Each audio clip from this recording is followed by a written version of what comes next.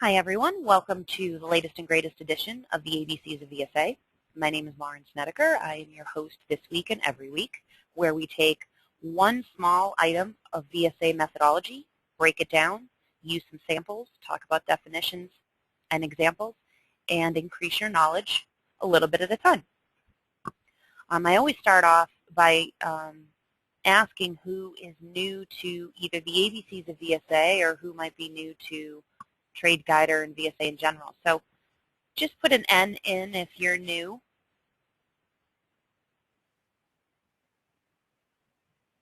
Hi Don, hi Chris. Hi Yao.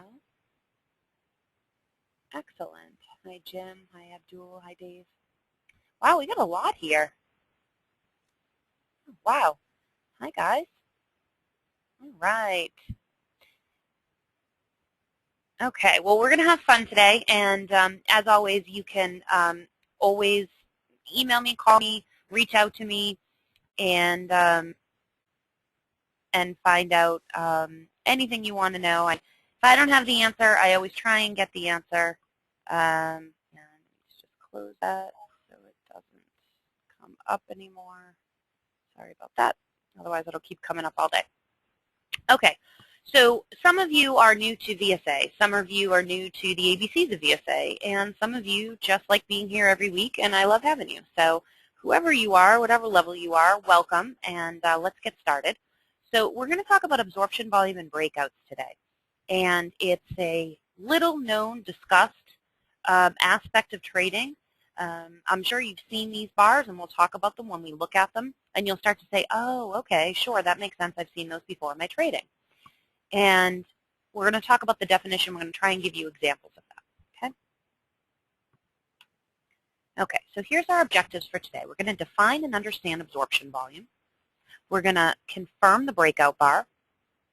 We're going to learn how to enter the breakout trade. And we're going to recognize a false breakout. Okay?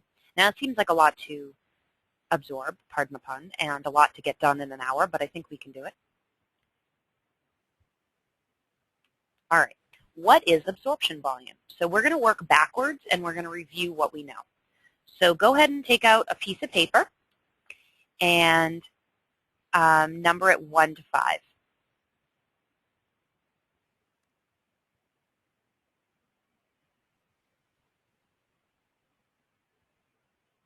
Okay. And don't type the answers in yet until the end. Okay. So just do them now to yourself. Okay. So you're just going to ask if the sentence is true or false. You'll just write true or false on your paper. And then if it's false, you're going to correct the answer. Okay. So it's just 5 of them, true or false. Okay. Let me know if everyone's ready. Anyone need me to wait, or can I go? Ready, ready, ready. Okay, let's go. Quizaroo. Number 1, volume equals the supply in the market. And I underline supply because that's the part you have to determine if it's true or false. Again, you don't need to tell me. You're going to put it on your piece of paper, and then we'll go over the answers in just a second. Okay? So just write them down. Volume equals the supply in the market. True or false? Now, for those of you that are brand new, this may not be fair to you. But we did this in last week's webinar. Okay? And again, you don't need to tell me yet. You're going to put it in your own piece of paper, and then we'll go over the answers in just a second. Okay? Number 2, up bars on ultra-low volume is the climactic action. Up bars on ultra-low volume is the climactic action. And just write them on your piece of paper, and then we'll go over the answers in just a second. Everyone's very eager to tell me what their answers are, so just hang on one sec. Number 3, the smart money sells into rising prices. The smart money sells in rising prices. Is that true or false?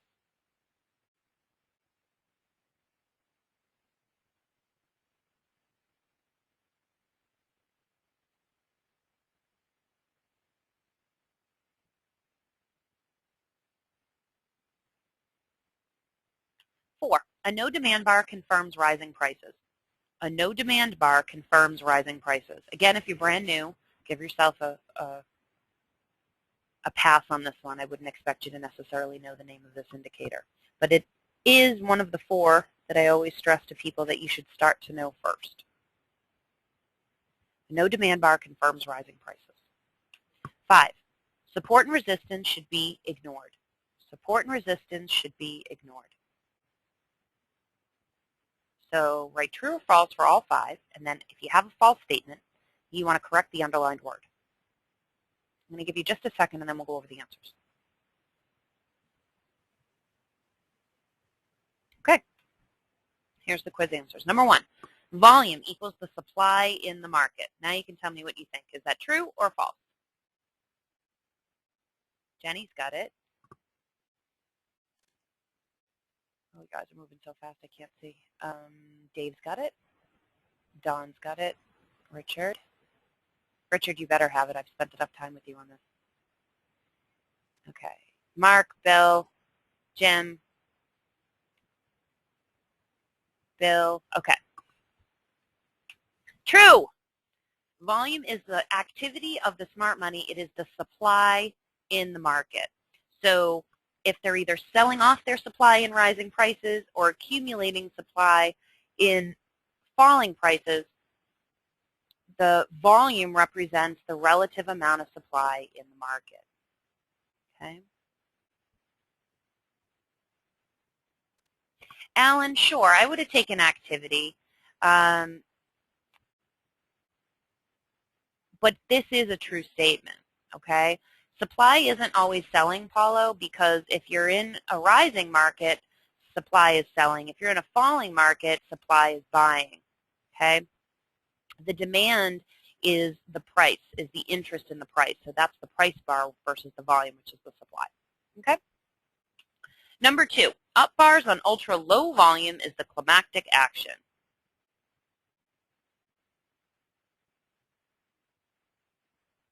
Up bars on ultra low volume is the climactic action. Good. It's false. It's ultra high volume. Climactic action is our skyscraper bar. It's the highest volume. It's the one you can see with your eyes. You gravitate towards it. You kind of wonder what's going on there. That's the start to a climactic action. And if it's an up bar on ultra high volume, you get climactic action. If it's a down bar on ultra high volume, it can often be your climactic action. Okay. 3, the smart money sells in rising prices. The smart money sells in rising prices. Yay. All right. For an extra brownie point, what's the name of this process?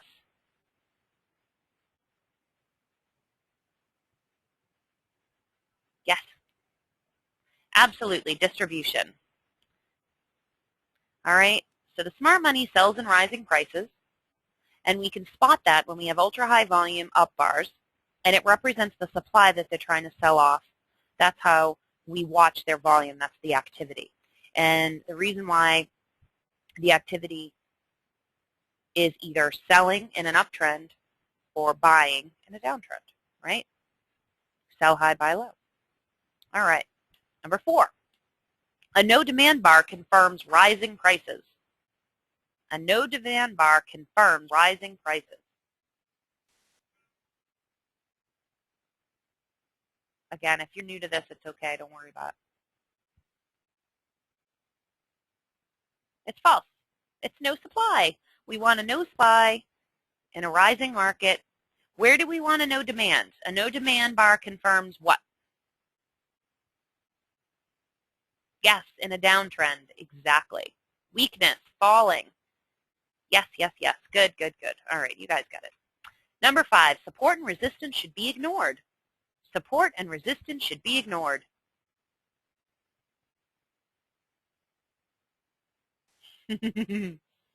False. It should be observed. I tried to come up with one word. Should be observed, should be respected, should be followed. Any of those words. Okay. So how'd you do? 5 out of 5? 4 out of 5? Good.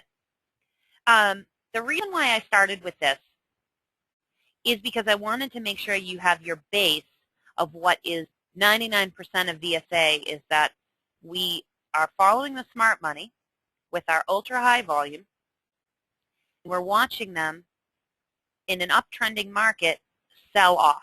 The one exception to that is absorption volume. Okay, so this is why I started with our almost always 99% of the time, and here's our one exception. Okay, so that is what an absorption volume looks like. Okay, that's what the bar looks like. Seneca, you're right. Ignore support and resistance at your own peril, and I'm sure many traders have periled once they ignore it. All right, you want to be in an uptrend or rising prices. That is an absolute criteria. So absorption volume occurs after a period of rising prices, okay, in an uptrend. It's a wide spread or range, okay, wide spread, wide range bar. It's an up bar. It closes on the high. I made mine on the dead high. It could be like right up here, but it closes on the high. Ultra high volume.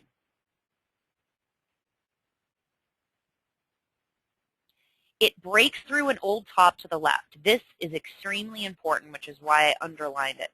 After a period of rising prices, you end up with this ultra-high volume, this big widespread up bar closing on the high.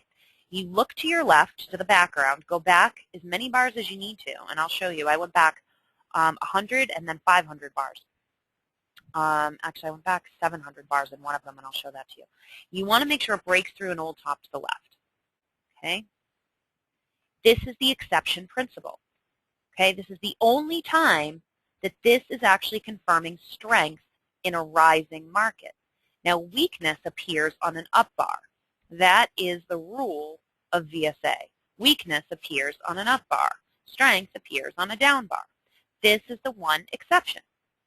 It's an up bar, breaking through an old top, absorbing the volume or the supply, and it's on its way up. It's a sign of strength. Just have to make sure that's not a false breakout, and we'll talk about that. Okay. Here's my emphasis. Oh, Luke, yes, yes, yes, yes, yes, we did. We saw it on the Euro futures today, and we saw it on the E-mini today, and we're going to show you the E-mini today in more than one time frame today. As you guys know, you have the ETFs trade the same as in the stock market, trade the same as the mini S&P in the futures market. So, all right, so what absorption volume means is the widespread bar equals the effort by the smart money to push the price up. That big range or spread that you're seeing is the smart money trying really, really, really hard to push that price up. They're pushing, pushing, and pushing, and pushing, okay? That's all the effort by them to push that price up. It exerts a lot of effort. It's a lot of spread. The high close indicates the interest or demand for higher prices by the smart money. Now think about an up thrust, you guys, right? Take your left hand and make an L, and an up thrust is when they push the price up but it falls on the low, meaning that there's no interest in higher prices. If you take your hand now and you've made that L and now flip it upside down, like you're holstering a gun with your left hand, that is your absorption volume because they're raising the price up with all that effort and they're closing on the high. That means that interest or demand for higher prices. Okay? So interest or demand for prices and the supply is in the volume. So the widespread bar is this effort by the smart money to push the price up. Okay? And the high closes that interest or demand for higher prices. Okay?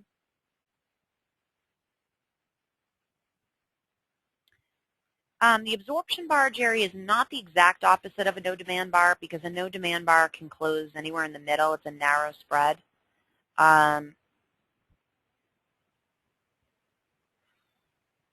The exact opposite of an absorption volume is, what's the proper term that Philip Friston uses? It's the opposite in the opposite direction, meaning that it's breaking through the support level, where this is breaking through an old top or an old resistance. The opposite is, I got to ask him what the exact term is, but basically it's the opposite is when it goes all the way down and it breaks through an old resistance. Rich was asking if it's the gotcha bar. It is, but it's not the shakeout. That's why the shakeout closes off the high. So again, this is not a gotcha bar. This really means that it's strength. Okay? And in the downtrend, if it goes all the way down and closes on the dead low, which is not the same as a shakeout closes on the high, then it's breaking through an old support. So yeah, there's always an antithesis or a reciprocal of any situation. No demand and no supply are the reciprocals. Upthrusts and shakeouts are reciprocals. Absorption volume, and I don't know their exact term, basically. Yeah, sure, breaking the spine. It's basically going through a previous support level. So this is going through a previous resistance, and the opposite is going through a previous support, okay? But you can recognize it. The ultra-high volume equals the supply being absorbed or bought or accumulated by the smart money. And so this is the difference between normally we see them distributing in rising prices. We see this ultra-high volume and a widespread up bar like supply coming in, but this is different. This is the supply being absorbed or bought or accumulated by the smart money, okay? You have to have all of these factors in place. You'll recognize them when we show it. You'll recognize them. It must break through an old resistance area. It must break through an old resistance area. It must breach an old top. The close of it has to breach the old top. No, Jane, this isn't the selling. This is the one example, the less than 1% that happens. Absorption volume in an uptrend on a widespread bar closing at the very top, an ultra-high volume, is a sign of strength.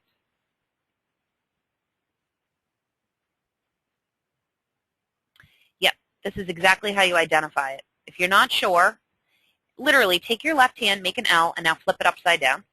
And that's what it looks like. And then look to your left. Go back 500 bars and see if it breached it. A genuine breakout is tested within 2 bars.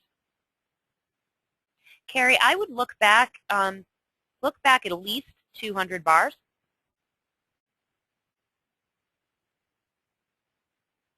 And I would look in more than one time frame, which we're going to do. Now this is key. Tom always says this, and he's right. A genuine breakout is tested within 2 bars. I'm going to tell you something. Here's a little secret. It's not always going to have a signal pop up. Depending on the volume and the algorithm, it's not always going to trigger a signal for a test. But we all know, because we're ABC gurus, we all know what a test is. A test is a down bar, volume lower than the previous 2, within the body of the bar behind it, the next bar closes up. Always has a little bit of a tail, meaning it doesn't close on the second, on the dead low. Paulo, excellent question. Why 2 bars later? Because this first absorption bar, the next bar closes up, and then this bar after it, 2 bars later, is basically a little check to see if there's any supply left. And we'll show you. In every single example, there's a test. Okay? All right, so here's example 1. This is the cash S&P index, the ETF, the SPX 5-minute, okay? You guys can see right here. See how ultra-high volume it is? Look at this widespread bar. It's pretty obvious. See how it closes almost at the very top? Can you guys feel comfortable recognizing that as an absorption bar? Does that seem pretty clear? I'll show you more examples, but so far so good? Okay, good. Now, I put a little star here because there is no indicator in Trade Guider with this particular chart. But I am going to tell you, one of the things I don't like about the ETFs is the volume doesn't have that nice peaks and valleys, and we'll show you the exact same chart in the futures market, and it's much clearer. But I'm going to show you this little star here. Look, we went up, and then we went down. Notice here's why this is a test. It's a down bar with a little bit of a tail. The volume is pink, which means it's lower than the previous 2, okay? And the next bar closes up. It basically goes up, comes down, and comes up, okay? And that's your little test. So it's truly an absorption bar. all right? And I'm going to show you the history behind it so you can see that there was, that this is an old top, okay? It starts to go up, it starts to go up, it starts to go up. Here's a no supply, here's a no supply, here's a no supply test. Test in a rising market confirms it. The volume is lower. Again, unfortunately, with the SPX, it's not always my friend because I don't really love the fact that the volume is always like this. It doesn't have that beautiful peaks and valleys. However, if you click on it, you get the hard volume numbers, and you can see. Okay? Now, Luis, you ask a great question. 2 bars later, it's always going to confirm down. All right? That's a true breakout. Okay? Sometimes weakness is going to appear even amidst strength. And the algorithm is always triggering based on the relative volume of its peers, the relationship between the volume, the spread, and where it closes. Typically, if you notice here, this is a little bit wider than this test, and then this test. And so it's a little bit of a wider test. So it doesn't pop up, but that's what you want to look at 2 bars after the absorption volume, okay? All right. Now I'm going to move on. I'm just going to show you again. We're going to see this over and over again, okay? So that's why I'm not going to spend all my time just on this one chart. So don't worry, we'll see it over and over again. Now in the 5-minute chart, okay, here's our absorption volume. Again, ultra high volume, very wide spread, closes on the dead high, very, very, very high. Okay. 2 bars later, we have a down bar. Next bar closes up. So there's this little bit of a pullback. Next bar closes up. Okay. It's a test of the supply within 2 bars. Okay. So, and you could tell it's pink, lower volume than the previous 2. Okay. We have a period of rising prices. We get tested here. We get tested here.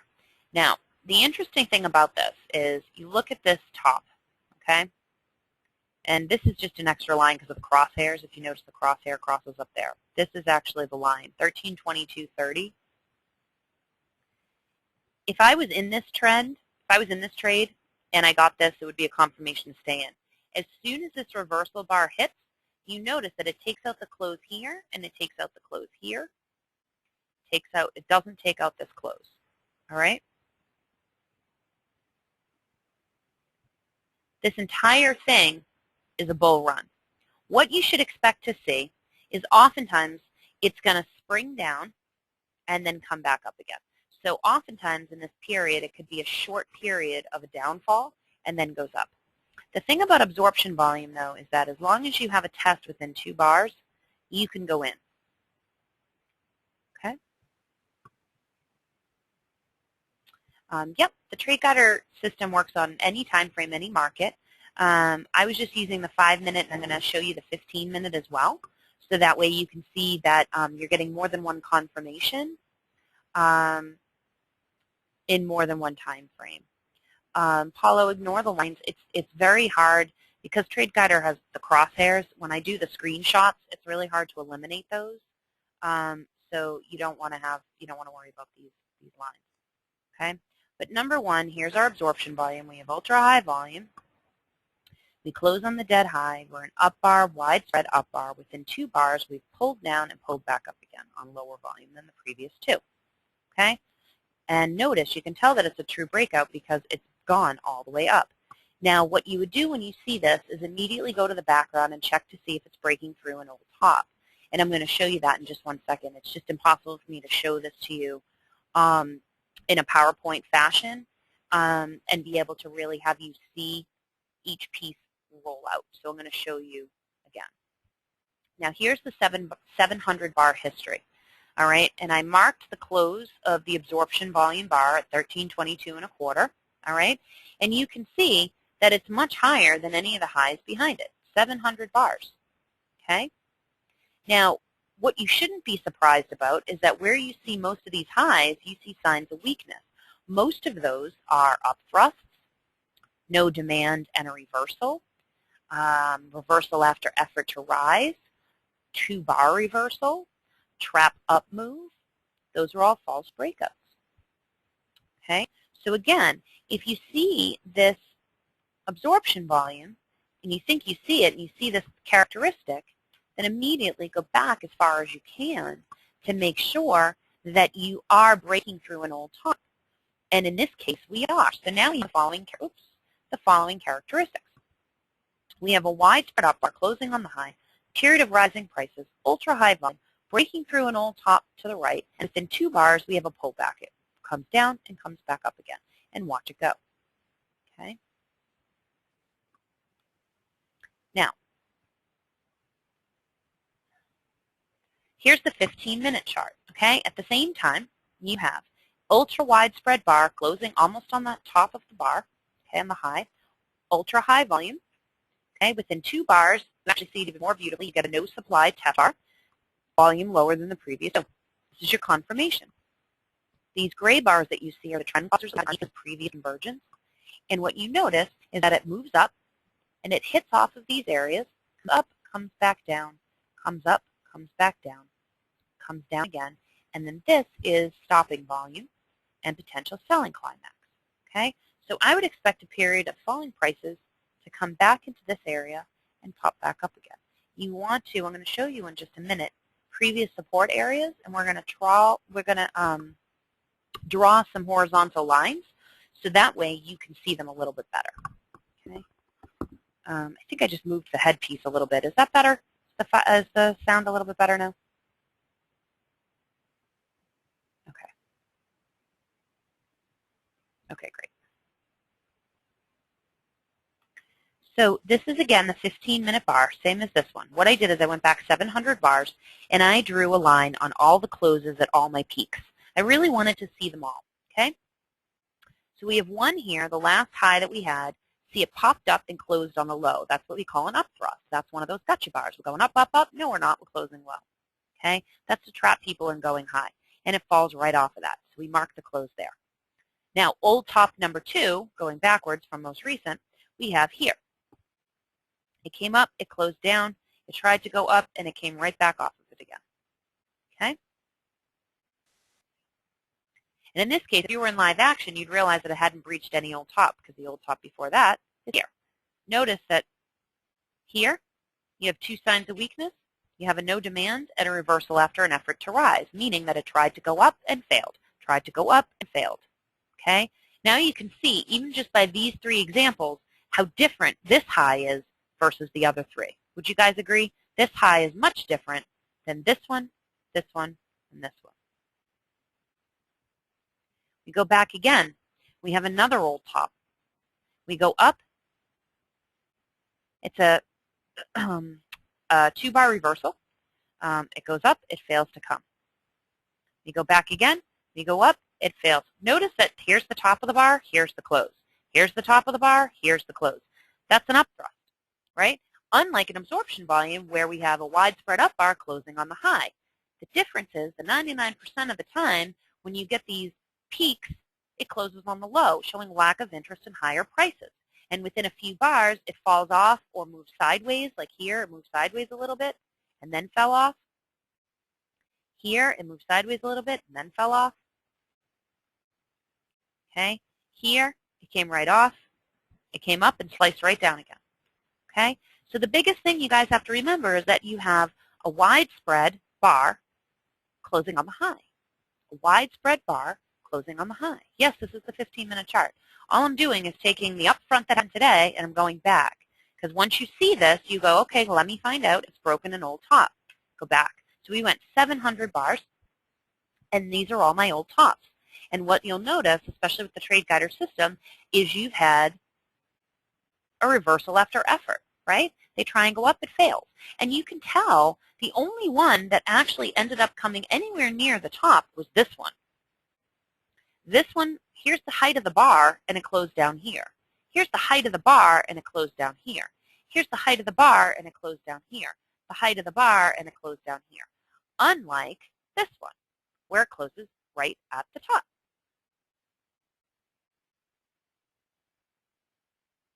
Jillian, I disagree. I mean, obviously this is a VSA-centric webinar. It's the software that I use and I promote. It's the company I work for. So I'm not going to necessarily promote another company. I'm trying to show you this is one of the VSA principles called absorption volume. So my goal is to try and show you that and show you how our system reads it. But you can identify that anywhere. As long as it looks like that bar, as long as it has these characteristics, you can certainly look for it. And 2 bars later, if it comes down and pulls back up again and the volume's lower, there's your definition. So it's important to go back in your history, okay, like we just did, okay, and this is essentially what you did, okay. And we're back again just to show you the support and resistance. So basically what I did is I started in the beginning. Ooh, this looks like an absorption volume. I get my 2 bars later, I get my confirmation. I go back in history, I draw my lines because now we want to move forward. This is why we want to say, where do I enter? Oh, thanks, Hugh. Exactly, where do I enter? So these are previous support lines. Look at them all, okay? Now, should this surprise you, I would enter right here, 2 bars after the no supply, okay, because you need the next bar to confirm the no supply, and I would go in right here. So I would go in 2 bars after the no supply, okay, and the volume is quite lower than here, and I would enjoy this ride all the way up, and I wouldn't come down until the volume went away. I would put my entry anywhere above the no supply bar, okay, and I would make sure I trailed my stops below this no supply at the bottom of that, okay? So I would probably have gotten stopped out here, and I would have had a nice run if I had let it go. I probably would have gotten out here, and the reason why is because it pulls up and closes down. The volume here. We use volume to help us identify something, and then we use volume to help us enter, and then you can use the volume again to help you exit. So again, we have the absorption volume. 2 bars later, we have our no supply test, which confirms it, and the next bar confirms it, right? The next bar's up. This bar's down, this bar's up. That confirms the no supply, and then you go in. A no supply is a test. What a test is in its general term is it's testing for the supply in the market. So what the smart money did in that very widespread up bar is it absorbed all the volume, or it basically bought as much as it could. And 2 bars later, it tested to see if there was anything left. And if there isn't enough left, then it's ready to go up. So the absorption volume tells you 2 things about the smart money. It tells you, 1, that it's now buying something, and 2 bars later, when it has this no supply test, it's telling you that it's trying one more time to check that there isn't anyone else left to buy from. And then this is when you go long. Okay? So this isn't a short entry, Hugh. This is a going long principle. So you would apply a different principle for going short. Okay? So Abdul asks, an upthrust on low volume is a sign of weakness. Yes, but this isn't an upthrust.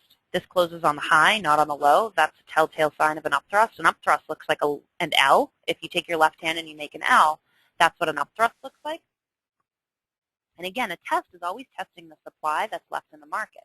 So if we think about it just psychologically, what the smart money is doing is they are entering the market by their large volume is the activity.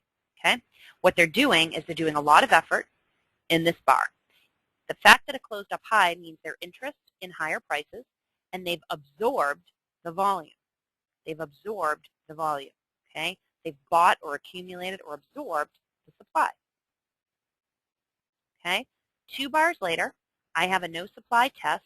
They're testing to see if there's anything left in the market worth buying, if there's anybody left. They don't want to resume prices up if there's still people there that can hold them back.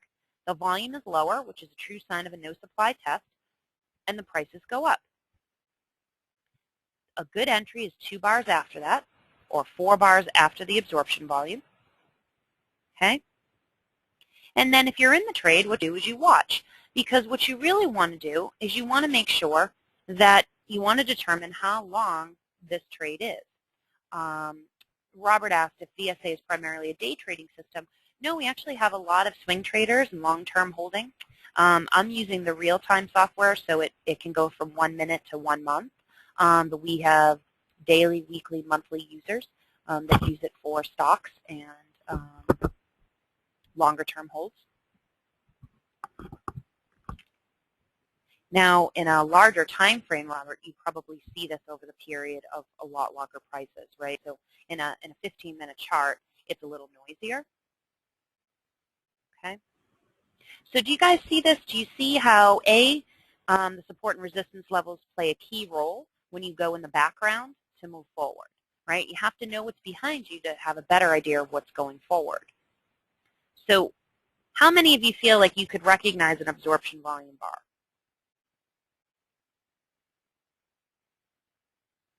Good. And then you know 2 bars later you expect a test or what we call a pullback, or basically a down bar with volume lower than the previous 2, and the next bar closes up. So a no supply or a test is a sign of strength. It's a down bar with the next bar closing up. It's a confirming signal, and when it's in an uptrend, it's in the right place and it confirms your entry. It's the same in any market. It's the same principle. Okay? And as we know with a no demand, the antithesis or the opposite or the reciprocal of a no supply. So we would want a no demand in a downtrend confirming falling prices. Okay? Let's read a couple questions here. Absorption bars typically follow an upthrust. Carrie, there's no typical about this, truly. You just have to be able to recognize it when it happens. And this, in the 5-minute bar, it was a gap up. So there's no necessarily, this is the start of the sequence or the principle, if you will. You can use this on any chart, and you should be able to see the same principle over and over again from time frame to time frame. And, you know, as most of you know, some of you that don't know, VSA is designed for all markets and all time frames. We have futures traders, forex traders, stock traders, options traders, scalpers, day traders, long-term, swing traders. So answer a couple more questions for you.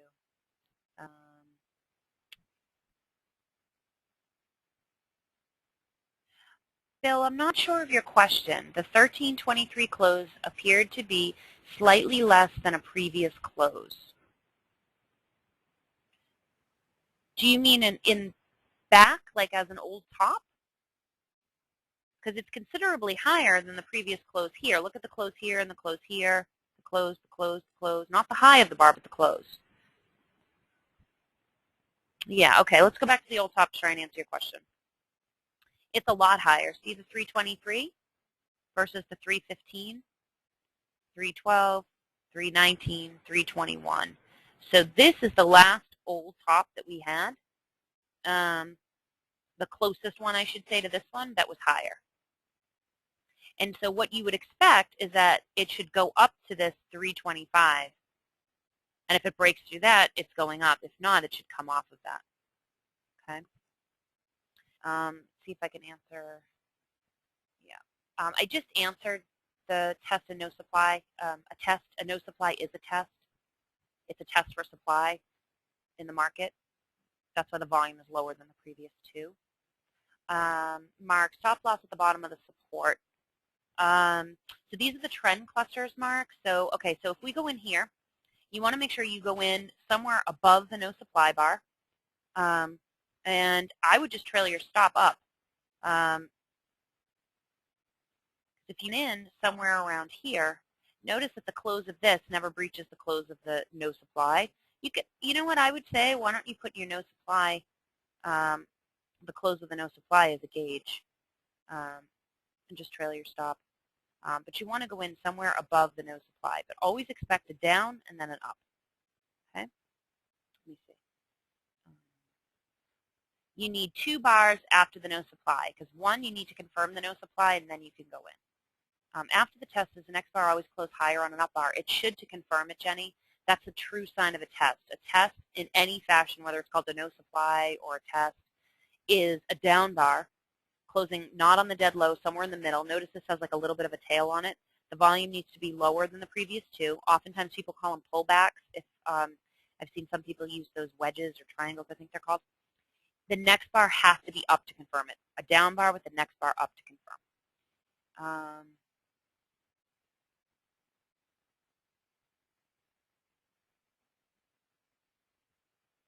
Luke, I don't have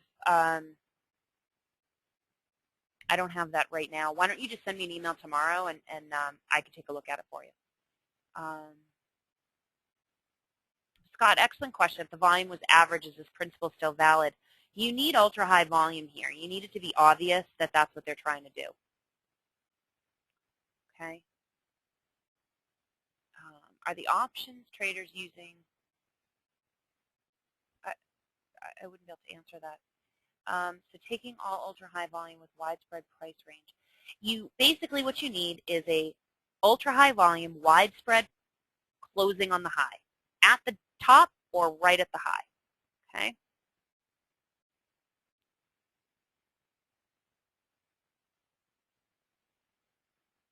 Yeah, Steve asked the question, what happens if it doesn't test after 2 bars but continues to go up? A true, genuine absorption volume should test 2 bars later.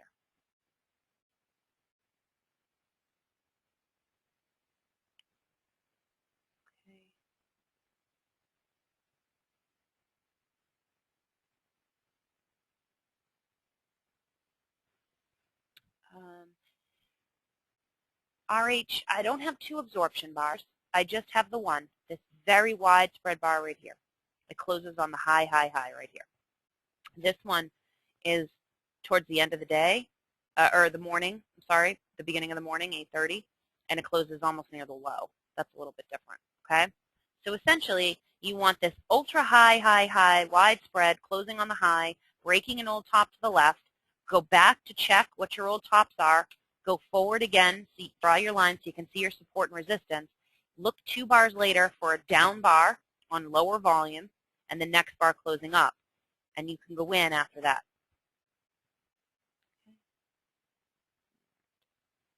All right, so again, entry point, a no supply or test in a rising market or an uptrend is your confirmation. You want to enter above the high of the no supply. A genuine breakout is tested within 2 bars. Bobby, the volume is, our algorithm is the relative volume over the last 20 bars, and it triggers based on the spread and the close of the bar. So it doesn't matter what data feed you're using, if you're using, let's say, the MT4 platform, or you're using the Metastock platform, or the Ninja platform, or the Infinity, or our own standalone, which is what I was just using. It's all relative volume over the last 20 bars, so it doesn't, it's whatever around it. So this high, you could see with your eyeballs, is much higher than around it. Okay, so the principle stays the same, I guess is what I'm trying to say. So here's your criteria, right? You want to no supply or test in a rising market and an uptrend. Enter above the high of the no supply, and a genuine breakout is tested within 2 bars. Okay.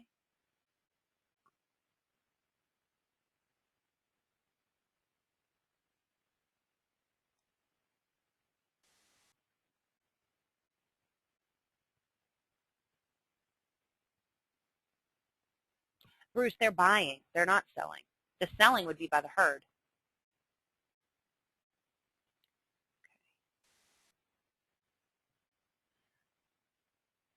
Yeah, Mira, you want to just make sure that your entry point is somewhere above the no supply, the high of the no supply, the top of it. Nope, the high, not the close, the high. Because the close is going to be somewhere to the middle. So just stay above the no supply bar, because that's the pullback. So you want to stay above the pullback, okay? A down bar on volume lower than the previous 2 bars, it's pink in Trade Guider, and that's how you can tell that the no supplier test has happened 2 bars later. And the next bar closes up. That's your confirmation. So bar 2 is here, and bar 3 is there. No, Paulo, a no demand is the exact opposite of a no supply. A no demand is an up bar, no supply is a down bar.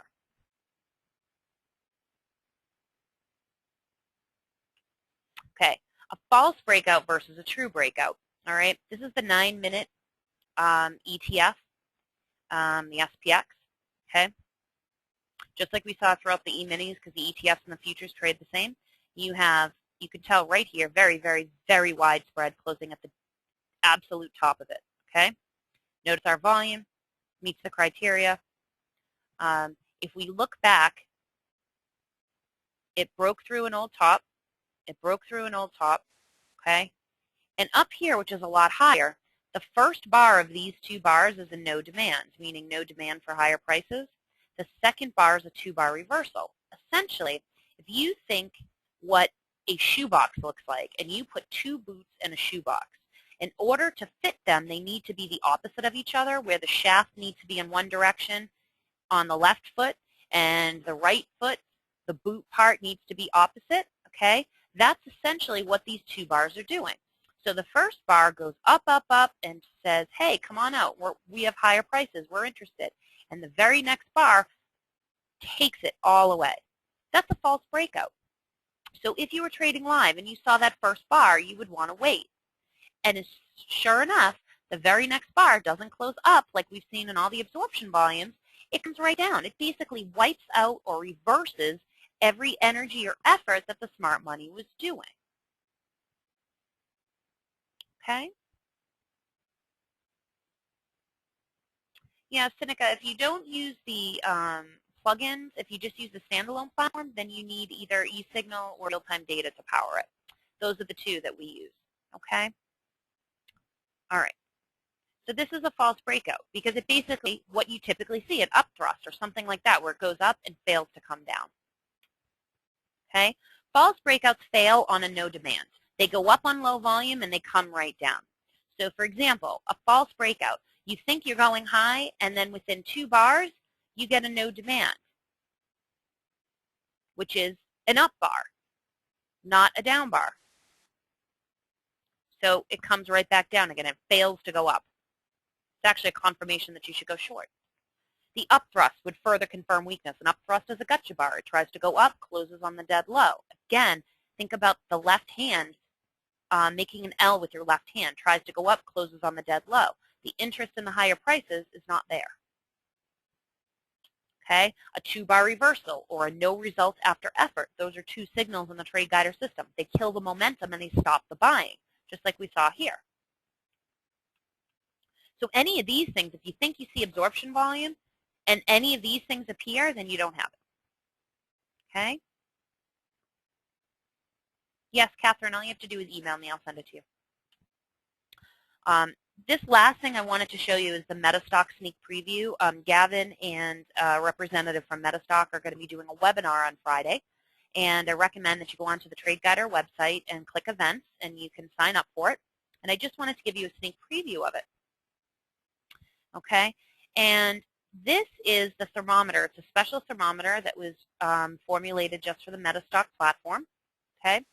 And what it does is it shows, it basically gives you permission for going long. Okay? You have a bear, a flat, and a bullish. Okay? It confirms the uptrend. You have strength, uptrend, uptrend.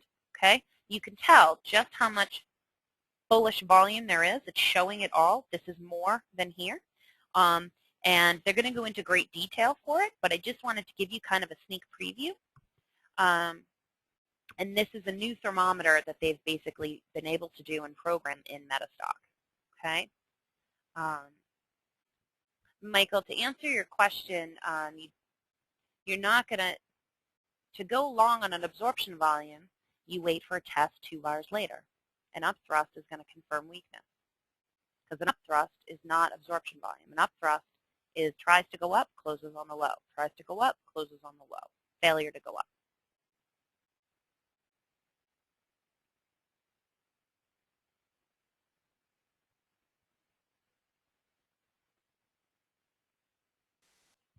The thermometer is only available on Metastock platform, unfortunately.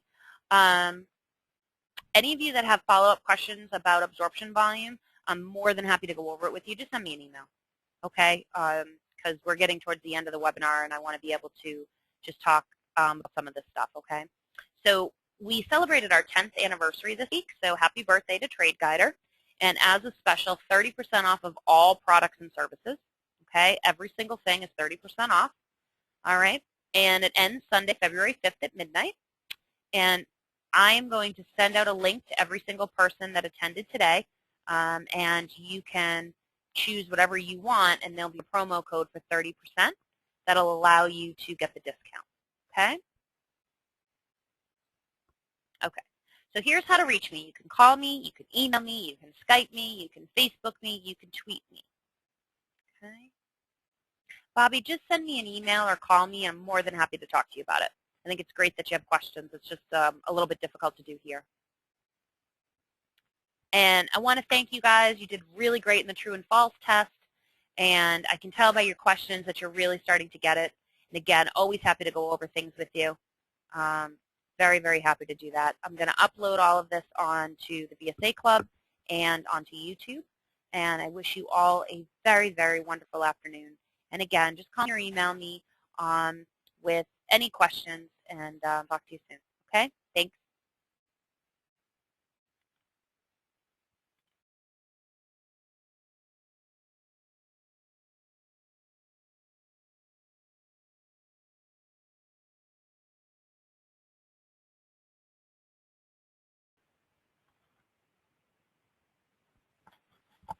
Hi, everyone. Welcome to today's latest and greatest episode of the ABCs of VSA.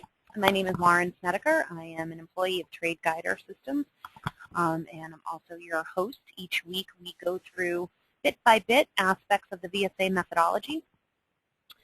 This week I decided to do back to basics. I think it's really important as the markets become more and more volatile, as more and more new people come to our company's website, as I talk to various customers and clients all over the world. They have a lot of questions, and I think if we can take some of the basic components and apply it to what you're doing today, I think that'll be really helpful as well. Just to let everyone know, if you check your chat box, you'll see my contact information in there. This webinar is recorded.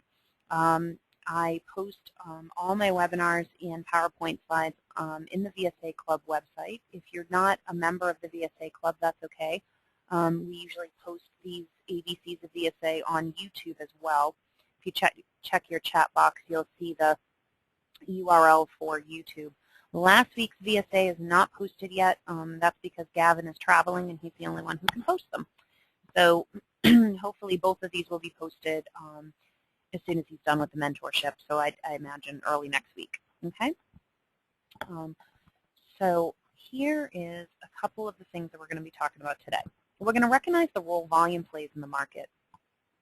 Sounds obvious. V for VSA stands for volume. And it's the key component and the most important. So, okay, thanks, Garrett. I'll make sure I'm a little clearer. So, is that a little bit better?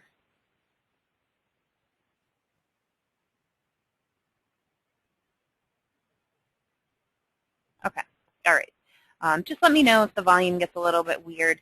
The mic is a little bit quirky, so either it's like I'm eating it or it's so far away it's in Siberia, so I can't seem to get it correct. So hopefully that'll be good. And again, just let me know, keep me posted.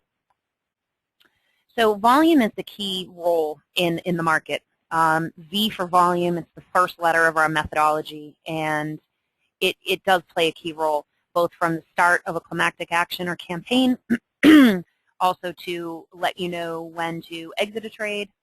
Hey, Steve, good to have you on here. Identify the anomalies of supply and demand. We're also going to predict smart money movement, which is always what we want to do.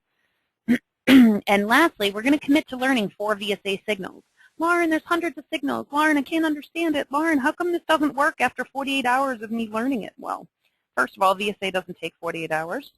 I've been learning it since July, and you know, I'm still only a partial expert. Couldn't even say I'm an expert. Steve, how long have you been studying VSA? Going on at least 5 or 6 years, right? I know that Philip Friston has been studying it for over 15 years. So 7 years. Steve's been studying for 7 years. And those of you who don't know who I'm talking about, Steve runs our futures room. It takes time. But that doesn't mean that it takes you 7 years to start using it right away. So I'm going to give you 4 VSA signals that you must learn, and it'll help you tremendously on your exits and entry points. Okay? So here's our objectives. All right, why volume? Volume is the activity of whom? Who does volume track? The activity of whom? Come on, I know you guys know this. Thank you, Jane. Yes, Scott, absolutely. David's right. Steve. David, George, good. Yes, see, all of you guys got it. I knew you would. And basically, volume is the activity of the smart money. In other words, the professional money. Another word you can call the smart money would be syndicate traders. Truly, what these people represent, they work for usually a conglomerate of investors, usually heavy corporations that have billions of dollars to contribute to the market, and they can swing the market any way they want, which is why the premise of VSA is based on the idea that the market is manipulated by these syndicate professional smart money traders. What we want to do is identify their activity through volume and try and trade accordingly. So what this really means in terms of volume, the role volume plays in the market and in VSA, is it gives you clues to what the smart money is doing. It gives you information on the start and stop of a campaign. Tom often calls it a military campaign. And it's true because there is a systematic approach. They have usually a set time that they're probably going to be moving the market in one direction or another. You may not think that when you see sometimes the volatility of the market. But there is usually a clear start and stop of the campaign. Generally, it starts on ultra-high volume, and when the supply has been tested or goes away is when the campaign has stopped. That's another reason why volume plays such a vital role. The volume will also tell you, the level of volume will tell you the interest that the smart money has in either higher or lower prices, depending on which direction the market's moving. And lastly, it's going to tell you the relevant amount of supply and demand left in the market, again, to give you more indications of which way the market's going to turn. I'm going to leave this on for just a second if you guys want to write this down. Again, anyone that wants the PowerPoint slides, always welcome. Just email me. My email address is in the chat box, and I'll also give it to you at the end. But these are the 4 things that really volume can help you determine. Okay, so where do you start? You start at the ultra-high volume bars. What are they also known as? Can you give me another name for ultra-high volume bars? I call them skyscrapers. Gavin calls them Yao Ming bars because Yao Ming is a very tall former basketball player. But in VSA speak, yes, they're climax bars. I'm looking for 2 words. Climactic. Yes, Williams. Bill's got it. Yes, Ray. Climactic action. That's what we're looking for. Shaquille O'Neal. Well, yes, he's also tall and hilarious, too. They're climactic action bars. And if you really think about what the term means, climactic means a lot of momentum, a lot of energy, a lot of effort, and the action is in which direction it's going in. So we look for ultra-high volume bars to tell us if we're at the start of a climactic action. And it can go in either direction. So it could be selling or buying. The climactic action bars, again, are a start of a campaign of the smart money. We call them distribution or accumulation. Distribution, if you think about distributing things, a distributor sells. And accumulation, meaning accumulate or collect, is the buying by the smart money. Okay? So the ultra-high volume bars, the climactic action bars, and this is the start of the campaign by the smart money. So how do you do this? How do you do it?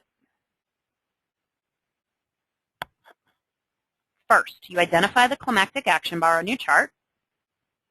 Yes, Jane, it's always the start of the action. You just have to figure out what it is first. There's a few signals that'll help you, but we'll talk about it a little bit in a second, this will help you identify the campaign. So you first have to identify the climactic action bar, and there's a few characteristics of it to help you. Then you're going to draw horizontal lines to track it, and we'll talk about that in a moment. Wyckoff calls them the creek. We're going to wait for a price bar to break through that line or break through those horizontal lines that we've established. And just to be clear about the B, it's not always support and resistance lines, just so you know. It's not, oh, this is my support and resistance line. Sometimes those are convergent areas, but the horizontal lines we'll talk about in a moment. You're going to wait for the price bar to break this line, and then you're going to watch for ultra-low volume to enter the trade. And you can do this over and over and over again. In my opinion, this is essentially VSA. You start with an ultra-high volume to alert you to a campaign. You track it. You wait for a price bar to break and for the volume to disappear, and then you can enter your trade. Likewise, if you're in a trade, you watch for low volume to appear to exit the trade. We'll talk about trade exits a little bit too.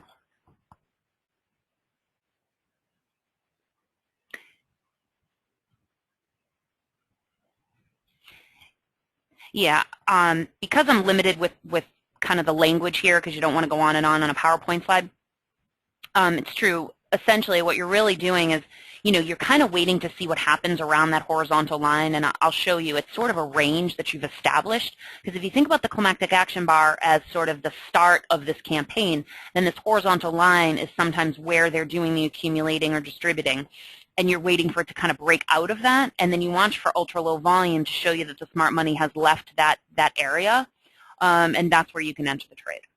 Okay, so that's essentially why the ultra-low volume tells you. It tells you the level of interest, and it also alerts you to the end of the campaign. So just like high volume alerts you to the start of the campaign, ultra-low volume or low volume will help you with the basically the stop of the campaign, excuse me, and when you can enter a trade.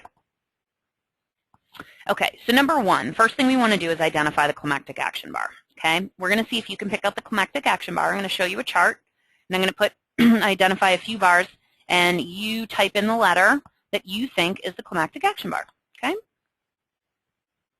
ready? Okay, let's begin. Where is the climactic action bar? Is it A, B, C, D, or E? If I could carry a tune, I would sing the Jeopardy song, but not so good. Look at all you smarty pants. Woohoo. All right, you guys all got it.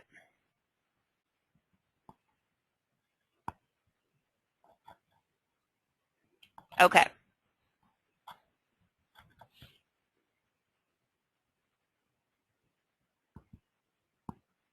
All right.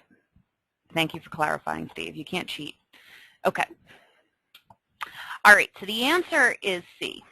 And again, this is just a little slice of it so you can actually see it here.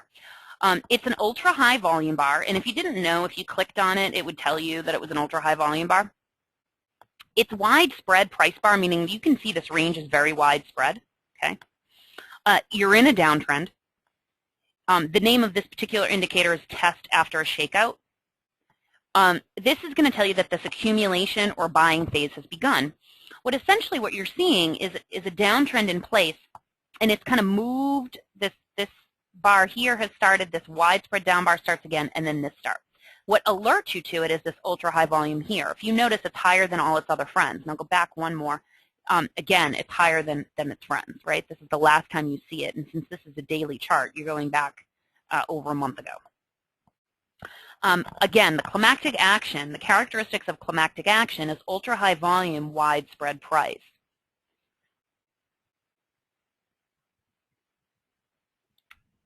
Okay, in this case, because we're in a downtrend, what this is saying is that they are trying to buy during lower prices. So as the market falls, what the smart money is doing is they're buying because they want to buy low and sell high. And so obviously the reverse is true with the distribution phase, the selling phase. You would see an ultra-high volume up bar with a wide spread in an uptrend, and it could be something like supply coming in, buying climax, strength coming in. So again, all of this is just the opposite of each other.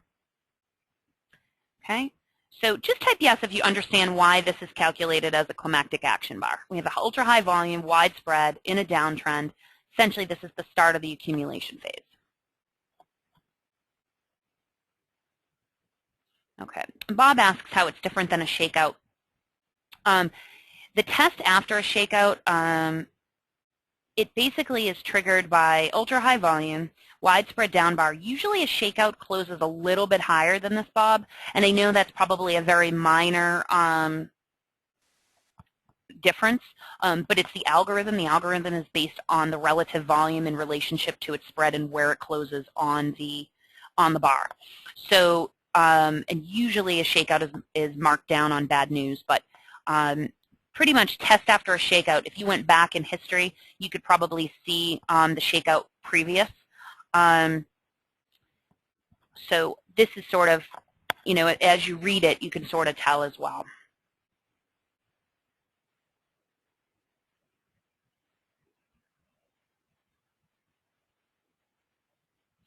Okay, a couple questions coming in. Sorry, I was just reading them for a second, so I can sort of help answer again.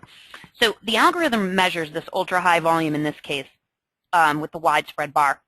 Test after a shakeout in this particular case pops up because of where it closes. So the level of where it closed here is you have this middle close. And so what that means is that for the majority of this bar, as the buying comes in, there's a seller to meet it.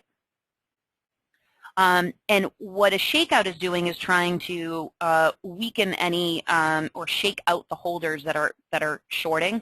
And a test after a shakeout also refers to a previous shakeout previous to this. See, they're testing the shakeout campaign to get rid of the weak sellers, exactly. And the campaign sometimes can be a longer period. And I'm going to show you the horizontal lines in a minute. Those lines are actually just the way the crosshairs showed up with when I did my screenshot. And Jane, a test is basically to test the supply. And it'll pop up. Test has a few sisters or cousins. And basically, you'll see the test after. This is actually a test right here. Okay. Well, what we're looking for, and sometimes this particular one, like I said, is called test after shakeout. You might see also in the start of an accumulation phase, selling climax, stopping volume, strength has appeared, but the characteristic is ultra-high volume, widespread price bar in a downtrend with this big down bar, okay? And the opposite is true for a distribution phase, okay? All right, so number 2, we're going to draw our horizontal lines. So what I did is I took this climactic action bar, and I purposely kept the screenshot so you could see the open, high, low, and close. Okay? I drew a line at the high of the bar. In this case, it's purple. See how it matches up with the high? 1666.6. And then I drew a line for the close of the bar, and it matches up here, 1594.6.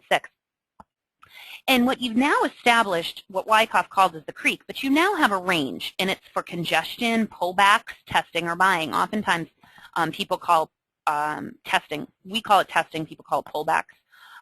What they do is oftentimes with tests, on their way up, they sort of pause for a moment to test how much supply is left, because what the smart money is trying to do is they don't want anyone to interfere with their campaign. So if they can pause a little bit to make sure that they're buying anybody that's left over before they're ready to bring the price up, then they have a much higher chance or higher probability of being able to control the market. You know, once you've kind of controlled it, you can go in any direction you want. And so here, what they've done is they've basically done 2 widespread down bars. They're sort of shaking out the competition. They're trying to get panicked sellers, and they're trying to buy. So again, they're buying in falling prices, and they're trying to accumulate there. Now, what we're doing is we're drawing this line because we've marked this as our climactic action. We've marked this as the start of our campaign. We've marked this as our range that we're going to look for to then look for a trade entry. Okay? So what you're looking for is sort of this area, and you're going to watch for 2 things. You're going to watch for a trend to change, and you're going to watch for the volume to disappear. Okay? So, and this happens the same in a rising market. As it mushrooms over, you'll now go back to your original climactic action bar, and you'll look for it to slice through and for the volume to disappear. So what we're looking for is for rising prices to break through this purple line and to slice up, to close up higher, and for the volume to go away. Okay? That's what we're looking for. Okay?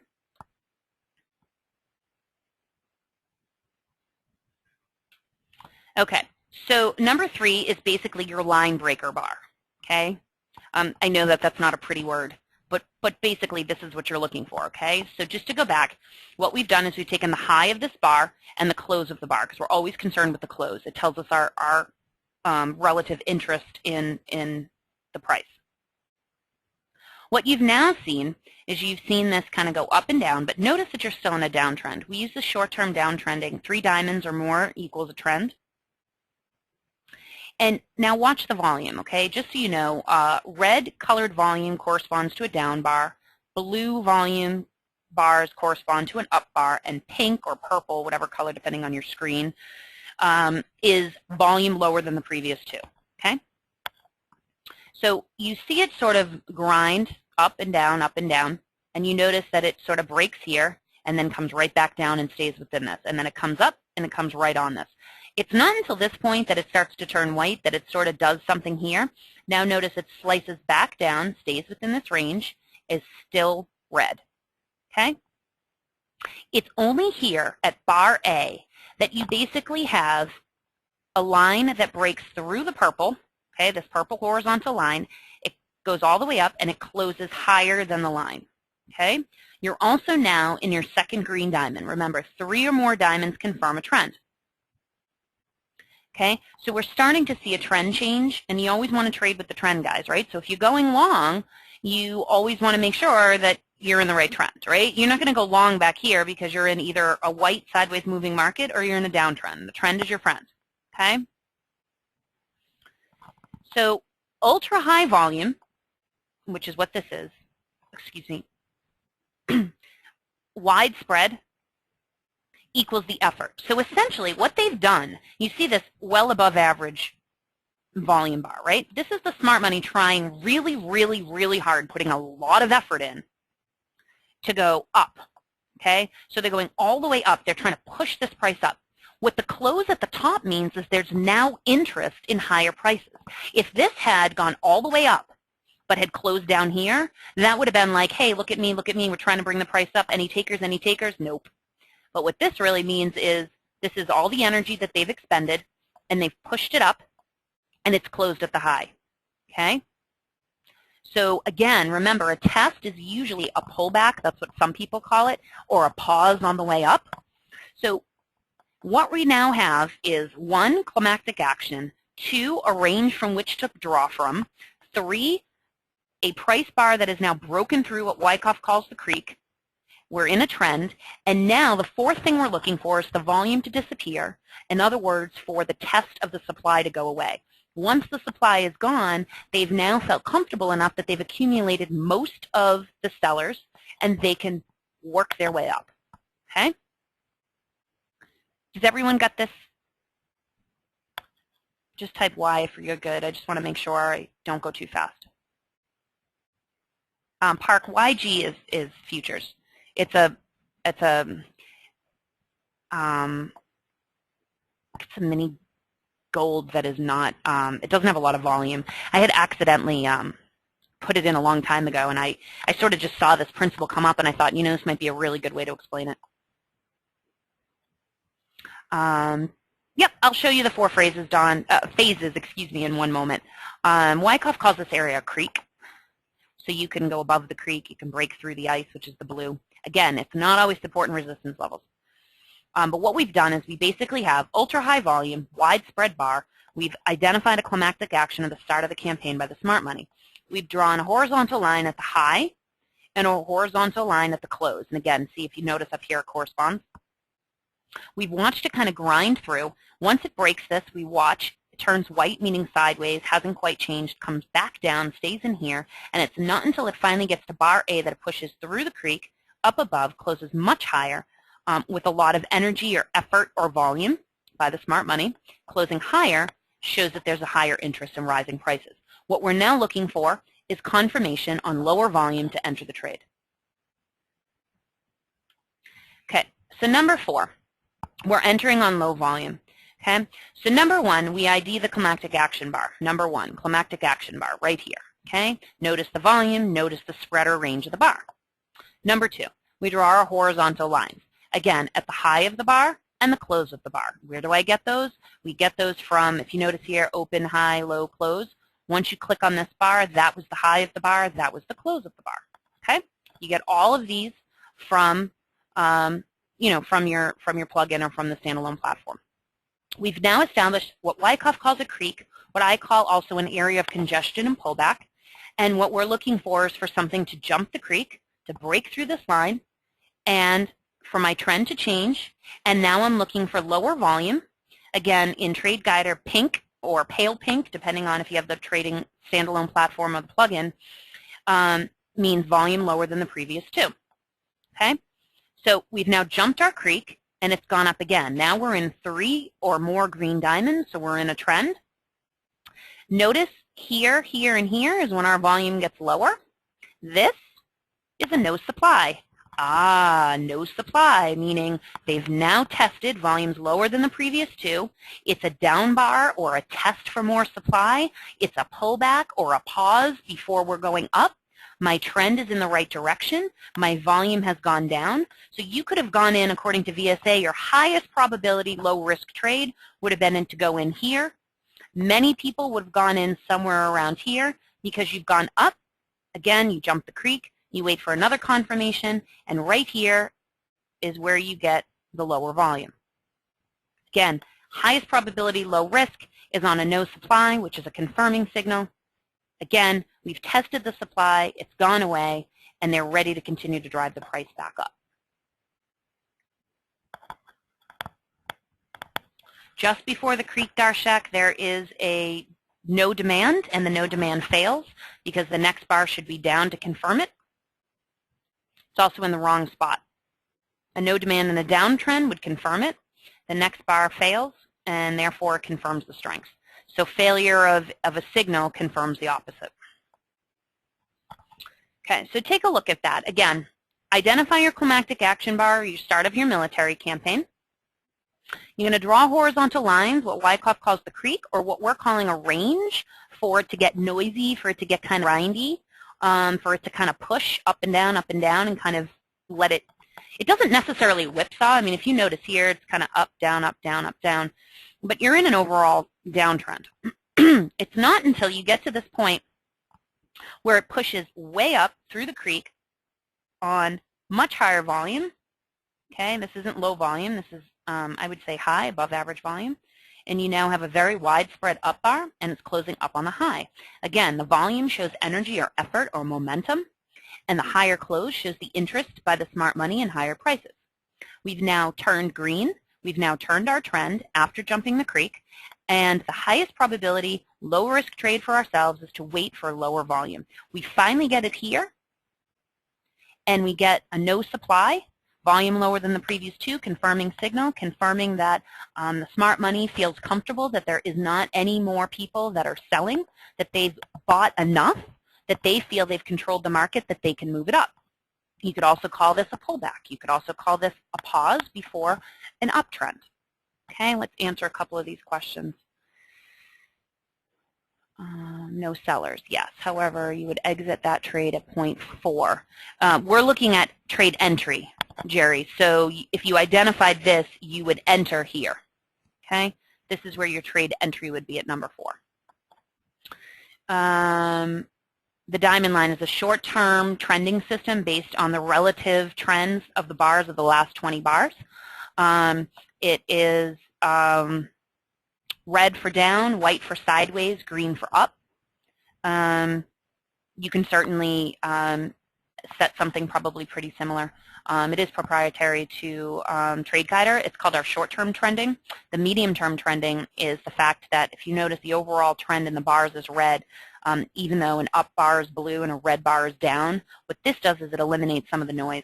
So it allows for an up bar or a down bar, but the overall color of the bars, the medium-term trending, is red. Now in this particular case where you see green, diamonds, and some white, and then it falls, this is telling you sort of to slow down, like don't necessarily just go by green, white, and red. This is the short term, this is the medium term. Let's see, more questions. I've seen this YG is futures.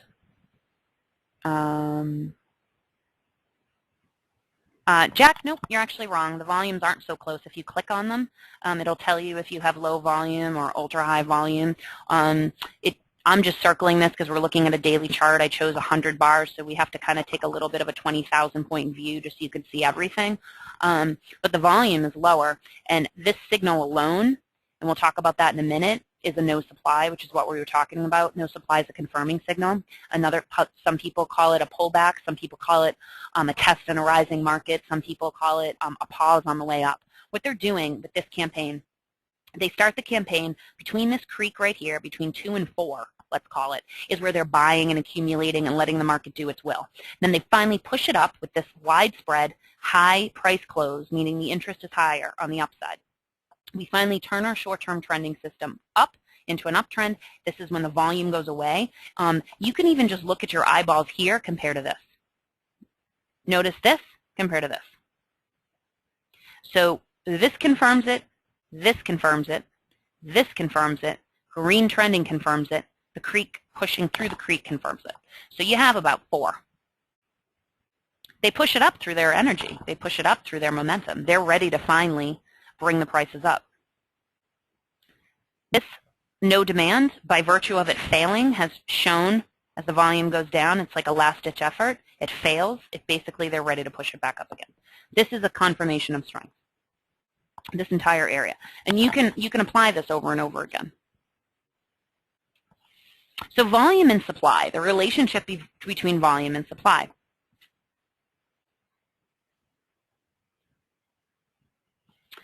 Have you ever heard of, oh, I love when I misspell stuff, great, sorry. Have you ever heard of this phrase, buy high, sell low? Type yes if you've heard that.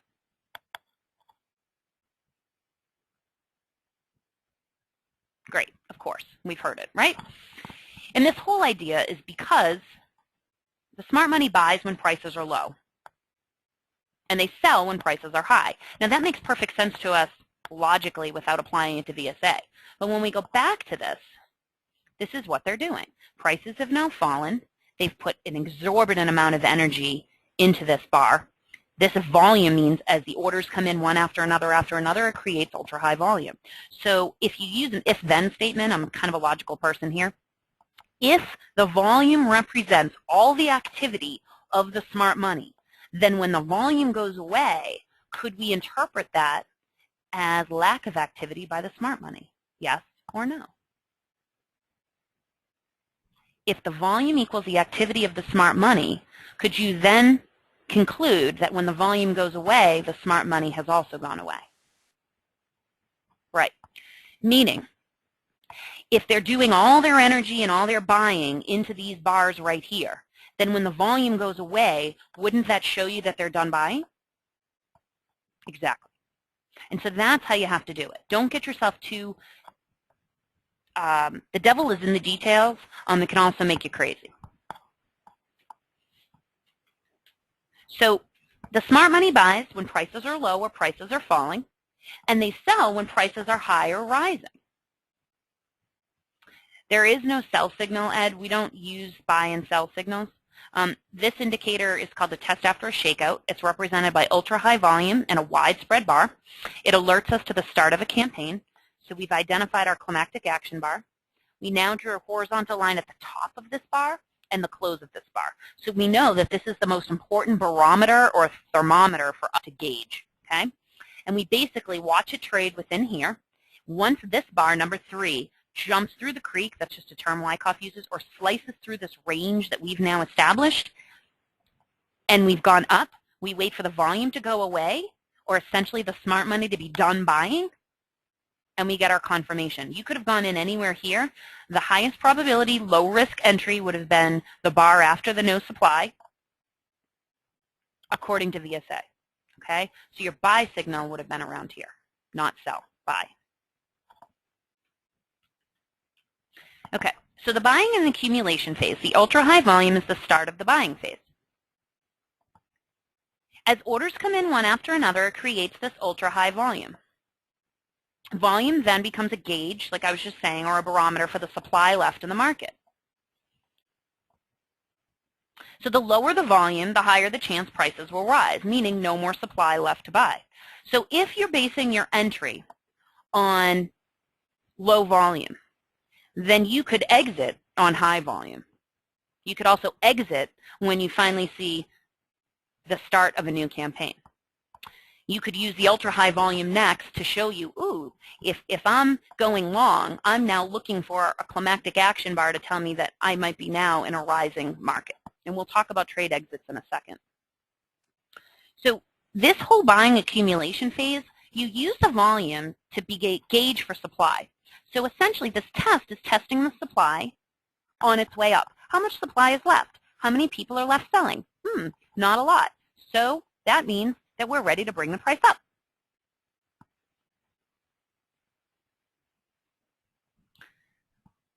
Okay, Brad's question is, based on what you just said about volume representing smart money, then the 4 with the low volume isn't the smart money. No, that shows that they've done all of their buying. Let's go back. Okay, this is absolutely essential. Okay, here's our climactic action. Here's when they've entered the building. Okay, they've entered the building basically in all 3 of these phases. All right, 1, 2, 3. Very widespread, a lot of activity. They've pushed it way, way, way, way, way down, right? They've gone down, and it's closed in the middle. All right? This is the start of our climactic action or cause or campaign by the smart money.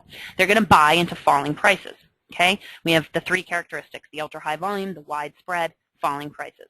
We establish our range. We've now got this range. This is the only bar that has now gone straight through the roof, closed higher, and the trend has changed in our favor. We have a failed sign of weakness here, and the failed sign, as we learned last week, is confirming overall strength. We've now gone through here. At the point where 4, 4, and 4 is all marked, we have 3 characteristics. We have low volume. It's pink, lower volume than the previous 2.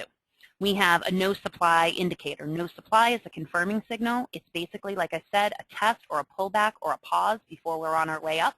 It's one last-ditch effort to see if there's anybody left that are willing to panic and sell, if they don't believe what's just happened in the last 5 bars. It's a last-ditch effort on lower volume, and it's a pause in rising prices. We have the trend behind us. We have 3, 2, and 1 behind us, confirming that we've now ended our accumulation phase, and now we can enjoy the trade. Okay, so this supply is testing. Again, a test is a test of a supply in the market. And that lower volume, that no supply test, is basically that final test on the way up. When the supply goes away, then you can conclude that the campaign is over. Okay? In other words, basically that lack of buying by the smart money, it shows that there's no sellers to basically clear up.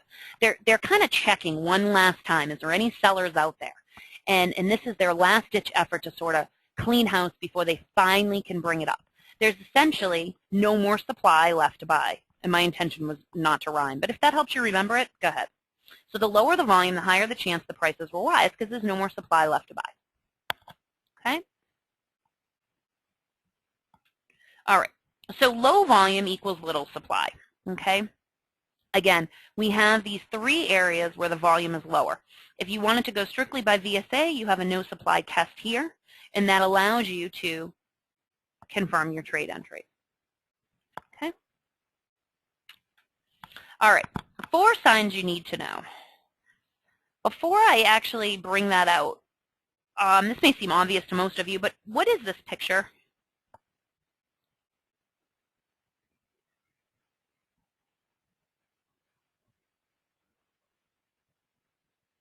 Right. And what does it actually mean? It's the yin-yang. And what does it mean? Balance, right? Brad's right. What else would you call it?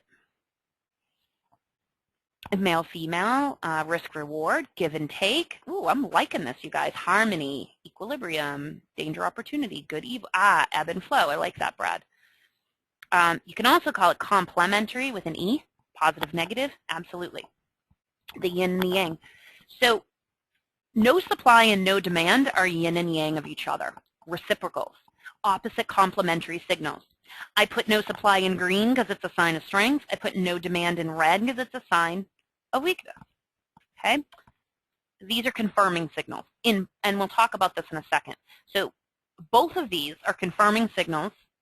They help you confirm the end of a campaign. They help you confirm a trade entry. And they are their antithesis, say that 5 times fast, antithesis of each other, or complement or yin and yang of each other. Okay? The other 2 signs you need to know, shakeout and upthrust. These are traps set by the smart money in either direction. The shakeout is trapping anyone that was trying to sell, going short, And the upthrust is anyone that was going long, okay?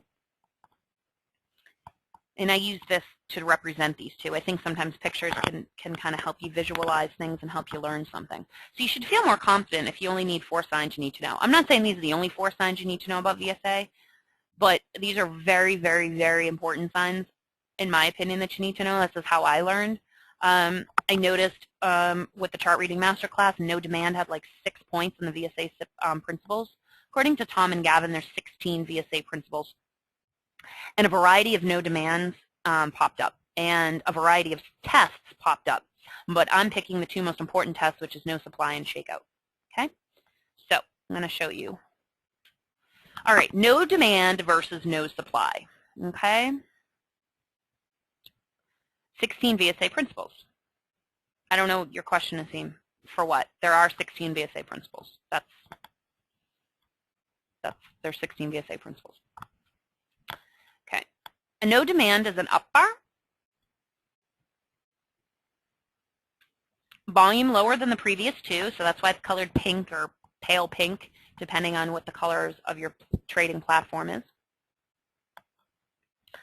It shows a lack of interest in higher prices.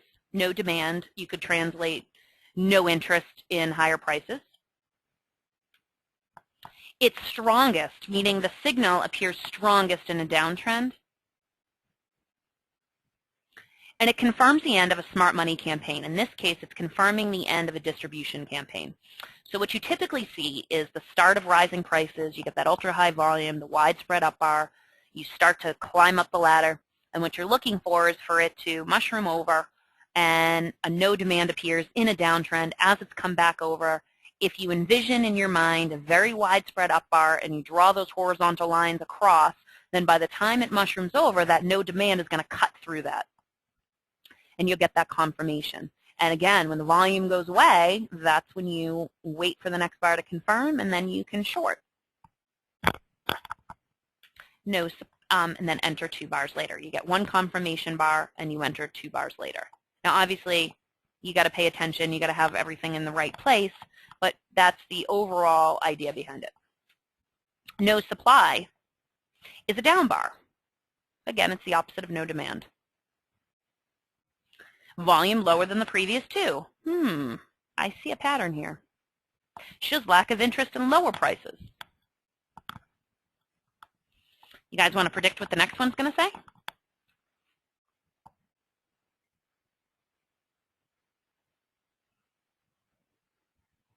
Exactly. It's strongest in an uptrend. Confirms the end of a smart money campaign. In this case, it's going to confirm the end of accumulation or buying phase, like we just saw. And highest probability low risk trade entry would be 2 bars later, because you need 1 bar to confirm it, and then you go in on the next bar. This, to me, I'm going to leave this up for a second so you guys can write this down. It works in any time frame in any market. The key is the downtrend for a no demand and a no supply in an uptrend, okay? The volume lower than the previous 2 has showed a lack of interest in either direction, okay? They're both confirmation signals, and they're basically confirming the end. They come at the other end of a climactic action. They're the other end, okay? Question, does the close matter in either of these? No, the no demand and no supply, usually both of them confirm, both of them usually close somewhere in the middle. Most tests, like in the case of no supply, has a little bit of a tail on it, meaning it doesn't close on the dead low. A no demand on a dead low usually pops up as an up thrust instead. So usually these are mid closes. But the whole idea behind it is 3 things. 1, volume is lower than the previous 2. 1, it's confirming the end of a campaign, and 3, it's got to be in the right place, a no demand in a downtrend and a no supply in an uptrend. Okay?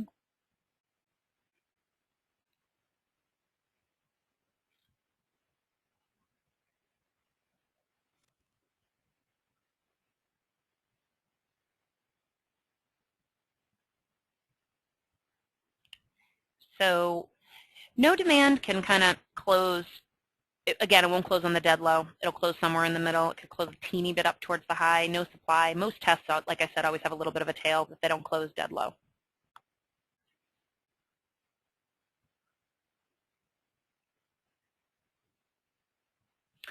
Obviously, because no demand is an up bar, so the close is going to be higher than the previous bar, but the key is the volume being lower. Okay. Yay, Jane. So proud of you. I'm going to call you out for a moment, Jane. Jane first came to at least the ABCs of VSA, I'd say, what, mid-December, Jane? Does that sound about right? Okay. And she and I had spoken just before the holiday break, and now she has just started using VSA, and she and I have talked a lot about different things, and it looks like you're on the right track. So I love to hear success stories. All right, are you guys good with this? Again, you can always have my PowerPoint slides after. Can I move on from here? Just type yes if you're good. Okay, great, because I don't ever want to slow people down, but at the same time, I don't want to fly through it. Wonderful. Okay, so here's our other two reciprocal, complementary, opposite signs. Now, they're not going to, I'm just warning you, these two are not going to line up exact. There's slight differences between them. So, but the concept of them are the same. Okay. Rick, what was your question about the two-bar entry theory? What it means? Is that what you mean? You're asking what it means? Yeah, okay. So 2 bars is because you always need a confirming bar. So in no demand, it's an up bar. The next bar needs to be down. No supply, it's a down bar. The next bar needs to be up to confirm. So once you've confirmed the signal, then you can go in on the next bar. So you need 1 bar to confirm, and the second one becomes your entry. Yep, happy to help. Okay, up thrust. It's a sign of weakness, which is why I used a red box. It's an up bar. Okay. Now, when you envision your mind, just think about the word up thrust, right? It pushes up to trap long holdings, okay? Anyone that's going long, it's trying to push it up to trap you, okay? It closes on the dead low. So in other words, take your left hand and make an L, and that's exactly what an up thrust looks like, okay? Closes on the dead low. And the reason why is because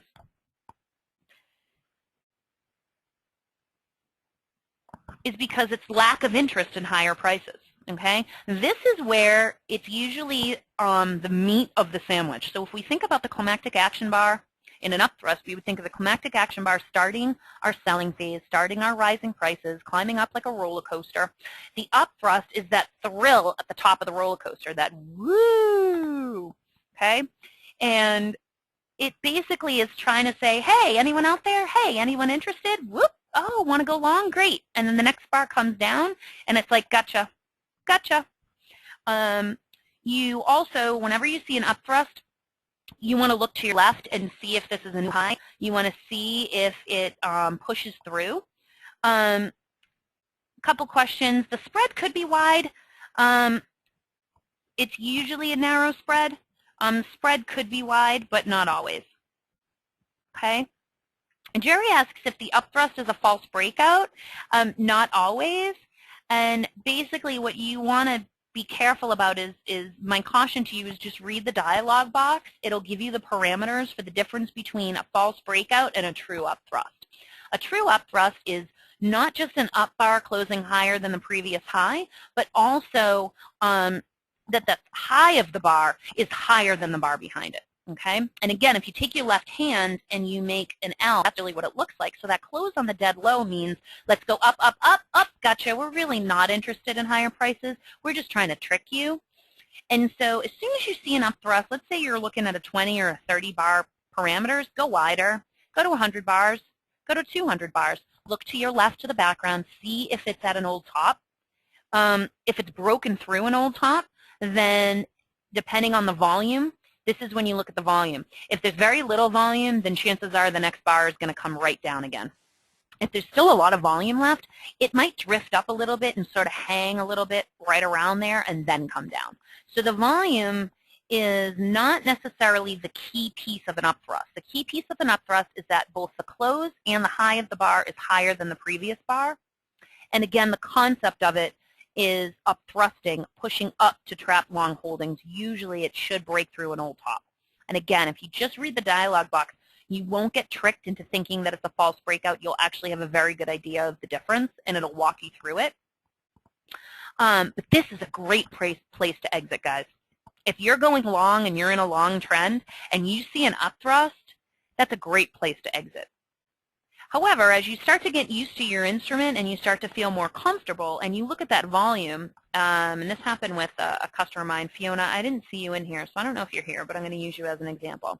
Fiona sent me a stock that she was trading on the Australian Stock Exchange, and there was an upthrust, and I asked her to send me another one for 200 bars. I wanted to see if it had pushed through an old top to my left, and it hadn't quite yet. But what I noticed about it is that it was on really high volume. And the funny thing is, as I said to her, you know, it's probably going to go up a little bit more and then come down. So if you want to stay in the trade, you know, I can't tell you what to do, but that might be something that you might want to think about. And we actually still laugh about it because she accidentally hit sell. And sure enough, because of that volume, there was still a little bit more interest in the rising price. So it went up a little bit more, and then it came down like 2 bars later. And so basically, the volume can vary. It's not the key piece to an upthrust. The key piece is to trick you going long, and that the high and the close are higher than the bar behind you. Okay?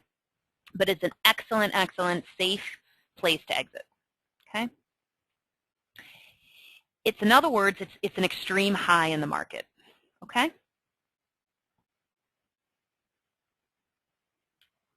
Yes, Dawn, it's always being recorded. No problem.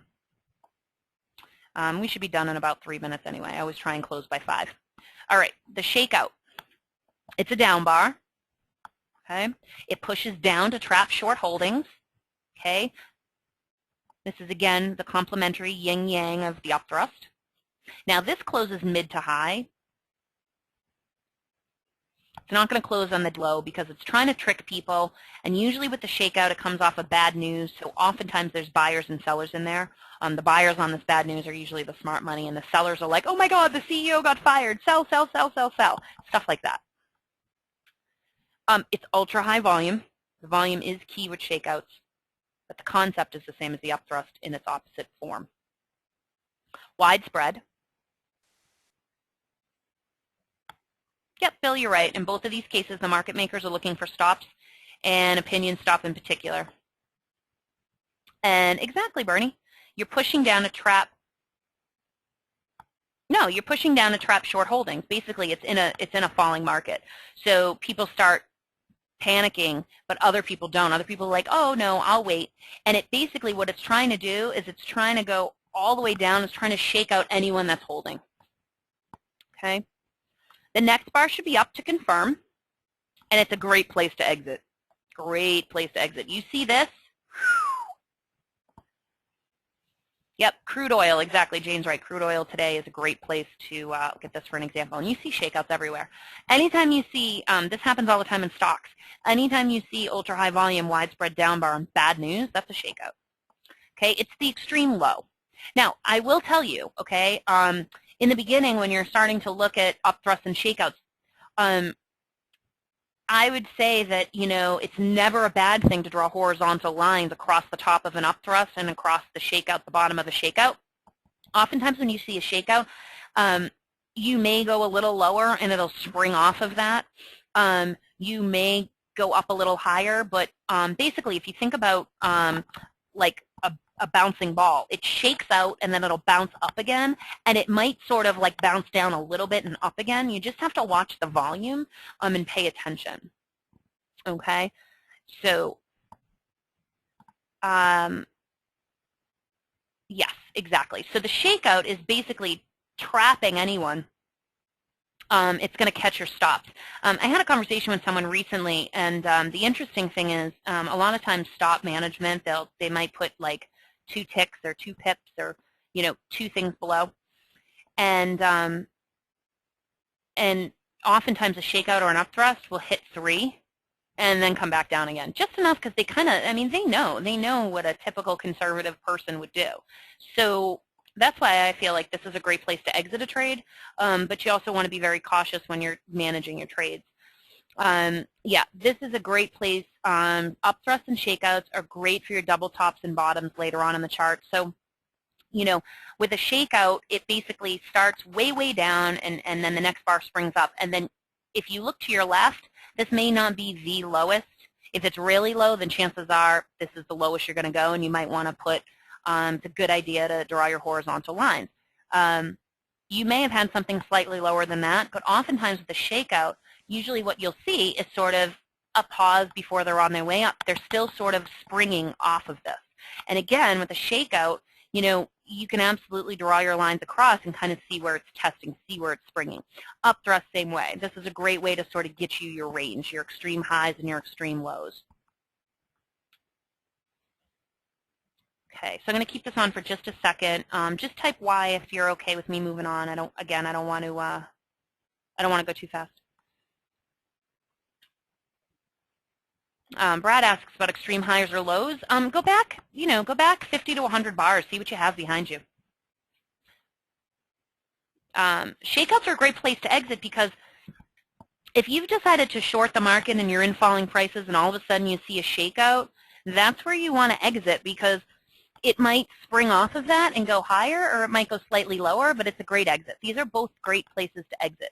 You're going long, you get an up thrust, you realize this is an extreme high, get out while you can. Again, like I was telling you, when the volume varies on an up thrust is when you can determine how much it might drift, but it's a very, very safe place to to exit, excuse me. Okay, so here is,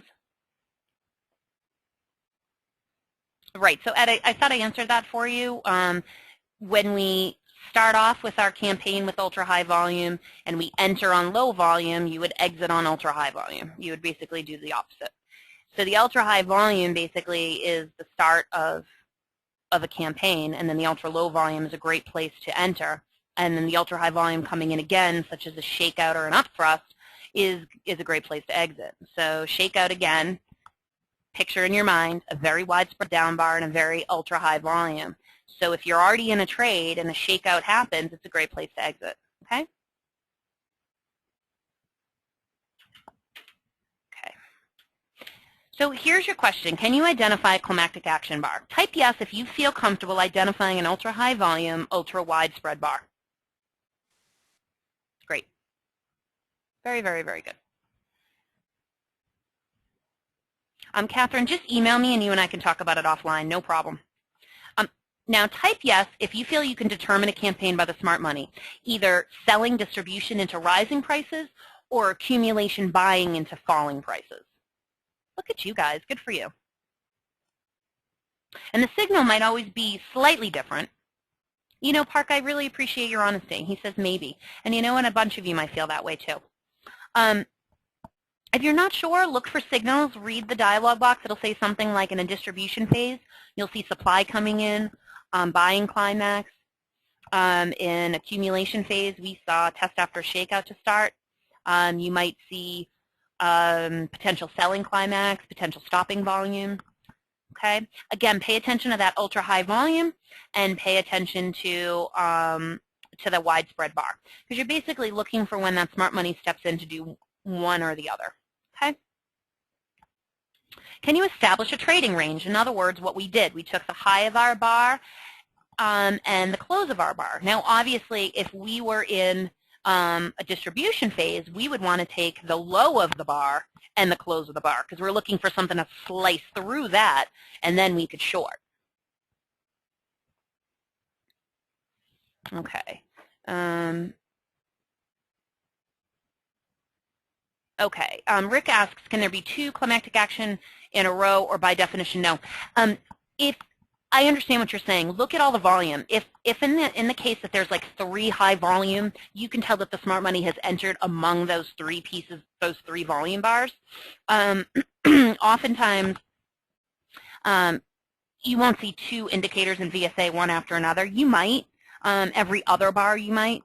But the algorithm is designed to trigger based on the relationship between all 3, the close, the spread, and the volume. But basically, look at the characteristic. In the accumulation stage, am I in falling prices, widespread, ultra-high volume down bars? Great. If I am, establish a range. and go from there. If you're in ultra-high volume, widespread up bars, and there's more than one, often cases there might be because it might take a lot of energy to bring it up, establish your range and go from there. This is an art, not a science, which I know drives people crazy, and I appreciate that. I understand people's frustration with that. This isn't technical analysis. We try and make it as mechanical as possible as we can for you, but there is an art to this. And again, it also depends on your personality and your trading abilities and conservative and aggressiveness. Can you recognize low volume to mark the end of a smart money campaign? In other words, if you can identify a climactic action bar by its ultra-high volume and widespread bar, can you recognize this low volume back into that trading range as an end to the campaign by the smart money? And oftentimes, what you will see a lot of the time, guys, is a no demand in a downtrend and a no supply in an uptrend. Those are your confirming signals most of the time. Okay? Can you use 4 VSA signals for entry and exits? So if we use our no demand and our no supply for entry points, and we can use our up thrusts and shakeouts for exit points. This is why people feel a lot more comfortable. If you start with 4 and you learn 4, you'll feel a lot better. David says, I will find out. Right, of course, you will find out. It just takes time. But my recommendation is take the time to read the dialog box. It won't steer you wrong. And my other advice is to pay money. It's very, very cheap. Buy a screenshot software. The one I use is called A Shampoo, the letter A and the word shampoo, A Shampoo. It's like $13 for the whole year. Snagit, that's another one. Any of them are fine. I don't necessarily prefer one over the other. It's just the one I happen to have. But it's so easy. You know, take your snapshot, write your notes, put it as part of your trading journal, and keep track of it. It'll help you. All right, so what next? You can sign up for more information. You can get a free copy of Gavin's book called The Complete VSA Sequences Explained. The great thing about that book is it's an ebook. It's about 130 pages. It gives you 10 signs of weakness and 10 signs of strength, and then what they do is they print the dialog boxes behind it for you. So if you have the software, this is a great way to scan. It's also a good way to kind of read a little bit more and understand. Okay.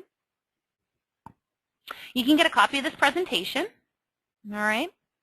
And I have a special learning treat just for being here today. And I will send it along to you tomorrow. And you can email me at Lauren or Lauren S., either one works fine, at tradeguider.com.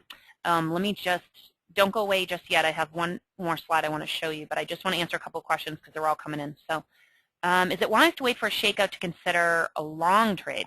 No, the shakeout is basically going to stop people that have been going short. This is where the panic sets in, the bad news, the CEO has gotten fired, or, you know, the Enron scandal has come in, something like that, you know, bad news. We talked last week, the Apple, everyone was expecting the iPhone 5, and they came up with a bait and switch and gave 4S, and people were kind of mad. So there was a shakeout there, bad news. So the shakeout you don't want to go in on. It's just a great place if you're in a trade already to exit. Okay. All right. And here's a special offer. If there's anybody that's brand new to the futures or forex trading rooms, meaning you've never purchased them before, you can purchase in February for half price. It's $150 normally, and it's going to be $74.95. And if you order by 1/22, you get the room free until the end of January. So you pay half price for February, and we give you the room free in January. Okay? And the way to get that is you just have to call me or Skype call me if you don't live in the United States and it's cheaper for you to call me. That's fine. Okay? But you can't just email me and say, I want to do it. You have to call me. And basically, it's an incentive. You pay half price in February. You get the rest of January for free. Okay? Futures is done by Steve Phillips, who was in the room today. And Forex is Richard Seegers. You can look up a little bit more about them. Let me just put that in this little box here in your box, www.tradeguider.com/futures or www.tradeguider.com/forex. And the reason why you have to call me is because you can't get this through the website for this price. I have to set it up manually and figure it all out. And basically, futures room is 7 to 11 Central Standard Time, and the Forex room is 1 to 4 GMT time. okay? And you can reach me by email, by Skype, by phone, Facebook and Twitter. And if you want to get more information or order directly, you can just go right through my portal. Darshak, I can just talk to me offline. I can definitely show you how to do that. Bill asks a great question about stock trading rooms. We're still looking for someone, Bill, for stocks. We just haven't found anyone that really trades VSA that's really good that we want. Okay, futures room is 7 to 11 a.m. Central Standard Time, and Forex room is 1:30 to 4:30 or 1 to 4 GMT time. Okay. Steve says he does do stock picks in his room. Thanks, Steve. I appreciate that. So I'm going to leave this up, and I'm going to mute myself, and I'm going to thank all of you for your time and your energy and your participation. I know we went over by 5 minutes, but I really, really want to thank you. I think this was a great, great lesson. And again, always go back to basics, and you can never go wrong. Have a great, great week. ABCs of VSA. I want to thank all of you for coming today. We are going to be talking today about cause and effect. And essentially what we mean by that is trading or identifying the cause and then trading its effect. Many of you have tuned in every week, and I want to thank you for your continued support and words of encouragement. Let me just tell you, for anybody that's new, a little bit about myself. I joined Trade Guider last summer, brand new to trading, never did trading before. I'm a former teacher, so part of the reason why I do a lot of PowerPoints is it's a lot easier for me to express myself on paper, and then I feel like it's better for you afterwards to learn from it.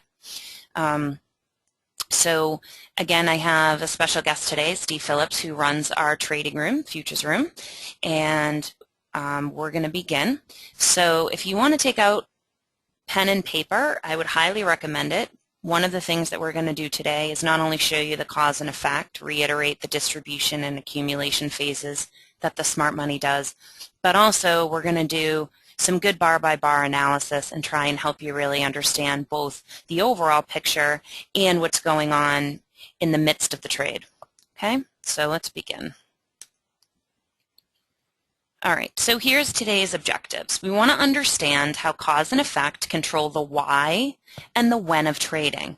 In other words, why is something happening, and then when do we trade that why?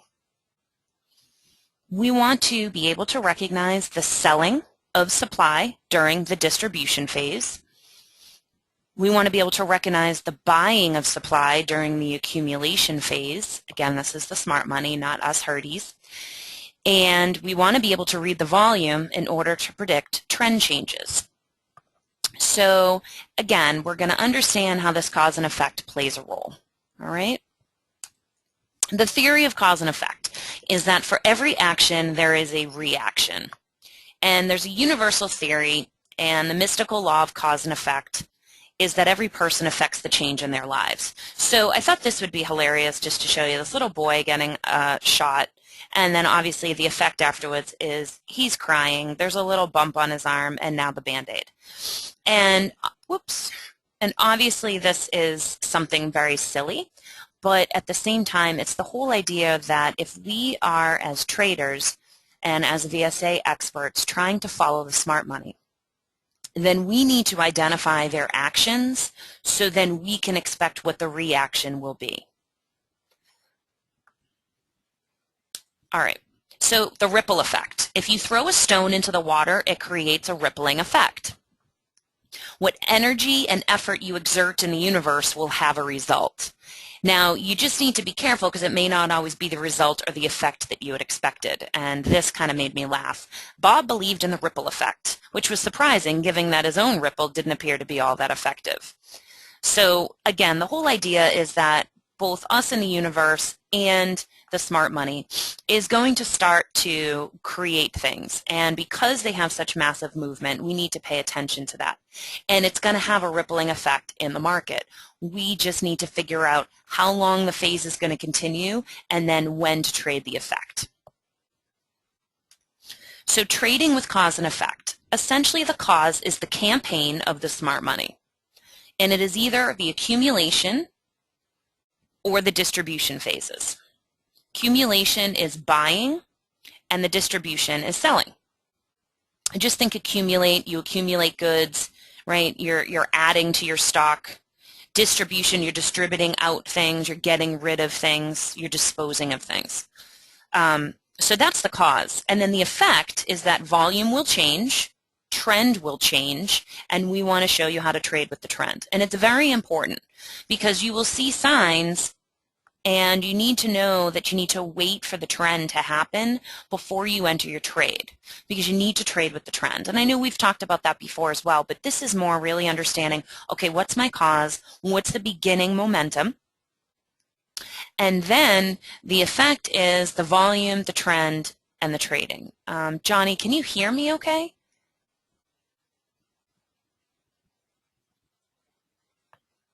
Okay, so you're just having a visual. You might want to just check your settings and go to webinar. Everyone else is able to see the screen, okay? It just might be on your side. So here's the distribution phase. What is it? It's the selling off by the smart money. When is it? It happens in a rising market. Why do they do this? So they can sell high. I'm sure you've all heard the old adage, buy low, sell high. And the whole idea is let them do that work. Let us follow after. Oh, thanks, Carl, but I think, oh, okay. It looked like he came back and then, okay. Well, if he comes back, Carl, I'll tell him what you said, so thank you. He might just be having a little bit of a video problem. So the distribution phase is essentially in a rising market, the smart money is going to start to sell. It makes more sense because they're going to do it so they can sell high or fetch the highest price. And as they sell it off one by one by one, then it creates this ultra-high volume.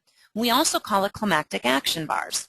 And in the past, Gavin's called it a Yao Ming bar. I tend to call it a skyscraper. You basically see widespread bar and an ultra-high volume. It's big. You can't miss it. It's very, very big. And it's usually the start of the campaign. Now, some of those indicators that are climactic action bars are called supply coming in or buying climax. Now, I need to make a point about this. This is, I can't speak for all of you, but it is definitely the one thing that always confused me. What they mean by the term buying climax, okay, is that this is the one time in the title that they're not talking about the smart money.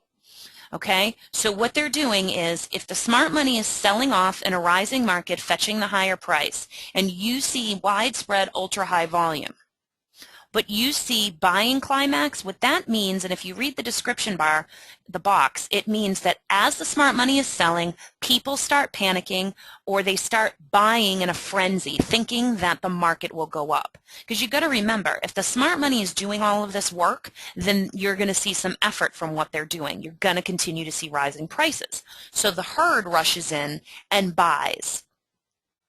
So I need to make that abundantly clear to you, okay, because this is the number one thing that is confusing. This title refers to the herd buying, creating a climax, okay?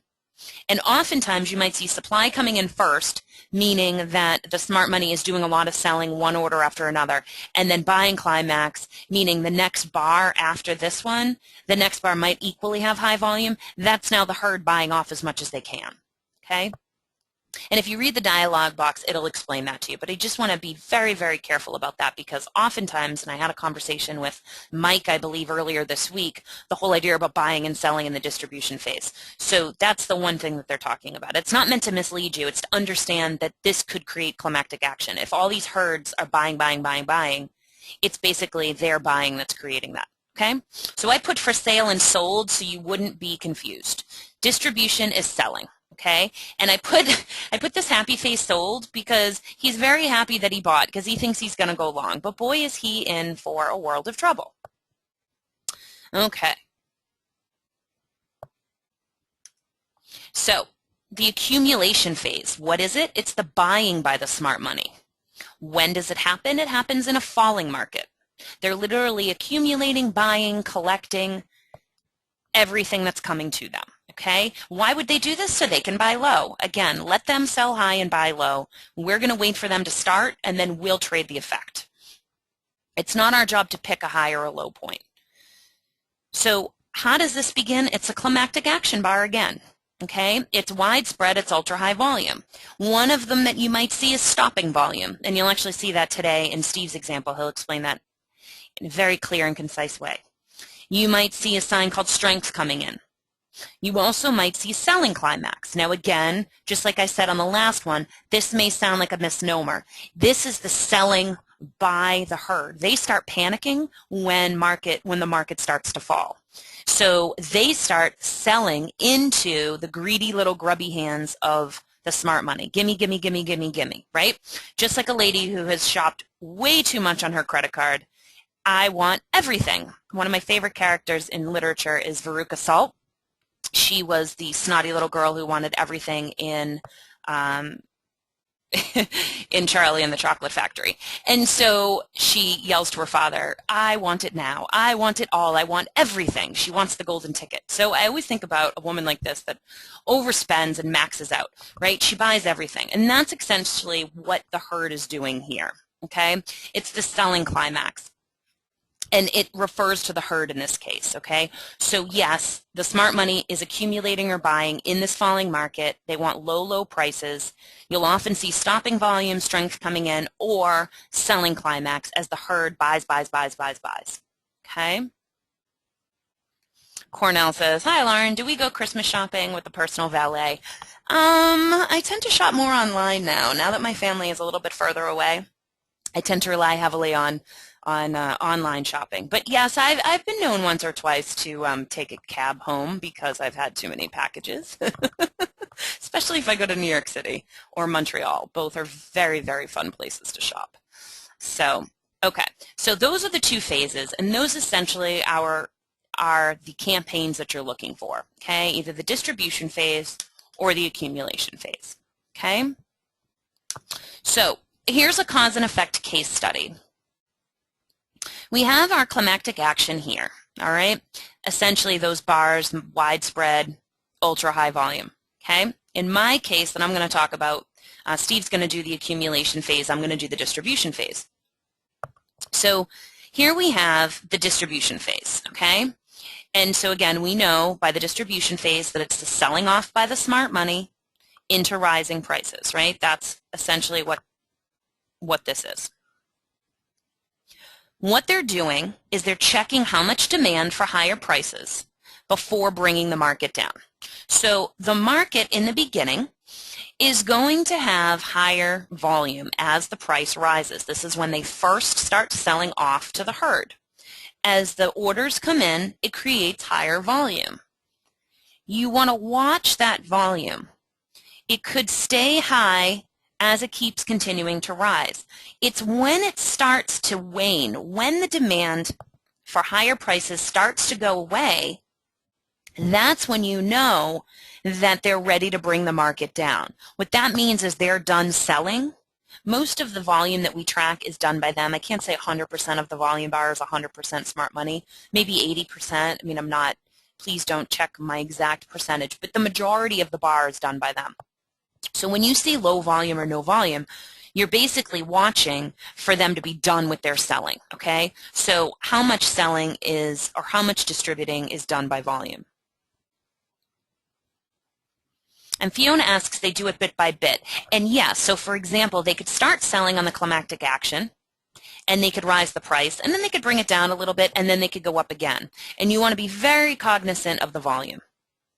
Okay, you will see oftentimes an up thrust, which is basically pushing up into an old area or pushing up into new fresh ground, but closing on the low.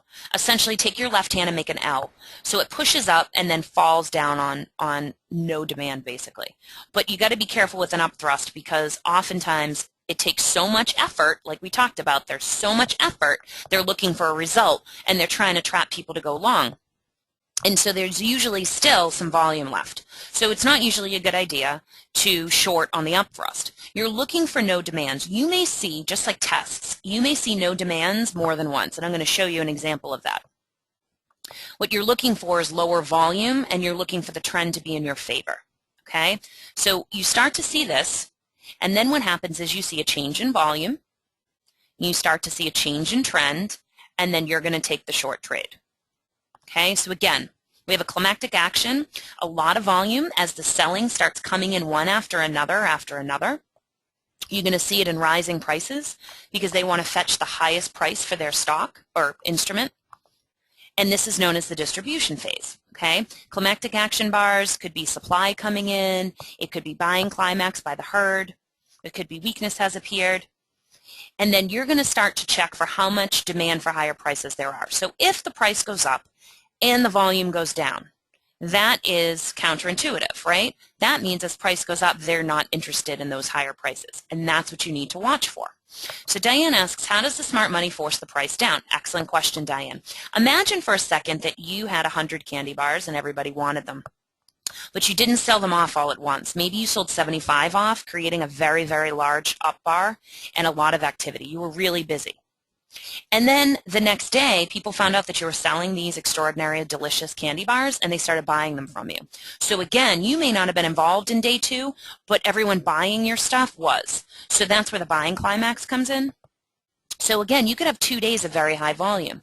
Now, as you start to run out of candy bars, people still think you have more. And it's not until they continue to buy a little higher, and you start running out of your supply left to sell, that you finally reach some sort of apex. And at one point, you essentially are doing like false advertising, and you're like, I got 2 candy bars left. And people are like, yeah, I'm not interested. So at that point, as the price rises and the demand for what you have for those higher prices goes away, that is the point where you actually want to turn over. Lamont makes an excellent point, like the momentum is still in effect. It is. I always make the correlation of football because it's absolutely psychologically proven that the momentum shift in a game, as soon as the public attending the game starts to get louder and noisier and supporting the team, if the team can turn it around, there's a huge momentum effect from that. And so imagine a car going uphill at 60 miles an hour. Even after it runs out of gas, it'll still continue going uphill before it slides back down the hill. So again, you're going to see a little bit more of a push up, usually in an up thrust, and then it sort of slides back down. So you got to watch the volume, because the volume is what's going to tell you when they're done selling. So just like that climactic action bar tells you when they're starting, the lower volume is going to tell you when they're done. So essentially ask yourself, do I have a change in volume? Do I have a start of a change in trend? And if I do, and all of this has happened, and I see something like a no demand on low volume, and I'm starting to be in a lower trend, I can take the short trade. Okay? So here is the JP Morgan, the hourly chart. And you'll notice that this is the end of October. Okay? Now, I hope you guys can see this pretty well, but this is point A. This is point B. This is C. There is a red indicator there. Sometimes when it's hidden behind the high or the low, you can't see it. But if you just click on your crosshairs on the body of the bar, the answer will appear down here. So you don't necessarily need to click on the arrow to get, you can just find out what that bar is. And then here we have weakness D, weakness E, weakness F. I guess I fudged here. I guess that's G and H. I don't know where the H went, so, but here's G and H weakness, and then here's I and J weakness. Okay, so A through J are all your weaknesses. So if we start here on A, okay, we basically are in an uptrend, all right, and we have a no demand bar. Okay, no demand has volume lower than the previous two. But essentially I'm showing you this because by the time I end up hitting this spike, this is a higher spike in volume relative to the last bars. Look at behind us, okay? I know this bar is coming. We'll explain that in a second. But right here, if you haven't gotten, you're on the end of the 26th of October, all right? This is the highest volume you've seen since here, okay? And B appears. And B is potential, sorry. B here is potential selling climax, all right? And you notice C is a huge gap up bar, way up, closing on the low, ultra, ultra high volume, massive spread. And then we have D and E on lower volume.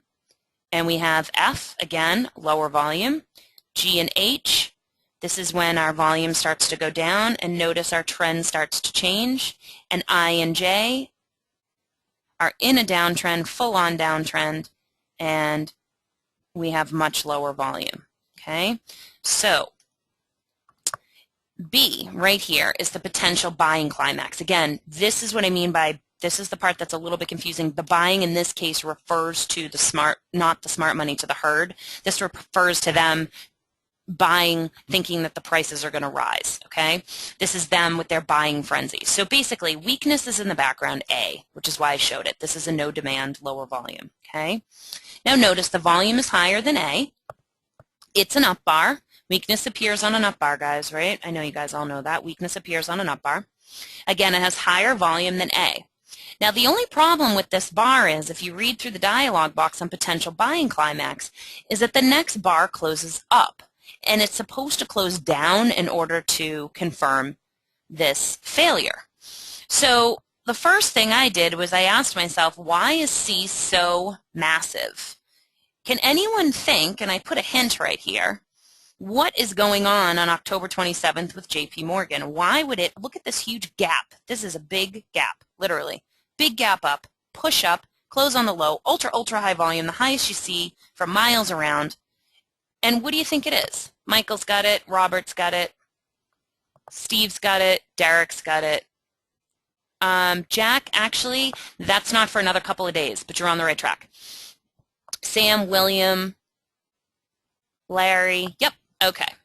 So bar C is an up thrust. Remember, up thrust is pushing up into new ground, closing on the low. So October 27, 2011, JP Morgan achieves its highest ranking in Global Investor ISF 2011 Equity Survey. JP Morgan Worldwide Security Services today announced that it achieved its best ranking to date in the 2011 Equity Lending Survey conducted by Global Investor ISF magazine. Let's all give them a round of applause. Good for them. So we end up with this massive, massive volume bar. And we end up with this massive, massive price action bar that goes up, up, up, and away, and then closes on the low, meaning it failed. All that effort failed, except one thing. You got to remember, we had weakness in the background. We had B behind us, and we had A behind us. So all is not lost. This is a good example of how an upthrust happens on news, okay? Terry, I'm not sure why you can't see my slides. You might want to just right-click on your settings. I think there's an orange bar that you want to click on. It just has to do with your audio and visual. Okay? All right, so back to this. So we have B, and we have the potential of a rising market. Okay? We have weakness in the background. And ordinarily, you'd be concerned that this next bar was up. But because it's so far up, so much volume, and then what do you know? We get assigned a weakness on it. We basically get the up thrust. You never trade off of an up thrust. You're like, okay, let me pay attention to that. All right? Now look what happens. See the rising market? This is our distribution phase. We're selling here. We're selling here. We try and approach this top right here, but it fails, right? We're on lower volume. Here's some lower volume here.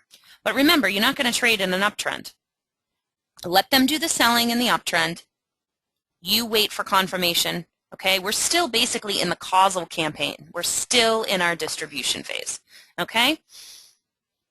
Kind of whipsaws right here. These look almost closing even. Goes down, comes up, goes down, comes up. This is another no demand. Look, volume lower. Now, here's the thing I love about F. Notice that F is lower volume than D and E, right? We're on our way, kids. We're on our way. Almost at the end. This is what I love about it. Then you go sideways, sideways, down, up, way down. Here's a gap down. And then this is, this pops up on Trade Guider. This is a blue triangle. It is blue. I didn't change the color. And it's a trend reversal confirmation. I wouldn't bank the farm on this. I wouldn't bet the farm on this and trade off of that, but it can be very helpful when you're trying to determine things. Again, I wouldn't try and trade off of that. But we do start to have a trend reversal on this bar right here. Okay? And it goes down, and then it goes down again, and it tries to come up. These are both no demand bars, but notice the volume is lower. Okay? We've now mushroomed over. We start our downtrend, and we go down here. Okay? You could go in here. You could also wait for more confirmation, and what do you know? You get no demand, and then you get another no demand, finally on very low volume. So 2 bars after, when you finally get your confirmation, you see the no demand, wait for it to mushroom over, here or here are perfectly acceptable. The volume is low enough that you know that the supply has basically dried up. Okay? Let's see if I can answer a couple questions. Steve, I hope that helped answer your question. Let's see. Where should you sell your long position on this chart? Oh, well, that's a really good, that's a very good question. So are you saying, Suraj, that way back here you were in, let's say you were riding this whole uptrend?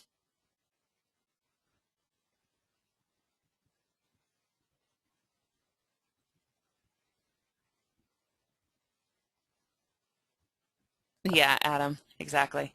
I'm just going to assume you didn't write back. So if you're, let's say, already in this long trend and you're basically buying and you're trending and you're trending and you're trending, as soon as you see this up bar, as soon as you see an upthrust, that's usually a good time for you to get out.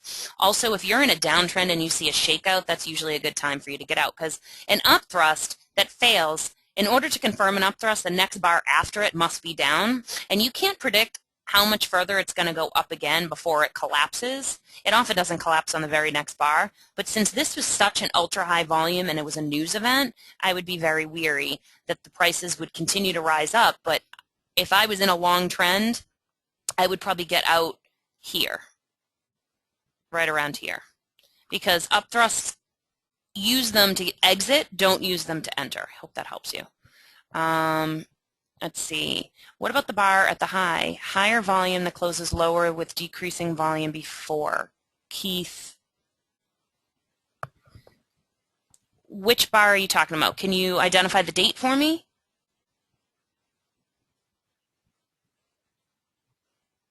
Red bar at the high. Here? Okay. And so your question is, in terms of getting out at that point.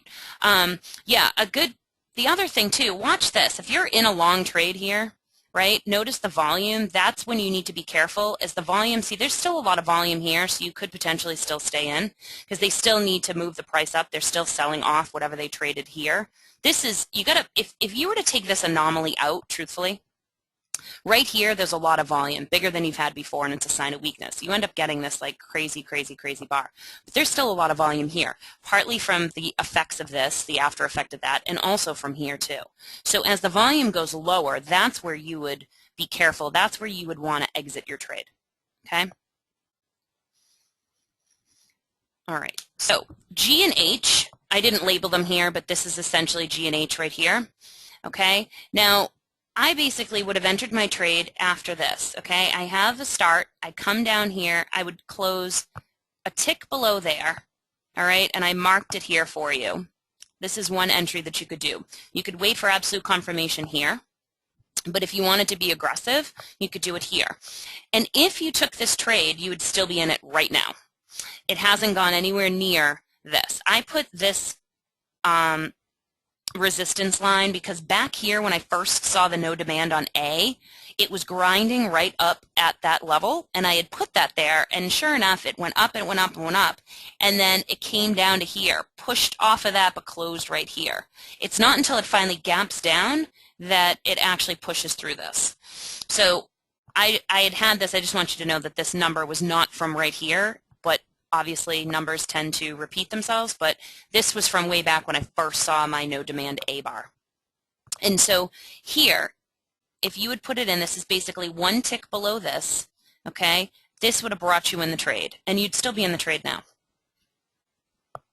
Okay, let's see. The next bar to the last red signal is no demand. These are both no demands, okay?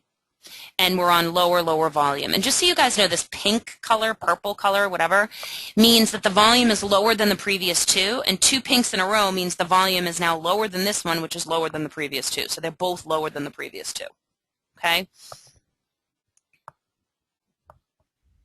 Jackie asks, how would you know that the bar before the upthrust was preceding a sell-off? You wouldn't. So you would never trade off of that. The original bar B was basically potential buying climax, and if that earnings report hadn't come out, most of the time what you would see is that the next bar would close down, confirming that. And instead, it skyrocketed up and gapped up on a major news event. So again, you wouldn't trade off of either one of them. The whole idea about potential buying climax is that it's the start of the cause or the campaign. It's sort of your moment to pay attention. Oh, wow, look at that anomaly in volume. Let me wait and let me see. And then you're talking about here. So you're in the downtrend here, and if you entered here, this is a gap down. And this is a sign of strength. It's basically, this is often what happens. You have a down bar, two down bars, the next bar closes up to confirm it, but you're in an overall downtrend here. All right, so why enter there? Here's your cause, the distribution phase. You have a series of weak bars on lower volume. G and H are no demand on much lower volume. And the trend begins to change, which is your effect. So if you have the selling by the smart money into rising prices, which is your cause, the effect is no demand bars, lower volume, and a trend change. And if you can summarize this for yourself, this will help you tremendously. You won't have to constantly be reading every single dialog box. You don't have to constantly be checking and checking and checking. You can look, you can get a sense, you can read the overall picture, and then you can go in and sort of understand, what's going on here. But watch the volume. That's the #1 reason why the first letter of our methodology is V, volume spread analysis. It's because the volume really does show you everything, okay? Don't worry, Bill, this will be recorded. Great to have you here. Okay, so Steve, this is your turn to come in. So do you want me to unmute myself and you can come on in? Okay, how's my sound, everyone? Everybody hear me okay? Good deal. Good afternoon, Steve and Sam. Well, Pedro, Keith, Edward, a lot of people here. Nice to see some familiar faces as well, or names. I see some people are in private chat with me still. Now that was a really good discussion on the distribution, and basically all we have to do is flip it over, completely turn it over here. Nice to see everybody. The cause and effect in the climactic action always starts the phase. Once you see that take place, there's a radar up, and if it starts to slap sideways, we'll watch for an accumulation phase, so we'll talk about that. So the cause is the climactic action. Then there's a campaign that's involved with an accumulation phase. It's you'll see testing, shakeouts, and then it'll rise back up on light volume, and get slammed back down. So they'll do a little trickery in that level, because there's trapped-in traders to the left.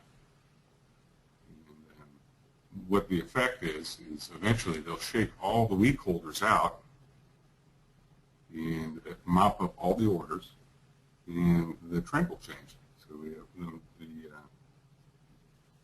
we'll have a nice area to pick along to move on to the next here. And we'll look at a good example here. So on A, here we have an S&P on the daily chart.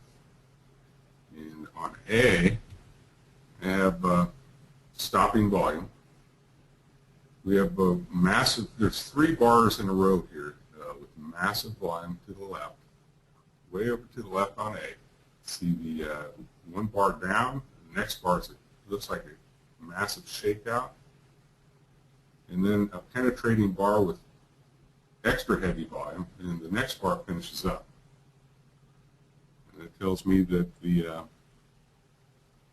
there's buyers have overcome down in the A area.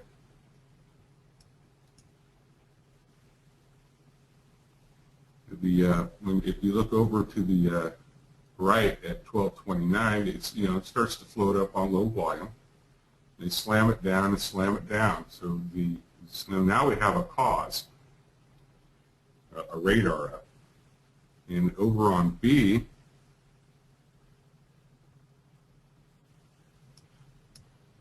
it's a massive shakeout here.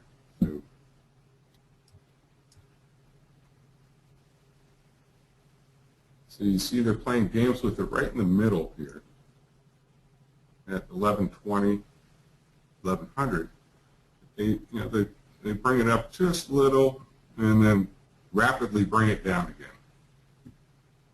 And then some massive volume comes in, they mop it up some more. Well, the volume's a bit too heavy. And then it rises back up. And, oh, okay, there's too many sellers. We're going to slam them back down again. We have one final shakeout. If you look over to the right, relatively speaking, look how light the volume is. So there's an excellent sign of a reversal here. Now as it rises back up, here's where we have a little spread to the upside where it's a little effort to the left. We have a test,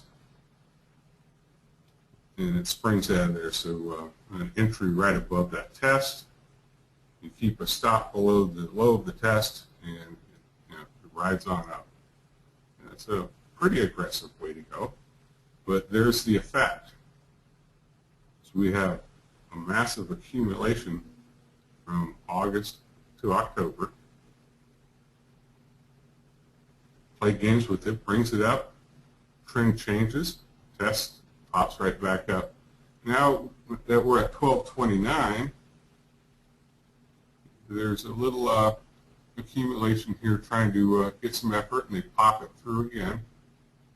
2 bars up, and they come back down, and here's a nice level of no supply, low volume down bar.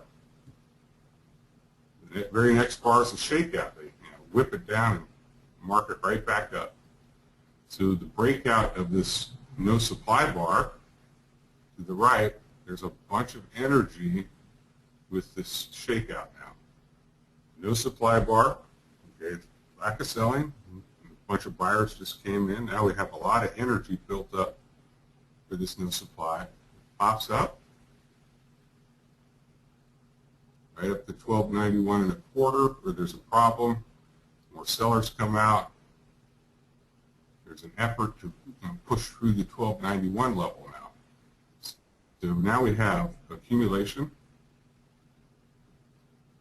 the effect, the trend change. Now we have an effort to rise. They're trying to absorb the sellers over here, pesky sellers. The next day, it's getting capped with sellers. Massive volume, narrow spread. Every time buy orders come in, they keep hitting it and hitting it. The very next day, okay, well, sellers are still up there. We're going to slam them back down rapidly. Very next bar on G is a shakeout. Now it pops back up. Again, they withdraw at no demand. There's more blocks of sellers. They know there's a lot of selling in this area. See this massive volume. They withdraw, slam them down again. Notice the next bar. It's a shakeout. It's lighter than the other shakeout, relatively speaking. So G and I, there's a lighter volume. So it's a shakeout on lighter volume, pushed back up, and then there was a test. So,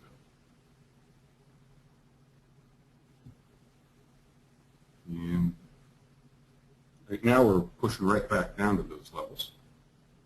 So at point A, we had stopping volume. Steve, you just have to click on the screen and it'll move forward. Oh, it does.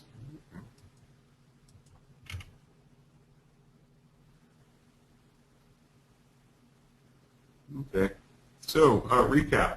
We have stopping volume here on A, massive volume over 3 bars.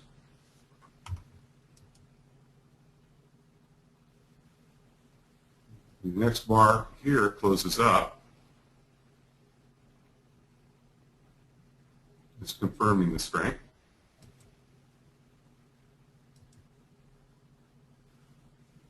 Price then dribbles off here, wanes. It's having a hard time, and then they slam it right back down.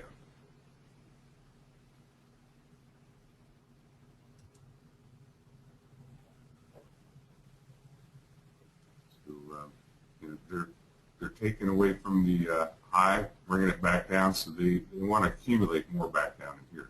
There's more to mop up. Trying to stay away from the sell orders up in here and make them sell down here. Getting rid of all the weak holders.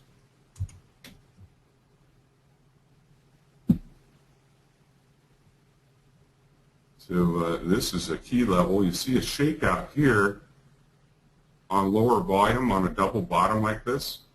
Then you go to C, and it's a really strong signal that this thing's probably going to pop.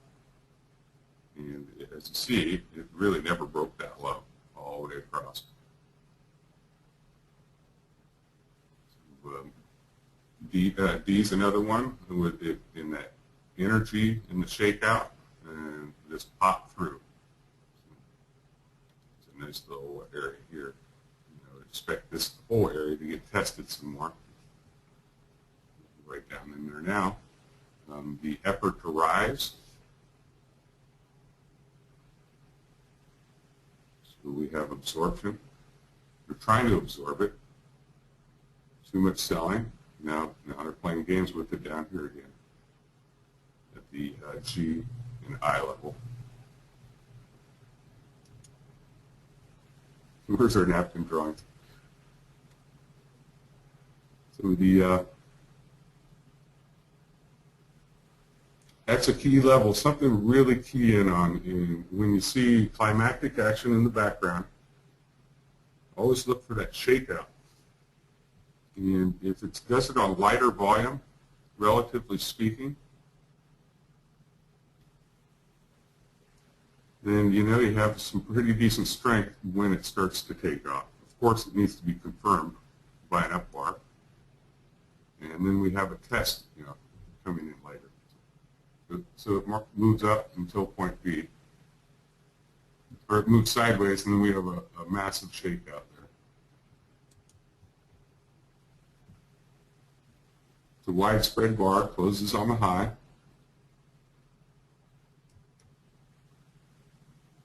And the next bar is closing up and confirms.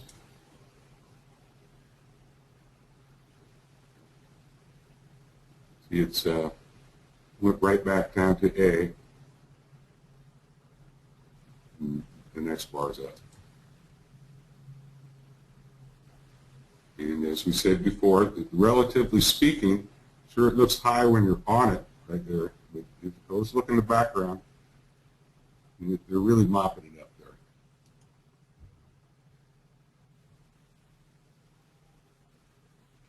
And now the testing begins.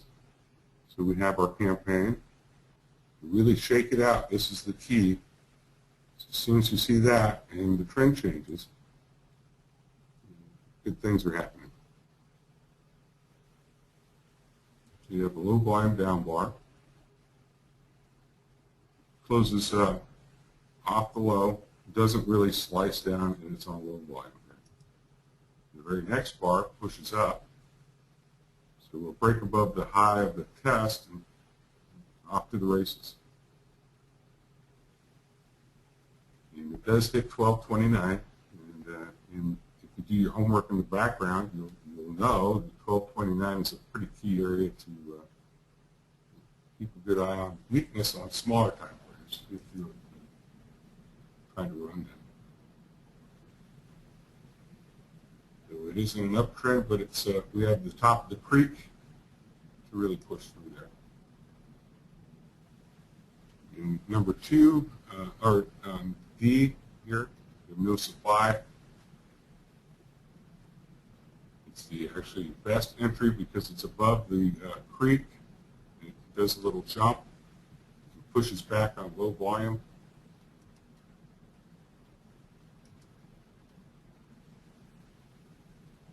And there's some nice testing right behind it.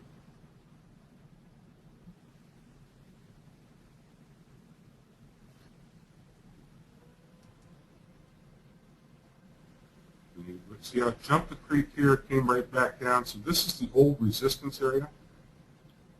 And now it becomes support. Nice little shakeout. That's the one that gives us all the energy to spray it up. So there's a couple ways to break it above the shakeout or break it above the no supply. Maybe even add to the position if you're in it. Yeah, good things there.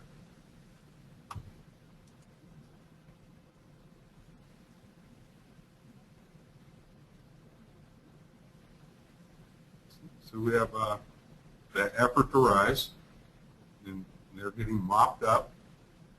They're trying to, there are blocks of orders up there. People holding on still. Getting out, oh boy, I get to get out of break even or small loss. They weren't able to mop up. There's too many sell orders. And the next bar really tells us that. They're really driving it up, and every time it goes up, it gets hammered with the sell order. And we'll reverse it back down, slam it back down, shake them loose. So we have the cause in the background. It's climactic action, so our radar's up. We've got climactic action into new lows, or lows that haven't been around for a long time. The next bar's up, and all of a sudden we've got low volume up bars, slamming back down, shakeouts, testing, low volume up bars, more widespread down bars, and then finally a shakeout with lower volume in the background. That tells you that the accumulation phase is pretty much accomplished. And then there's a cause, a series of tests back into the area, and then it jumps the creek, and then we have the effect, and that's the safest way to get in is once you see that take place, you have the effect of trend change. So we have accumulation, it goes up, tests a bit, and then pops over that accumulation phase. It's almost like a box in the background. Pops over that little room, bounces back to the floor on low volume, bounces right back up to the ceiling. And if it doesn't have enough energy to pop through the ceiling because there's too many sellers, it gets capped and they play games with it.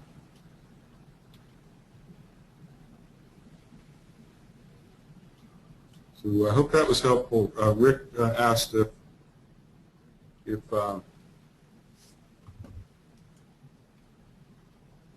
where would you enter on the no supply bar?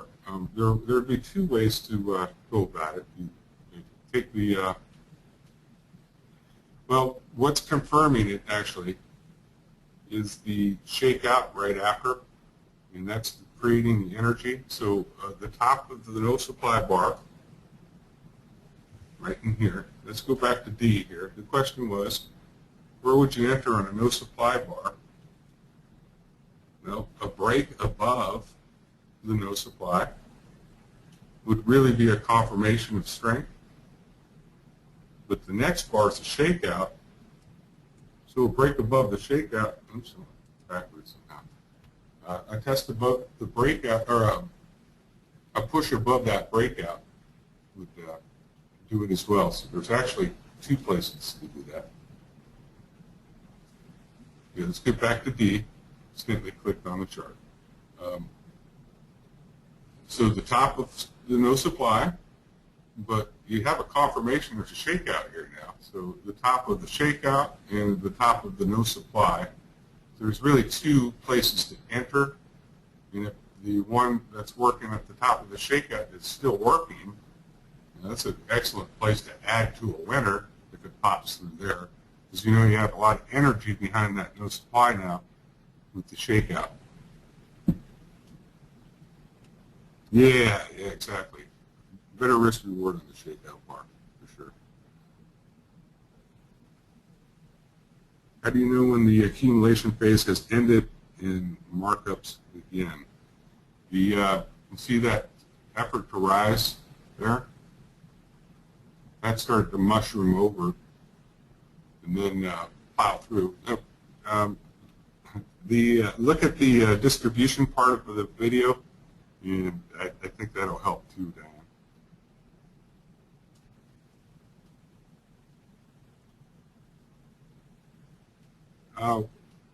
William, there's all kinds of good software things out there. Let's see, here are questions that I may be missing here. Santi, does that make sense why there's a test on C now that we've covered it? Sure, Steve S. Write me some email. I'll shoot that off to you.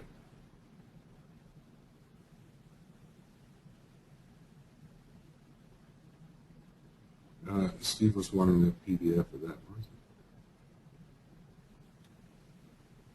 So any other questions? Let me read back on some. Keith, did that make sense now that we've gone through the double bottom there? And when you're going to the second double bottom, that shakeout's relatively lower. Did that make sense?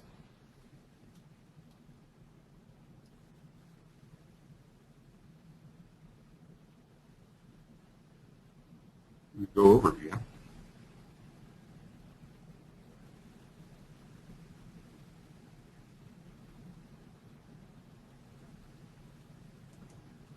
Xavier, I'll give you that in just a minute. I'll show you my email address, and then if anyone wants the slides, they can get it. Thanks. Good deal.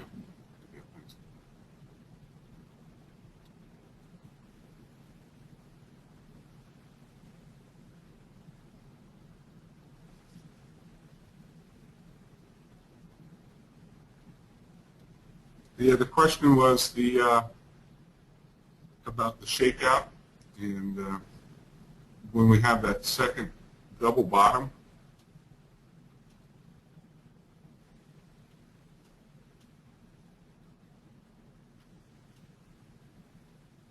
after the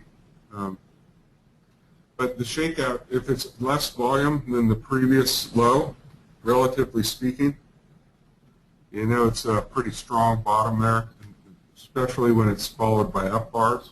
And then as soon as it jumped that 29 level, we knew there was a good effect there. But going down, way down there, down near B would be, you'd be in the chop zone.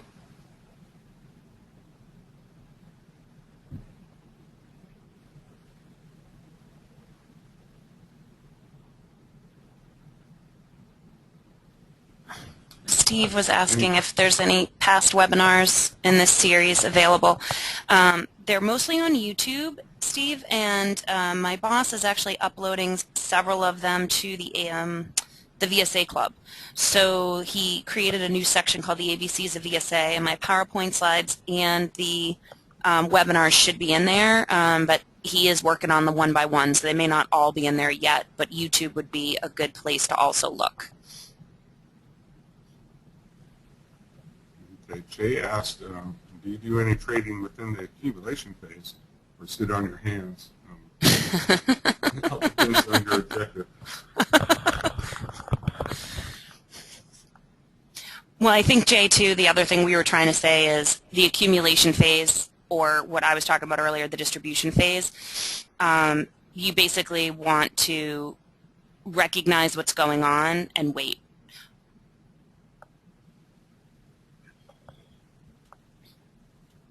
Steve, do you mind if I take over the computer? Sure. You can freely talk and answer the questions, but I'm just going to... Okay, or I can type them back to him as well. Yeah. Are you going to be talking away? I was just going to move to the last part of the presentation. Okay, good deal. Okay. Okay. So, let's see. All right, so do you want to just talk about this last area, the key areas that you had recognized in your accumulation stage? Sure, sure. I was going to be watching for testing and efforts to push through that 1291 and a quarter. And I'll be on guard for any type of upthrust into the rising market and no demands. We saw a bit of a narrow spread and a massive volume right before it pushed up. So things of that nature I'll be on guard for, and I'll be looking for tests within that 1229 level because they're shaking them loose. So there's a bit of a campaign right above the creek on the daily chart, but I'll be on guard for failed tests just in case. So tests have to be successful to take. So basically we're caught in a minor accumulation phase right above the major accumulation phase. And in your experience, does that happen quite a bit? Yeah, they like to jump it right above and pull it back and test it out some more. You stair steps on up. So you get a major one, and then a minor one, and another minor one, and eventually it exhausts itself and rolls over. It's like the first part of the presentation. Yeah, ebbs and flows. It's the beautiful thing about the market. Simon asks, should a test always finish near the low of the bar on low volume? Simon, oftentimes a test has a little bit of a tail at the end, so it can close in the middle or somewhere towards the low. The key about a test is two things. Number one, it needs to be an up bar, and number two, you want the next bar after it to close lower. The third characteristic of a test as well is it most of the time, 99% of the time, a good test is not going to break the close of the bar behind it. It's going to fall within the body of the bar behind it, even though it's an up bar. I hope that helps. And Steve, do you want to answer Bill's question about jumping the creek? Because that's obviously a your. Oh yeah, jumping the creek. That's a Richard Wyckoff analysis, and when you have an accumulation phase. It creates that box. It's the accumulation phase right here. Creates that box. Well, the top is the creek.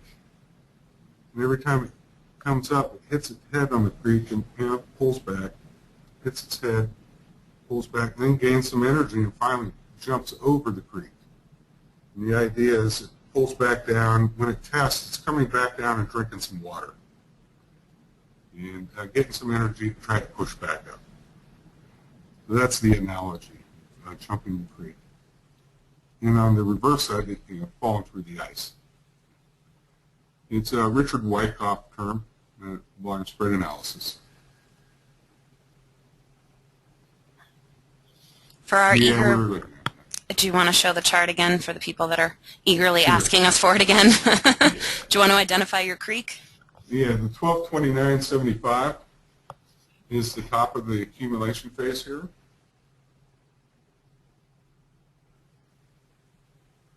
So as soon as it jumped up in here, we jumped the creek. This line here is where they come back down and they're taking a drag. And it can penetrate a little lower, It's a bit of a zone. See all the bottoms here. So these lines here are where we're at in the accumulation phase on the second, a minor accumulation phase. Yeah, back for a drink. Also, let me just point out, Simon, your question. So here's why this is a perfect example of a test. 1 has a little bit of a tail. 2, it doesn't break the close of this bar.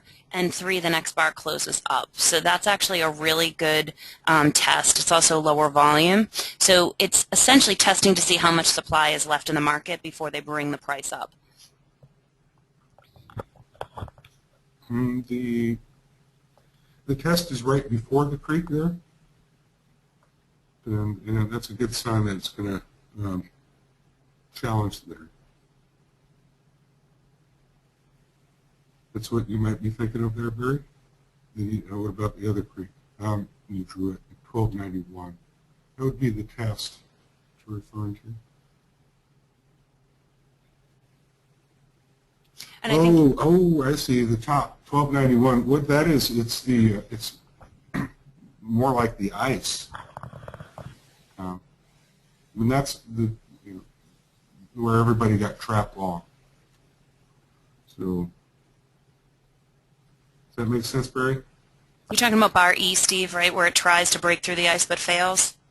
Yeah, 1291. Yeah. I was got it now. So you see how it broke through the background? That's resistance now, and that's why I put that up there. So the 1229 is the creek. 1291 would be the ice way over on the left where it broke through. That's distribution. Over here, falls down. Now, every time it comes up, it's hitting its head on the ice. That's the distribution term. Then when it comes back, distribution. And when it comes back up, it breaks the accumulation. This is a creek right here. And the reason I drew this is because that's where they got trapped in. The longs got trapped in down here. Does that make sense?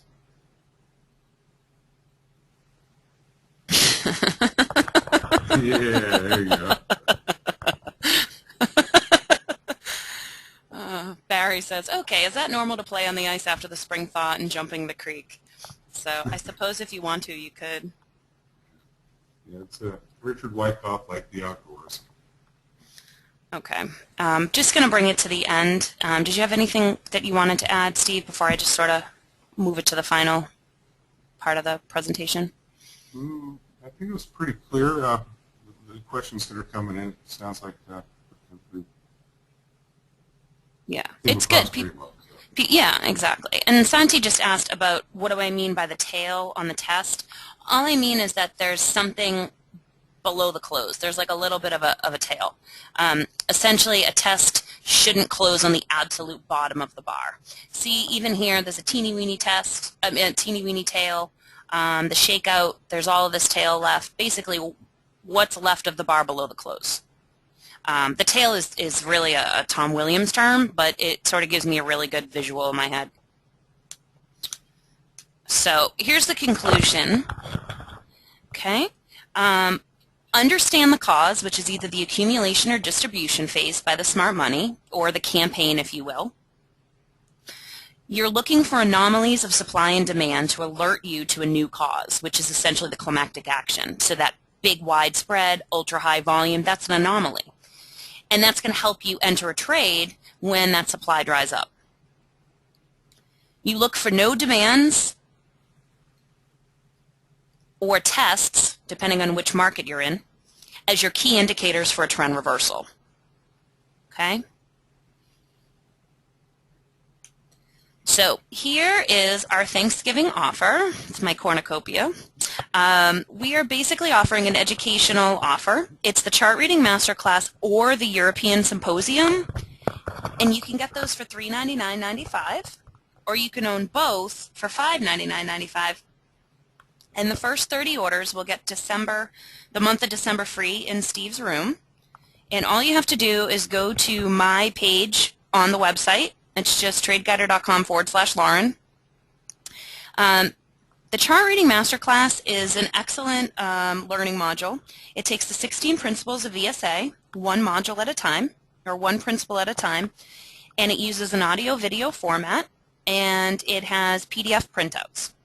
The European Symposium is basically a tape-recorded, 2-day ongoing discussion and analysis of VSA with Tom Williams, Sebastian Manby, Philip Friston, Gavin. There's a lot of people in that, and the analysis and the identification of signals and supply and demand are top-notch. It's excellent, excellent. I think, Steve, you said that's how you learned VSA, isn't it? Yeah. Yeah, learned all that. I've been a trade guider customer when Gavin was the vice president. So, yeah, I've been learning for a long time.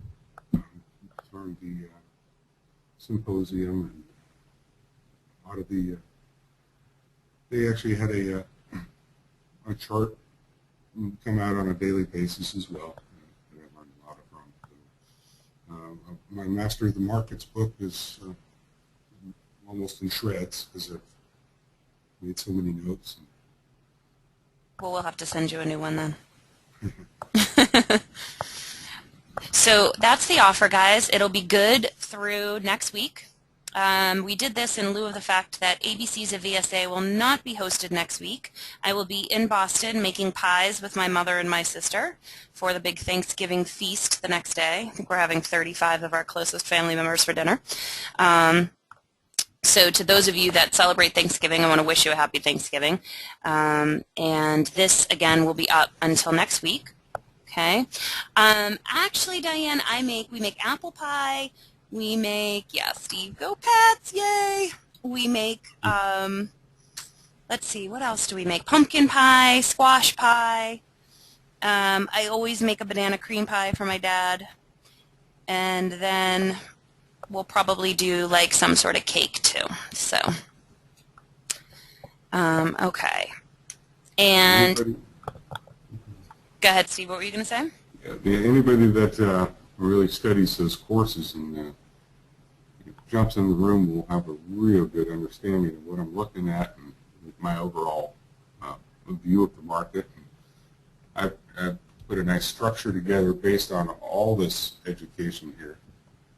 And I've got some really solid trade structures, setups that I have to patiently wait for them, but when I do, they work out pretty nicely. Well, I also like, too, from a beginner learning your room, I came in with the book and the chart reading masterclass. I just started the European Symposium bit by bit over the last couple of weeks, and being in your room and looking at those support and resistance levels has really helped me, too, so. I guess I'm your best testimonial. Yeah. A lot of good feedback there. Okay.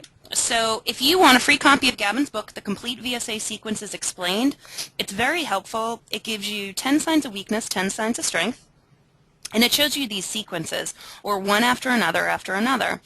And basically things like the upthrust, the no demand, the test, the shakeout, all of those things you will see, and I recommend printing it out. You're absolutely welcome to have it for free, as well as the slides from this presentation. I also have Steve's PDF on, he had emailed it to me ahead of time, so I can include that as well if you want it separate from the presentation.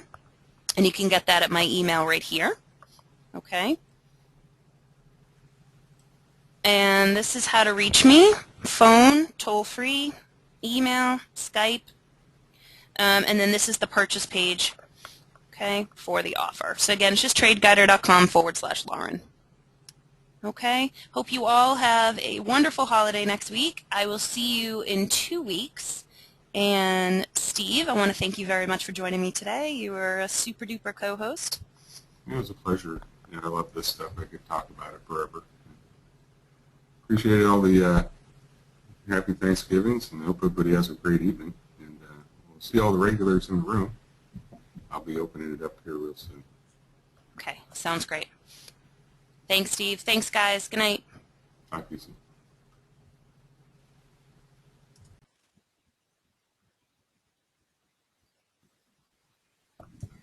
Hi everyone, welcome to the latest and greatest edition of the ABCs of VSA. My name is Lauren Snedeker and today is Wednesday, January 11th. Happy New Year to all of you. I know we had a couple weeks off from the ABCs and I hope all of you are a little fatter and a little more rested. I know I am. I ate very, very well when I was home in Boston, and then I spent New Year's in South Carolina, and it was really great to have bare feet on New Year's Day. 70 degrees. So before we start, just want to give you all a warm welcome and just wanted to see who was new. If you could type N for new, I'd love to see who is new to the program.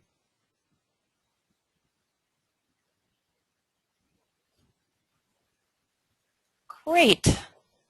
Welcome, Lois. Welcome, Bob. Hi, Matt. Hi, David. Hi, Alan. Good to see all you guys. The ABCs of VSA is a little bit different than some of the other webinars we do both in our private VSA club, and it's a little bit different than Gavin. I talk a little slower. The goal of the ABCs of VSA is to take small concepts, break it down, and give you a good concept or comprehension or understanding of what we're looking at. Oftentimes I don't fly through charts and move really quickly. I take each piece so that way people can take it or leave it and go back to it at a later time. The PowerPoint slides that go with this presentation are always available to you. You simply need to email me, lauren@tradeguider.com, or just check your chat box. I put that right in there for you. I find that the PowerPoint slides allow you to see and learn at the same time. One of the hard things about webinars is you're not in a classroom. Yes, it's great, technology is great, and here we are all over the world being able to teach each other wonderful new things. However, you might be home eating dinner right now and half paying attention, or someone's bothering you. You may not have the full attention. What the PowerPoint slides can do is to minimize some of that anxiety about missing something I might have said. Also, knowing that this is being recorded and knowing that you can also get these slides afterwards hopefully can allow you to relax a little bit. And if you miss a couple things or if you have a few questions, hopefully they'll get answered by the end, or you can always reach out to me. So that's kind of the format of the ABCs of VSA. What we're talking about today is using failed signals to confirm. Sounds a little bit strange, but we have signals for signs of strength, and we have signals for signs of weakness. And sometimes those signs of weakness can actually confirm strength, and sometimes failed signs of strength can actually confirm weakness. And I'm going to show you that.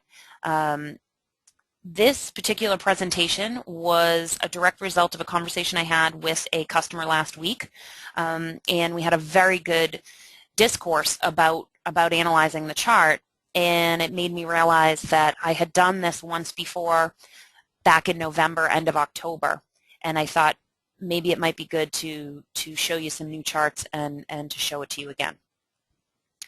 So we will begin. Okay, so today's objectives are to confirm the signals that you're reading, to determine if they're successful or not, and to evaluate the whole picture with the information you now have.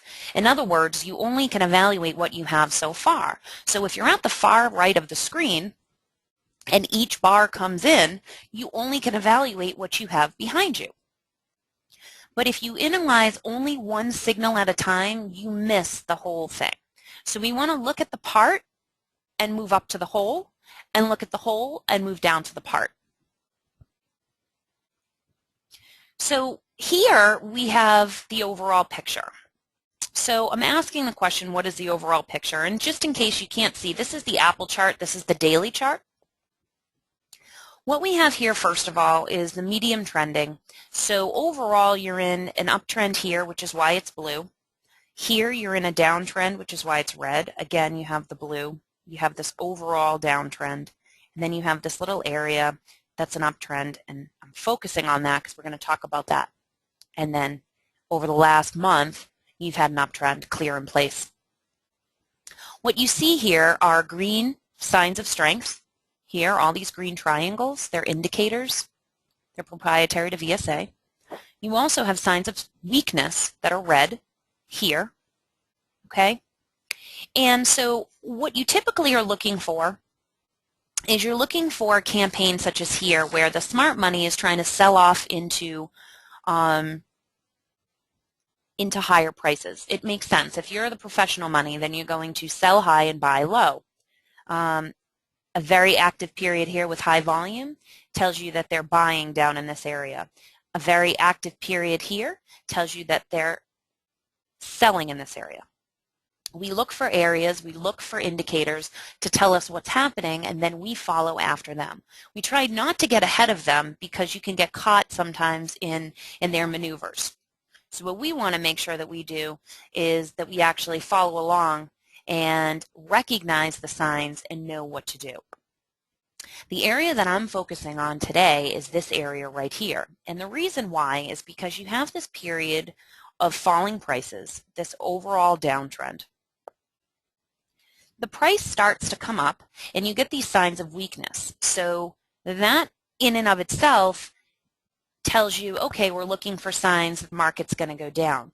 What I want to show you is that these signals are actually failures, and what they're really doing is confirming the overall strength of the market, and they end up proving that the market is going to continue to go up. So we're going to be focusing on here. What I always like to start with, though, is the basics. So we're going to start with this area and analyze this bit by bit. Then we're going to focus on this to try and show you why it's failed, to then help you understand why you could predict that the price would go up. Okay. If you can't see my screen, you need to check your own settings.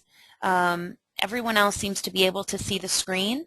So a couple of you that are saying that you're not able to, you just want to make sure that your settings are correct. So just check your audio and your visual. Worst case scenario, exit and come back in, or refresh your screen and you might be okay. Okay. So again, we're going to start with this analysis here and show you how this is the accumulation phase. And then I'm going to show you how this area is actually a failed weakness or a confirmed strength. Sounds counterintuitive, but I'll try and show you bit by bit that it's not. Okay, again, this is the Apple stock. For those of you that might have missed that, this is the daily.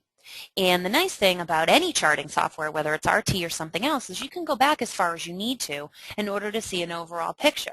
If you're not sure, just go back. That's what I do. That's what everyone does. Okay, so always feel comfortable. This is about 90 or 100 bars. Okay, so again, like I was saying, what we did is we're just focusing on this area right here, not to get nervous, and then we're going to analyze this area. Okay, so in this area here, I've marked sign of strength A, sign of strength B, sign of strength C, and then I marked the volume here on D and the volume here on E. The accumulation phase is a period of buying by the smart money. According to VSA methodology, according to Wyckoff, we have two phases. We have the distribution or selling phase, and we have the accumulation or buying phase. This is a period of buying by the smart money. It's marked by widespread down bars. Okay, here's a nice wide spread or range. It's a down bar, meaning that the close here has closed lower than the bar behind it. Ultra high volume bars, such as you see here. And you can tell it's ultra high volume two ways. If you click on it, it'll tell you. You also can see that it's much higher than its neighbors. And this little blue line is the average volume line, and it's much higher than the average volume. So you can see it both with your eyeballs, and you can let the computer tell you as well. Stopping volume, selling climax, or a shakeout are all indicators that can help you to alert you that you're at the start of an accumulation phase.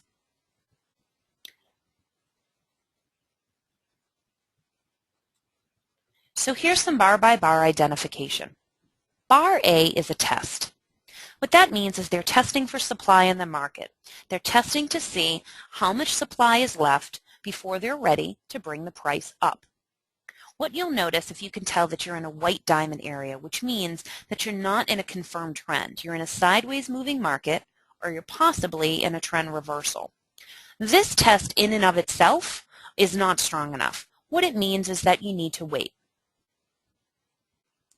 Bar B is potential stopping volume. What I mean by that is that when we click on it, it actually tells us that the name of the indicator is potential stopping volume. And I'm going to explain that in much greater detail, so please don't worry. And we're going to explain how that is exceptionally important and marks the start of this accumulation phase. Again, this is the name of the indicator. Bar B is a very wide spread. It's a down bar because it closes lower than the bar behind it. And we also have an ultra-high volume bar here on D. Bar C, the indicator here, is a test after a shakeout. Again, I'll explain that to you. In bar E, I marked it so you understand that it's high volume. Again, you can see with your eyeball that it's higher than some of its neighbors. It's right above that average line, and if we clicked on it on our computer, it would tell us that it's high volume. Okay? This again is just the bar by bar identification. I'm now going to go into detail about each one. So bar B is potential stopping volume. That's the name of the indicator that's proprietary to VSA or Trade Guider. Okay? Again, it's a widespread down bar, and if we weren't sure, we could tell by our eyeballs. We could also click on it, and it would tell us that it was widespread.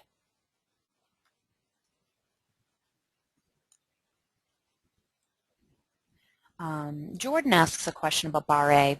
I explained just briefly that bar A is a test bar. It's here in the background for us.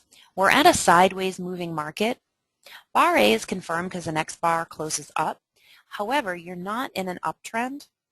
So this tells you that you're testing the supply in the market, but you're not yet ready to move the price up.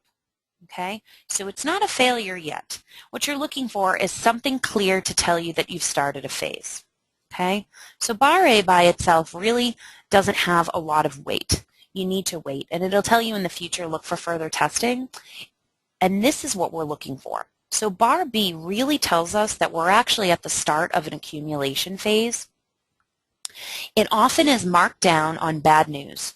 And I went and I checked on November 10th, 2011, and the bad news was rumors that the iPad was cutting production in Asia. People panicked. Another reason that I read in an article was that the Kindle Fire was coming out. It was going to also bring a lot more competition for the holiday season to the iPad. And what this means is that oftentimes with this high spread volume, that means as people start to panic, the smart money steps in and they'll start to buy this selling off. When it closes down near the low, it means that they have absorbed much of the supply. So the demand for lower prices has overcome the supply that's available in the market. And this is why you have a low close. You have a wide spread because there's a lot of buying and selling in this bar. But you have ultra high volume, which means the smart money has played a major role in that. The nice thing about the indicator when you click on it is the dialog box will help explain that for you as well. So the ultra high volume, again, the smart money is buying as the herd is selling, and it adds to the orders and thus the volume. So as each order comes in, as each selling order comes in over and over again, it contributes to this ultra high volume.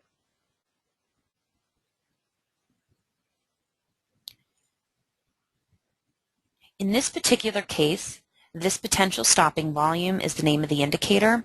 It's triggered by an algorithm depending on the spread or range of the bar, where it closes, its volume, and relative to the bars around it. Sometimes you can start the accumulation phase with something called potential stopping volume or selling climax. Climactic action is another one. You want to just read what the bar says. Sometimes a shakeout is also one. And you just want to read what the bar says and look at a period around you, and you can tell that it's a start of a downward trend.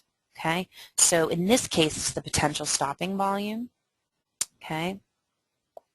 You cannot assume that the smart money is selling because the smart money is not panicking. The smart money is actually manipulating the panic in the news that the iPad is failing. That's precisely what VSA is based on. It's based on the fact that the market is manipulated.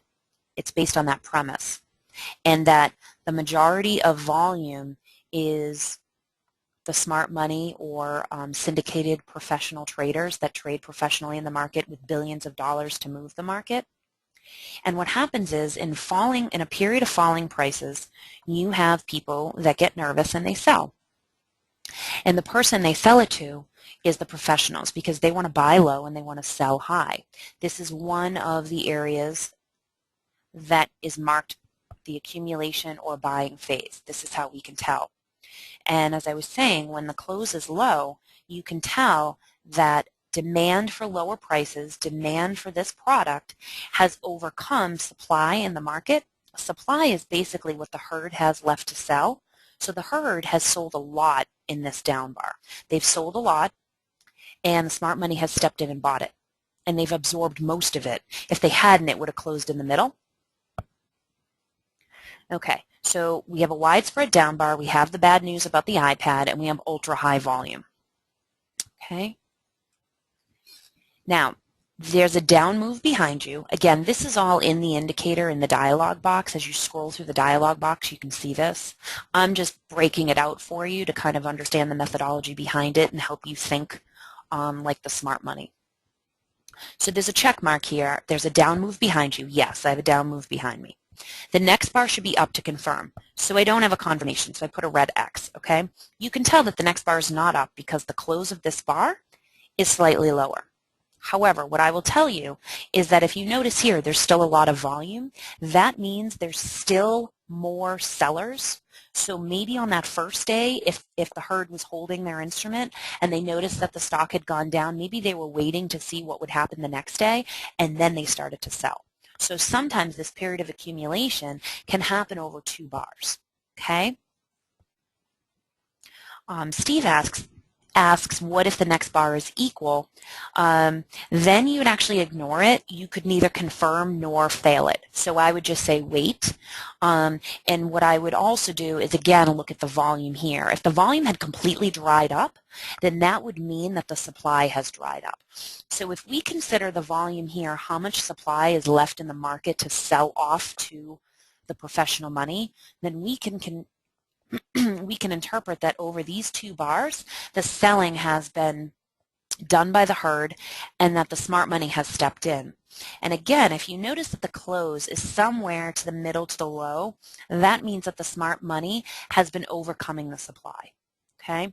But again, because the next bar after this one was down, even though it was slight, it was not up to confirm, it means that the market is not going to rally until the supply has dried up. So it's a little bit of a waiting period. We also know that the start of an accumulation phase takes time. They're not going to buy it all at the moment and then shoot it back up. So we're going to look for a test back into this area on lower volume. Now, one of the things that RT has, TradeGuider has, and it has in both its standalone platform and in its plugins, it has this pinky purple color bar. And that represents volume lower than the previous 2. And that's important for you to notice, okay? And that's what you look for when you're trying to figure out when a phase has ended and when a trend is about to change, or when the smart money, in this case, has absorbed all the supply and is ready to move the market back up. Okay, so again, the potential stopping volume is here in this bar. It's the start of the accumulation phase because we have a very widespread bar, an ultra high volume. We have a low close, which means that the smart money has overcome supply. So the demand for these falling prices is done by the smart money. Because the next bar is not up to confirm, that means we're still in a waiting period. There could be still a little bit more movement, and we need to wait. One of the hardest things about traders is that they're impatient. They like instant gratification. And now that computers and technology with trading has increased exponentially, it becomes even harder to wait. How many of you would agree that it's hard to wait? Type yes if sometimes you really want to just trade what you want to see versus what's really there. And we all do it because we're waiting and waiting and waiting.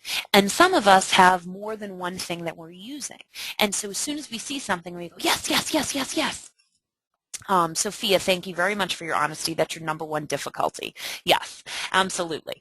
And Scott says, yes, the setups take a long time, and I would agree with you. And if you look at this, this is a daily chart. So what we're actually showing you is we're now 2 months ago. right? So this was November 10th that we're looking at the moment, even back here on November 4th. So keep that in mind. We're now at January 11th, right? So, okay, so we're going to move on to bar C, and we're going to try and put it all together. And thanks everyone for your honesty. I appreciate that because we're all kind of in that same boat. Okay, bar C is called test after a shakeout. Okay, and the check marks mean this is what we have. Yes, we have a down bar. Again, a down bar means that this close is lower than the close of the bar behind it. If you notice, there's a teeny bit of a gap here. Okay, we have strength in the background. What we mean by background in VSA, a lot of people ask this, is what's to the left? What's behind you? Okay? So what you want to do is take a look at the indicator and scroll through the whole thing. Okay? So I went back to October 4th, and that was where we saw a shakeout. I then looked at the news, and I discovered that on October 4th, 2011, iPhone failed to release its version 5. What they did is they did a bait and switch like the mattress companies do, and they tell you that you can buy a mattress and a box spring for 50% off, and then you walk in and you realize that it's not actually a beauty rest or a Sealy. It's actually kind of their crappy one that they got off the back market. So this is what a lot of people felt that iPhone did. They kept promising the iPhone 5, and what they did is they came out with the iPhone 4S, like, hey, here's the iPhone 4, and it's great. Well, really, all they meant was it's the iPhone 4, and now it's available on Sprint. And so people really felt that that was kind of a bait and switch. And so that was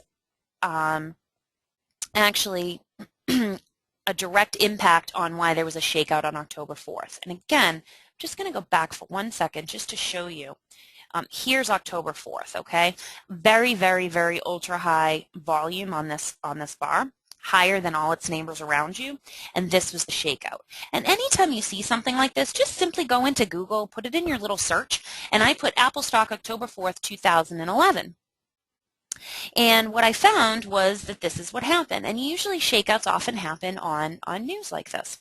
So when we go back to bar C, let me just go back there so we're back here again. When we go back to bar C, the test after a shakeout refers to that shakeout all the way back there. You also know that you're now in a clear downtrend in place. You've also had this potential stopping volume here, which means that the smart money is starting to buy these falling prices. And what they're trying to do is they're trying to basically buy as much as they can at this lower price before they're ready to move up. So we're looking for tests for supply in the market. Okay? What you'll notice here, bar E, and the reason why I marked it, is that there's quite a lot of volume there. So what you can infer by that, and what you could read in the dialog box when you scroll through, is that there's going to be a little bit more period before you're ready to go up because there's still a lot of volume, meaning that there's still a lot of supply left. Apple is a very strong stock, and a lot of people aren't simply going to panic over one thing that happens, and so they're going to wait. Not everyone falls into this trap, especially with a strong market like Apple, a strong product like Apple. So when we read this, we see, okay, yeah, I have a down bar. I have strength in the background, meaning to my left, bar B, strength in the background. I'm retesting the shakeout on October 4th, right? And like I said, the bad news was that there was no iPhone 5. Now the next bar should be up, which I put a check mark because that's true. The next bar is up, and we expect higher prices. And so now we've kind of confirmed that we're in an accumulation phase.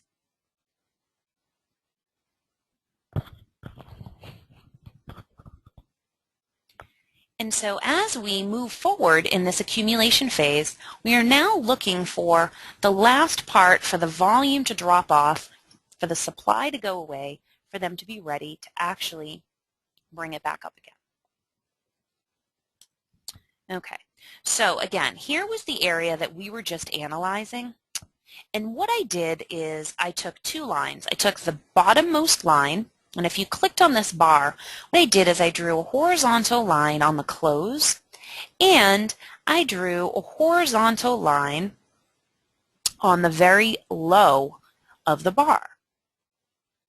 okay? So this is the accumulation phase, or what we call the Wyckoff Creek. This whole area between the top of this and the bottom of this whole area is the creek. And this is an area where you expect it to sort of go up and down and grind, and what you're looking for is confirmation that the volume has gone away. Again, pink means that the volume is lower than the previous two. And you're looking for it to then go back again. And Kim is right, jump across the creek, which is why we're going to show you in a minute what happens.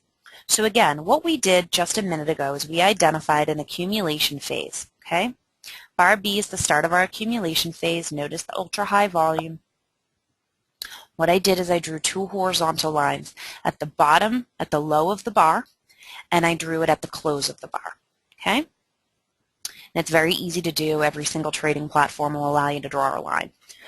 So again, we were just talking about bar C. The next bar closed up, okay? But notice the volume. It's a little too high. I would expect it to be retested. And what do you know? It goes up, it goes down, and it goes down again. Now this is very curious. Much lower volume than what we've seen over the last 10 bars. Also, it tries to go up, it closes on the low, and it closes lower than this, all right? What I'm looking for now is for it to go back into this area and test it one more time for the volume to go away. I'm looking for one more test to prove that I'm on my way up. A test in a rising market, a no supply in a rising market are both very good. Okay? So here we have this period right here. And what you notice is you have 1, 2, and then signs of weakness, and then you have a sign of strength, and then you have another sign of weakness, another sign of weakness. And then notice it comes down, and you have one more sign of weakness, and then it goes straight up. So what we're going to show you in a second is that these signs have actually failed. And what we're doing is we're actually confirming the strength, meaning we're confirming what we've seen here, that the price is going to ultimately move up. It's always a question of when, which is what we're trying to analyze. Okay? So bar A and bar C, just so you know, bar A and bar C are up thrust, and bar B and bar D are no demands. Okay, and I just put a 1 since it's a green. I figured not to let you get confused. Bar 1 is a no supply. Again, what I'm going to do is show you each bar, explain them, and then explain why it's failed and how these weaknesses actually confirm strength. This is sort of the subtlety or nuance that you need to look at because you need to confirm the signal or determine if it's failed. Now, bar A, again, is an upthrust. A true upthrust has weakness in the background. Okay, we don't have weakness in the background. We have that period of accumulation, which is strength in the background. Again, with strength in the background, it is likely to be tested or it is a false upthrust. That's exactly what it says in the dialog box as you scroll down. So this is what I'm looking at. Even if I was just here, even if I don't have anything else, if you're on the far right side of the screen, this appears. Okay? Okay, bar B, it's a no demand, and it fails. It says in the dialog box we need to study the background carefully. With strength in the background, which we have, the indicator alone carries less significance. This is true. Literally, as you're reading, strength is in the background. Okay, so this is a weaker signal. The next bar should be up to confirm, but the problem is the next bar is down. In an uptrend, it may lead to a pause or a small decline back down to support at best. So essentially what we have is one sign of strength, one sign of weakness in bar A, except we have strength in the background. Then we have a no demand, but it fails. And it's telling us that if we're in an uptrend, which our medium-term trending is telling us we are, then it may lead to a pause or a small decline back down to support at best. And what do you know? If we use bar B as our support, that's exactly what it's going to do. It's going to go back down to the support area and then go up again. So let's continue. Bar 1. I had to write this a little small. I apologize. I'll read it to you. There was a lot to explain. Bar 1 is basically confirming the failure of bar A. Okay, this is what it says in the upthrust. Be cautious following upthrust if you see a down bar, which this is a down bar, meaning it closed lower than this one, with a narrow spread, which it's narrow, and if you weren't sure, if you clicked on it, it would tell you. And it's a narrow spread with volume lower than the previous two bars. And we know that because of the pink. Pink shows that it's lower than the previous two bars. Now notice the volume's lower here and the volume's lower here. Okay, this signal works best with strength in the background and a minor sign of weakness in an uptrend. Well, we have strength in the background because we have that period of accumulation, which we've confirmed. And we have a minor sign of weakness, yes. And we're in an uptrend, yes. So we've now confirmed one more sign of strength. You guys with me? Type yes if you understand what I mean. Despite the fact that we've seen these two signs of weakness, we've actually confirmed our sign of strength. Okay, great. Now, here's, you have to keep reading, okay? And this is not intentionally to confuse you. The no supply bar fails because the next bar is down. Okay, does everyone see that? What that means is it's just not ready to go up yet. So we need to watch for lower volume and confirmation. Again, we're looking for lower volume and confirmation. But what this also is doing is negating any momentum that this weakness might have had. And if I was on the far right of the chart and I saw this and then the very next bar closed low, I'd say, okay, then I need to wait. Bar C is an upthrust. It's a false upthrust again. We have bar 1 to confirm the strength, which negates bar A. We have a serious strength, serious accumulation phase, and a downtrend behind us. We have a serious signs of strength in the background as well. Notice too, it doesn't break the high of bar B. Okay, a real upthrust is actually into higher ground, and this really doesn't. This kind of stays, yes, it's higher than this one, but it barely breaks that, and it doesn't break that. So it's really not a good upthrust. It's, again, a false upthrust. And again, if you're a little confused, all you have to do is read the dialog box, and it'll walk you through it. Okay, so those are the three reasons why bar C is also a false upthrust and really doesn't confirm any weakness. Knowing that you also have a serious accumulation phase behind you. And once you've drawn this, you kind of know that you're in the creek. It's kind of staying in that area, or jumping the creek, as they say, and you're basically waiting for it to kind of come down, which is where we're going to see it right here in these lower volume bars before it takes off again, okay? So bar D and now bar E, okay. The next bar should be down. Bar D is no demand. The next bar is down. Yep, next bar is down, so I put a check mark. That's correct. The problem is, though, that we're in an uptrend, not a downtrend. The no demand in a works best in a downtrend. So that is not confirmed. What also is not confirmed is the fact that we have strength behind us. So that also makes us a weaker sign. Okay? Now when bar E comes along, we've now jumped the creek, gone back down into this area where the accumulation phase started. You shouldn't be surprised that the close is right there and the top is right there. This isn't magic. Bar E is a no demand. We're back into the creek. Look at the volume, much lower than any of its neighbors. The next bar is up, which means that it fails. The trending diamonds turn green, and the volume decreases again. Okay, so once again, we have lower volume here on bar E. The next bar is up, meaning that this fails. We've now started to turn green. We've gone from red to blue. We've gone back up over the creek on lower volume. And here is where you could go in if you wanted to wait. Again, here's the no demand, and again the next bar is up, so again this fails, and again it's lower volume, even lower than here, which means the supply has actually gone away.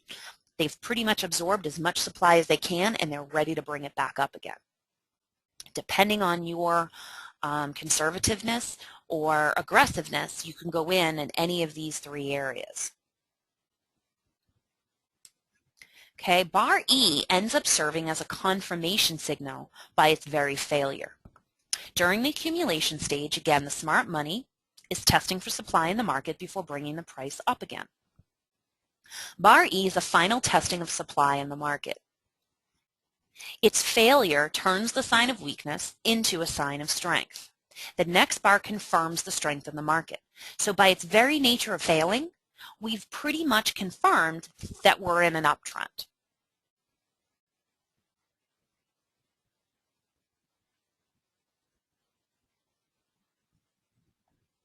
What do you look for at the start of any phase, whether it's an uptrend, an accumulation, or a distribution phase? We look for an ultra-high volume or a skyscraper. Then what we're looking for to show that the period has ended is we're looking for lower volume.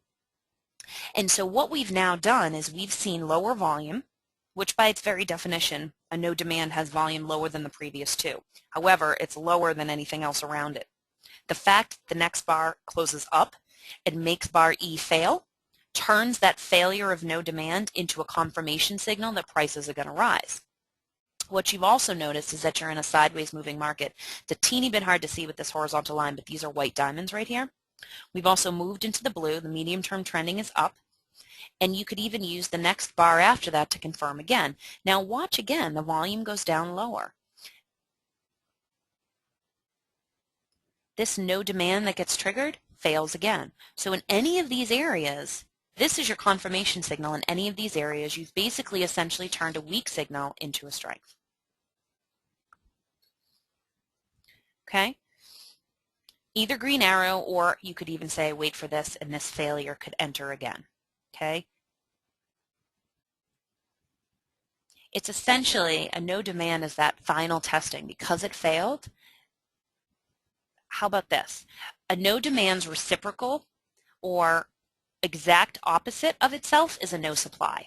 So if you were to turn this around and you saw a no supply here, you'd have a no supply in a rising market or a test in a rising market, and it would have been confirmed. Instead, what I'm saying is that you have a sign of weakness that fails, oops, and is basically saying the same thing.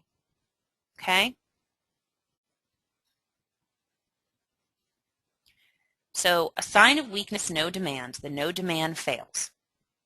You have to remember that the algorithm is triggered by its relation to the volume, to the spread, to the close, and to the bars around it. Okay? And this is the part that I'm saying, is that by its very nature of failing, it's basically turned itself into a confirming strength. Okay? What it's also telling you is that there's no more supply left in the market. They tried one more time, they brought it down again, and you can also tell by all this effort here to bring it down, this should also indicate here, this is a great, let's use this bar too. This is a great indicator. See how much volume is here? That's a lot of effort by the smart money to bring that price up, and it closes on the low. Then we end up moving into this area, and we have a no demand. Well, at first you'd say, okay, this is a no demand for higher prices, but by its very nature, when it fails, and now we've turned green and our medium-term trending is up, we basically have confirmed our strength. I know that sounds confusing, but that's what I'm saying, that you need to take the nuance and the subtlety, read the fact that it's failed as a confirmation. I'm going to show you the opposite as well, show you how failed tests equal a no demand in the downturn. If I had to give you 4 signs to learn, it would be the no demand. Yeah, Kim, thank you. A double negative is a positive, exactly. So a no demand, a no supply, an upthrust, and a shakeout would be the 4 that I would say to study first.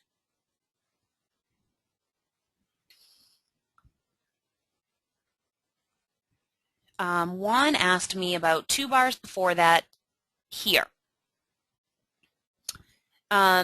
The only problem with that bar 1 is that normally tests like no supply, notice how this is a no supply. See how it has a little tail? It has a teeny bit. The problem with this bar is that it closes almost on the dead low. Tests don't typically close on the dead low. They close towards the middle. They always have a little bit of a tail on the bottom. I can't say for certain exactly with the algorithm why certain things don't trigger, but I can tell you that that's part of the reason why. However, when you see volume lower than the previous 2, and it's back down below this, it slices down through here, and then the next bar is up to confirm, yeah, you could call that basically an unmarked no demand, or no supply, I'm sorry. Jane, sure, so no supply, no demand, they're exact opposites of each other, an upthrust and a shakeout. Those are your reciprocals. And you will see them play off of each other all the time. They also play off of bad news and good news, and then the no demand and the no supply are indicators for entry and exit points for you. Both the no supply and the no demand are confirmation signals for you. And their failure, like we're showing you, is also a confirmation of the opposite. So, all right, this was the euro dollar today, the 15-minute. Just so you know, the reason why it looks a little different, this is our MT4 platform. This is our plugin for our MT4 platform. Just to give you a quick overview here. Again, the medium-term trending, you're in a downtrend, the bars are red. If you're in an uptrend, overall medium-term uptrend, you're in blue. It cuts down on the noise, so each up bar is blue and down bar is red. You eliminate all that. So your medium-term, you have blue as an uptrend, red as your downtrend. You also have your diamonds as your short-term trending up, your red diamonds as your short-term trending down, and this gray color is a sideways moving market, potential reversal moving market. You have your indicators as your signs of weakness and your signs of strength. You have your volume here, and you have this blue line which is showing your average volume, your histogram. Okay, so that's overall what you get. This turquoise and this blue are your volatility stops.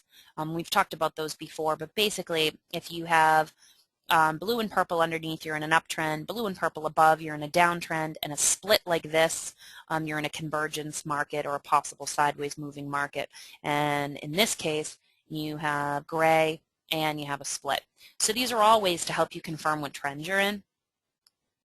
And again, you know, all webinars are recorded, and anytime you want the PowerPoint slides, just ask, no problem at all. So here we have in this phase right here, and this was the beginning of the market this morning, okay, we have a distribution or selling phase. It's marked by high volume, and when we click on both of these, we get supply coming in, showing that basically the smart money has stepped in to buy people who are willing to sell, okay? So the supply always represents the herd, what they're willing to do in a market. In this case, they're willing to sell in a rising market. And you can tell by the time of day that it continues. All right. We're also, three things have confirmed we're in an uptrend. We have blue bars, we have green diamonds, and we have the double volatility confirming we're in an uptrend. This whole thing is our distribution selling phase. Okay. What we have here is C and D, and what we end up having is basically failed tests which confirm the weakness. In other words, C and D together could be called no demand in a downtrend, and I'm going to show you that bit by bit. What I like to do is kind of, again, start with the whole, get down to the part, and go back to the whole again. So I'm telling you overall what we're looking at, and then we'll examine it little by little, and then we'll go back up again, okay? So bar A and bar B is supply coming in. That's the name of the indicator. And when you scroll down, you'll see the explanation in the dialog box.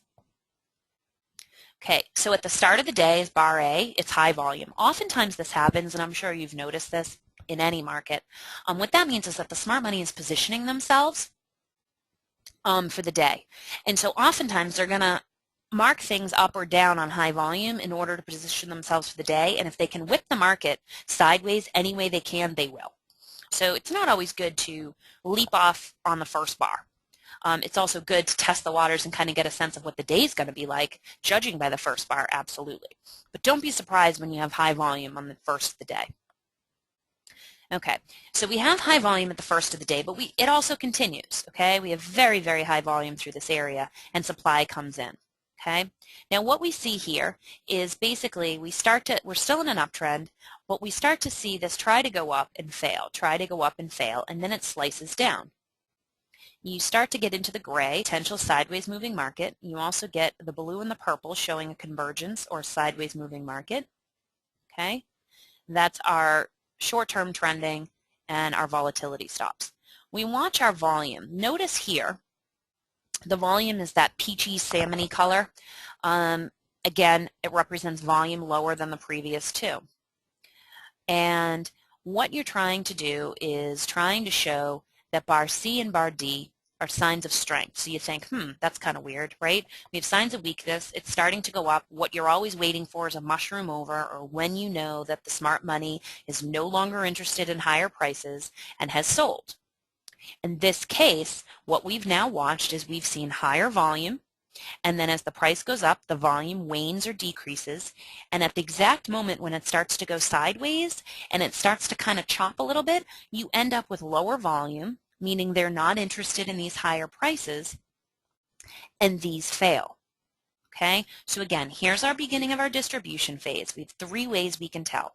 We have ultra high volume, widespread up bars, we're in an uptrend, we're in a green uptrend, and we have both our volatility stops showing we're in an uptrend. So 3 ways we can tell. Then we look for volume to decrease as the prices rise. Usually you look for a no demand in a downtrend and the volume to go away. What we're actually seeing is failed tests here, which equal no demand. Failed strength in this case confirms the weakness. Okay? So did we meet our objectives? Well, can you determine if an indicator is a success or a failure? How many of you feel comfortable determining when you read the dialog box if the next bar closes, if you've confirmed it or failed it? Type yes if you think you feel pretty comfortable if you can determine if an indicator is a success or a failure.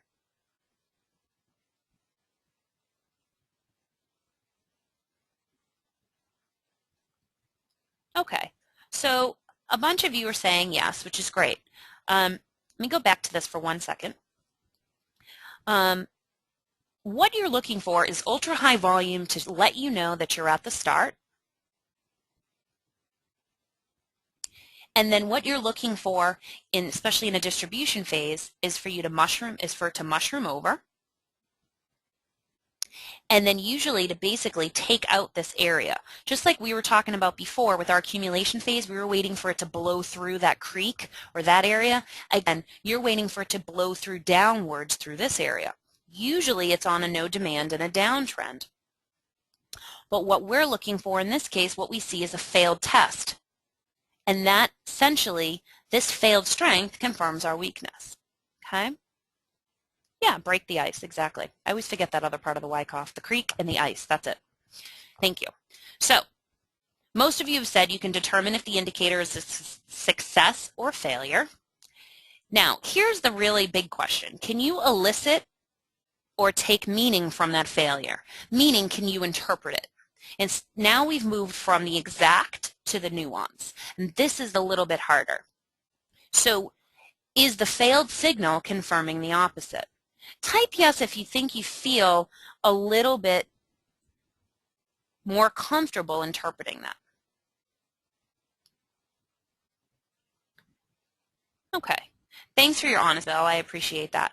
So here's the thing. Again, where most of this comes from is simply reading the dialog box, which sounds absolutely laughable, right? But truly, truly, truly, if you read the dialog box, what it's saying is, here's the definition of the signal that you see. And then what you're also saying is that when you read it, it says if the volume is this, then it means this. If the volume is this, then it means that. The algorithm triggers certain if-then statements. That's how all algorithms are set up. But nothing takes the place of a human interpreting it, okay? And so some of you may not believe me that the sign of weakness failing confirms the strength, but in this case, when you have a failed test, it equals a no demand and a downtrend. It's the same thing. And you can tell right here with your eyes that you have this period of high prices. You have this ultra high volume, meaning the volume means that the smart money has stepped in. And then what you're really looking for overall, concept-wise, did we mushroom over, did the volume go away, and did we break the ice or slice through? That's essentially what the whole concept is. Gavin's book, The Complete VSA Sequences Explained, his 10 signs of weakness, 9 out of the 10 have no demand as a confirming signal, on the other end as a trade setup. What this is right here is essentially a no demand and a downtrend. Oftentimes you'll see an upthrust up here. Another thing for an upthrust would be a failed test. Those are some of the nuances that you start to get used to seeing. And I know it sounds sometimes a little counterintuitive, and always open for dialogue and discussion with this. I think that it can help increase comprehension for each other as well. So if you want a copy of the PowerPoint slides, please feel free to email me. This will also be on YouTube by tomorrow, and for those of you that are in our VSA club, we now have all the videos, or almost all the videos, and almost all the PowerPoint slides in a separate area under the ABCs of VSA. A lot of people had indicated, David, thank you, a lot of people had also said something about candlesticks. Personally, I'm not that comfortable with candlesticks. I'm not saying anything bad about them, I just don't know them very well. But I know that VSA is based on bar graphs. I think that's just the way Tom learned. It's just the way he had basically learned. So I know sometimes when people move from candlesticks to bars, it can sometimes be a little bit more difficult. So this is how you can tell. You should be able to determine if a signal has failed. In other words, when we saw the no demand, it says right in it the next bar should be up to confirm. If it doesn't, then it's failed. Ignore the overwhelming urge to see a red signal as sell and a green signal as buy. Again, remember our little desire to hurry up, hurry up, hurry up. We need to be a little bit more patient. Look at the overall story, picture, sense of the chart, and check multiple time frames to confirm. It's not always as clear. Okay, go to my page, tradeguider.com/Lauren. If you're new, you can enter your email. You can download the first 4 chapters of Gavin's book. You can always call me direct. You can email me. You can Skype me. And then if anyone's interested in getting Gavin's second book called The Complete VSA Sequences Explained, you're absolutely welcome. You just go to this website. It's volumespreadanalysis.com/library. And I'm just going to leave this on for another second so you have a chance to write it down as well. And I want to thank all of you for the great discourse. Again, sometimes I can't always answer people's questions, but hopefully by the end of the presentation, many of your questions were answered. And as always, thank you for your interest and your participation. And I hope all of you have a wonderful, wonderful day.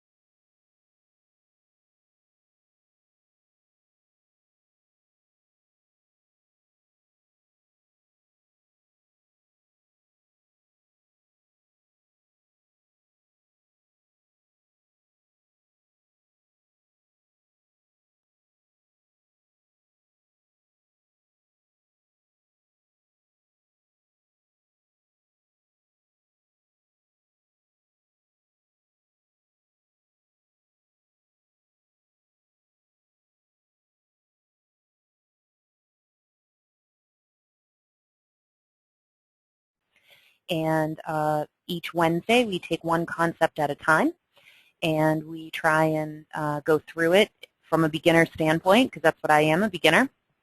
I also like to break it down into smaller components so that people can understand in a more step-by-step way of how to approach the market from a VSA or trade guider methodology and approach. So it's great to see everyone today. I'm glad you're here. I know we had a few webinars today. Hopefully they were all helpful to you. I happened to listen to Philip's earlier, and it was really excellent. For those of you that missed it, it will be available in the VSA Club by tomorrow.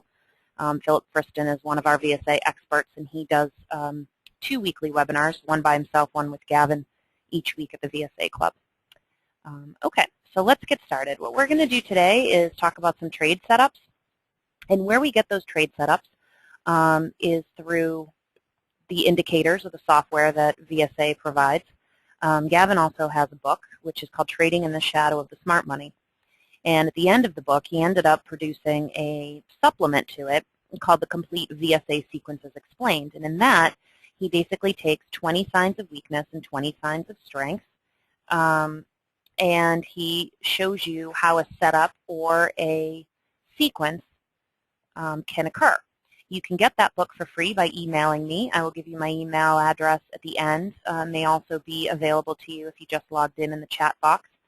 And I'm going to show you a little bit of how to use it. At the end of the webinar, Gavin's going to come on and he's going to show you a trade that he took this morning on the CME group, the British pound. He's going to show you the trade setup and what he saw and how he traded it. So stay tuned. We're going to have a great webinar today. So get your pens and paper handy, and we'll start. All right, here's our objectives for the day. First, we want to give you ways to search for trade setups, or sequences as we call them. We also want you to get to read beyond the individual bars, not just looking at one bar, but bars in a sequence and the overall picture that you're seeing. You want to understand the whole picture. You don't want to just look at what you think you see or what you want to see. We'll talk about that in a minute too, as emotions get the better of you sometimes. And you want to be aware or be cautious of the news.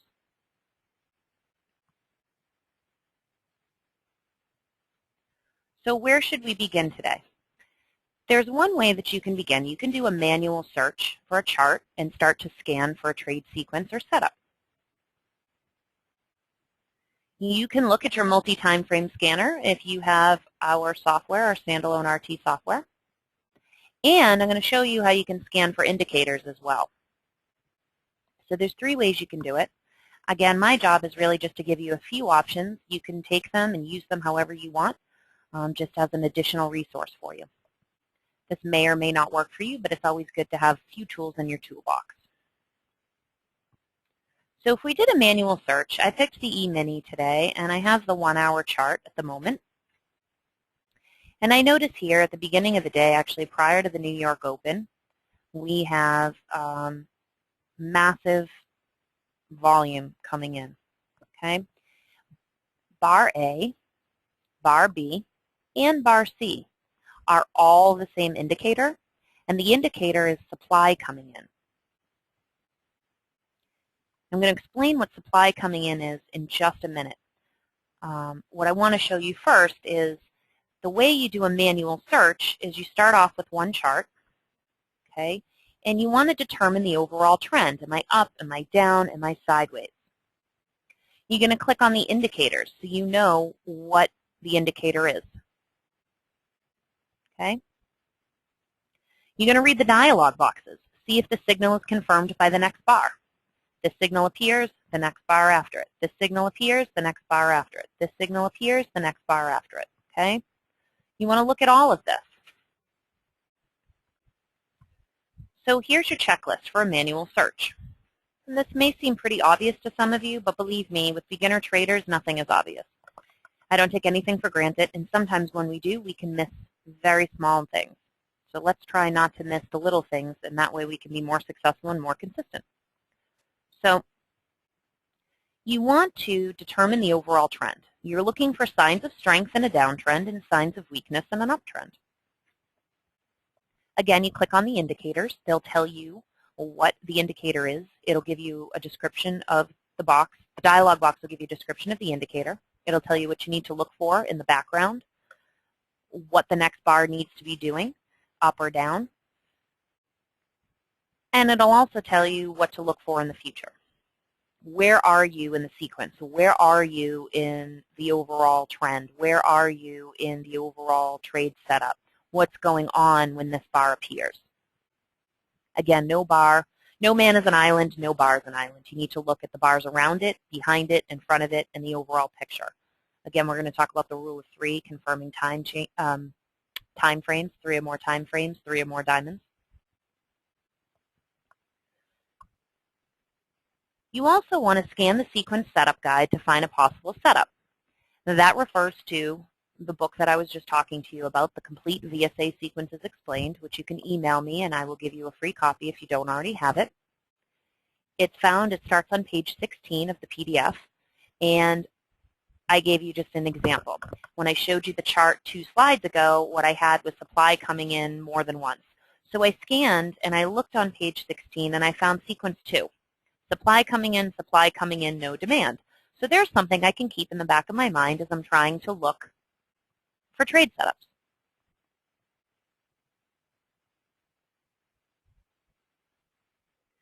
Just to repeat, a couple of people had a couple questions. What I'm referring to is Gavin's ebook, electronic book called The Complete VSA Sequences Explained. It's absolutely free. You just need to email me and I will give it to you. I'm just explaining to everyone how I use that pamphlet or how I use that supplement. Page 16 of the PDF is where the sequence starts. It's just a chart. It lists 10 signs of weakness and 10 signs of strength. And on page 16 is where I found this sequence 2. Supply coming in, no demand. Now at this point, when I'm at the chart, what I've seen is supply coming in, supply coming in, supply coming in. And basically, I am looking for to see if maybe this sequence might actually help. I'm not sure because I can't predict the future, but that's what I'm trying to keep my eye on, and that's what I'm looking for. A couple people have asked for my email. I did put it in already, so it should be in your chat box because I sent it out to the entire audience. I'll give it to you one more time. It's also at the end of the presentation as well. It's just my first name and my last initial at tradeguider.com. And again, you're welcome to have it for free. And again, it's called The Complete VSA Sequences Explained. It's a supplement to the main book that we wrote, that Gavin wrote and released in May. Okay? And Jacopo asks an excellent question. Thank you so much. I was just about to explain that as well, and you set me up perfectly, so thank you. Jacopo asks, Lauren, when you look at a sequence, do the signal numbers have to match exactly? And the answer is no.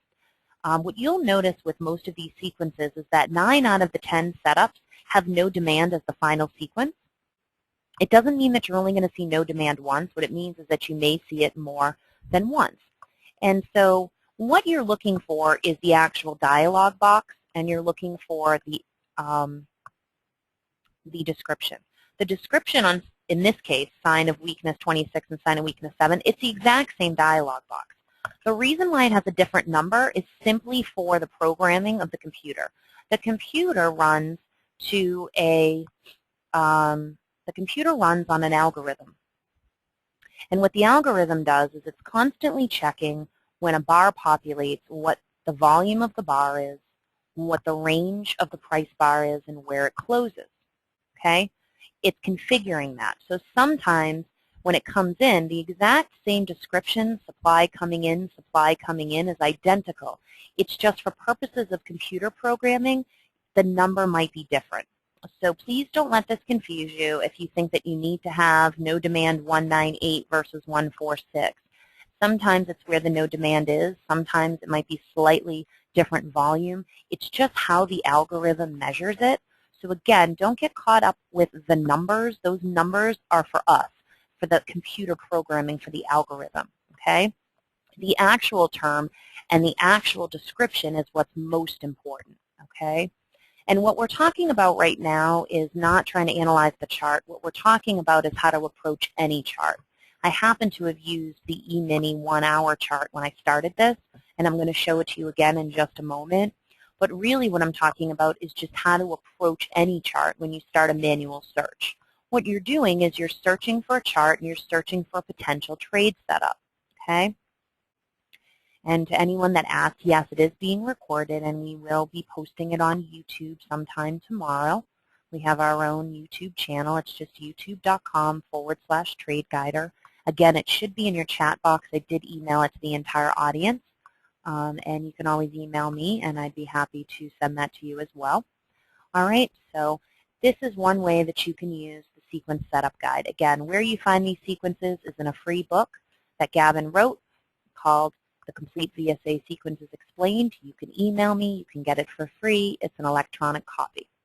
One thing I want to caution you about When he wrote that supplement, he was giving you an overall guideline. Again, you have to allow a little bit of the nuance. It's not going to be exact, exact, exact. What you're looking for is what this overall picture is telling you. And in this sequence, supply coming in is telling you that you're at the start of a distribution phase, you're at the start of a climactic action. And ultimately what you're looking for, and we've talked about this before, is for it to come basically mushroom up and come back down. All right? Jane, we're not ready to see the chart. We're not analyzing anything. We're actually just trying to explain it as a theory first. I'm going to explain it bit by bit when we get there. Okay? So what this is basically telling you is supplies coming in, and we're looking for no demand. Again, what you'll notice on most of these sequence charts on page 16 through 19 in the book is no demand is usually the last part of the sequence. I think 9 out of the 10, it's the last part of the sequence. And what that's telling you is there's finally no demand at the end of the road. We just need to be patient and look for that. Okay, so again, this is just the beginning to try and understand the theory, and then in a minute we're going to put that into practice. Okay, so one of the things that you want to do once you've done your manual search is you want to see if smaller time frames have the same signals. So we found on the 1-hour chart that we had supply coming in 3 times. Now I'm in the 30-minute chart at the same time frame, and I see A, B, C, D, and E are actually all the same thing. They're actually all supply coming in. Now that should give you a moment to pause. That should make you go, all right, I have it in my 1-hour chart, and I now have it in my 30-minute chart. Let's say you started on your 30-minute chart, Lauren. Okay, no problem. I just click on these indicators. I get my dialog boxes, and I have supply coming in, supply coming in, supply coming in, supply coming in. Now, if I go back to sequence 2, that's something that I might be on the lookout for. Okay, you might be on the lookout for no demand. I'm looking to see that further down the road to possibly give me a confirmation. But we're not sure yet. This is all we see right now. This is all we can judge right now. Okay? So now here's the rule of 3. We have 3 time frames. We have a 1-hour, which is what I just showed you. This is no supply coming in, supply coming in, supply coming in. Here's our 30-minute, supply coming in, supply coming in, supply coming in, supply coming in, supply coming in. I guess I could say that 8 times fast. And then in our 15-minute time frame. So what we have is we have 3 or more green diamonds confirming an uptrend in 3 or more time frames. So I have an uptrend here, an uptrend here, and an uptrend here. This means that the overall trend is up. If you can just hit yes, so I understand you know what I mean by the rule of 3. Again, 3 or more diamonds in the same color confirms one trend. And then when you have it in 3 or more time frames, you're in an overall trend. So there's the trend and there's the overall trend. Great. Okay. I want to make sure everyone is on the same page as me. That way we're good. Okay, great. So another way you can scan for trade setups is you can create a watch list. Now, it's watch list right here. I have one that I call an E-mini watch list. Darshak asked me, is there a reason you picked those time frames as opposed to the 1 minute, 5 minute, and 4 hour? Yes. Actually, one of the reasons why I always start with the 1 hour is because it gives me a very good picture of what happened at the end of the day yesterday and what happened today. Also what happened in the European market versus what happened this morning in the American market. And then 1 hour, I half it. So it's my 30-minute, what's going on, and then I half it again, which is 15-minute. There's no absolute reason why you do that, but when you have a 1 hour and a 30-minute, it gives you a much stronger signal and a much stronger overall picture. And when you have smaller time frames to confirm it, then you know that you're reading the right thing.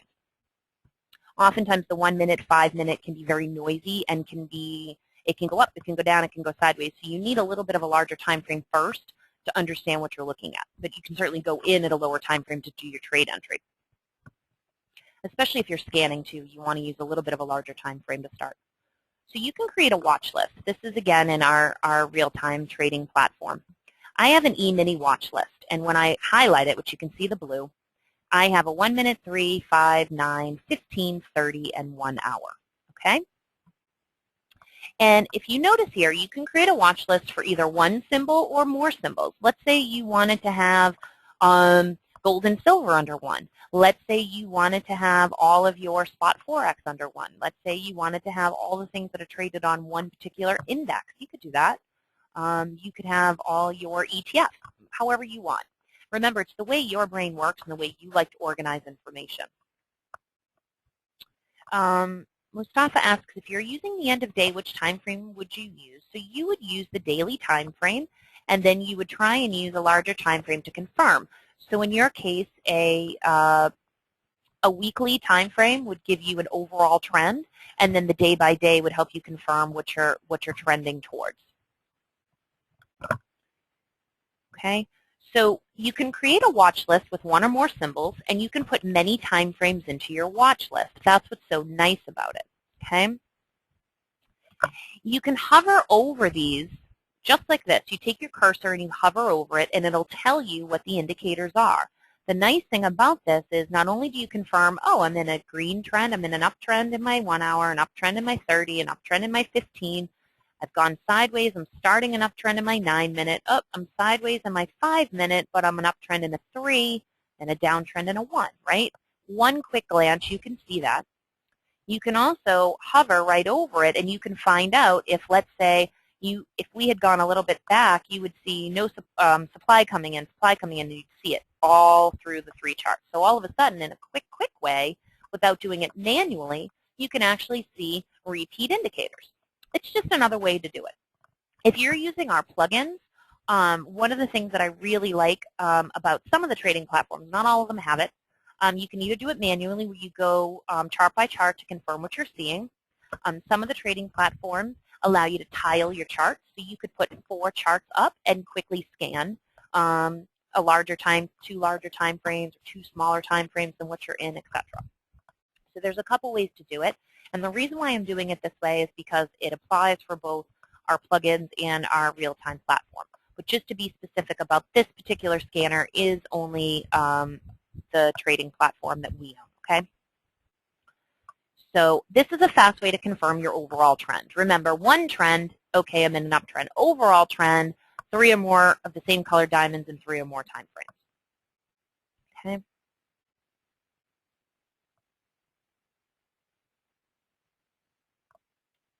All right, here's something else which you may or may not have seen. This is an indicator scan, okay?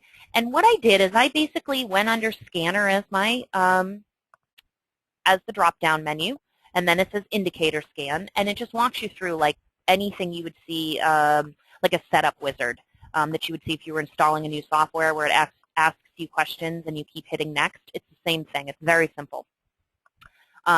And I basically set up all of my time frames. This is the 1 hour going all the way down to the 1 minute. And I basically asked for it to scan all of the things in my watch list. Now, this is really good because you can quickly scan and see what do I have. This white bar would be, it's not populated yet. This would be your most recent price bar, and then you go back. So 3 bars before your most recent, there's an indicator. You can also notice there's more red here. There's red throughout the 30-minute. Here's my 15-minute. Here's my 9, etc. Okay? Page up, page down if you had more. I obviously only have 7, but you could page up, page down if you wanted to enter many, many more. Okay? And this is a great way to do it if you're trying to scan quickly for basically trade setups or clusters that you're looking for of similar similar indicators. And one thing with a screenshot that I can't show you is if you click on it right like this, it'll go immediately to that that chart, and you can kind of scour through and see where the weaknesses appear. So as soon as you click on this, it'll go to the 1 hour chart. As soon as you click on this, it'll go to the 15-minute chart. So it's very easy and very quick, and you can save them. I went back in to try and edit it, and it actually said, do you want to open up a previously saved one? Very, very simple. If you have further questions, please feel free to call me or email me. But it really is simple. You just go to the top, go to scanners, drop-down menu says indicator scanners, and it'll just walk you right through. Okay? So those are 3 ways that you could scan. You could do a manual scan, you could do your watch list with your time frame scanner using the rule of 3, and you could do this indicator scanner. So why an indicator scanner? You can choose for a symbol or a watch list. You can choose the number of bars. Oh yeah, that's right. I chose 30 bars. I'll show you again. This was 30 bars. So you could do more than that. You can quickly check out what the signals are across all time frames. I actually like this too on stocks or instruments that I'm not trading at the moment. If there's something I'm keeping an eye on but I'm not yet ready to trade, you can do that. Jacopo asks, can you scan for sequences? Yes and no. What this indicator will do is it'll tell you what you're looking for, and then if you see this, like for example, I see this right here, I want to go to that chart and I want to see what's going on. Okay? Now, one thing I notice in the 1 hour chart right here, just looking at it, it seems like every time I get a sign of weakness, I get some sort of test afterwards. See a sign of weakness and I get a test. So that's something to be cautious about, and actually Gavin's going to talk to you about that at the end of the day. So it's just one more ability, one more tool that you can do. Again, you don't have to do it. It's just something that you can choose to do if you'd like to. It can be helpful. I find it helpful, again, for things that I'm not actually trading on right at that moment, or it helps me set up my day as well. It takes about 2 seconds depending on how many charts you have. So let's go back to the 1 hour chart again, which we had originally looked at about 10 minutes ago. And the 1 hour chart, it's from today. This was at 4 o'clock in the morning my time, so of course this is the start of the American market. A, B, and C is all supply coming in. They're all the same, okay? And I'm going to explain what that means. So supply coming in, it's an up bar. It closes on the high. What do you mean, Lauren, it closes on the high? Well, this is what I mean. See, it closes up near the high. High, high, high. Okay, up bar, up bar, up bar. High volume means selling is present. If it's ultra high volume, it means it's a climactic action or start of the distribution and selling phase. Let me go back. If you don't know, when you click on it, it'll tell you right down here. Okay, volume low, spread very narrow, close low, bar down. Okay, so if you click on this bar, it'll populate and it'll give you the information. So if you're like, well, I'm not sure what the spread is, I'm not sure if it's high or ultra high, it'll tell you. So please don't worry about that. And even if you have the plugins, it'll tell you that as well. Okay, so if you have high volume, it means selling's present. Because remember, smart money sells into a rising market. They want to sell high and buy low. Let them do it and you follow the trend. Let them create the campaign or the cause like we talked about 2 weeks ago, and you get to trade the effect. Okay? So the distribution phase is the selling phase by the professional money. When it's ultra high volume, okay, it's climactic action. So here, massive spread up bar, ultra high volume, and I get even higher volume than the previous 2, meaning that they're still selling into this rising market. Okay? Supply coming in, supply coming in, supply coming in. Supply coming in is also an excellent sign of the selling. It's a great start-off point for a distribution phase. It's a very, very, very good sign that you're in an uptrend, that you're at the start of a selling phase, that you're looking for signs of weakness, okay? Now, when I read the dialog box, this is what all of this has. It also asks me in the background, if I have signs of weakness, it's a stronger signal. I do. I have signs of weakness here and here. Background, for everyone that knows, just means to the left, what's behind you, background, okay?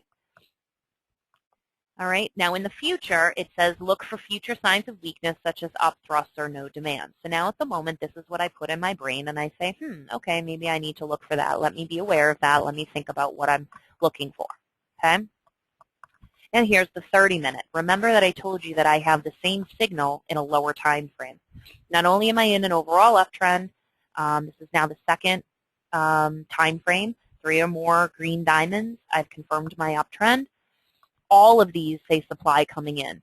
Now, what that really should tell you is, whoa, something major is going on. If you know that typically supply coming in means that it's the start of a selling, then you should also know that if you keep seeing it, that something's really, really going on, and it's usually on good news, and it's usually triggered by something, okay? So keep that in the back of your mind. Now, this is the end of the day yesterday, and this is the start of the day today. Notice that this is before the market opened, okay? The American market, excuse me.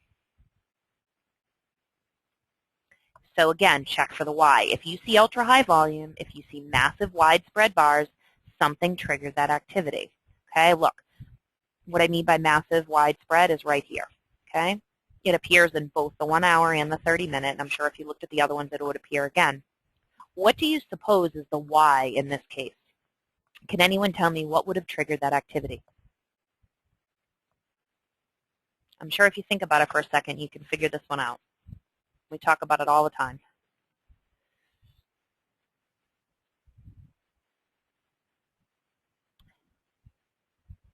Yep, Jack's got it.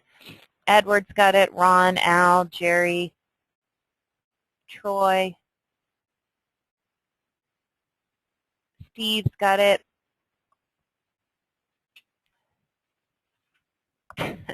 Not quite, Peter. Peter puts helicopter Ben dropping money.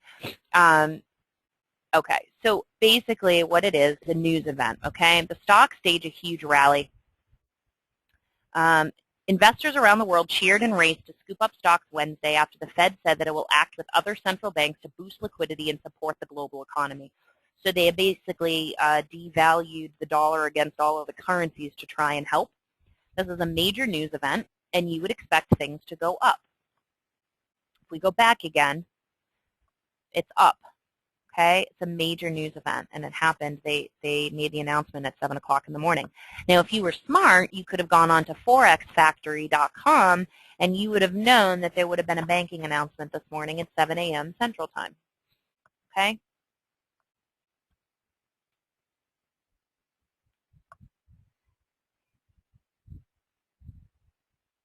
So here's the why. All right, let's look at the E-mini 15 minutes. We do have 3 or more green diamonds confirming an uptrend. Now we're in our third time frame confirming our overall trend. Okay. We have a massive up spread wide bar at 7 in the morning Central Time, so we now know the why behind that. There's our supply coming in. That shouldn't surprise you.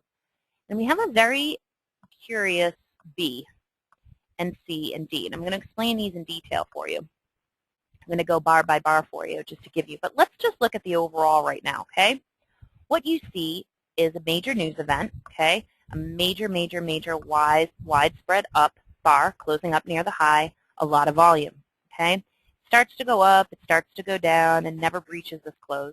When it finally does, it comes down, it goes back up again and closes up higher. So it never really breaches this close at all, okay? This is the close of the bar. Here we have an up bar, closes up near the high, and the next bar closes down. Then we go up a little bit, and we drift up. And then we have a bar, it doesn't penetrate this one, and it closes down. And there's a signal on it. And we have pretty high volume, okay? Looks about even, it's slightly up bar, that's why it's red. I mean slightly down bar, that's why it's red.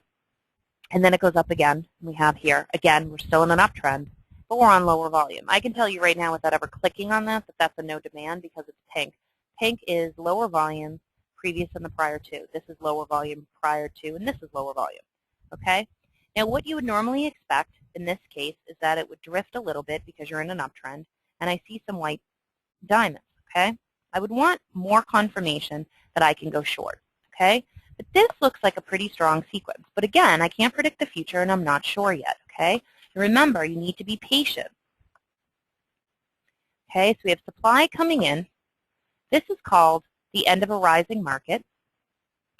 Bar C is a reversal after an effort to rise, and D is a no demand. Okay, and I'm going to explain them one by one, so don't worry. All right, here's bar A. It is an up bar. It closes on the high. Ultra high volume, which equals the distribution or selling phase. Okay, and I know it's ultra high volume because I clicked on this, and my little trusty reader, volume reader, told me that it was ultra high volume. None of this needs to be guessed. You can actually just click on it and you'll know. In the background, I have 2 signs of weakness. Number 1 is supply coming in. Number 2 is a no demand. Okay, so I have 2 signs of weakness behind this. This is straight off the dialog box. The future tells me to look for more signs of weakness to confirm. So the next bar is up. The weakness is not confirmed. All right, the next bar is up. So I need to look for it to whipsaw or to continue to rise, literally straight from the dialog box. So what they're trying to say to us is, okay, looky here. You have this big, massive news event. You have this very widespread up bar. You have weakness behind you, okay? This could be the start of the distribution or the selling phase. If it's a massive widespread, this could be climactic action. Climactic action is the start of a campaign, a start of a cause by a professional money, and you need to pay attention to it, but you just don't know exactly when they're ready to completely sell off. So we watch the volume, we watch to see how much selling is left to do, we watch to see when it drops off, usually on no demand, in a downtrend. Right now, all we have is this. We have the start. No supply, or sorry, supply coming in is a great start, okay? So if we just analyze this one bar at the beginning of the day, this is all we have to go by. We don't have any other information right now, okay? So I need to know that I'm going to look for it to whipsaw or continue to rise. So we're not going to short here. That wouldn't make any sense. Plus, we're in an uptrend, and we try not to short an uptrend. We try and trade with the trend, trade in harmony with the trend. Remember that? The trend is your friend. Okay, again, supply coming in. Up bar, high close, ultra high volume is climactic action, the start of the distribution or selling phase. The background, if I have signs of weakness, which I do, is a stronger signal. And in the future, I'm looking for up thrusts or no demand. Okay? That's something that I would typically look to see. That's what the dialog box also suggests that you would be looking to see. Okay? Bar B is the end of a rising market. Now, this is very, very interesting. It's a very strong indicator. This is on the 15-minute time frame. But you need to read carefully, guys, and you need to make sure that just because you see this, because I got excited when I saw this immediately, I went, ooh, ooh, ooh, end of a rising market. Oh, my God, I'm ready to short. I'm ready. I got my trigger ready. I have to read very carefully, and I have to look very carefully at what's around me, okay? End of a rising market is an up bar. An up bar is something that closes, this bar closes higher than the bar behind it. It is a narrow spread. If you're not sure, if you can't determine if that's narrow or wide, again, just click on it, and it'll tell you. Okay. I have high volume. Again, if you're not sure, click on the bar and you'll find out. And also it closes off the high. Notice that it's up near the high. Okay, that's the description of it. I am into fresh new high ground, and I put look carefully. I actually, when I had this, I went back 100 bars. I am into fresh new high ground. Okay, that makes this a pretty strong signal. I've confirmed that piece of it. In the background, literally it says in the dialog box, not that many times, but I'm emphasizing it. You must have a substantial up move behind you. Now I'm identifying that up move behind you as the supply coming in. Okay, it's also on a news event. The news will be good. This is when an end of a rising market usually occurs. People get really excited on good news, and they start to buy because they think the market's going to continue to rise, and this is when the professionals start selling. Notice the higher volume.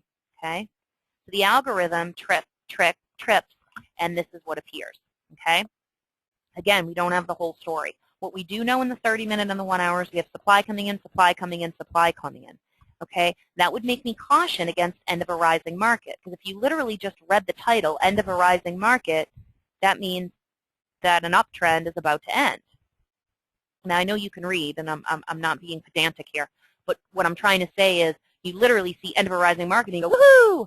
But what you need to understand is what's going on in the larger time frame. They're not done selling in the larger time frame. Okay, so you have to be careful. Okay, all of these things are true. This is what I have right now to confirm. All right, end of a rising market.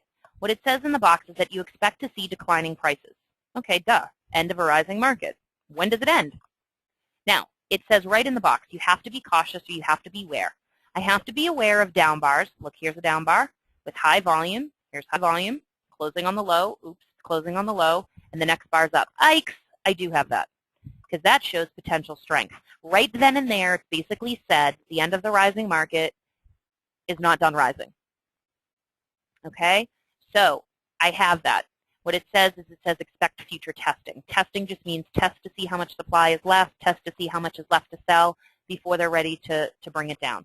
Okay, so this literally says it right in the dialog box, and I have that. I confirm that, and I went, ooh. All right, I have the end of a rising market. I have this behind me. I'm in an uptrend.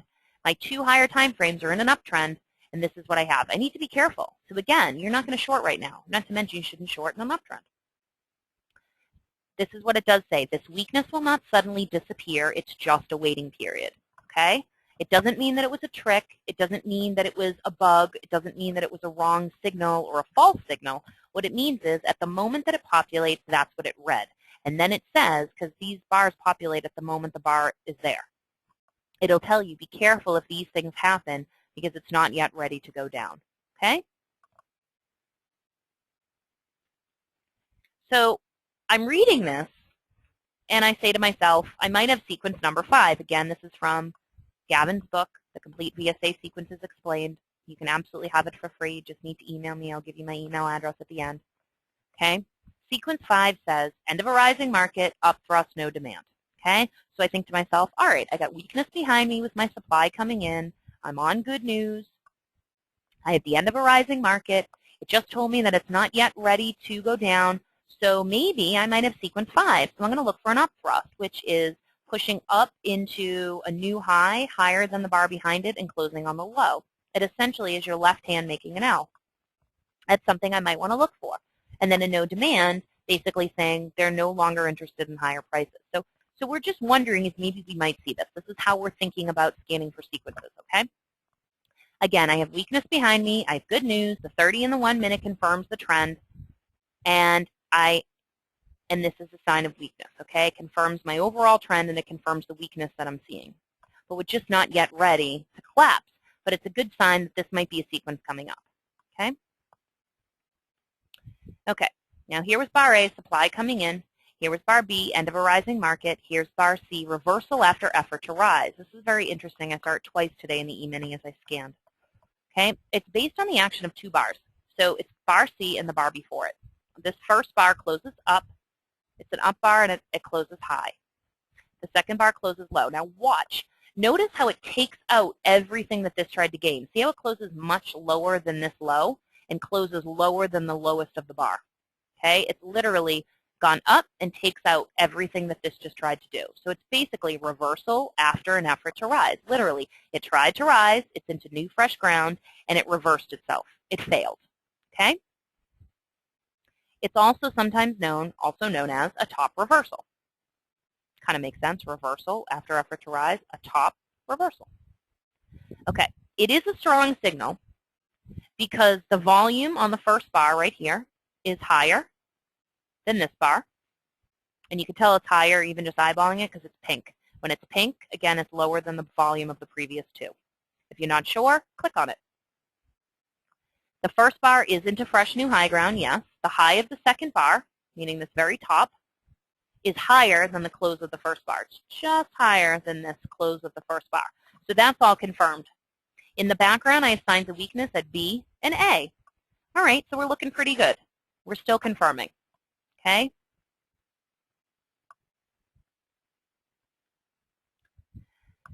Essentially, there has been an effort to rise with the increased volume here in the first bar. But with the next bar down, it shows supplier selling has disappeared. I hope that makes sense. They're trying to put it up, and then this bar takes out all the effort that they attempted to put up here on lower volume. If it was really low volume, it would be much better. Okay? But what it's showing is that the interest in the higher prices is starting to wane. They're not as interested in higher prices. They might be done selling. Okay, and it says look for a no demand.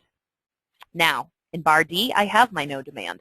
So that's looking pretty good. They're telling me to look for a no demand. They're telling me to look for no demand. They're telling me to look for no demand. Okay?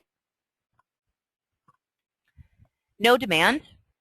Okay, bar D, we have a narrow spread. We have a higher close. The lower volume than the previous 2 bars. That's why it's in pink. This is lower, and this is lower. Pink, pink, pink, pink, pink. That's pretty good. I have weakness in the background. C, B, A, behind me. Woohoo! Here's the only thing. I'm in an uptrend, which means it's a pause or a small decline. It literally says it in the dialog box. If you're in an uptrend on a no demand, you do not short it. It just means that they're almost there, but they're not quite there yet. Okay? You have to wait for it to mushroom over and for it to come back down. When you're in a downtrend, that's when you can see this. Now, if I was in my 1 hour or my 30-minute and on a no demand, it had started to turn white, and in my 15 minutes I was already in the red, that would be your confirmation. But right now in a 15-minute and a very strong uptrend with a 30-minute and a 1 hour time frame also in an uptrend, this is not where you short. This is where you realize they're still not done. Also keep in mind, guys, the overall picture. This is really, really good news, what they did at 7 this morning Central Time. So the momentum of bar A is carrying you all the way through. So this means that this momentum, just like in football, is so strong that they're not quite done. There's both buying and selling. People are getting excited. The overall trend is up. We're already halfway through the day, and the overall trend is up. You need to understand that that's also there. Okay? Why you hate to wait? You're trending on what you want to happen. You hear good news. You've been listening to Gavin. You've been listening to me. You've been listening to all of us say, beware of the news. When you see good news, you got to watch, because this is when you're going to see signs of weakness, because everyone wants to go along on good news, and this is a great opportunity for the smart money to start selling to all the herd, and that's absolutely true. It just sometimes takes a little longer than you hope. You get emotionally involved. It's exciting to see so much volume. If you had looked at the 3 and 5 minute chart, there was a lot of volume.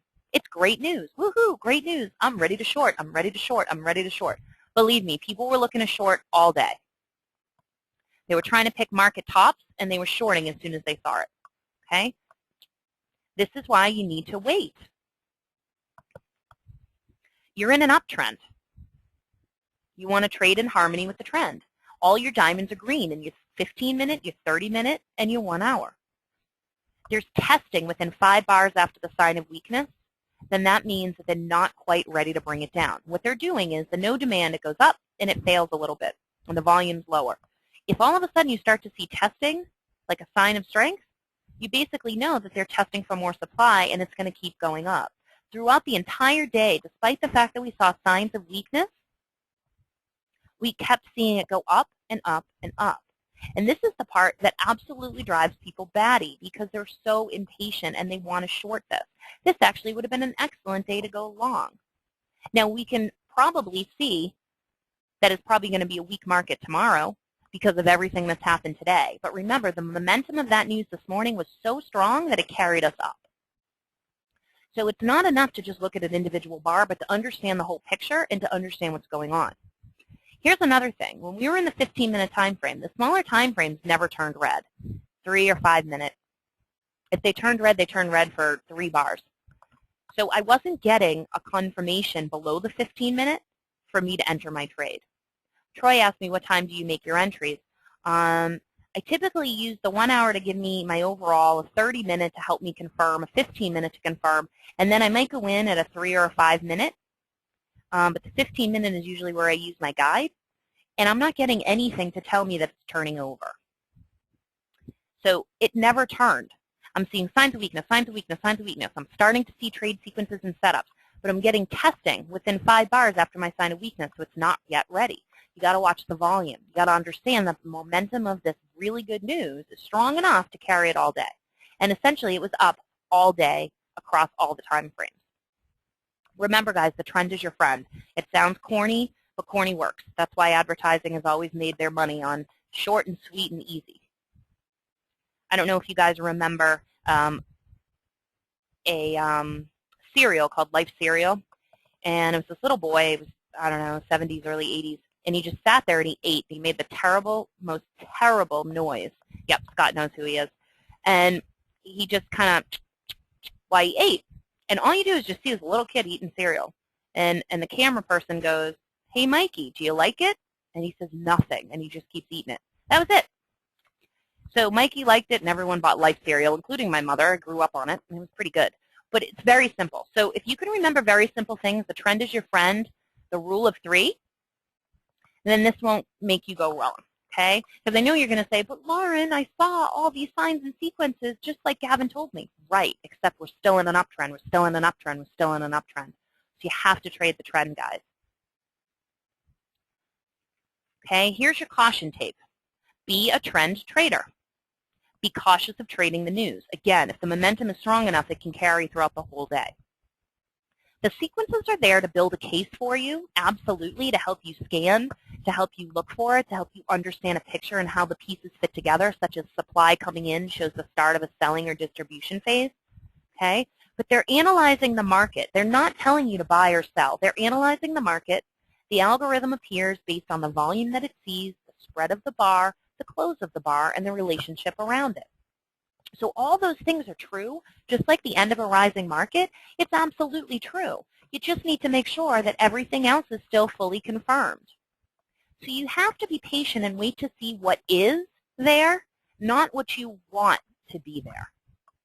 And I have to raise my hand to myself in the middle of a room by myself that I am definitely one of those people. Type yes if sometimes you trade what you want to be there and not what is there.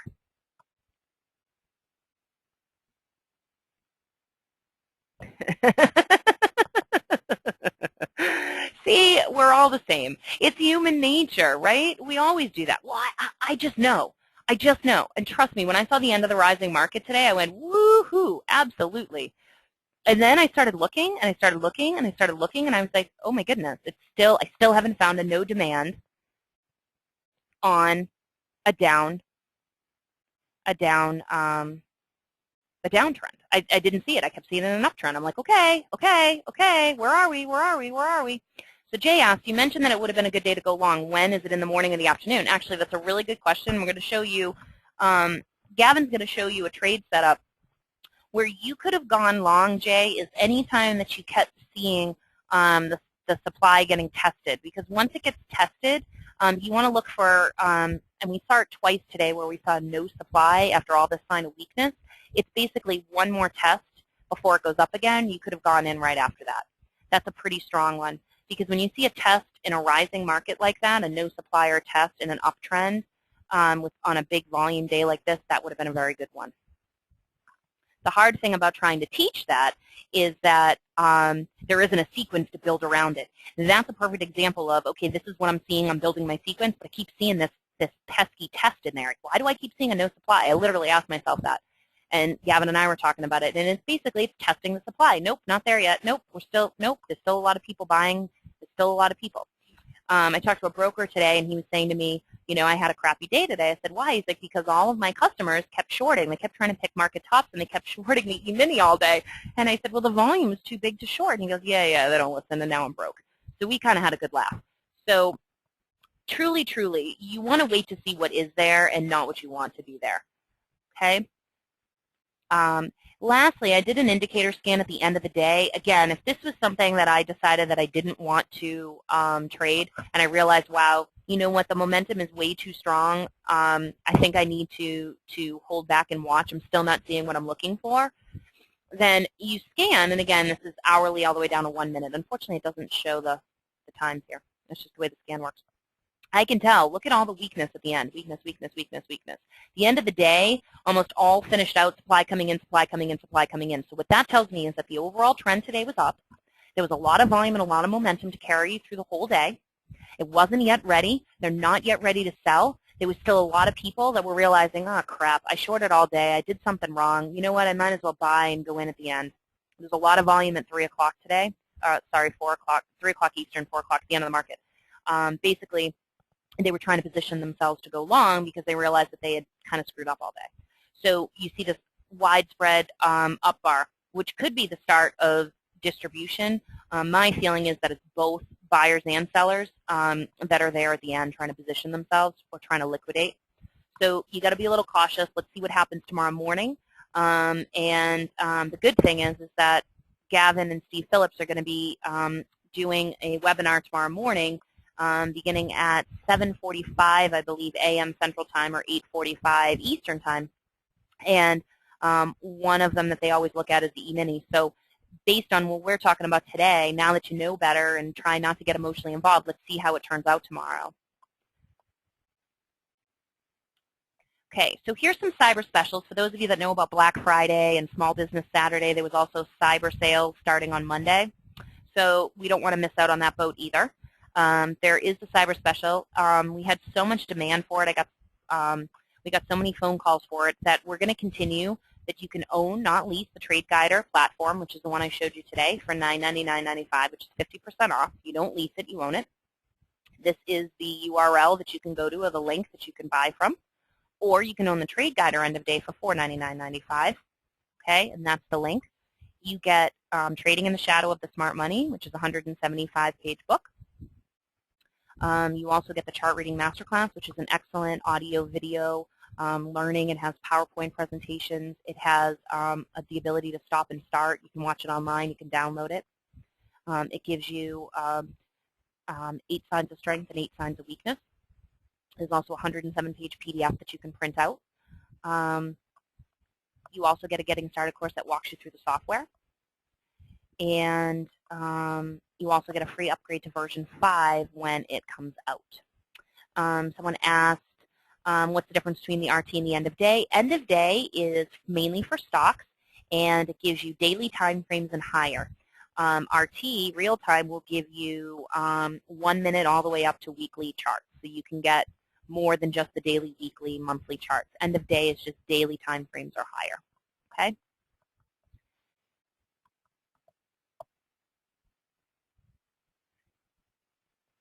You get the upgrade to version 5. Right now we're at version 4, so you get a free upgrade to version 5. This is how you can reach me. This is my direct number. If you want to call toll-free inside the United States and Canada, you can do that, 855-T-Guider. You can email me both for the PowerPoint presentation, for the special. If you have any questions, if you want to call me about anything else, I'm available. You can email me. Here's my Skype, all lowercase, Lauren13Sned. I have a Facebook and Twitter page, Lauren Snedeker. I often post my webinars on there. Starting to use Twitter a little bit more to try and show you some trade setups or sequences. It's one of the things that we're planning on working on. It's a little bit hard to constantly keep up with Twitter, but I'm trying really hard. So you can definitely keep up with that. Without further ado, I'm going to give you Gavin. He's going to show you trade setup that he took, trade that he took today in the CME group. He shorted the British pound, and he is going to show you how to do that. All right. So I'm going to thank all of you for your time and your patience. You're absolutely great. For those of you that asked, version 5 is coming out sometime in first quarter 2012.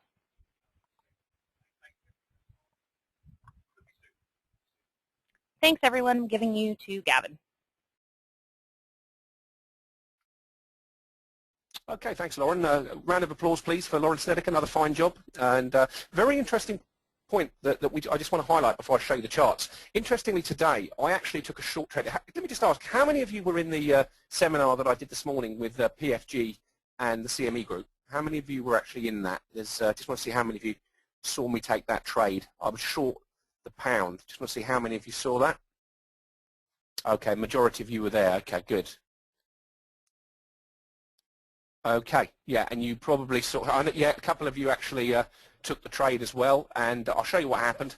Now, we were trading, basically, I was looking at the E-mini this morning after the move, and I did not want to short the E-mini. I was not at all confident that that market was going to come off, even though there was a lot of volume there, because what we were seeing is after every sign of weakness that was appearing on a 3-minute chart, 3 bars later, and it was usually within 3 or 4 bars, we were seeing no supply. That's actually bullish.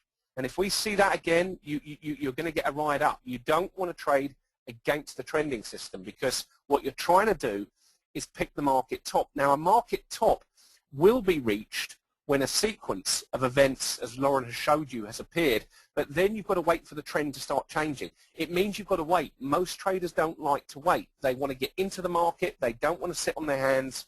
They don't want to be patient. And this is very common. It's why traders lose money, because they're not being patient. They're rushing in. And you know, one of the things I've learned, the better trades come when you're patient and you have reasons to take a trade. Now, a number of you here, just so you know, I can't see the questions, Lauren, so if you see any questions for me, I'm not going to be able to see them at the moment. Here's what I traded. I traded right, I almost picked the top of this market, okay? Now, there's a reason I got this trade right this morning. And the reason was I was using a bigger time frame to identify serious resistance. I'd seen the volume spike here, okay? Now, this is very dangerous. Most traders see massive volume coming in, especially on the small time frame, and say, oh, look, I remember that book that Gavin wrote. It said when you see high volume on up bars, I need to go short there but I didn't say that in my book. I've always said you wait for the diamonds to turn red. Now, I was able today to actually not break a rule, but actually with Richard Seegers, who's a hedge fund manager, who actually said, he called the trade out. And he said, look, we have got serious resistance on a bigger time frame right up here. Now, the market had had a big move up anyway, and I didn't see any reason that it was going to go much further through this strong resistance level. So we saw here our second bout of volume.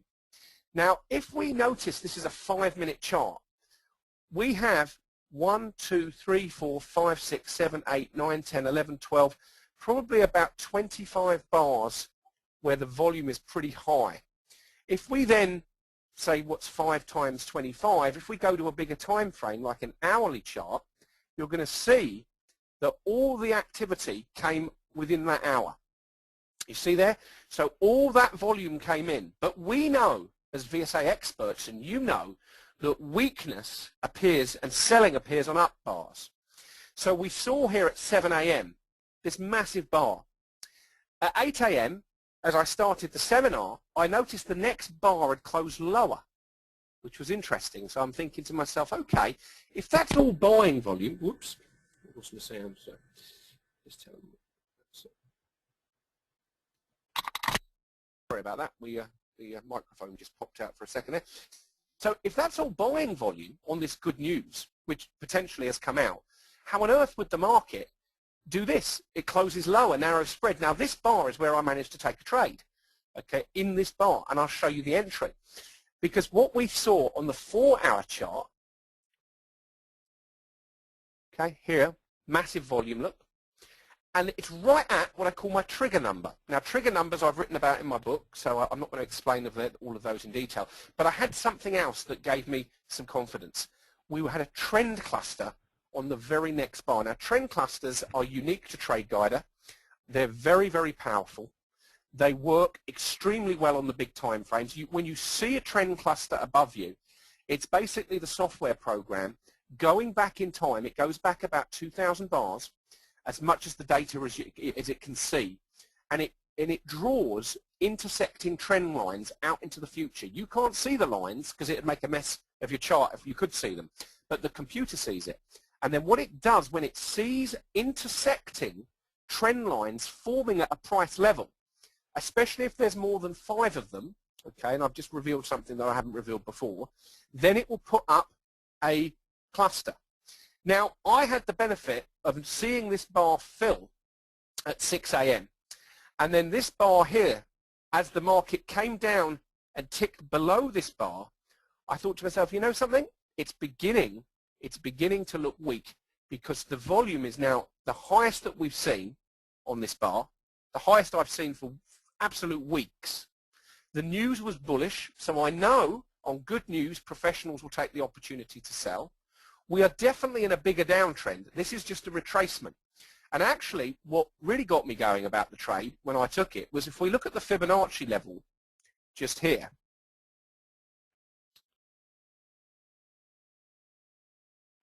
look at where we're at, okay? Now, this is the sort of thing that you've got to see because my stop was right above the Fibonacci. In fact, I think it was initially at 81. And I was able, luckily, to catch the trade in here. Okay, so we saw here that the this bar here was the bar that caught the short trade. I still expect more downward movement, by the way. I still expect this to come back down. It will certainly retest. So I'm probably going to be trading this tomorrow morning with Steve Phillips in the live futures trading room. So here was the entry. Now, we'll notice that we began to trend down, as we can see on the smaller time frames. And in fact, my entry was on the 5-minute chart. Now, if I go to 100 bars, you'll start to see why this makes sense.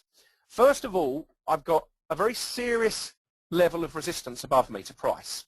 I know that weakness appears on up bars. I'm in a live trading room. You know, it was with this morning with Richard Seegers, and Richard does not wait for the trend to change. He will look at support resistance numbers, and if he sees two or three signs of weakness, he will take the trades. Now, the safer trade for the day was actually there. That would have met my criteria from a VSA perspective. Keep doing that. you read my book, that would have met the criteria to take a short trade down, and in fact it would have moved quite nicely. As you see, you had a secondary up thrust here in the middle of the day just before lunchtime, and it moved further down, and then it just went sideways. But absolutely tradable. There was money to be made there. But I actually took the trade right, in fact, on, I think it was this bar here, and it's all recorded, by the way, so you'll be able to go and see. It was a live trade. I was trading with my PFG account. I have two futures brokerages that I use, Infinity and PFG. And what I was looking for was I had a very tight stop in place on this trade because it was counter trend, no doubt about it. If I'd have tried to have shorted in here, I'd have been in trouble. But I did know there has to be supply in the market coming in. Now, what happened was, which was interesting, was as I shorted the no demand, we got this bar and these bars come in. Now that really, for me, confirmed that short trade was good because I was back into an area that we'd been sandwiched in for some time. And then all I'm looking is for the red bars in Trade Guider to come in. And here they are. They began to come in. The market moved sideways as the trade began to develop. Then I got my confirmation, so I got my up thrust. And then from there on, it just drifted down right to the round number. In fact, 5.700 was my target. And I started off with a tighter target when I took the trade, as you'll see in the recording. PFG are sending that recording out. I will also upload it to our server. And what happened was, once I'd actually seen these bars coming in, I was able then to bring the stop to break even, because it was only a 10-tick stop. It was a very tight stop. I usually use much wider stops. So in this instance, it was a very good trade. And again, you'll see the small, when we took the trade, Richard Seegers, who's a very good trader, and he does in his room, he takes counter-trend trades, even if the market's moving up. If it gets to a point of serious resistance on his chart, and remember, we have the luxury of knowing we're in a downtrend, and we've come right up to the 50% retracement level in the trend. We now have an opportunity there, which I took, and I think we'll get another one tomorrow morning. So don't forget to join me. We'll see if I'm hoping now that this market, and hope is not a good word, I'm expecting this market to go back up on no demand. And I'm going to be trading overnight. I'm going to be trading the London session on my own, so I'll be up at 1 o'clock in the morning, because that's when I think the move's going to happen. Once the market moves below the 50% level of this bar here, then we are going to see a steep decline in the British pound. I would, and this is great for me, I'm going back to England in a few weeks to be with Tom for Christmas, or for the Christmas celebration before. I'm not with him over Christmas, but I always spend a week with him just before the 18th of December, so I have that week with him, and I cook him a Christmas turkey, and we trade, obviously, and we're going to do some seminars. But what I was looking for this bar to come in because it fits it entirely within my trading setup. We've been in a strong downtrend. I know that the news is good. That probably means that when they said the banks are intervening, we haven't heard any more detail about that, but we know there are professional money there. We're extremely active. I've got resistance on the 4-hour chart in 3 different areas. I've got a previous area of a 2, this is called what we call a 2-bar reversal at that level. Now the other thing, the reason I'm not in the trade at the moment, and I closed it, is I might see tomorrow an up thrust. That would be golden. If we had an up thrust into that area there, I will be short all over that. And that would be probably one of the best trades I've seen for many, many weeks. Okay. Yes, absolutely. Yes, the euro will follow the cable for sure. Both currencies are very highly interlinked. In fact, again, I may trade the euro tomorrow as well, because I've seen some nice stuff setting up on the euro as well. It was a little bit more obvious, but it didn't move down like the pound did. So this is going to follow it tomorrow, very, very likely, yes. We've got this massive volume spike here. This is, again, the euro did what the pound did. It moved down, but it didn't move down quite as much. I got a better trade out that pound, and that's why I didn't trade. Now, the Aussie dollar's looking interesting as well. Just go back to that, because that was one I've been following as well. It's doing the same thing, but the Aussie has got an immediate test, right? It's immediately tested. Now, that could be bullish, because that could be a prelude to an up thrust. So tonight at 7 or 8 o'clock, I'll be looking for a long trade here, as long as the top of that bar gets taken out because we've got an immediate test of the supply. But you know something? I have to say, there's just so much supply on that bar. And you can see the trend is down. It's broken out of its channel. What I want to know now, if this volume here on the Aussie is actually absorption volume, which would be bullish, then I would expect higher prices here. But at the moment, the good news is for all of us, the currencies are going to move next week. This next 2 days and next week, you've got probably the best opportunity that I have seen for months to make money in these markets if you're following the right principles.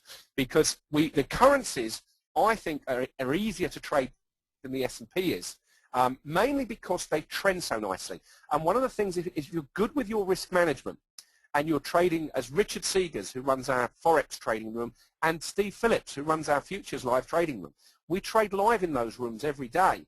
And okay, I know that Steve doesn't take as many trades as Richard does. He's much more conservative, but that's absolutely fine. I prefer conservative traders because I know they're the ones that are going to stay in the game. Because what he's looking for is the very highest probability to actually go long or go short. And you'll see that tomorrow morning when we actually get together for the event. It starts at 7:55. We don't have a stock trading room, Darshak. I've just got my questions up. And the reason at the moment is I just haven't got anyone to do that. Okay, I can't do it. It's basically, I'm completely now committed with book promotions and all sorts of seminars that I'm doing. So that's something that we're looking at going into the new year. We'd like to do a stock trading room as well. So how do you sign up for tomorrow? Basically, we'll put a link in now. I'll just put a link in for tomorrow's live trading event for you. Just bear with me. I'll put it in the room, and you should. Can you see the links that were posted there earlier, by the way? Can everyone see those? Can you just see if everyone can see the links? I posted some links. Did they say yes? Oh, okay, all right. So I'll now post in the link to register for tomorrow's live trading room.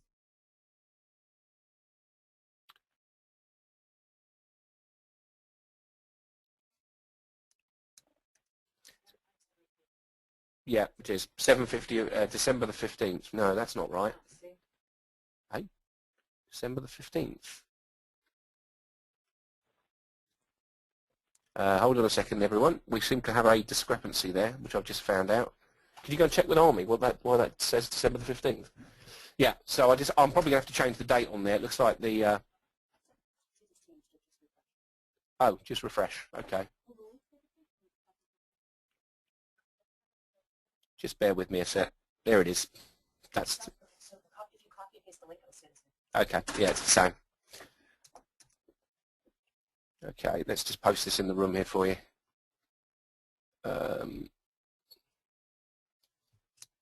Okay, can everyone see that? I've just posted a link in there. If you click on that now, before we, yeah, it should be December the 1st, not. It's going to be a very good December, people. Just so you know, if anyone's followed me, you know I'm ever the optimist. But at the moment, I'm seeing some really, really good stuff in the markets. Some of the best I've seen for many, many, many months. And that's because the volatility has been created by the professional side of the market. They're moving the market. They're setting up for something very big. I would not be surprised at all, as I say, to see the dollar strengthening, the US dollar, because everyone's saying it's weak. And of course, even all the experts are saying that the dollar was going to continue to rally, and it's not done that. It's done the opposite, and it's all in the charts. Yeah, just put the screen back up now. Yeah, it's all in the charts. Okay, and finally, let me just give an overview of the... Scott's got a question here. It says, Tom's book talks about volume pushing up through resistance at the left being bullish. Could that be what is happening in the ES? I actually, something on the ES, Scott, I'm a bit more bullish. The reason is, we'll finish off with that. Let's go to the daily chart. The last indicator that we had in the Trade Guider program on the daily chart was just here. So we had a test. But I've been bullish because of this in the background. Okay, that has not disappeared, and I've been looking for a shakeout. Anyone in the VSA Club will know. And by the way, if you buy the software, you get a VSA Club membership as well now, included in that for 12 months. So that's something that Lauren didn't mention. But we do regular events in the club, and I've had to see what's going on here. This was massive volume on these two down bars. So there's a lot of buying power down here. This happened on bad news. The news was the downgrading of the US credit rating. and everyone expected the market to crumble. But in fact, we see evidence all along here of strength coming in on these bars, and then we see the market begin to change trend. Now, we're in a trading range at the moment. This is a trading range as defined by Wyckoff. Wyckoff talked about the phases of accumulation and distribution. So we're in a phase, okay? Now, we've come back down into this area a few days ago, and now we've pushed up today, and the volume doesn't look massively excessive, although I do expect a retracement tomorrow.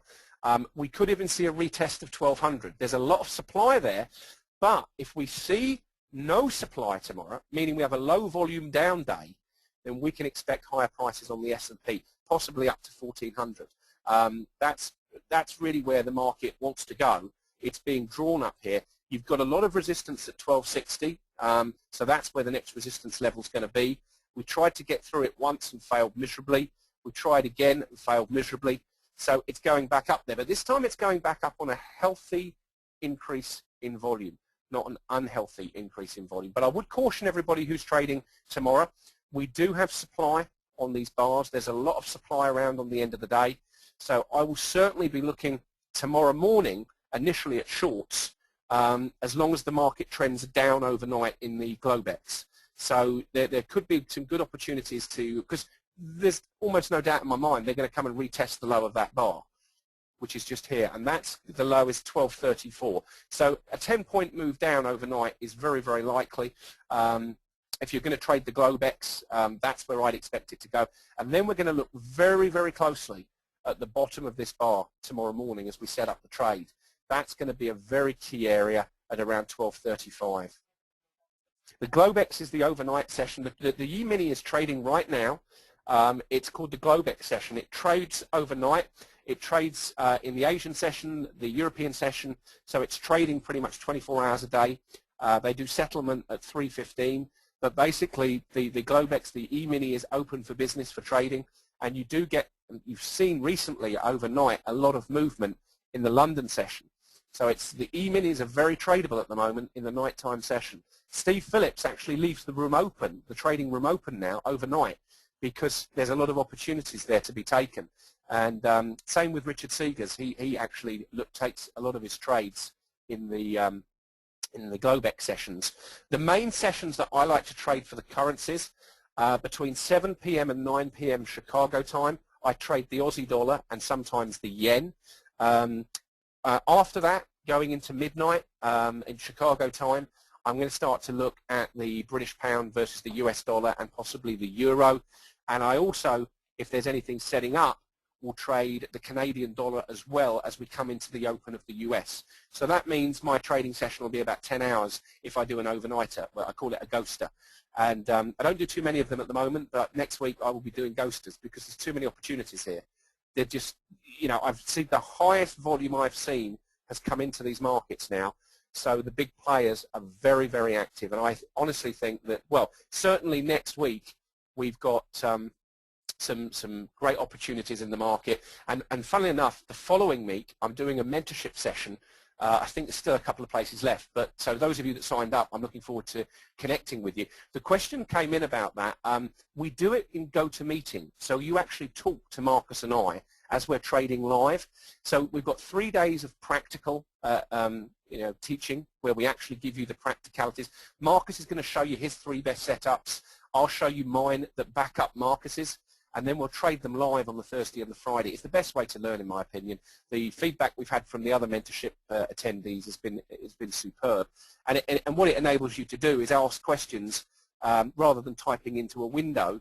You're actually connecting with other traders because you can hear everybody else talking and commenting. And it's amazing how, you know, when you get a group of traders together, one person will think of going long for one reason, another one will want to go short, and then everyone dissects it down into what the market's going to do. And I have to congratulate the Australian mentees. They're the only group so far that have actually been into the live market, and they made $900. It was fictitious money. They were trading on a simulator, but they made the right trade. And unfortunately, because Tom was in hospital, we had to postpone the session for the Europeans and for the US attendees. But if you're listening, we are doing that on the 15th of November while I'm with Tom. We're going to email you out the details, so you haven't been forgotten. We are doing that. It's just that, as you all know, I think Tom was in hospital Tom Williams was in hospital and wasn't well, and unfortunately, he couldn't do any trading or anything. But he's getting much better. I'm pleased to say the reports are good from Tom, so that's great. Yeah, Nick's saying Squire Holmes, very nice, very Squire. Yeah, sorry, hello Squire. Is there any thoughts of combining VSA with Marcus's setups? We already do that when Marcus and I trade together. It's interesting that Marcus has a setup which works very well, in my opinion, in a sideways moving market. It's called a Seahawk strategy. He actually used that. Marcus beat me in the last competition, and unfortunately, if I now look back, if I hadn't entered that last trade, I probably would have been okay. But when we look back in hindsight, it's a wonderful thing. But you've got to make a trade, and that's the whole thing about competition. But we are going to be doing a live competition again in January. I thoroughly enjoy them. At the moment, it's one each. I pipped Marcus at the post last time, and that's what I love about trading. It's a great business to be in. But something, you've got to take small losses. I think when I was beaten by Colin in the last session, it's taking that small loss and saying, okay, I'm in a competition. I'm not going to blow my account up. And great thing is, because I've been able to make that back very, very quickly, small losses you can make back. It's when you take the big $3,000, $4,000, $5,000 losses and you blow your account out, you lose your confidence and you lose your faith. And that's important. Okay, so let me just see if there's any other questions. What's the link to the mentorship? I don't actually, do you know if we've got any places left? I'm not even sure that we have, because I think when I last looked, let me go and just check. I'm just going to find out something. Let me leave you back with Lauren for a second. Actually, if you email Lauren, yeah, email Lauren. In fact, I'm sure we had a link for it. Let me just find out. Bear with me a second, everybody. I'll just find out. I'm going to switch my chart off for a second. You can always email Lauren if you're interested in coming on that. I believe I'm told there is 2 places left. Okay, there is on the session. It happens to not next week, the following week, which I think is going to be very, very active as well. I think we're going to get lots of activity. So let me just find out where it.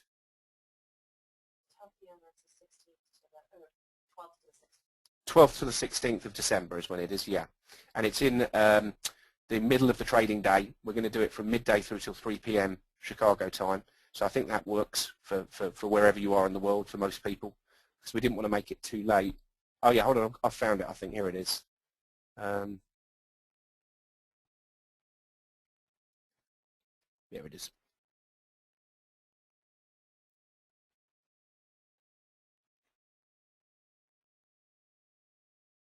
There it is. I knew I had it. Okay, I'll just put the link up in the room. This will just tell you what we're going to teach. It just shows you what it is going to be in the live market. Just so you know, it's the first 3 sessions are going to be practical. So we're going to be actually giving you trade setups. But then on the Thursday and the Friday, we're going to be in there live, trading our live accounts, and you'll be able to trade along with us. If you're using a simulator, I'd recommend you do, just because you're learning. There's the detail. I've just put the link in there. There's the web page. And Marcus and I have done stuff. We actually did an event at the CME a couple of years ago, had 50 traders there with us live, and it was a really, really very successful event. A lot of friends were made and a lot of connections made at that event. And I believe truly that one of the best ways to learn is learn strategies that complement each other. And the reason I work with Marcus is his strategy very much complements VSA. It is based on technical analysis, let me be clear. A lot of people have said that I knock technical analysis. I don't do that at all, and I really don't want you to think that's the case. I believe that there are strategies that work.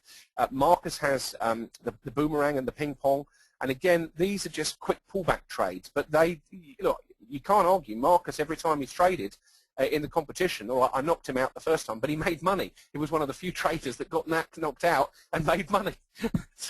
But he's a very good trader, and and the timings that we're going to change that. This is going to be now midday till 3 o'clock Chicago time. Okay, and we are still ordering the special price. It's 3 hours each day, not 2 hours. Just so you know, it's now 3 hours. In fact, I think Richard may have actually. Yeah, he's going to correct that. Alrighty, okay, everyone. Let's just see if there's any questions. Bill, I'm not sure if we're going to be doing another one until second part of the year next year. Just purely because we've got so many commitments in January, February, March. I'm coming to Australia. We're going to Malaysia in the first, probably going to be February, March time. We're planning that at the moment. So there's a lot going on there. So that's why we're doing that. It's 15. We're going to take 15 traders in this because we know that works. That's the maximum. And then what you do, you must have a microphone, you must have a headset, and then what we'll do is we'll come in at the first session, we introduce you all to each other, so you're going to make a load of friends. I know people have done that, certainly out in Australia, connections have been made. And it's great, and that's one of the reasons I want to do this more and more. You know, next year, second part of the year, we'll probably be doing these once a month. But for the moment, we're going to do this in December. We think it's a great opportunity because the markets are going to be more active than they've ever been. And for me, I think what a great way to trade when the volume is at its peak. What a way to teach people as we see the markets really beginning to move. And I would suggest to you that the next 2 to 3 weeks is going to be probably some of the best opportunities that we've seen for a long, long time. And I see opportunities every day, but I think we're going to see a really big move. And you know, something, if we can get on the right side of that, then there's money to be made. All right, I'm going to hand you back to Lauren. Well done, Lauren. Great job. Thanks, everybody. God bless. Have a really good day. And I shall see you tomorrow for the live trading session with Steve Phillips. Thanks, everyone. Bye-bye. Well, thanks very much, Gavin, and thank all of you for sticking around for a really great episode of the ABCs of VSA. As always, if you have any questions, comments, concerns, anything at all, just email me or call me or Skype me. Always available and happy to help. All right, thanks so much and have a great day. Bye. Hi everyone, I want to welcome you to the ABCs of VSA. My name is Lauren Snedeker and I will be your happy host. Thanks for tuning in. I want to first give a congratulations to everyone who was in the Australian mentorship. I heard that you were invited to trade today and that collectively you guys did really, really well and everyone was thrilled. So a definite congratulations to all of you that have gone out there. People have asked if this recording will be available.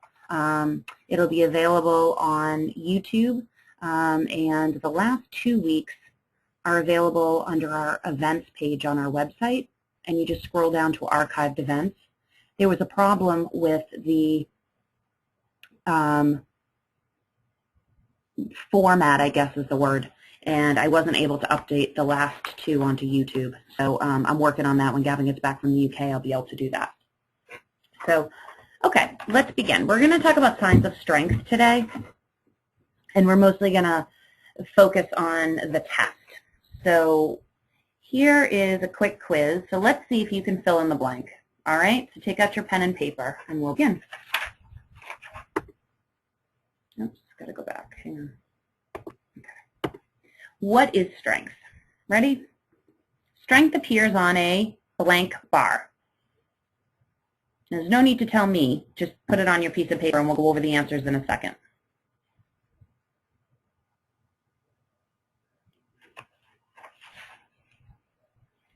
Strength appears on a blank bar. So write your answer down.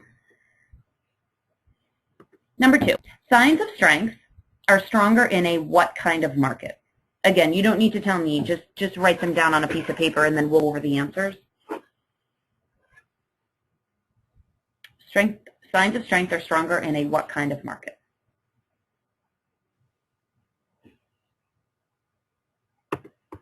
This is a period of what by the smart money?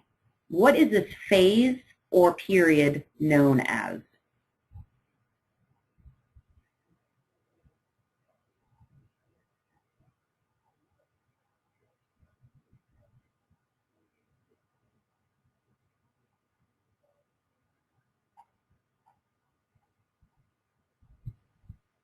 Okay.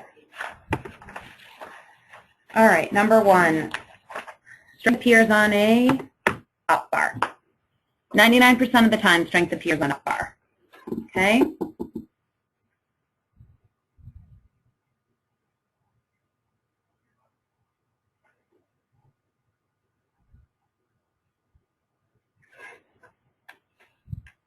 Oh my goodness, I just made a mistake. I'm sorry. It appears on a down bar. Oops. I'm really, really sorry. Strength appears on a down bar. I think I was just so quickly putting these in. Strength appears on a down bar. My apologies. Strength appears on a down bar. Weakness appears on an up bar. Sorry about that, guys. I will change this before I send out the presentation. My apologies on that one. Strength does appear on a down bar. Okay? Signs of strength are stronger in a bearish market. Okay, when the market is falling, you want to look for signs of strength or signals that the smart money is getting ready to move the market up.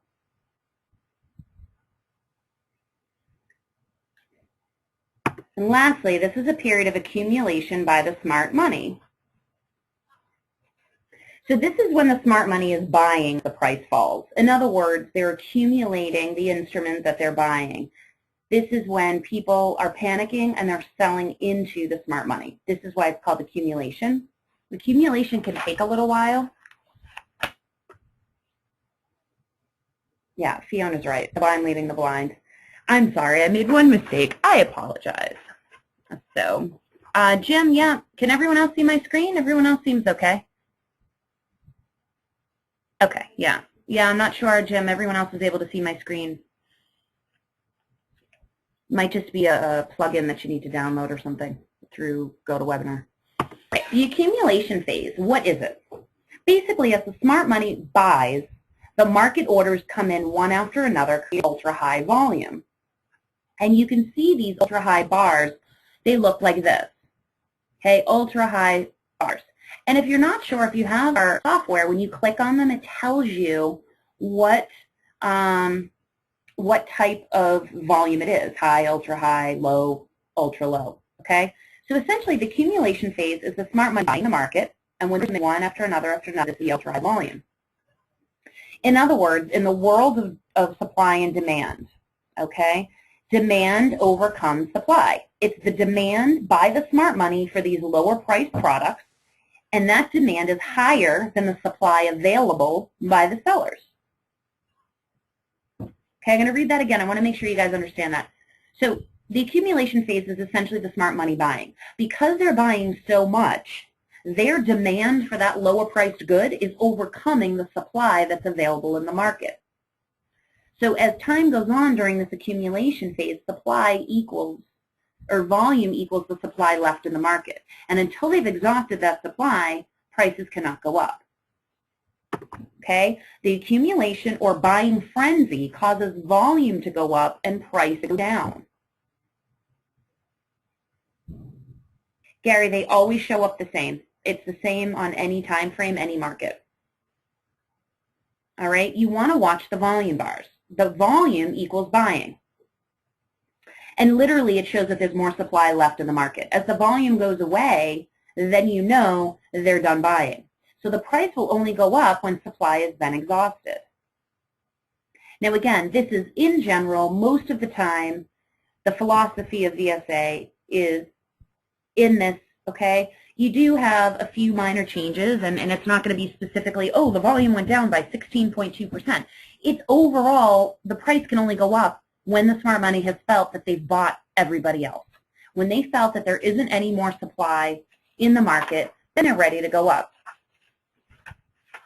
And this brings us to the test, okay?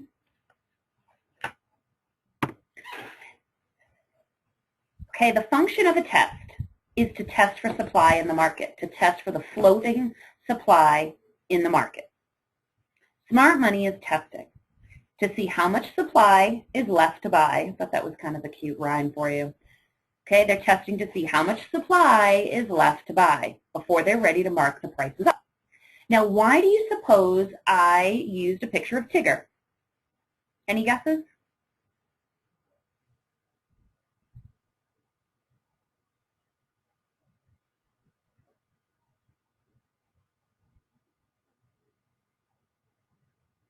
No guess. What does Tigger do? Yeah, Jack's got it. The wonderful thing about Tigger's a wonderful thing. The tails are made out of spring. They bounce. Okay, Tigger bounces. And this is the thing. It could test and retest several times before the market's ready to go up. So it'll bounce or spring several times before it's ready to go up. Okay? Essentially getting tested several times. Here's some characteristics of a test. Again, it's not always 100% of the time, but here's some good characteristics of a test. A test has a bottom tail. It often closes near the middle. It may not have as much of a tail as these two indicate, but it usually has a tail. It often does not close at the bottom. Okay? It usually closes somewhere in the middle to the high. There's always a little bit of a squiggle tail. A good strong test will not exceed the close of the bar behind it. So this is the test bar. Notice how it doesn't breach the close behind it. Okay? And the next bar needs to close up. That is critical. The next bar must close up in order to confirm the test. You will see tests appear, and you click on the indicator in VSA, and it'll say, you need the next bar up for confirmation. If the next bar is down, then that means the test has failed.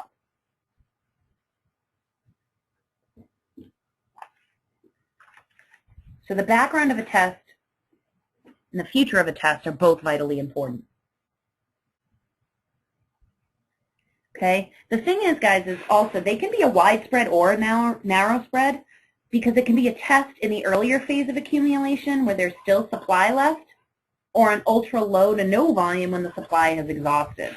So the spread of the bar on a test isn't always indicative. A shakeout's going to have a very wide spread, but tests can come on narrow spread. It's what they're testing. Remember, it's the relative amount of supply in the market. Okay? So everyone got this? A good strong test won't exceed the close of the bar behind it, and the next bar will be up. It has to be up to confirm it.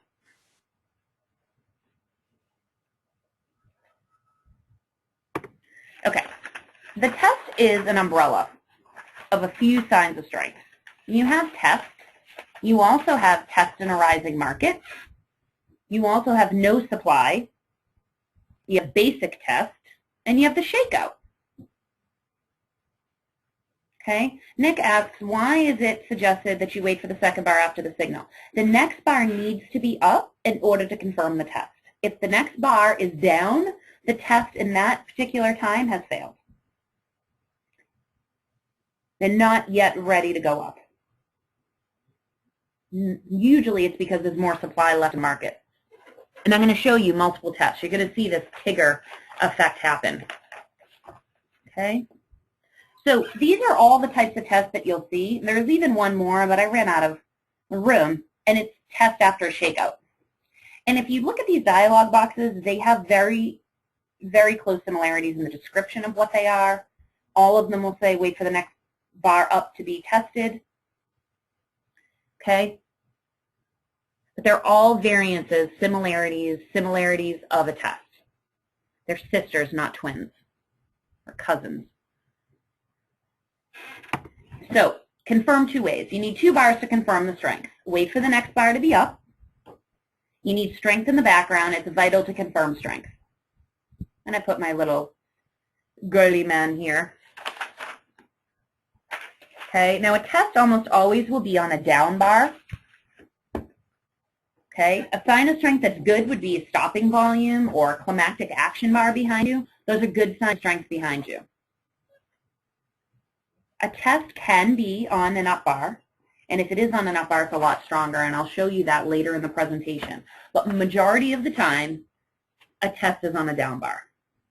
Okay? But the next bar needs to be up to confirm it. Okay. This is multiple tests. First, let me point out to you, this is the cash index of the mini S&P. Yes, Gary, background is the previous bars that you see. Okay, so it is the cash index of the S&P. It's a 9-minute chart. It was from yesterday. Well, it says October 26th, but it's all the way through. So I want to show you bar A, bar B, and bar C. All three of them have a tail, right? There's a tail, teeny weeny tail. Okay? They're all tests. Okay? Notice bar A doesn't breach the close behind it. Bar B just slightly does. And bar C does not. The close after bar A, this bar is up, this bar is up, this bar is up. These are all successful tests. Okay? I'm going to go bar A by bar C by bar B by bar C for you. This first one, bar A is called the test after a shakeout. All right? It's in new low ground. Literally, I'm getting this from the dialog boxes. It's in new low ground, and I put a check mark because, yes, I have new low ground. See? New low ground. It's ultra-high volume. Yes, right here. I have strength in the background. The same signal appears 24 hours before, and I'll show you that. But I also have weakness. So I have strength in the background, and I also have weakness in the background. So I need to expect to retest this in the future. All right? Again, here's bar A. Here's bar A again. This was my background. This is my strength in my background, meaning previous bars. This is my strength right here, okay? In a downtrend, remember? Okay? And I blurred out my weaknesses so you could see them. So I have strength in the background, but I also have weakness here. I have a no demand, and I have an up thrust. Okay, so that means even though the price went up on bar A, it may not be ready to change trends dramatically. This is the importance of the bar. Okay, you don't look at just one bar, you look at the whole picture, right? Can everyone see that? Everyone understand what I mean by I'm in new low ground, right, compared to everything behind it. I have strength in the background. I have ultra-high volume. But I also have weakness, all right? So I'm going to expect for this to retest in the future. I'll expect the Tigger. Okay?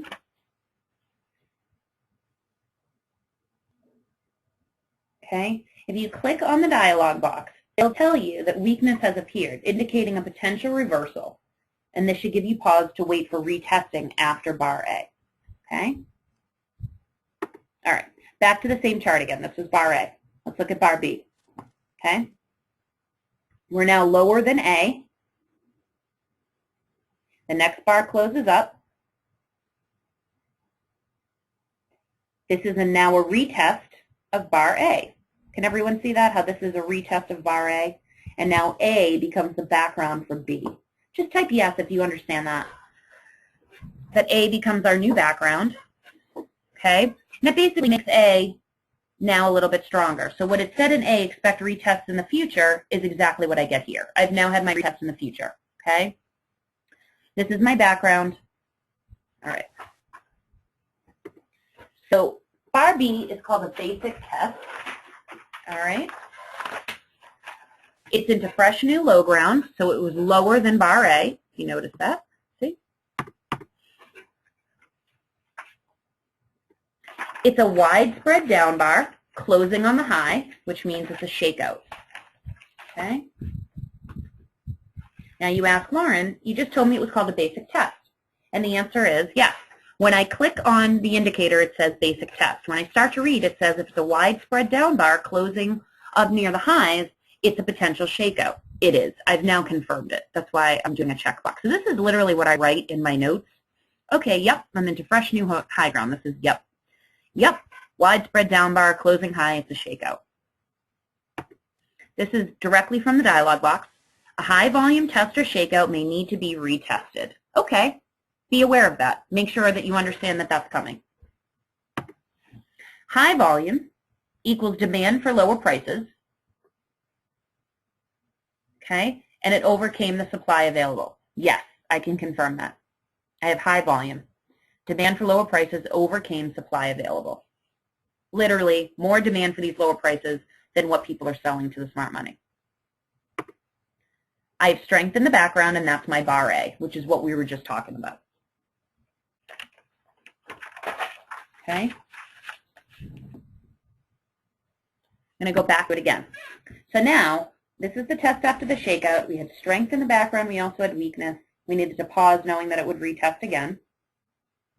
We now come to our basic test B. A becomes our background, high volume, widespread down bar, next bar closing up.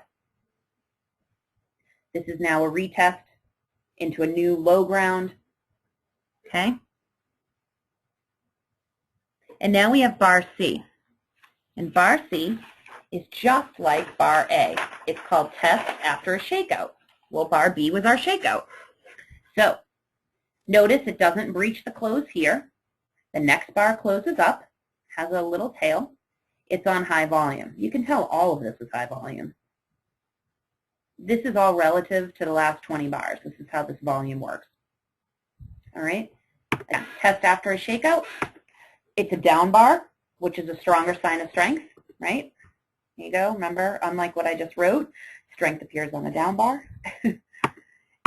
Down bar, stronger sign of strength. Literally, that's what it says in the dialog box. If the bar is a down bar, it's a stronger sign of strength. So yeah, let's confirm that. Bar C is tested the shakeout bar B. Check. Bar C does not breach the close of the bar behind it. Check. The next bar closes higher. The test is then confirmed. Now, the second bar closes much, much higher, conservative trader confirmation bar. And I'll show you what I mean. Okay. The next bar closes much, much higher. Okay. Which means that you could go in 2 bars after the test. So you've basically gotten your test. All right. So let me go back and I'll show you right here. All right. So again, we test the shakeout. We don't breach the close here. The next bar closes up, and the very next bar closes up. You can put your trade a tick above the test and let it come to you. So if you'd put it right above here, then as this price went up, it would take you into the trade. Or you could wait 1 more bar if you're more conservative and go in here. Okay?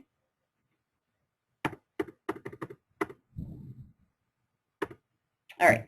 This is another scenario. This is the cash index on the 5-minute chart. All of a sudden, I saw a very strong sign, which is bar C. Does anyone notice the difference between bar C and bar A and B? Look at it really carefully. Bar C is in a different place than bar B and A. Why? Where is it? Remember the third fill in the blank. Yep, Neil's got it. Jerry, I'll answer your question in 1 sec. Brian's got it. Keith's got it. Right. Bar C is in an uptrend. So a test like this is a lot stronger in an uptrend. This is actually called test in a rising market, and it's an exceptionally strong indicator in VFA. Now, Jerry asked me prior on the last chart, are we going to place a pending order on the test even if the diamond in red is in color? Jerry, if you put your tick above the test, now that that was your 3rd test and you've literally tested the shakeout prior to it, you could put your entry above that test and let the next bar come up to you. If you weren't sure, wait till the next bar after that, which clearly went way up, and you could put your order in there. It depends on how conservative or how aggressive you want to be. But Gavin usually puts 1 tick above the test, and that's where he goes in. He lets the market come to him. And in this case, it would have come to you. All right, so here's a test in the rising market. Bar A is no supply. Okay, now this pink bar right here, can you guys tell that that's pink? I just want to make sure you can tell that it's like sort of a magenta color. All right, what that indicates is that, where did my mouse just go? Okay.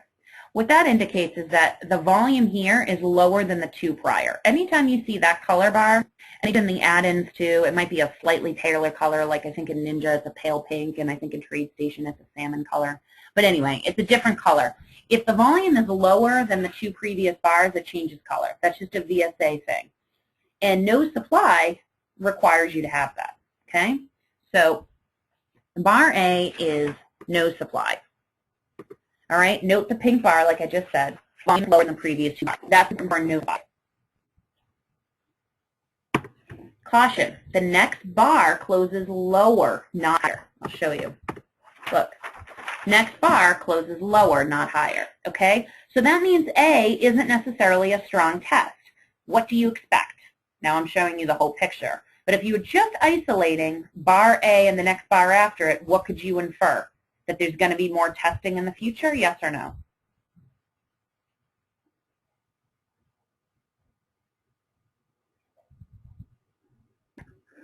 Exactly. Right? If this bar closed low, which means this test failed. So you need to wait for further signs of strength before you can be sure that we're going up. Okay? So let me show you again. Okay, so no supply means the volume lower than the previous two bars. Caution, the next bar closes lower, not higher. Again, that's a failed test. We need to be wary. We're in a downtrend. Okay, literally right out of the dialog box it says, if you're in a downtrend, this means that it's going to pause before the prices will rise. This could be a resting ground before they're ready to move up. So you could expect the market to go a little sideways.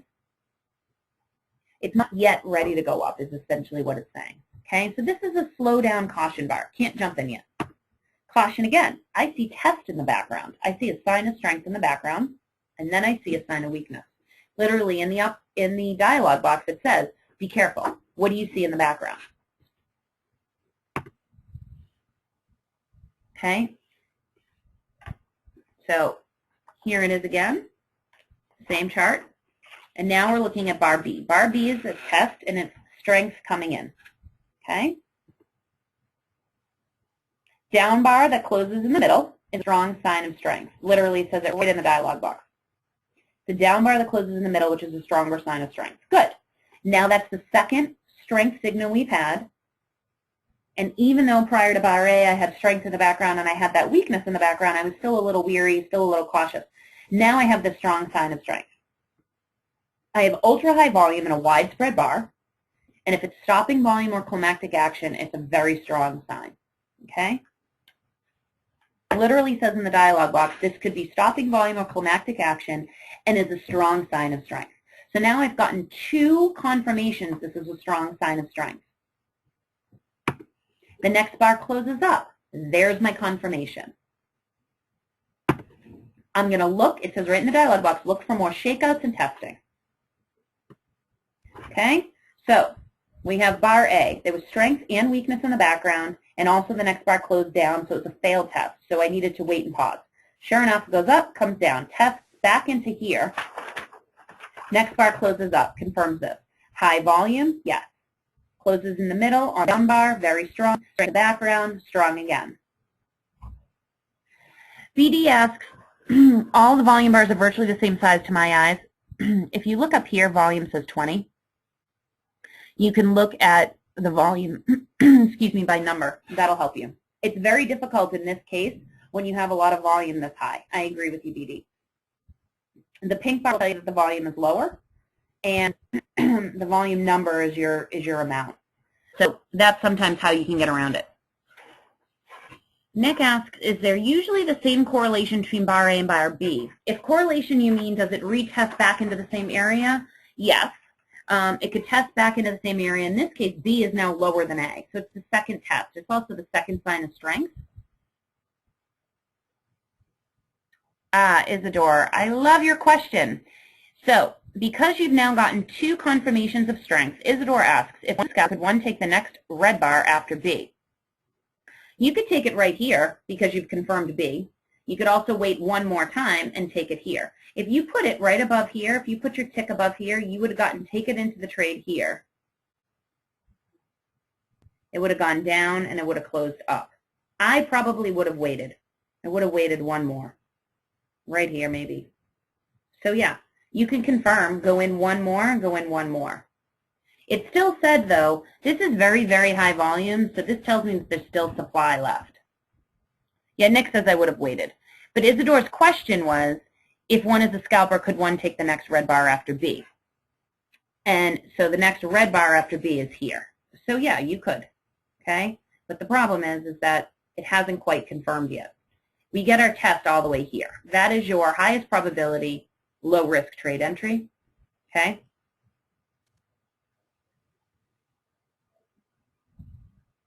Harley asks, will the slides be available for review? Yes. Once I change that one mistake, that strength appears on a down bar.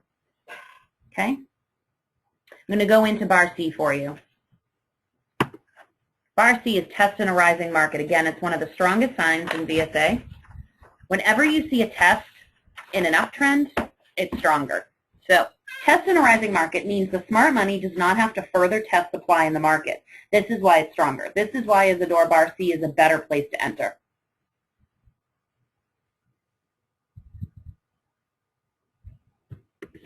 On a down bar, okay, so test bar C was on a down bar, which had stronger weight to the indicator.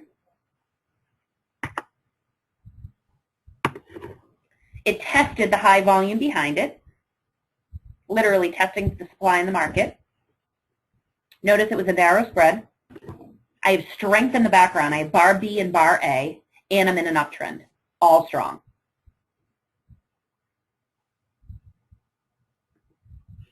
My next bar up confirms that it's a test. Remember, you need the next bar up to confirm that you have a test. Okay? It's in an uptrend, makes the test that much stronger. It follows a minor sign of weakness, the up thrust. This means the up move will continue. Literally, straight out of the dialog box, I've confirmed what we saw. Okay?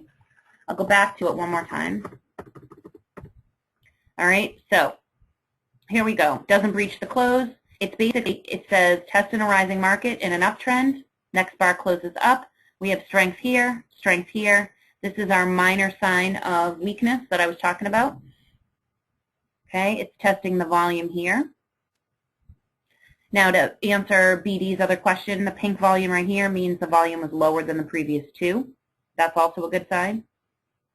Even when you're dealing with this very large volume, you have to use every clue you have. Okay?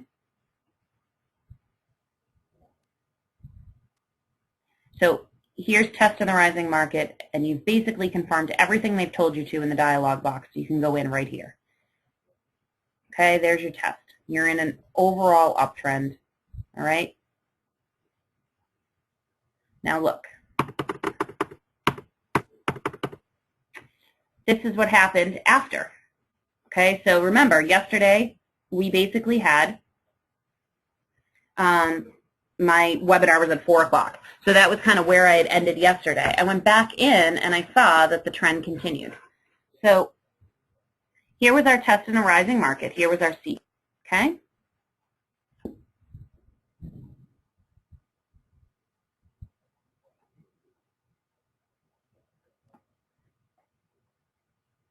Bar D right here is a basic test. Again, testing again. Now, look at bar E. It's a very widespread down bar. What would you call that?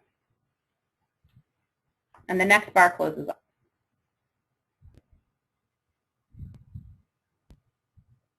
Yep, it's a shakeout. Exactly. Okay, I'll show you here. So here's bar E right here. Now, the thing about bar D is, all right, it says it's a test. It's a basic test. But because the bar below it, the bar closed after it, means this test failed. Now you have a shakeout here, okay? Okay, this is your shakeout. So it's a widespread down bar on high volume, and then the next bar closes up. Okay? Now, let's look up here. Bar F is another test. It's in an uptrend, and its volume is lower than the previous 2 bars. What would we call that?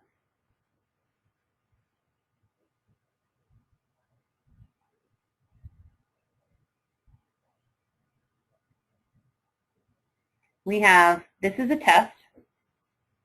It's lower than the previous 2 bars. This is a no supply, okay? All right, so here's the thing. F is another test, okay?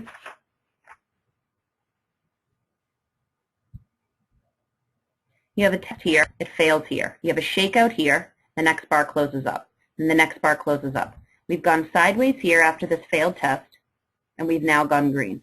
We're in an uptrend, and we have a test here. Our volume is lower than the previous 2. This indicator is called a no supply. But what is the problem with G, guys?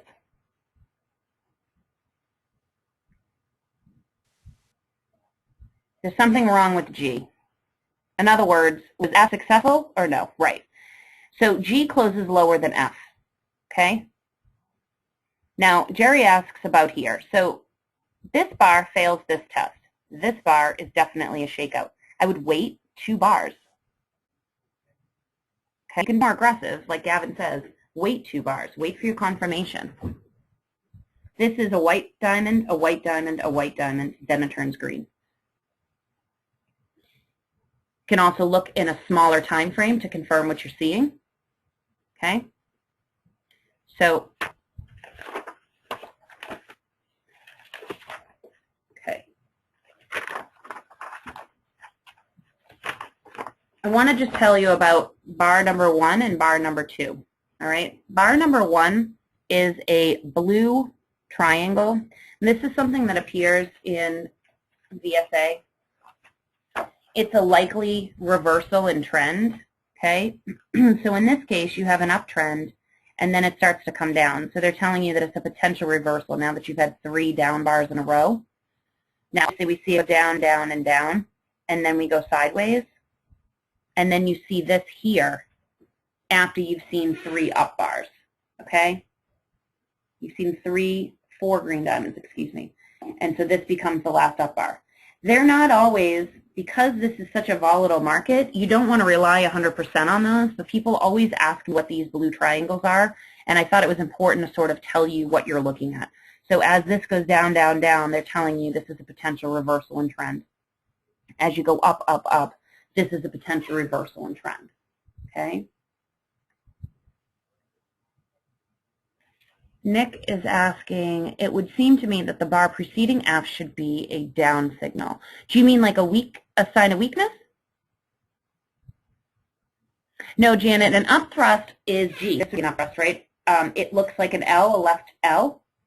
So an up thrust would be this. This would be an up thrust. This could be an up thrust. This could be an up thrust. It basically breaches up, closes on the low.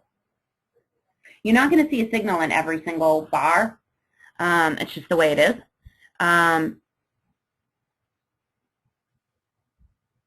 Yeah, Nick, it doesn't always make, there isn't always an indicator, but I understand what you're saying, that it goes up like this on climactic action, sort of with this big, big bar, and it sort of starts to mushroom over, and then this bar goes down again, right? So this is why this failed. This is why this isn't a super strong, this failed, because it went down. So essentially, this weakness in the background is the only thing we have right now, and that's why overall from here all the way to here we're in an overall uptrend, because we don't have any weakness appearing. Look, it goes up and mushrooms down and bounces right back. We test it right again and again, and it goes back up, and then it goes like this, and it goes down. So this is where the test failed, and this is where you could potentially see your reversal.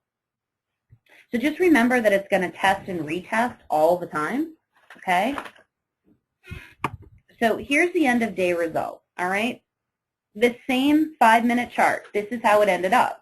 So after this, after you were asking me how it worked, basically bar A became a test. This is at 1 o'clock my time, okay?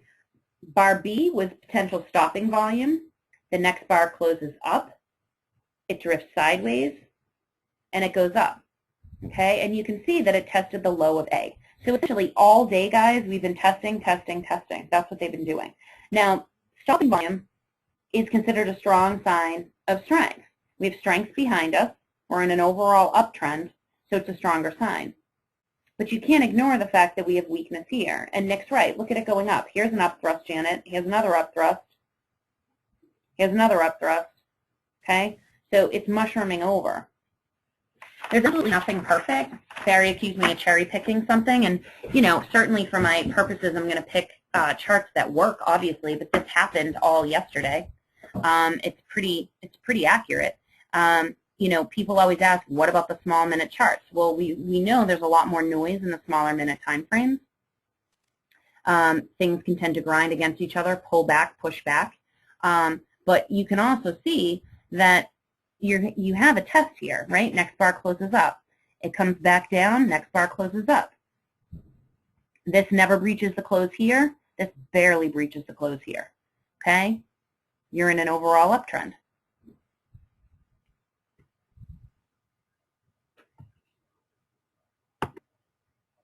So here's the thing. Can you recognize a test when you see one? Can you be patient for 2 bars to confirm your test?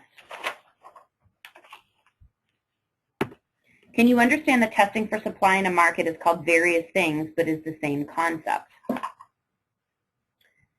Jerry asks, when the best place to exit a trade once we take the trade?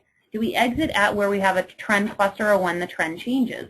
You basically can exit when more sequences start to appear that are moving against you. If you're going long because you've seen these series of tests and then signs of weakness start to appear or the trend starts to change, look at smaller time frames or other time frames around it to confirm it. So if you're in a 5-minute, I think I was in a 9-minute first and then a 5-minute, if you look smaller and it starts to turn white and then the other ones start to turn red, then you know you've now turned the trend. You can get out. So essentially use your time frames not only to confirm an entry but also to confirm an exit. You're looking for a VSA principle to appear in order to enter. You should look for a VSA principle essentially to either disappear or a new one to appear to tell you that it's now moving in a new direction.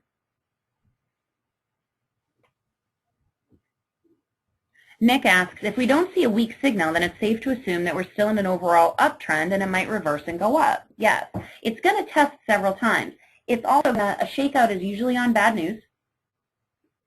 And again, it's not picture perfect. I'm not going to tell you bar by bar this is exactly what's going to happen because none of us are predictors. What I can tell you, though, is overall, we were in an overall uptrend throughout the entire 2 days. Those tests kept testing for supply in the market, and those weaknesses essentially failed. Testing for supply, literally testing for anybody that wants to sell.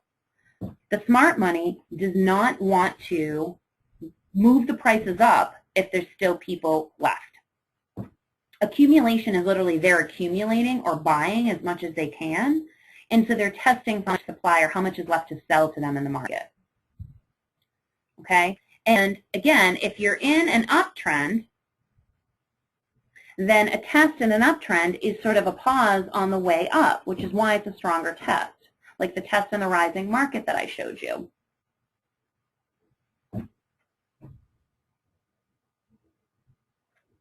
Harry asks, if nobody is selling, how can the price go up? Exactly. Exactly. Once people are finished selling into the smart money, they're selling into a down market, and the smart money is buying it. It's counterintuitive to what you think. They're buying into a falling market, and they're going to wait until there's nobody left to sell before the prices go up. That's exactly it. You answered your own question. Carrie asks, do these principles apply when you do not know volume, such as Forex? Volume is actually used in Forex. Our VSA indicators work in the Forex market, and the volume is used the same way. Okay?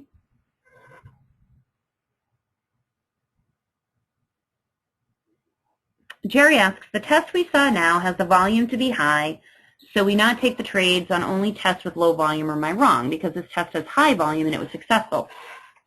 The hardest thing about that chart, Jerry, is that the volume all across the whole thing was relatively high. Overall, relatively high.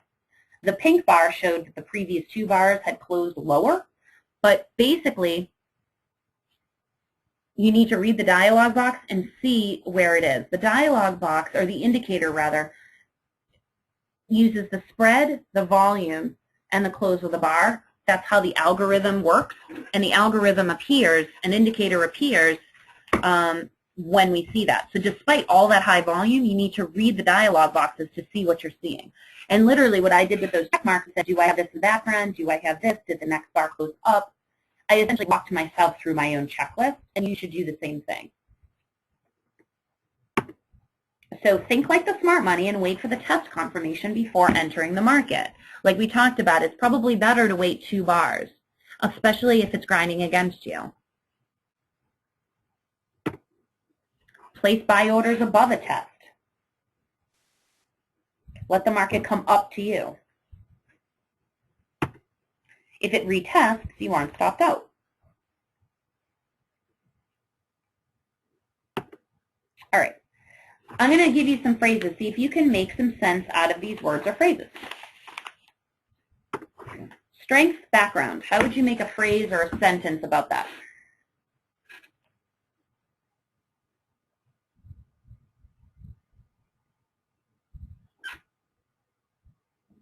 Yeah, Jerry makes a good point. You know, you have tests all day, in his case in the Forex market, but you had high volume, so you get a little nervous. It's weird. I just think we're seeing so much professional activity, Jerry, that you essentially have a lot of volume. But you've got to read the dialog boxes, and you've got to figure out where it's testing, what price is it testing at, what do you have in your background. Again, how would you make a sentence out of this?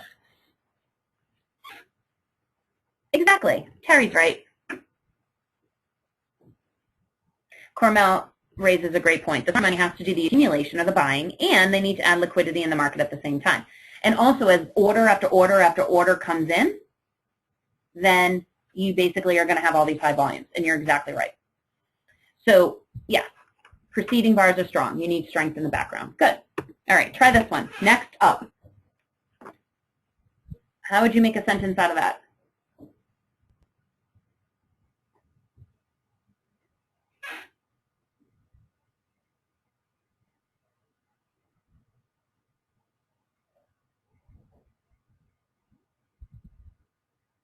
The next bar needs to be up. Good. You got all of this. All right. Test supply. How would you, what is this about a test? How would you make some sense out of this word or phrase?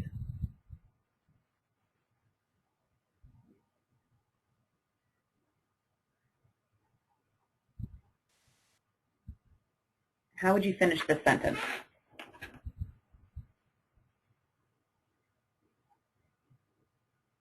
Yep.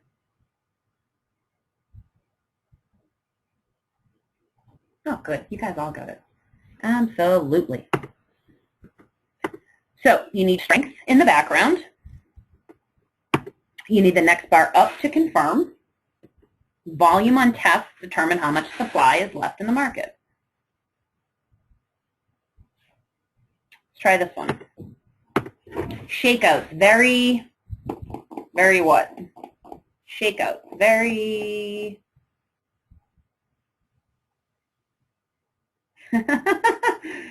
No, Bernie. Yep, David's right. Next, right? Yeah. Yep.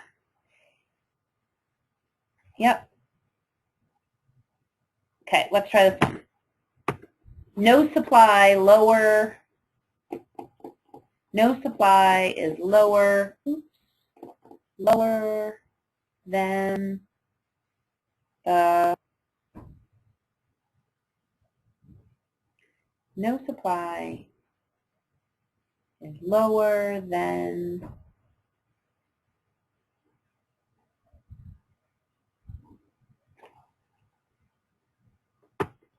David's got it. Nice job, David. All right, uptrend strong. Uptrend strong.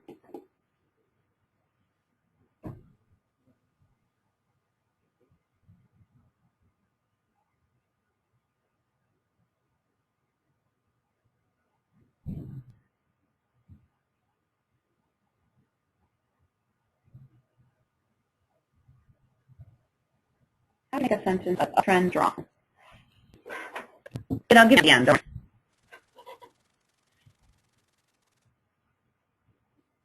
Jerry, you're right. But if you see a test in a rising market, how would you fit that into uptrend strong?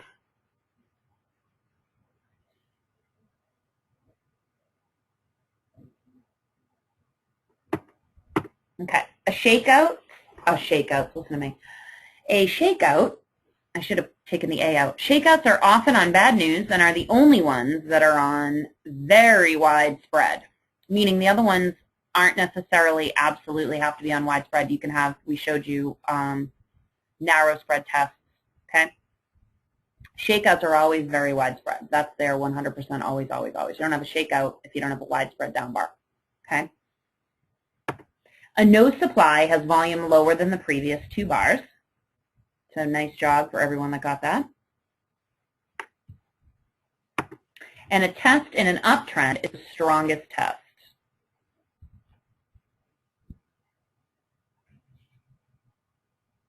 Okay. I know I learned this if I can recognize how the background plays a role. nod your head or shake your head. I can't obviously see you do that, but I expect bad news when I see a shakeout.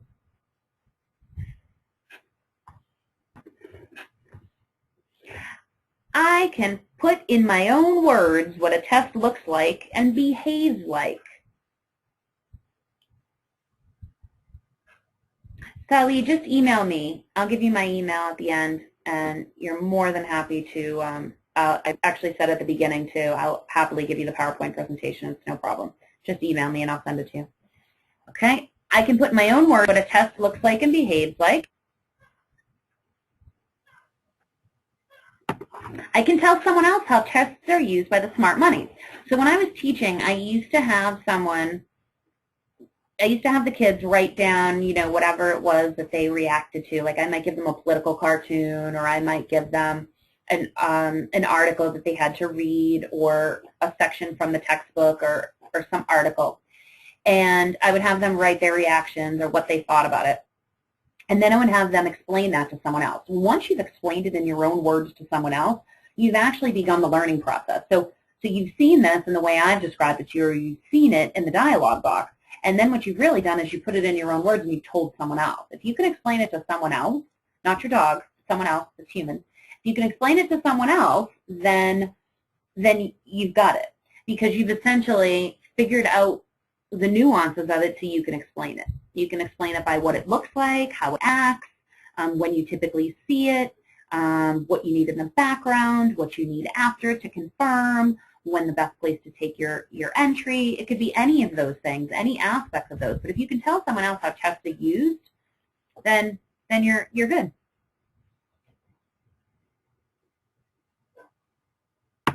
All right, here's free tricks or treats. I figured I'd do trick or treats since it was Halloween this week. You can get Gavin's book absolutely free, called The Complete VSA Sequences Explained. There are signs of strength in there. There's 10 signs of strength sequence setups that you'll see in there, and the dialog boxes are behind them. Again, you'll see lots of tests, and the dialog boxes are printed out so you can see the explanations, literally what I just did, and kind of went through my checks.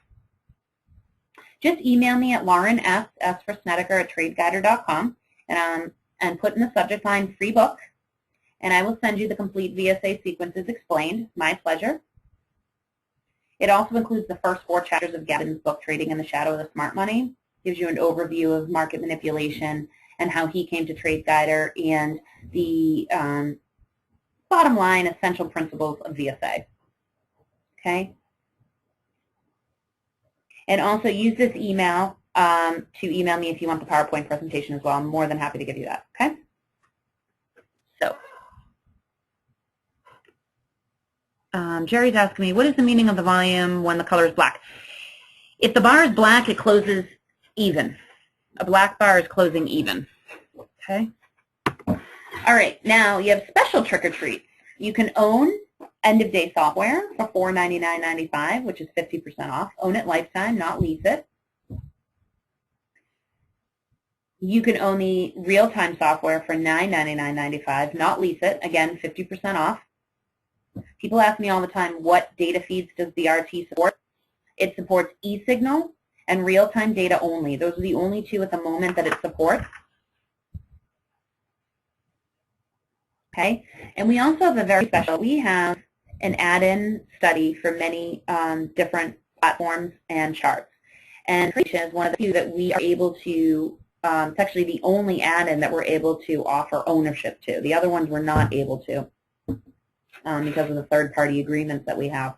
But you can own the VSA add-in for TradeStation for $999.95. Typically, this price is for 1 year to lease it, and you can own it if you'd like to. Okay. Someone asked, why doesn't RT support the Infinity data feed, the CR? It's just the way it was built. RT was built that way, and it only has those 2 data feeds. We do intend to change that, hopefully in V5 or V6, but at the moment, that's all it has. So that's usually the #1 question that people ask me about the RT. Okay. In all cases, you'll get the education tools. You'll get the chart reading masterclass, which I highly recommend. You'll also get Gavin's book for free, the Trading in the Shadow of the Smart Money. And you'll get the VSA Club Depending on which product, you get the VSA Club for a few months, 3 months for TradeStation, 1 year for end of day or RT. So you can call me. This is my direct line. You can email me. You can Skype me. I'm sorry I didn't put my Skype. I ran out of room here. Okay. And I will upload this video. And I will also send you again the PowerPoint presentations if you need them. Expect the video to be uploaded onto the site tomorrow. Barry asks about the end of day. People use end of day for holding long-term positions, not for intraday trading. It's also a cheap way to get into VSA and learn it. And it has daily and higher time frames. So particularly with stocks and someone that is not going to sit in front of their computer all day that wants to hold a long position, end of day works well. All right, I want to thank all of you very much for listening today.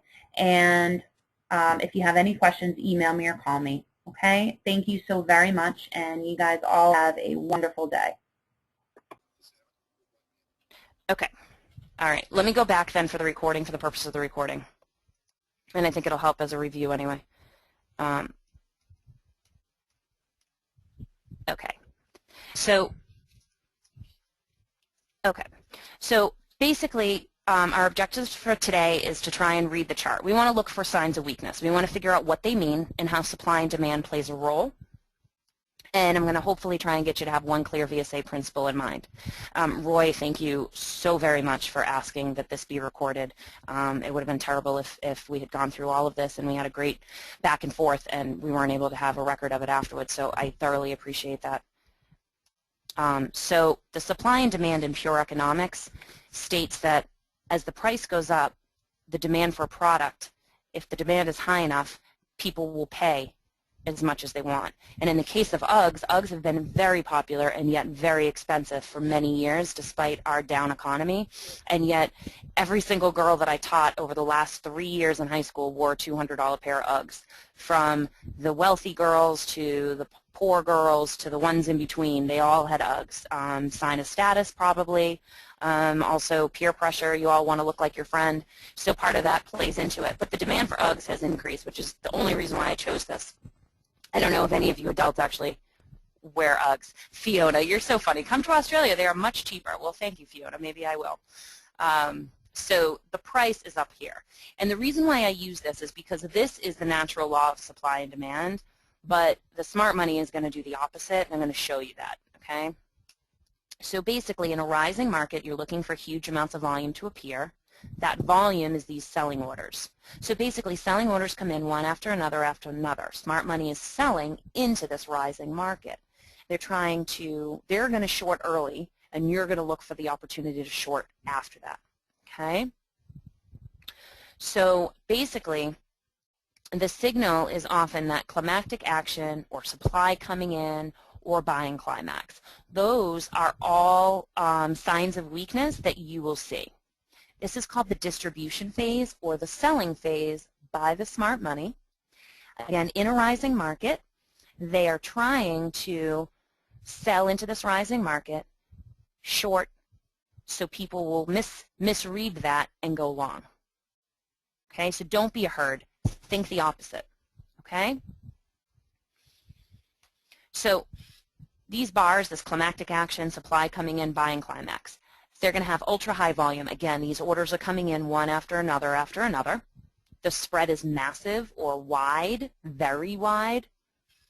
The close is going to be mid to high because they're selling and buying there. The hardest thing is to determine how much buying and how much selling. So use the relative volume to help you. But this volume is basically saying, ooh, look at what they're doing. They're starting their distribution phase. It's coming in one after another, so we have a lot of volume and a lot of spread because there's a lot of activity there. We're doing it in a rising market because they're selling before we do. So that's why you see it, let's say at 9 or 10 o'clock on a, if you picture in your mind the clock, you know, at the 9 or 10 arm, that's where they're selling. We want to wait until 1 or 2 or 3 o'clock to confirm what they did at the 9 or 10 o'clock, okay? You're basically waiting for it to mushroom over. You need evidence, and that's what we're going to show you today. So the trend is going to be up or rising. The close is mid to high, the spread is massive, and the volume is ultra high. All right, an upthrust. This often follows this climactic action, this supply coming in, this buying climax. It is an up bar, okay, and it's going to be higher than the bar behind it. It's basically thrusting up into a new high, into a fresh new ground. If you're not sure if it's into a new ground, then on RT, we basically, in most trading platforms, you can go 20 bars, 30 bars, 50 bars, 60 bars, etc. So look to your left. See if you can see any high bars behind it, okay, or to the left. The bottom close means that there's no interest in these higher prices. What the smart money is doing is pushing it up, up, up, and then they've left the transaction. They're not in it anymore. Okay? It's a false way to catch people to go long. It's the opposite of a shakeout. A shakeout is a widespread down bar trying to catch people to go short. This is trying to catch people to go long. Okay? It's going to stop them out. It basically drives the price up and then drops it like a brick. You need the next bar down to confirm the signal, but again, if you're thinking about selling and you're thinking about volume equals selling, they've stopped selling. They're not interested. They have no demand or interest in these higher prices.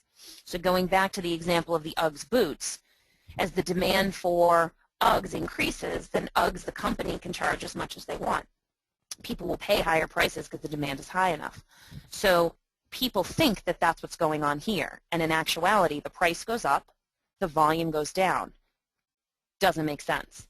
Price won't go up and the demand go down, right? It's the opposite of economics. That's the anomaly you're looking for, the anomaly, try and say that 3 times fast, of supply and demand.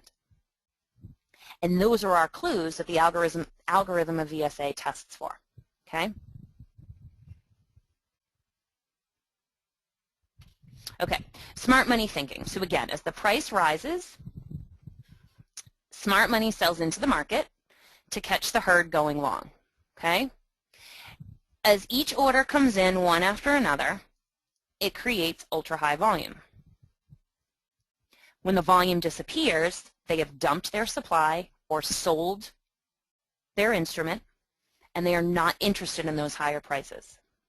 That's no demand. It's both the name of an indicator and it's the name of the theory, okay? It's no demand, no interest in these higher prices. Okay, so what no demand is, as a VSA indicator, is the withdrawal of interest by the smart money in higher prices. It's an up bar, the next bar down to confirm. Everything in VSA needs 2 bars to confirm. Okay, the next bar down should be down to confirm the no demand. It's a narrow spread. It often looks like this. It could be even narrower than this, and I'll show you a few in a few minutes. The low volume, the lower the better, guys, okay? Because if it's lower volume, it's less and less selling by the smart money. If you get almost nothing, which we'll show you during the European market on the E-mini this morning, it's basically no demand, no demand, no demand, okay? That's a stronger sign. And I'm repeating myself because I really hope that this sinks in, because I want you to think like this and notice these anomalies, and then you'll be able to set yourself up pretty well. So no demand is a confirming signal of weakness. It's not by itself strong enough to take a short. You need weakness in the background, or serious weakness in the background, as Philip Friston would say. You need buying climax, an end of a rising market. You need an upthrust, which is what we were just talking about. You need something like this in the background or to the left to help you determine that what you're seeing is accurate, that what you're seeing is strong enough to enter the trade. Someone had asked about the background. If you see a no demand and you don't see anything in the last 20 bars, go back 30, go back 40, go back until you see it. Otherwise, again, it's not a strong signal.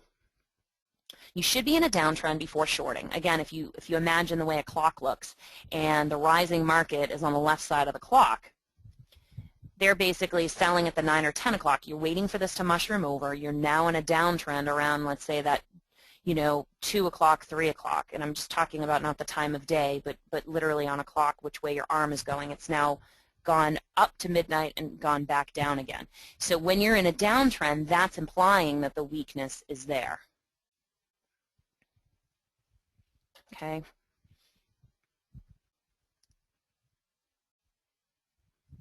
Rusty asks, a high volume upthrust can be a serious sign of weakness, and the answer is yes, because an upthrust is a sign of weakness. Again, you don't want to trade off of an upthrust because it's basically a middle signal or a middle confirmation. It's confirming that large climactic action behind you, but you need this no demand to prove that you can go in. Okay? And again, the volume is telling you how much selling is left. Now remember, depending on how widespread the upthrust is, Rusty, that means that's a lot of effort to push that up. That means they have to do a lot to push that up, and then they drop it. So the volume is basically just helping you determine how much selling is left. The upthrust alone is a strong sign, but again, you don't want to short right after an upthrust. It's basically a middle confirmation. Okay, it's the opposite of a shakeout. All right, so here is the 15-minute chart. This is the E-mini 15-minute chart today, okay? And I basically labeled these A, B, C, D. So now we have basically to our left or in our background is our 4 signs of weakness here, okay? Notice we have this wide upspread up bar, okay? The next bar closes even. And then it goes up, and then it comes up here. This is no demand. This is buying coming in, supply coming in, excuse me.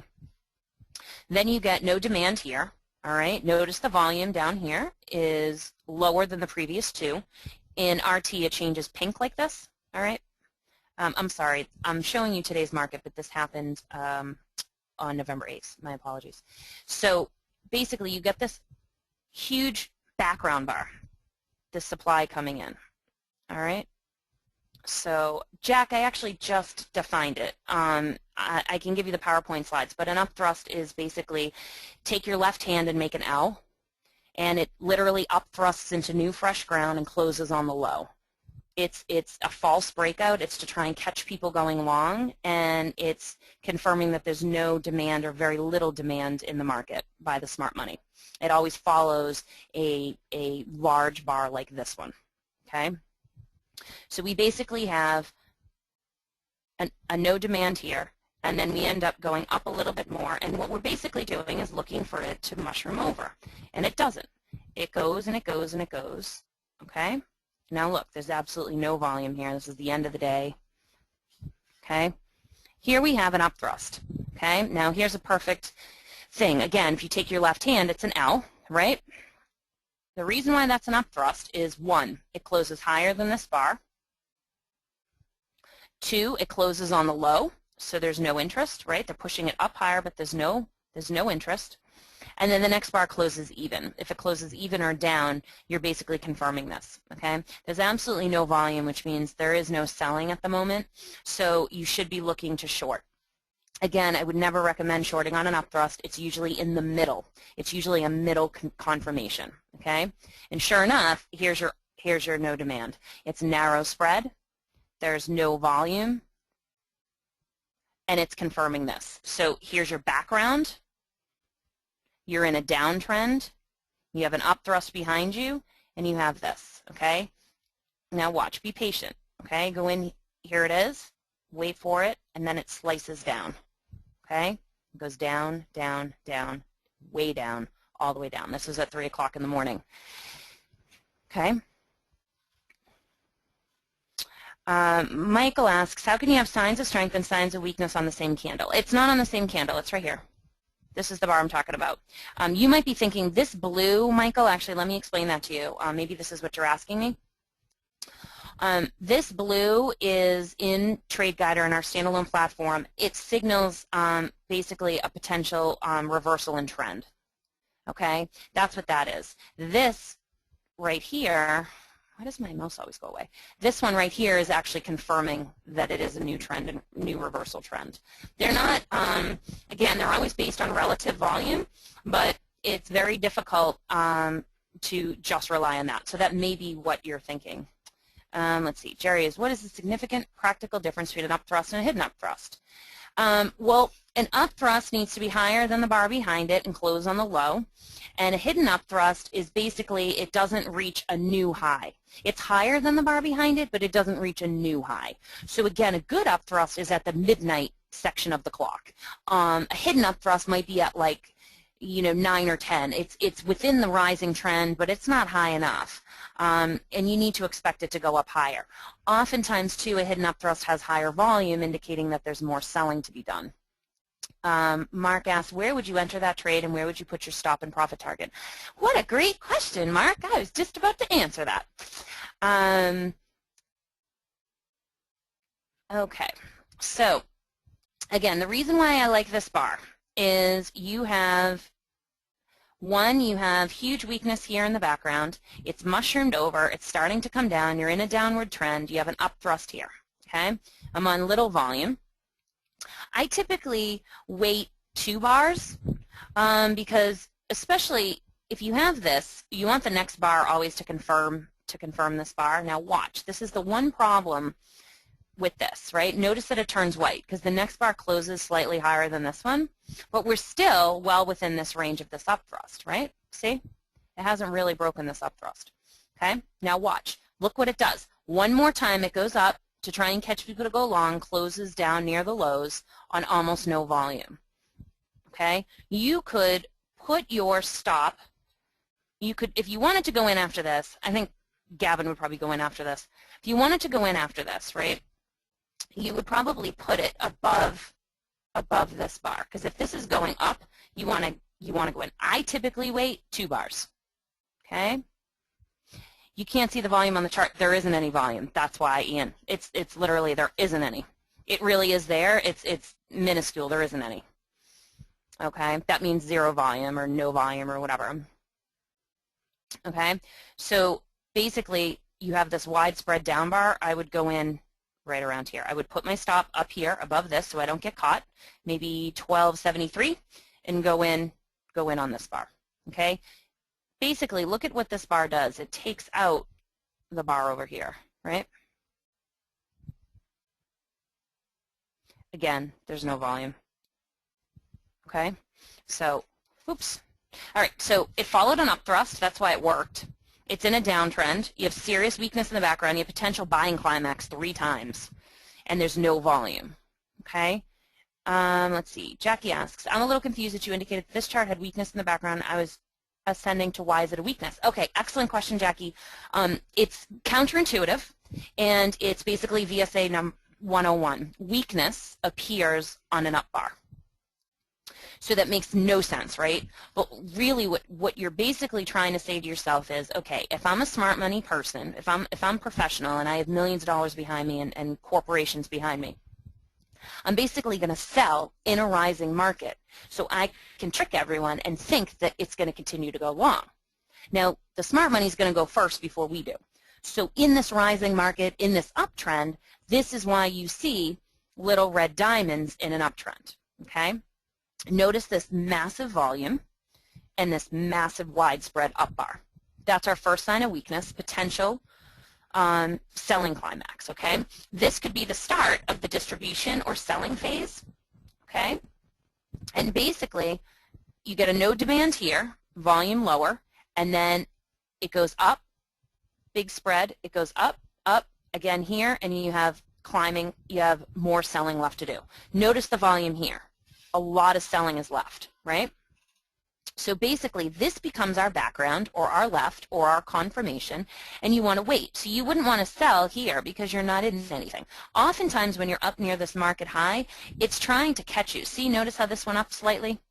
And then it whips sideways. That's what it wants to do. And whip sideways, sideways, sideways. We get a sign of strength here. Sideways, sideways, sideways. Again, we now start going into this trend, and it's not until we see this up thrust here that we know that we're confirming our trend. Again, you don't want to go in on an up thrust. An up thrust is a perfect sandwich signal. It's in the middle. And then basically this is your no demand. Okay? Let me see. Fiona, it's a sign of weakness coming. Yes, this over here is a sign of weakness coming, right here. Okay, this little bar is telling you, but you've got to wait. See, you're in an uptrend. They're going first, then it's your turn. Let the smart money go first, then you go. Okay?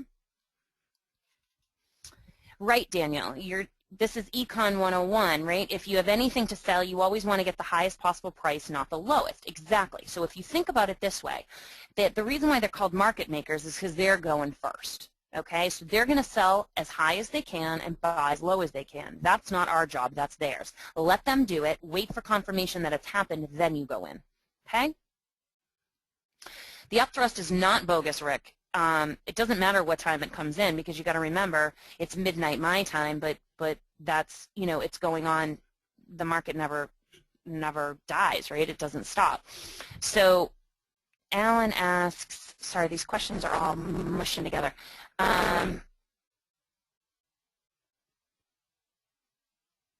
Alan says, right. You can always hover over this. It'll give you the actual volume. I think someone asked that. This is a screenshot, so I don't have the active RT platform up. But you can always look. It'll tell you what the volume is. It'll tell you, you know, see here, high, low, close. Okay, open, high, low, close, volume. Okay. All right. I hope this helps. Okay. All right. So again, this is why it worked. It followed an upthrust, which is your perfect sandwich signal. It's in a downtrend. You have serious weakness in the background. We have potential buying climax 3 times, and the volume is gone. Okay. All right, now I got confirmation. That was a 15-minute chart. This was a 15-minute chart, okay? Now look at the 30-minute chart, guys, all right?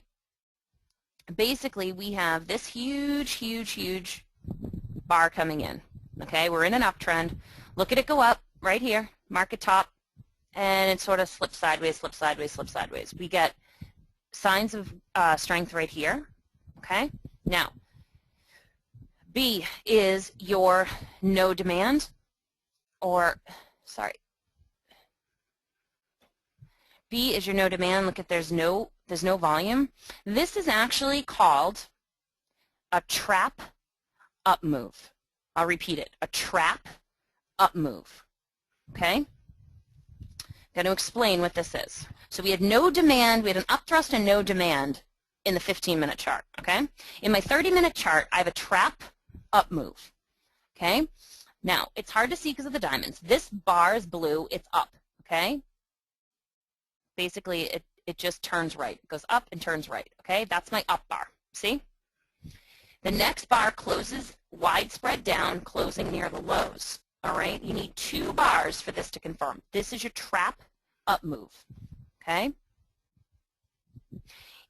All right. The other thing, unfortunately, because of the diamonds, you can't see, it's slightly higher than the one behind it. So it pushes up, closes low, widespread down bar. Literally, the word trap up move is trying to trap you to go long, okay? Now, literally, you want to pay particular attention to the background. We have a period of rising prices, and this could be the start of distribution by one or more of the professional groups, okay? We have sign of weakness back here, okay, on a good, decent-sized volume here. Sign of weakness there, right? Yes. I have my background confirmed, okay? Now, the volume is ultra low, which confirms this or makes this even stronger, okay? So again, this is the trap up move. It's a 2-bar confirmation. You don't see it very often, guys, which is why I wanted to show it to you and point it out kind of blow by blow. So again, you have an up bar here. This bar closes up above this, widespread down, closing on the low, very low volume, weakness in the background. I've basically proved what it's asking me to do in this, okay? So it basically says, be cautious if the volume on the down bar was very high to ultra high with the next bar up. This would confirm this buying. Okay, but we basically have low volume down bars show lack of selling. This could lead to a strong rally. Now again, it's midnight, right? So oftentimes the volume is lower than anyway. I need to keep that in mind. It doesn't mean that you disregard the signal. It means that you keep it in mind. It means that you keep it in the back of your head, okay? So the trap up move, again, is based on 2 bars. The first bar closes up off the highs. The second is a widespread down bar closing near the lows. The second bar high is higher than the first bar, tricking people into going long, okay? Since I have low volume or no selling and weakness in the background, it's a strong sign of weakness and can lead to a strong rally. This is not to say that you're definitely going to short it at this absolute moment. What I wanted to show you, though, is that I got my confirmation, essentially, my 15-minute no demand here, right? I got it in my 30-minute here. So they both confirm each other, okay?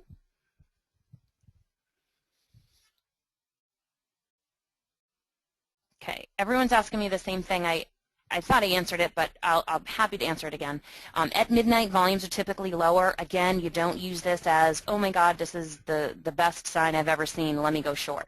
What it does is, if I'm seeing it on a 15-minute, I see an up thrust, I see a no demand, two very strong signs. On virtual volume, no volume, right? I have serious weakness in the background.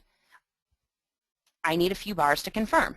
Okay, same thing here. I have serious weakness in the background. I got this false trap up move. Okay, all of these things prove all of this is true. That's why I put check marks here. I basically, what I do is I read the dialog box and I check if I have it. Okay, so I'm not telling you this is where you're shorting. I'm just pointing out that this is what you have behind you. By the time this no demand on bar C appears, okay, look at what you have behind you. And then it falls. It collapses, okay? Steve, I think this is a good time to bring you in because I think this is precisely at the time that we were talking earlier. So I'm going to change you as a presenter. Do you want to use my RT or yours? Probably should use yours. Let me see. I got to find you first.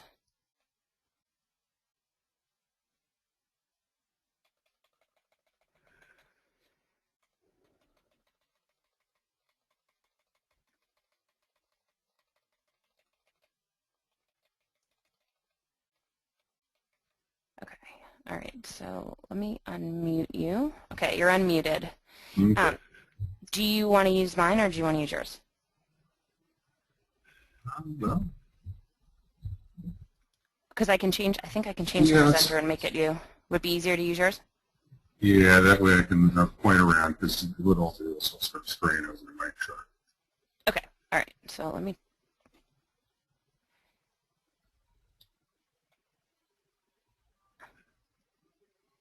Wait, how do I do that? Don't I click on you and then?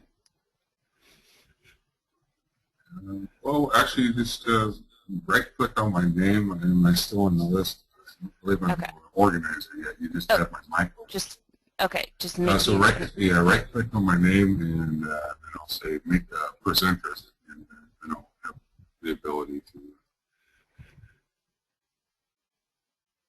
Okay.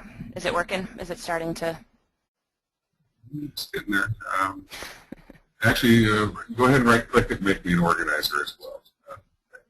Oh, I thought I can't control the screen. I guess it's just a presenter. All right. Hold on. But you just went away. Now you're not an attendee. So now what do I do? Yeah, I'm on the organizer side. The tab to the right. I don't know how to do this. Okay. Oh, wait. You see the attendee list, and then there's organizers right next to it. Okay. Yep, I got it. And then. Right-click on me. Okay. And make me an organizer if possible.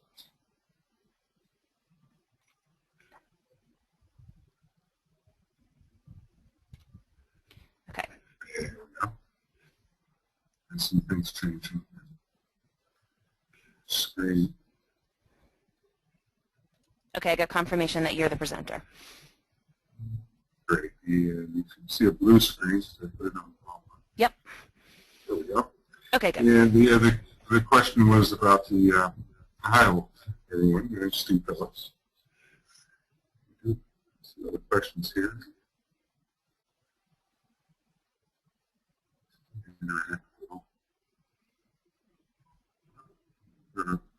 Crowded house here. Another one.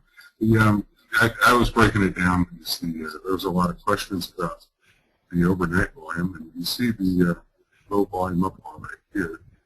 So what I did is I shrunk it down to within the session itself. So back to the subject at hand now.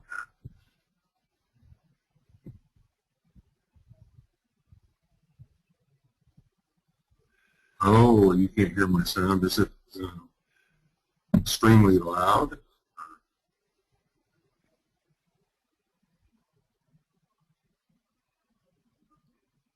Muffled. Okay. Can you all hear me okay? Check 1, 2, buckle my shoe. What if Okay. I mute myself? Maybe that'll help, because sometimes when both of us Yeah, have it I open. can. There you go. Yeah, I can hear you in there too. Good, good deal. Okay. I didn't want to blast y'all. Good deal. Good afternoon, Butch. So we had a discussion about having it break through some support level. We had some support back here, which I was actually interested in over the overnight session when I first woke up. I actually took a peck at it, but that's the way when I see accumulation phases in the background and some support, I look for that. But as soon as this broke through and started to bump its head because it broke through these levels down here, this widespread down bar, and kept pushing through, well, it was time to start looking for no demands for it to roll off. And as soon as you start seeing no demands come in after the bottom of this bar at 1252 level, there's a bunch of trapped in people as it floats down. Is, you know, there was a block of orders here. People peck away at it. You slowly get trapped. So this downdraft is kind of torturous for people that are really stuck in this. And shake them loose and shake them loose. Comes back up into this area. And that's the the highest probability area. I was really looking for at 1252, 1255 level. It took off, so I had to wait. As it rises up, then you can start hitting it some more.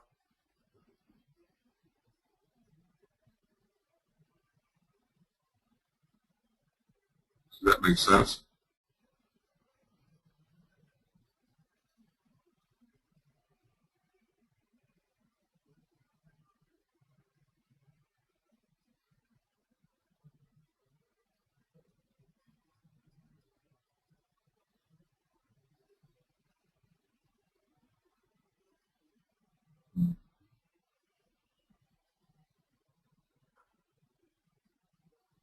Okay. The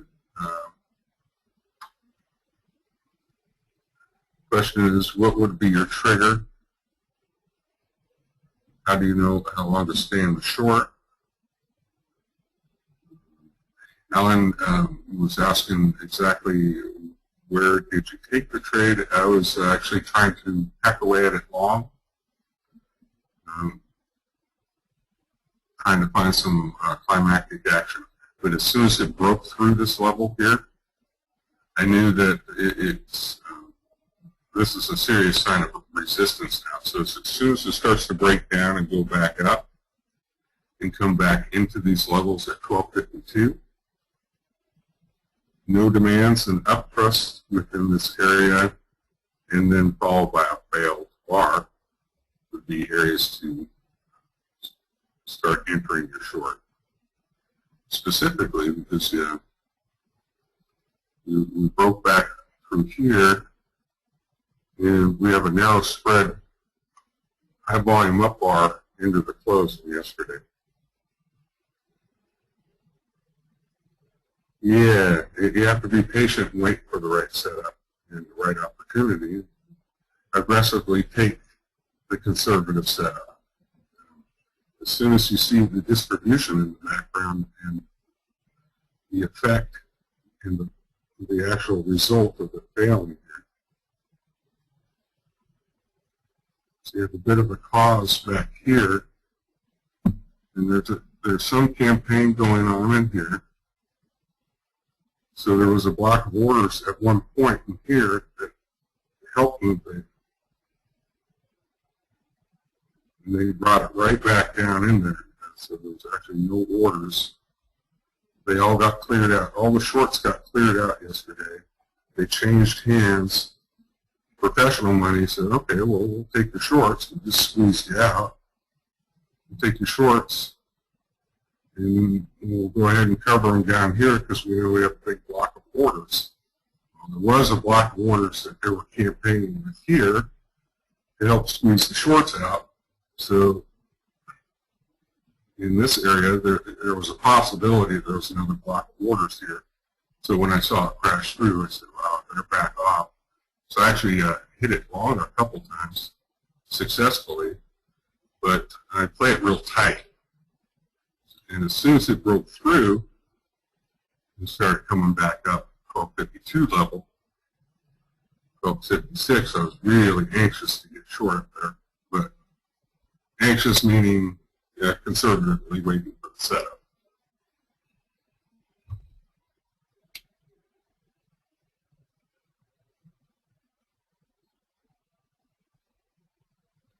Yes, Rusty. Always looking in the background where the order blocks of orders may be, and where the professional money is playing their games. So they were able to have enough blocks of orders in this area to run it up and squeeze the shorts out, and take their hand, and they just transferred the money. Now, because there's a block of orders in here, and did they really mop it all up?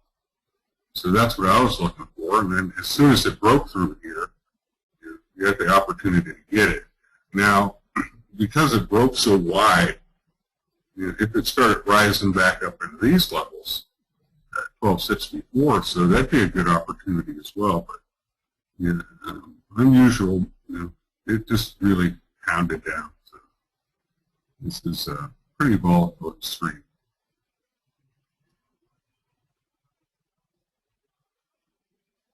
So we got it.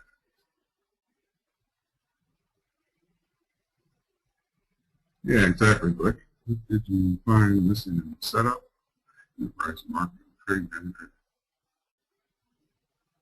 24-hour session as opposed to just regular day session. Yeah, looking at the overall picture, look at the forest, and then hone into the intraday stuff and look at chop down the trees. But you always have to keep the big picture in mind. So let's see. 1128, you found, saw an end of the rising market lane. Good job.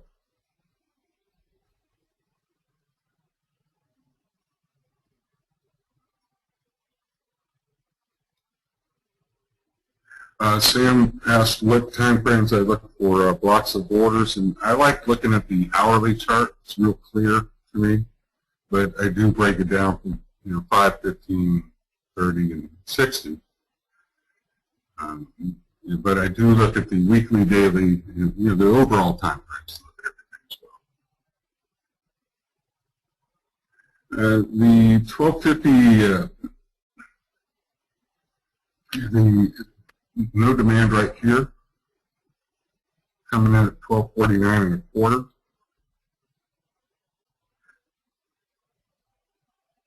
And then it failed. So, the breakdown of this 1249 and a quarter,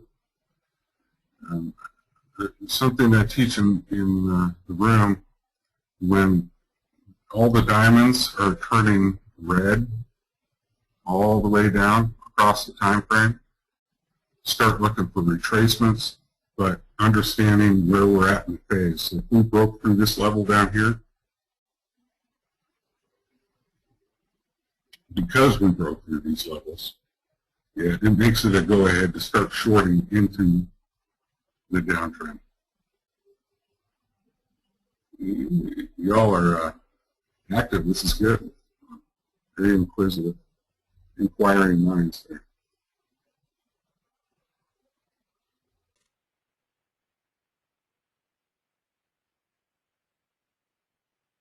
Hi everyone, I want to welcome you to the latest and greatest edition of the ABCs of VSA. My name is Lauren Snedeker. I'm a member of the Trade Guider team.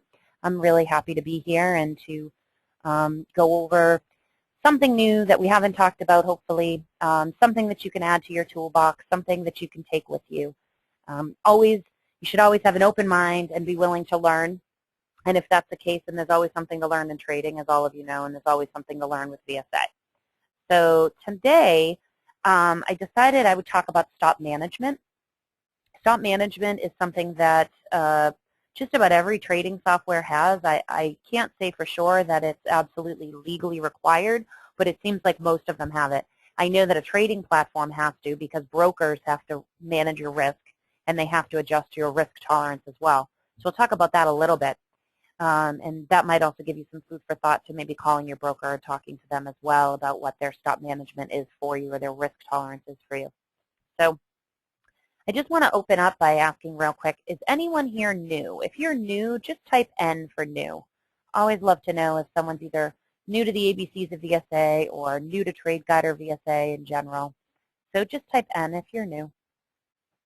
Okay, great. It looks like there's a lot of you guys.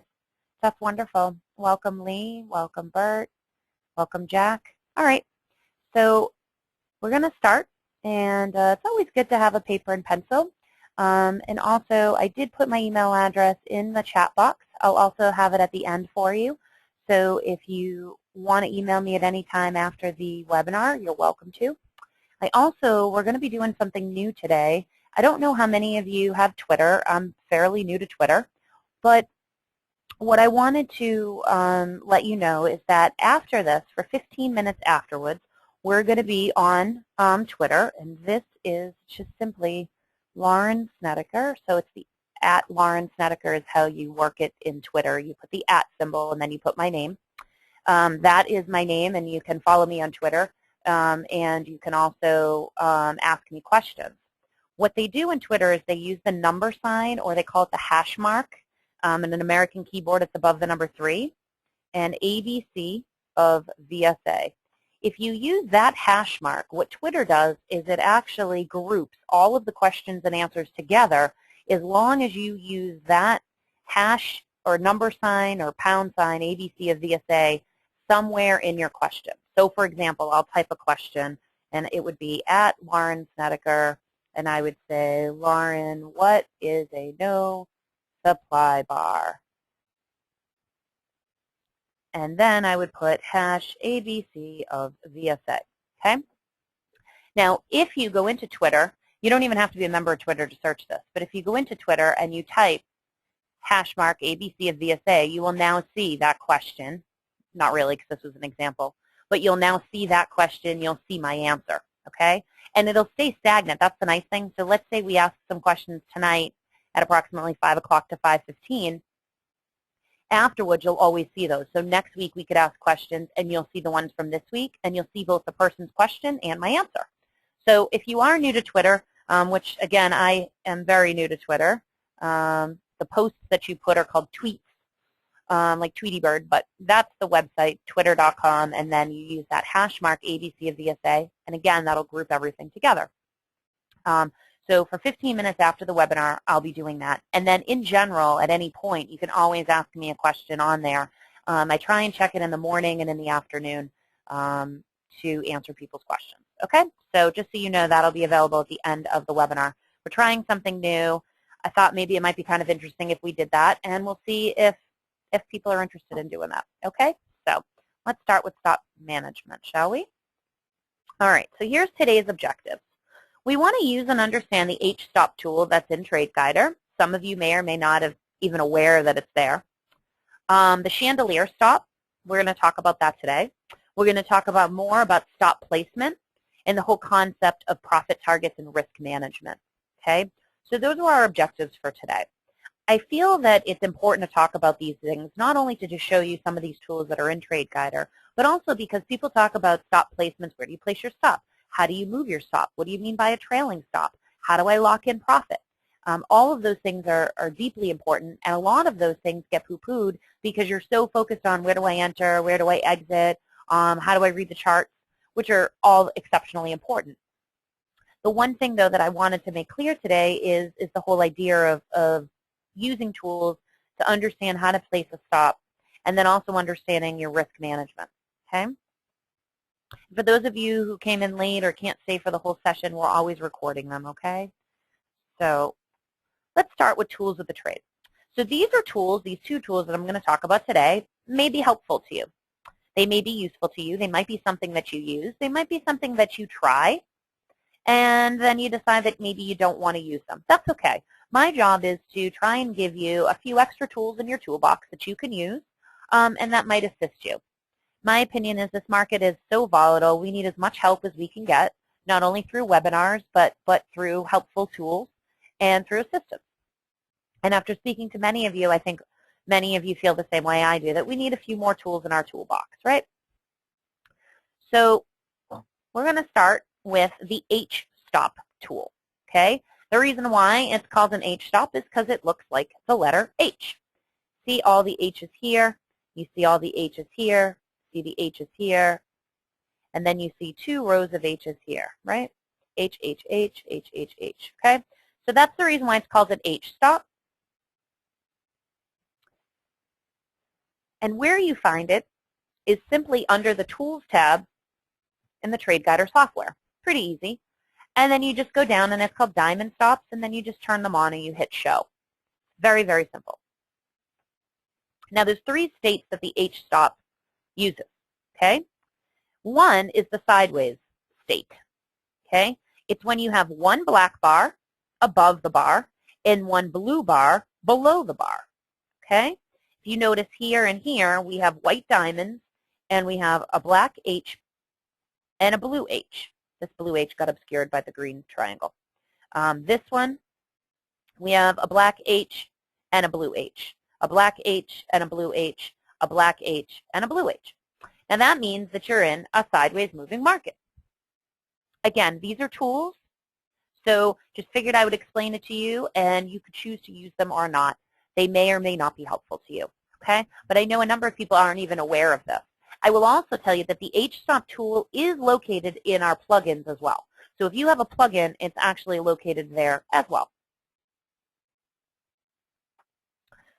State number 2, the H-stop state number 2 is an uptrend. When you have 2 blue bars, 2 blue H-stops below the bars, so see 2 blues, 2 blues, 2 blues, 2 blues, 2 blues. Do you guys all see that? That is considered the start of an uptrend. You're normally going to see green diamonds. Now I'll show you something. Look at these 2 right here. You have a black and a blue, and a black and a blue. And then we switch to 2 blues all the way through. So we go sideways, sideways, up, up, up, up. All right? You're going to look for a long entry point after a sideways state, such as this, and 3 green diamonds. And why do we say 3 green diamonds? Because in VSA we use the rule of 3. 3 or more diamonds in the same color confirms a trend. If you see 3 or more of that same color diamond in 3 or more time frames, you've confirmed an overall trend. So if you're in an uptrend and you see this double blue stops, these H's below, this will help you understand that you're in an uptrend. Maybe you don't like the diamonds. Maybe you just like the H-stops. Maybe you like both. Everyone has a preference. This is just to help you look for a long entry point, and it's best after a sideways state. Basically, after the market turns is when you're looking to go long or short. Okay? In this case, we're talking about a long entry. Now, I'm going to say that obviously, because it's VSA, we want you to wait until there's a VSA principle in place. But I wanted to show you these H-stops up close so you could actually see what they're located, what they look like. Okay? So just type yes if you understand what I'm saying, but we have, right here, we have a black bar and a blue bar confirming sideways bar, sideways bar. Then we see double blues below the bars, and that confirms our uptrend. So just type yes if you understand what I'm saying. Great, great, great. And so what this system is, in order to use it, is basically it's a parameter to look for a long entry point after a sideways state and 3 green diamonds. Okay? And we would also say, obviously, wait for a VSA principle to be in place. Okay? Now, an H-stop state 3, the third of the 3 states, is the downtrend. And this is when you see 2 black H bars above the bar. So you see 2, 2, 2, 2, 2, 2, 2. These are all double black bars. They're located above the bars. Notice here you're in a red. Okay? You want to look for a short entry point after sideways movement. For those of you that aren't familiar, our white diamonds in the Trade Guider system is sideways movement. Sometimes they appear as dots or crosses in our plugins. And that's when, after you see the sideways state, okay, unfortunately, I didn't even realize with the way this picture was drawn. This is a blue H. So you have a black H and a blue H, which confirms sideways. Again, right here, black and blue. Then it turns red with these double black H's, okay? So you look for a short entry point after a sideways state and 3 red diamonds. Again, the rule of 3 is that 3 or more of the same color, in this case red, confirms a downward trend. 3 or more red diamonds in 3 or more time frames confirms an overall trend. Okay? So just type yes if this makes sense to you. If you understand that when you see 2 black H's above the bar that you are in a downtrend, you want red diamonds to absolutely confirm it, and that you understand that a sideways trend is a black above and a blue below. Great. Okay. Everyone's getting it. Awesome, awesome, awesome. Terrific. Okay. So you can adjust your H-stop tool. Your default setting automatically is 2.5 far away, further away, and 2.5 near or closer to you. The higher the number, this means that it requires higher volatility to move the stops to identify a trade entry. So if you change these numbers to higher numbers, and I would say to you, just adjust it, see what you like, play around with the numbers. The higher the number, the higher volatility is required to move the stops to identify a trade entry, meaning you need to look for a whipsaw action or higher volume, higher movement, larger movement to identify a trade entry. When you have lower numbers, it requires lower volatility to move the stop to identify a trade entry. Now, depending on your trading style and depending on using this a little bit more and seeing VSA principles appear, this may or may not be the right setting for you. And so this is basically a guideline or a time frame, and this is kind of what you want to look at. Now, I would say to you with settings, it's just like MACD setting and RSI setting.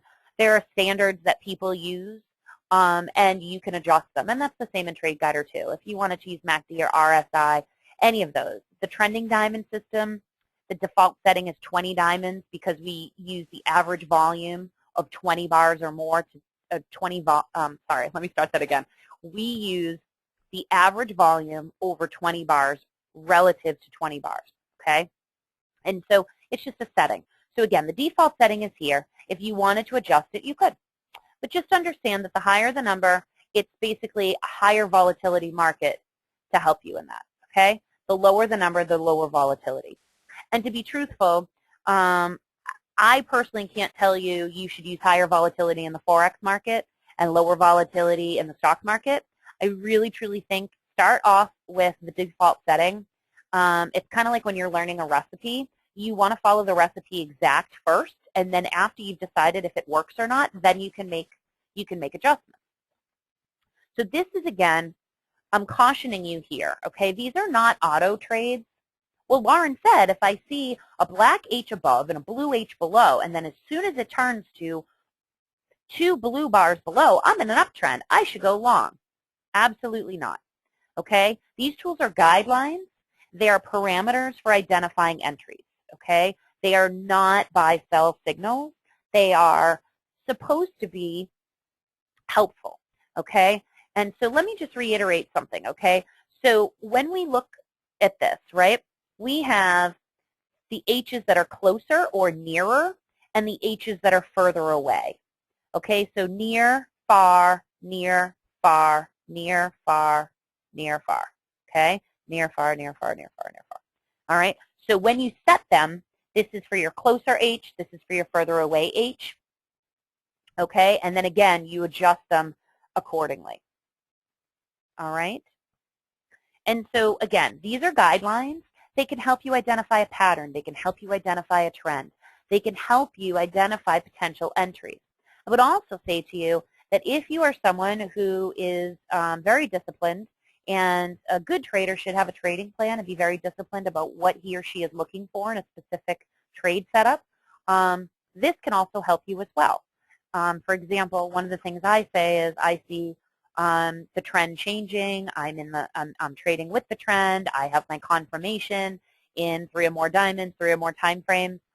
You could do the same thing with this. I've followed a sideways movement. I now have 3 diamonds along with double blue lows or double black H highs, etc.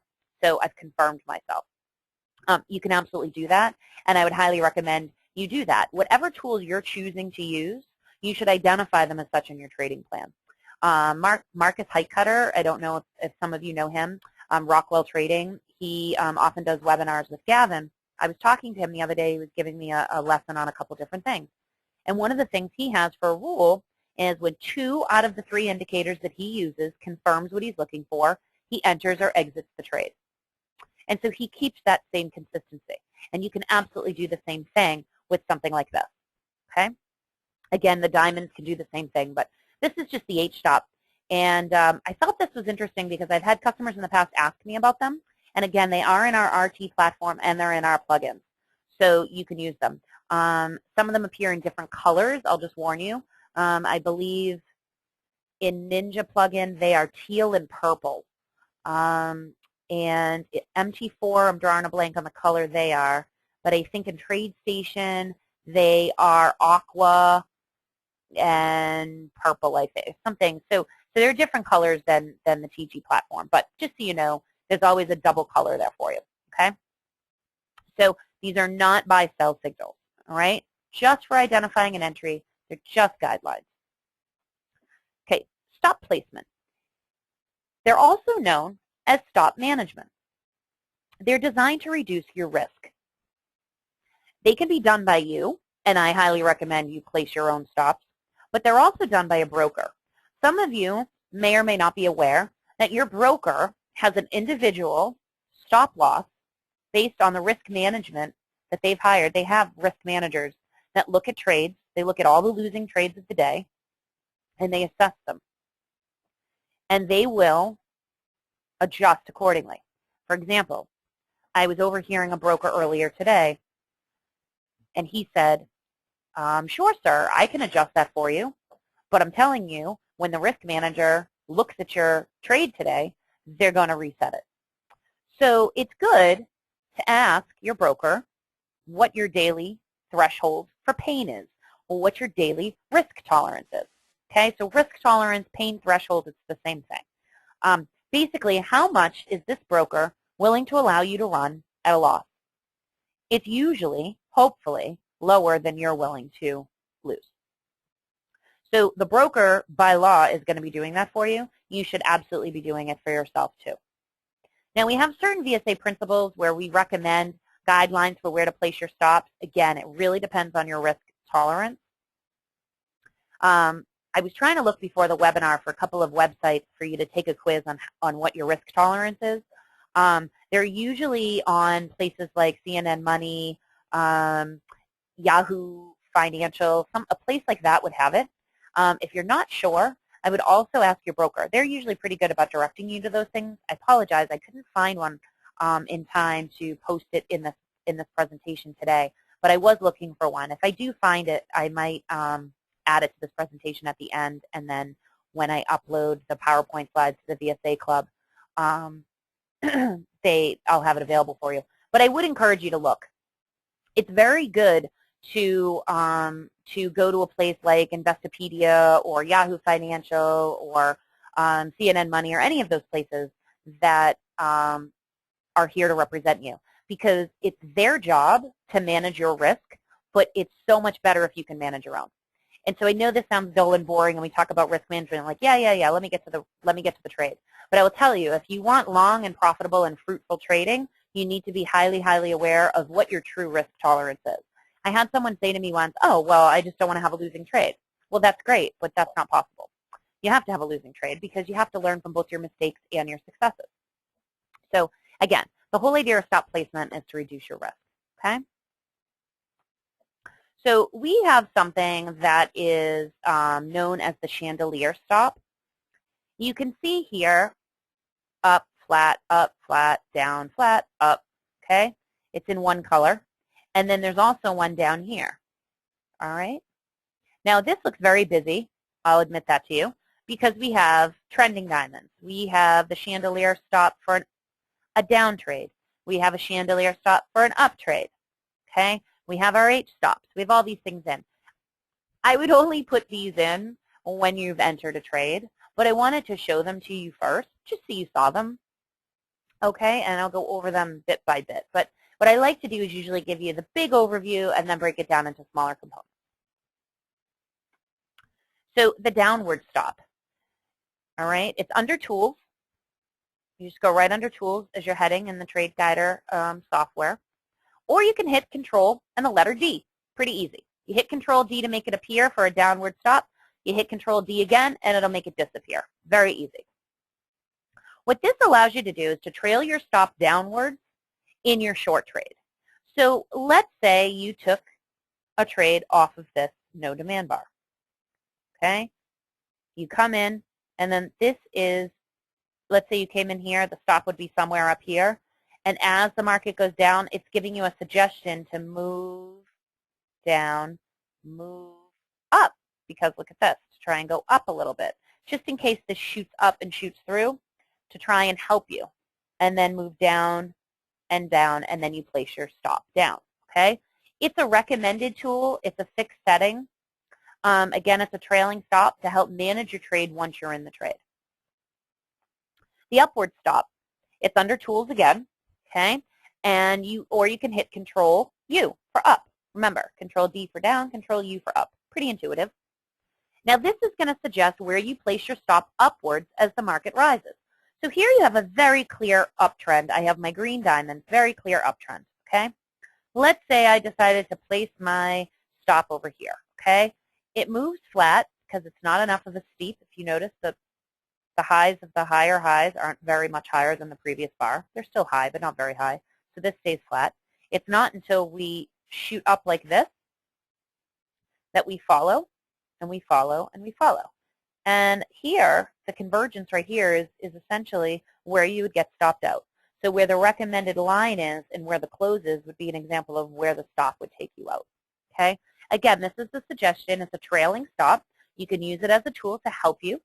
And this is where you would keep adjusting your stop as the market rises. Okay? You hit Control U and you make it disappear. Now this is an advisory capacity only. This is not absolutely put your stop here, absolutely do this or do that. It's not our job to tell you exactly where to enter, exactly how to manage your stops, and exactly where to exit. So this is why I caution you. I'm not a broker. I'm not a professional trader. I am not in any capacity to tell you what to do, nor do you really want me to tell you what to do. But it's basically to help you move your stops up or down once you're in a trade. Okay? This is not to advise you on trade entries. Someone had asked me once, oh, so if it goes flat, do I exit out? Or, oh, if it goes up, do I go in? No, no, no, no, no, no. You only put this in once you've entered the trade. If you're in a long trade, and then you hit Control U because you're in an upward trend and you want to trail up. And you hit Control D because you're in a downward trend because you've gone short. Okay? So just type yes for understanding what the reason behind it is. It's simply to help you. It's simply to help you once you're in the trade.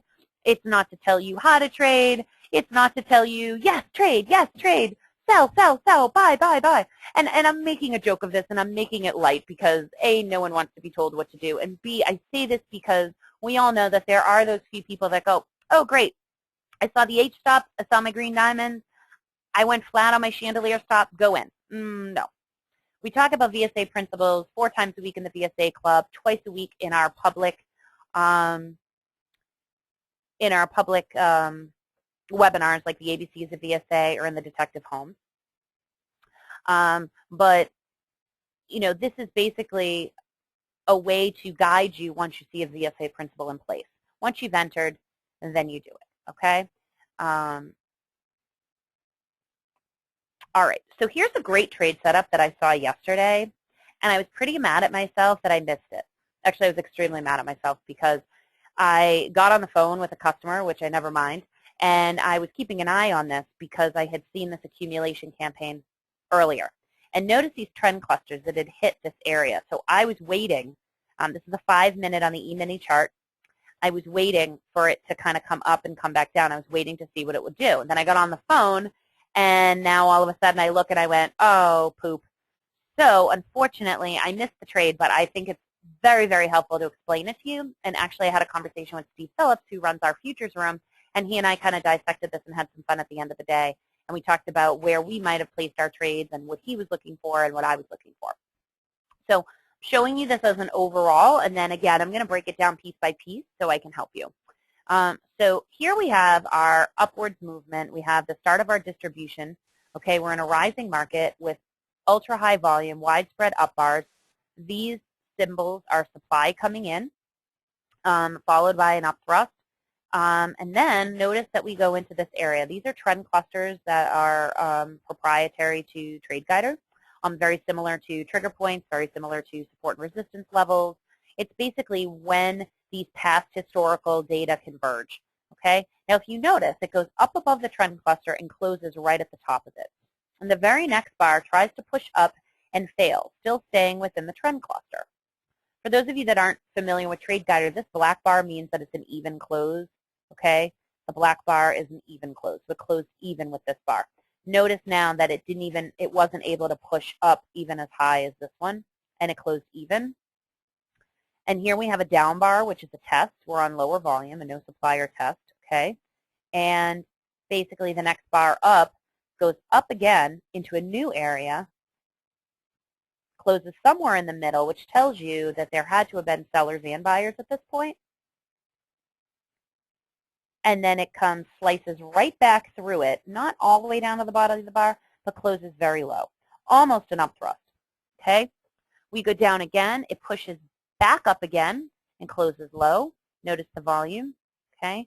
And then finally it slices right through this, taking out this previous bar. It mushrooms over, which is what I'm looking for, okay? And it's on lower volume. Okay, now remember, I unfortunately didn't see this. I was over here when I had kept an eye on it, and then I got on the phone. So lower volume here. We go back up. We go up to no demand on lower volume, and it fails. Okay, and then it tries to go up again, and it slices right down through it. Notice that it takes out the close here. It's now on much lower volume, and it goes down, down, down, and all the way down into my downtrend. Okay, so the entry I was looking for, when I was looking over here, I would have been looking for potentially an up thrust up here for it to fail, something like this that we saw. And then I would be looking for it to turn over and enter a downtrend on a no demand. A no demand is a great confirming signal, and oftentimes no demands are at the end of what I call the sequence sandwich. The complete VSA sequence is explained, which is a free ebook that you're welcome to have. Simply email me. I have the email address in the little chat box. If you just look at your chat box, it's up there. And every sequence, Gavin puts in 10 signs of weakness sequences, and 9 out of the 10 have no demand as a final signal. So when you have a no demand and a downtrend, it's a very strong confirming signal. And then you're looking for serious weakness in the background, which I have here, and you're waiting for it to mushroom over. And if you notice here, what I mean mushroom over is it goes up, up, up. Like I said, it goes up into this area and comes back down. It slices through it. It tries to go up one more time and fails. This one is a little bit volatile, and this would have been a great entry, and this would have been where I was. And that's essentially what Steve and I were talking about. So I'm going to break this out a little bit more piece by piece, and then we can talk about it a little bit more in a minute too. Okay, so no demand in a downtrend. A no demand is an up bar. Okay, volume is lower than the previous two. It turns pink in Trade Guider. Some of the plugins, it turns like a pale salmon or a watermelon color, but it's basically a light color. All right, that just means that its volume is lower than the previous two. Okay, and the next bar is down to confirm this. All right, and it's also lower volume. That's what gave me my tip-off. Again, it also broke through the previous selling or distribution campaign that had been going on to the left. Now, the no demand is a stronger signal when it's in a downtrend. Okay, so I wasn't quite in a downtrend, so this is why I would have wanted to wait a little bit more. No demand's a confirming signal, so they confirm what it is that you're looking for. Okay, and you need major weakness in the background. All right, so this is what you're looking for. So at the end of the day, unfortunately, I see this no demand, and I'm like, oh, here's my serious weakness in the background. Here's even significant lower volume. It takes out the previous. It goes down here, closes in the middle, which tells me that this volume means that they're trying to push it as hard as they can up, and it's closing in the middle because there's a lot of people selling as the professionals are trying to push it up. And then here is basically it goes up and it fails lower.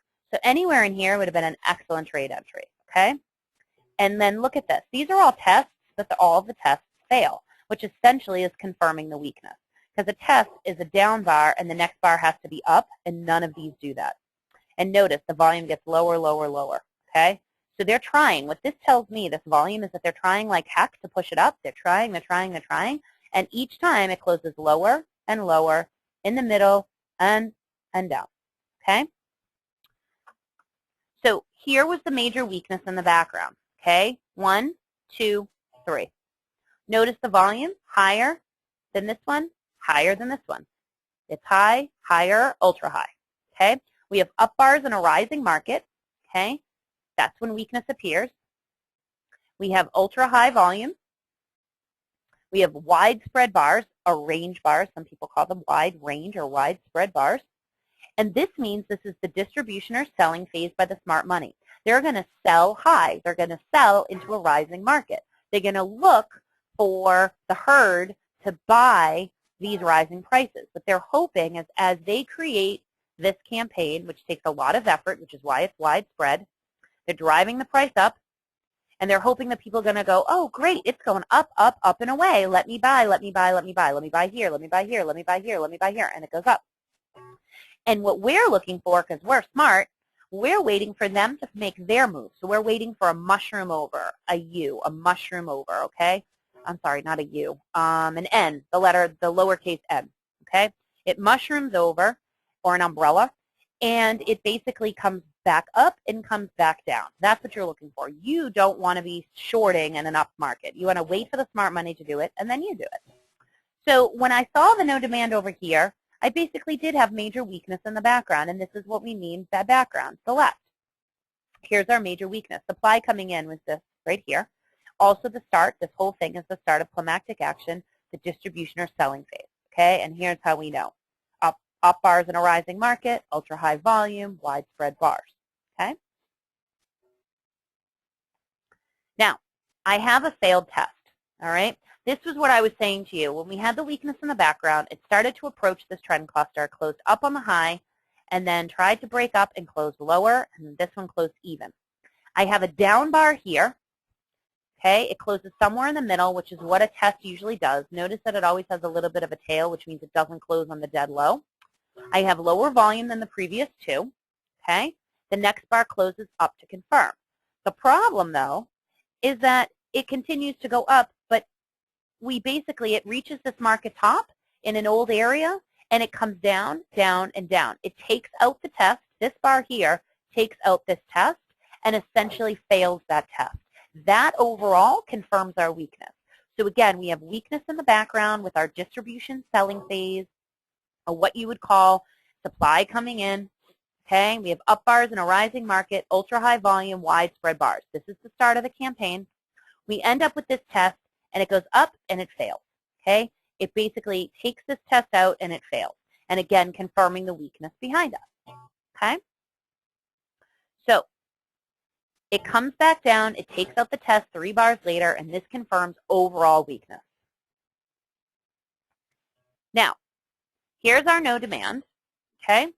You do not sell at market, okay? You place a sell stop below the bottom of the no demand bar, okay? You use Control D to trail your stop down, okay? Now, here's the case. Here's our no demand bar, and here's what we were saying, okay? The biggest key to this, though, is that you need the no demand in a downtrend.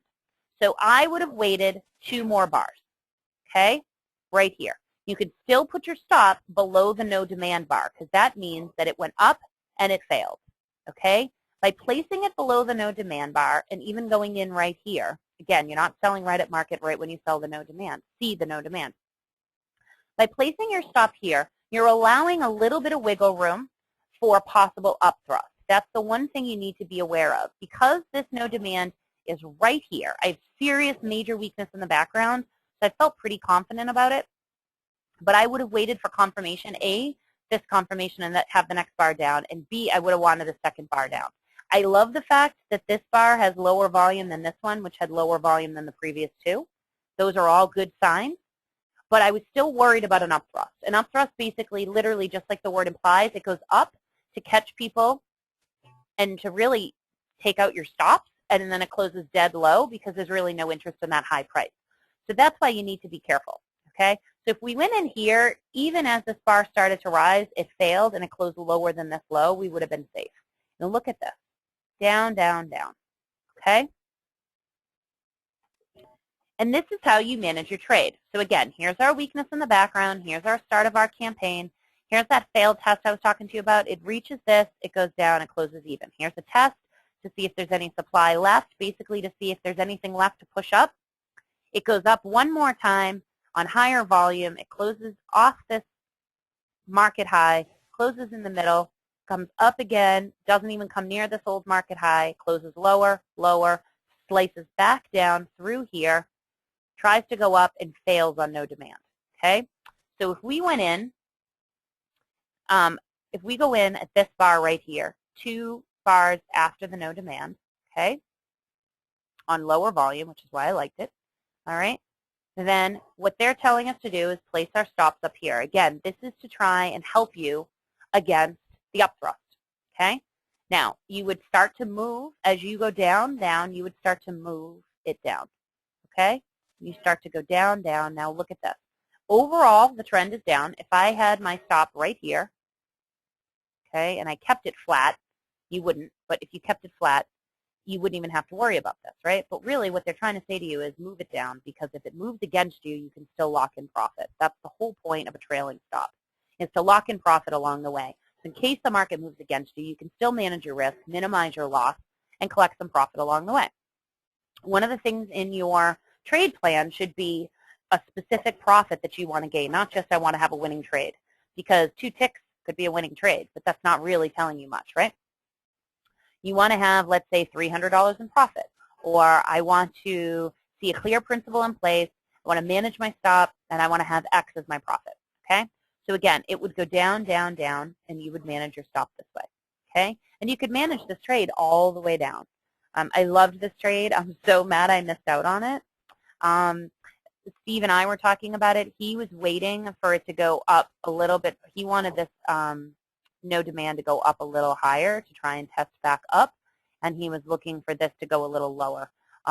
So we both kind of realized that, you know, well, I missed the trade because I wasn't paying attention. He was waiting for a specific trigger number to go in, but I see a clear principle in place, and this is one of my favorite principles. Actually had a conversation with Philip Friston today. For some of you that don't know Philip, he runs one webinar a week by himself and one joint webinar with Gavin and the VSA Club. And he and I were talking about it, and I said, you know, do you have any recommendations for me and for people as they're starting? And he said, I would recommend that you learn one short principle and one long principle. And this is my favorite short principle. I see a climactic action. I see a selling or distribution phase. I look for an upthrust, or in this case, a failed test, basically trying to go up but failing to go up. I wait for it to mushroom over. I want a no demand in a downtrend, or as it's already mushroomed over and it starts to scale down, I look for confirmation and then I go short. That's what I look for. And I watch the volume, obviously. Like, this is why I liked this lower volume. And the other one that I really like is test in a rising market, or no supply in a rising market, when I have strong signs of strength behind me.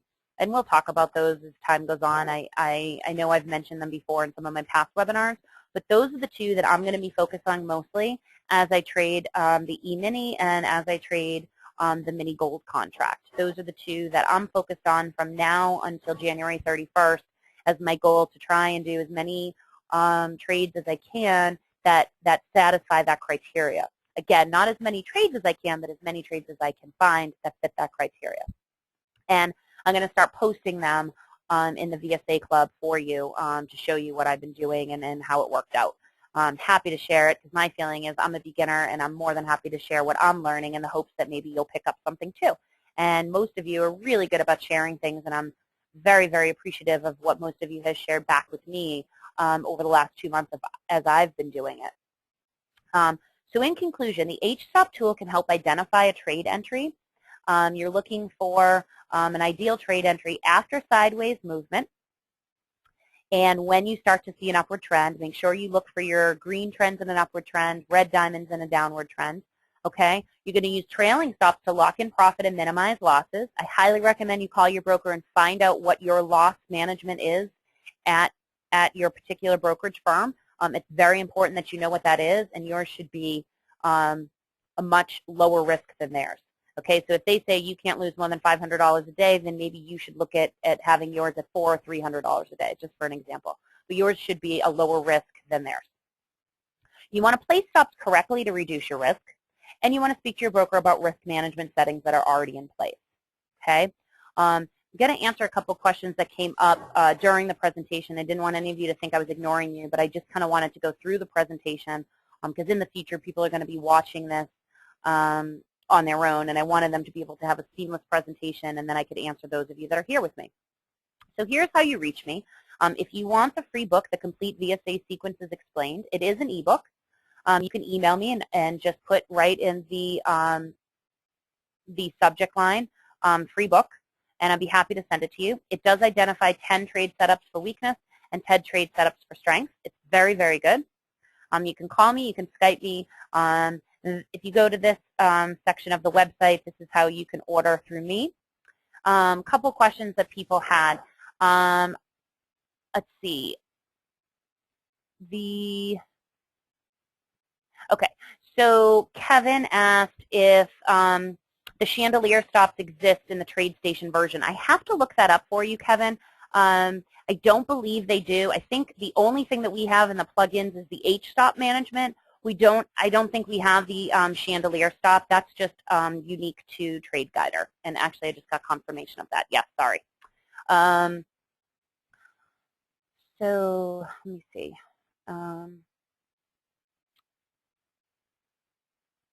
And the new add-in study for Metastock is available, Jerry. It is already here. I know that the one thing that we're doing is we were working on the final installation and guides for that. So absolutely, you can order it right online. You can go right to tradeguider.com/Lauren and order it, and then you'll have it within 24 hours.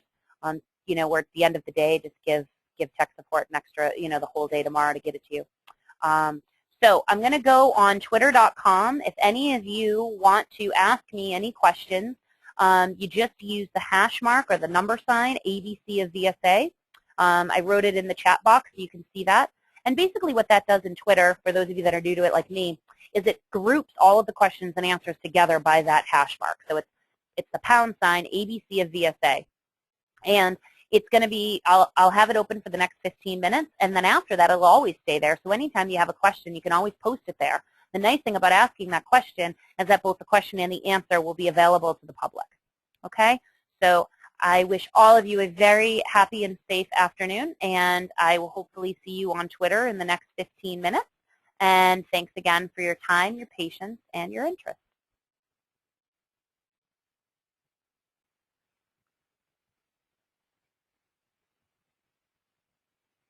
Hi everyone, welcome to the latest and greatest edition of the ABCs of VSA. My name is Lauren Snedeker. I am a team member of TradeGuider, also known as VSA, Volume Spread Analysis. I do want to welcome you. I know a lot of you, I've seen a lot of you check in, and it's great to see you. You're here each week. I'm just curious, is there anybody new to VSA or new to the ABCs of VSA? Just type N for new. Always like to see who's new. Oh, that's great. Welcome, Jillian. Welcome, David. Glad to have you guys on board. Just a few things so everyone knows if you're new to VSA, new to ABCs of VSA. All you have to do is check out your chat box. What I've done, and you go to View and you auto-hide, you uncheck the auto-hide on your control panel. What you will see is you'll see my email address, and you will see my web page. You can find out more about the company, more about the products. I also put my Twitter, and that's because we post questions and answers on my Twitter page. I'm new to Twitter, so I'm just learning it. And where we also, let me put our YouTube. We have a YouTube channel, youtube.com/TradeGuider. And I would recommend that you subscribe to the channel, which will email you every time there's a new video. I post these videos every Thursday morning in that area. And by the end of the week, we are also going to be posting them in our VSA Club. And for those of you that are new, the VSA Club is an online community that you can pay for or that comes with your software subscription. It's a chance for you to, my webinar is a public webinar each week, and we have VSA experts who just do their webinars within the VSA Club. And my webinar is the same time each week. It's 4 p.m. Central Standard Time, and it runs approximately an hour, depending on how fast I talk. And Gavin also has a public webinar, my CEO, and his is on Fridays at 1 p.m. Central Standard Time. Those are the 2 automatic public events each week. Next week I will have the ABCs, and then we'll be off for the end of the year holiday break, and then we'll be back on Wednesday the 4th. So that's where you can find the ABCs of VSA. I also have my email address there, so if you want these PowerPoint slides, you're always welcome to them. Again, within the VSA Club, what we're working on is uploading all of the webinars and all of the slides onto that area so you can learn at your own leisure. All right? What we're talking about today is something new, but it's not something new. It's the subtlety and nuance of VSA. So I talk about this with many of my clients because after they get the software and after they get going, they often use the free book, which you're welcome to. I'll give you, just look at my email address, email me free book. You can have the free book. And we have trade setups or we have sequences. And what we've realized is that it doesn't always happen within the 20-bar time frame. You're not always going to get a specific setup. And so I started realizing what's more important, that the specific setup happens or that the subtleties and nuances come across to our learners. And so I figured what I would do today is do some subtlety and nuance, okay?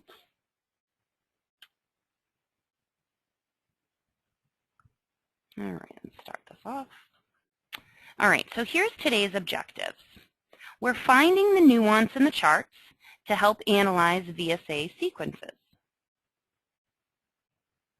We're going to show how failed signs of strength is actually confirming weakness. Again, that's the subtlety or that nuance that we're talking about. And then the mother of all VSA indicators, bag holding. What is it and how to trade it? And the reason why this is in here is because I actually saw bag holding approximately 2 hours ago as I was finalizing my webinar. And I just couldn't ignore it. There's absolutely no way that I could not tell you guys about it because you'll have the opportunity to trade this tomorrow. So again, we're going to find nuances in the charts to help analyze the VSA sequences because you're not always going to find specific blow-by-blow, exact in this order sequences. We give you these sequences and trade setups in the book, but what people find is that it's not always within that 20-bar time frame. And so it's important to really understand the nuance of it all. Give yourself a little bit of a wiggle room so you can understand, more importantly, the nuance, the expression of meaning, the whole concept of reading the chart. And then again, understanding that failed signs of strength is actually a confirmed weakness. Just one example of the nuance, and that's how I'm going to show you.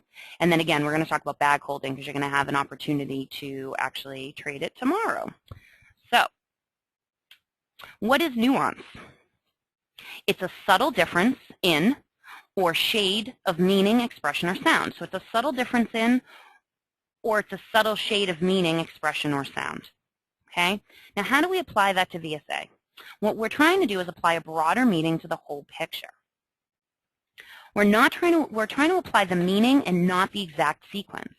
So what happens is you learn VSA, you learn how to read the charts, and it becomes very technical. And also many of you, I'm sure, use and are familiar with technical analysis, and we're used to seeing it has to be this exact formula, and then you enter the trade.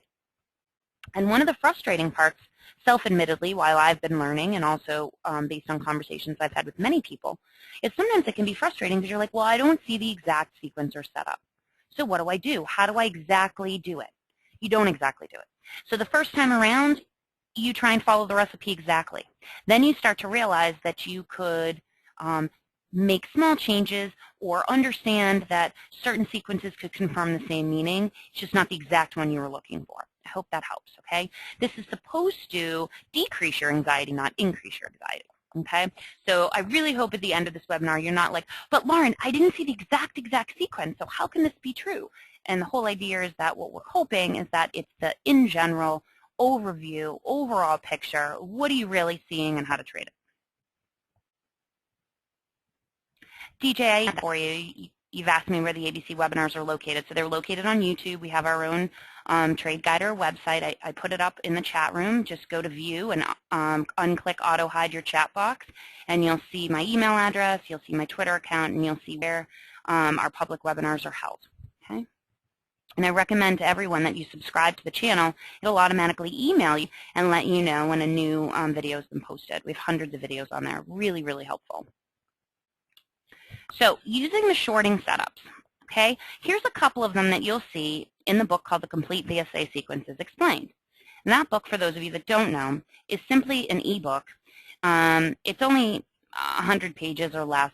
It's something that Gavin put out as a supplement to his actual book. And the whole idea of it, which you're welcome to have for free, just email me, is that it basically gives you 10 sequence setups for weakness and 10 sequence setups for strength. And what I've noticed in my own learning, and I feel as though I should pass that along, is that you're not always going to find supply coming in, no demand. Possible hidden selling, supply coming in, no demand. Buying climax, supply coming in, no demand. No demand up thrust, no demand. You're not always going to find this. You'll find it, but sometimes you'll see 3 and 4 combined. You'll see a buying climax, supply coming in. Then you'll see an up thrust followed by 2 no demands. Or you might see possible hidden selling, supply coming in, up thrust, supply coming in, no demand. You might see supply coming in, up thrust, effort to rise, failure after effort to rise, no demand, no demand. So the whole idea is that we try and take away the exact, and we try and figure out what is the story that's really happening here. And that's more important, because if you can read the story, you can trade the charts. Okay? So we want to move from exact to a little bit more general. And so what do all of these setups have in common? I'll give you a chance to answer if you want to, some of our long-time listeners, if you want to take a chance. What do all of these have in common? Right, Jennifer, they all have in common that they're weakness, absolutely. Ellen, oh, I'm so proud of you. Yes, no demand following signs of weakness. Yes, you'll notice that no demand is often the last one. And we could call that the specific indicator, or we could call it literally what the term means, that there's no longer demand for higher prices. So you can call it both things. You often see literally the term, no demand, as a signal, but really what you're doing is you're looking for no more interest. Okay, no demand. Okay, and hold on. I just realized that I typed, I'm so used to typing tradeguider.com. I apologize. So it's youtube.com/tradeguider. My apologies. There we go. Okay, that's better. That's the channel on YouTube where all the webinars are located. Thank you, David. Appreciate that. Okay, so you'll notice in Gavin's book, you'll notice that 9 out of the 10 signs of weakness trade setups all come with no demand at the end. But what I'm going to tell you is don't just always look for that one exact symbol. We're going to show you a couple of things today. One of them is actually a chart that my client sent in yesterday. And we'll talk about that and how she shorted it and what the parameters were that we used. All right, so we're moving from exact to general. So what do all these trade setups have in common? They tell a story, okay? So in your mind, what you need at first is you need rising prices. You need high volume or ultra high volume bars. You need up bars with wide spreads or ranges, okay? And that's how you start. So picture in your mind on the left side of the screen an uptrend, rising prices, ultra high volume bars, up bars that are wide, okay? This is also known as the selling or distribution phase. Literally, what the smart money is trying to do is sell high and buy low, which seems pretty obvious to all of us. And so what you're really trying to figure out is not technically, but what you're looking for is the concept. And many people ask, well, can this work in every market? And it does. It works in every market in every time frame. So what you're looking for on the left is this whole idea of rising prices, this whole idea of high volume, ultra high volume bars coupled with these up bars on wide spreads. Okay, very large. I sometimes call them the skyscraper bars. They stick out like a sore thumb. You can usually figure out what's going on. And also there's little red indicators that pop up on our software. Okay, so the whole idea that you're looking for is the start of a selling or distribution phase. Now, in order for it to start, that means the smart money needs to get active. The reason why V in VSA is our first letter is because volume is the critical component into figuring out what the smart money is doing. Volume equals activity. Volume equals activity of the smart money. So if they're trying to sell in higher rising prices, then you're going to see a lot of activity on one or two bars as the market's rising. That's all their effort and all their energy is being put forth into selling in these higher prices, which creates higher spread or higher range bars, higher volume. There's both a lot of activity by the smart money, which tells you the high volume or ultra high volume bar, and it's an up bar. There's a lot going on in the wide spread. Okay, that's how you can tell that you're in that selling or distribution phase. It's also one of the campaigns that we call about the smart money. It's also, a couple weeks ago, we did the cause and effect. We did that webinar. I'm sure many of you remember that. Basically, this is the cause, and then you're going to trade the effect. So this is the first part. So when we go back to examples that Gavin gives as supply coming in, potential hidden selling, possible selling climax. Well, you'll probably have one of those. But essentially what you're looking for is this rise in price, a lot of activity, and a widespread bar, okay? Just type yes if you can picture that in your mind and you understand what you mean. You're approaching the high. It's the roller coaster. The roller coaster is taken off from the start of the gates and it's approaching a top, possibly an old top, right? And you can see it. It's going up and up, but you're also seeing a lot higher volume and a lot wider bars. You can often see this on big news events, okay? That's also a great start to a campaign like this. All right, the middle indicators, or the sandwich, if you will, this middle area of the road, now that we got the campaign behind us, now that we know that we got the start of weakness coming in, the start of the rising prices, we're now somewhere at the crescendo, somewhere at the top of the roller coaster, okay? So the prices are rising, but the volume does not. That anomaly right there is a signal to you that we're almost about to turn, that we're almost about to reach our mushroom over phase. That's what Gavin calls it. That's pretty much what I call it. That's when the roller coaster starts to go down. So the prices will rise, but the volume will go down. What that is the start of the smart money getting out. So if you remember that the smart money is activity, and the smart money is starting to have less activity, then the less activity is going to show up in that smaller bar. So again, at the beginning of the roller coaster, big bars, lots of activity by the smart money, the price keeps going up. Essentially what this is telling you in this middle phase is we've reached a point where the smart money really isn't interested in higher prices, and so they've started to remove their interest. They've pretty much stopped selling everything they have. They've almost sold into the highest point, okay? So what we're looking for in this stage is the prices rise, but the volume does not. The effort to push the prices up fails. Oftentimes, the price might close on the low, which means they try and push it up, and it fails. It closes down. There's this mushroom over phase, or this upside down U, when the prices begin to fall. Now, you have to keep in mind, depending on the instrument and the time frame that you're trading, that this can be gradual or this can be volatile. If you're in an area where it's a high news event and a high trigger and there's a lot going on, like the euro, for example, right now, it might not be as gradual. It might happen within 2 bars. It might hit and fail and slice all the way through. And I'm sure you've seen that. So it starts to go up and then it just goes down, down, down. You're like, whoa. And other times, happier times, less volatile times, it's a little bit more gradual. A little bit larger time frames tends to be a little bit more gradual, tends to be a little bit less volatile. But again, the beauty of VSA is that it applies over all time frames and all markets because it's the whole concept that you're trying to apply. So again, If you can picture in your mind, this is that middle area where the prices rise and then it might go up, down, up, down, up, down. There might be right around the top of this upside down U a little bit of whipsawing. If you have support and resistance levels in place that you're using, it might hit off of some of those and come back down.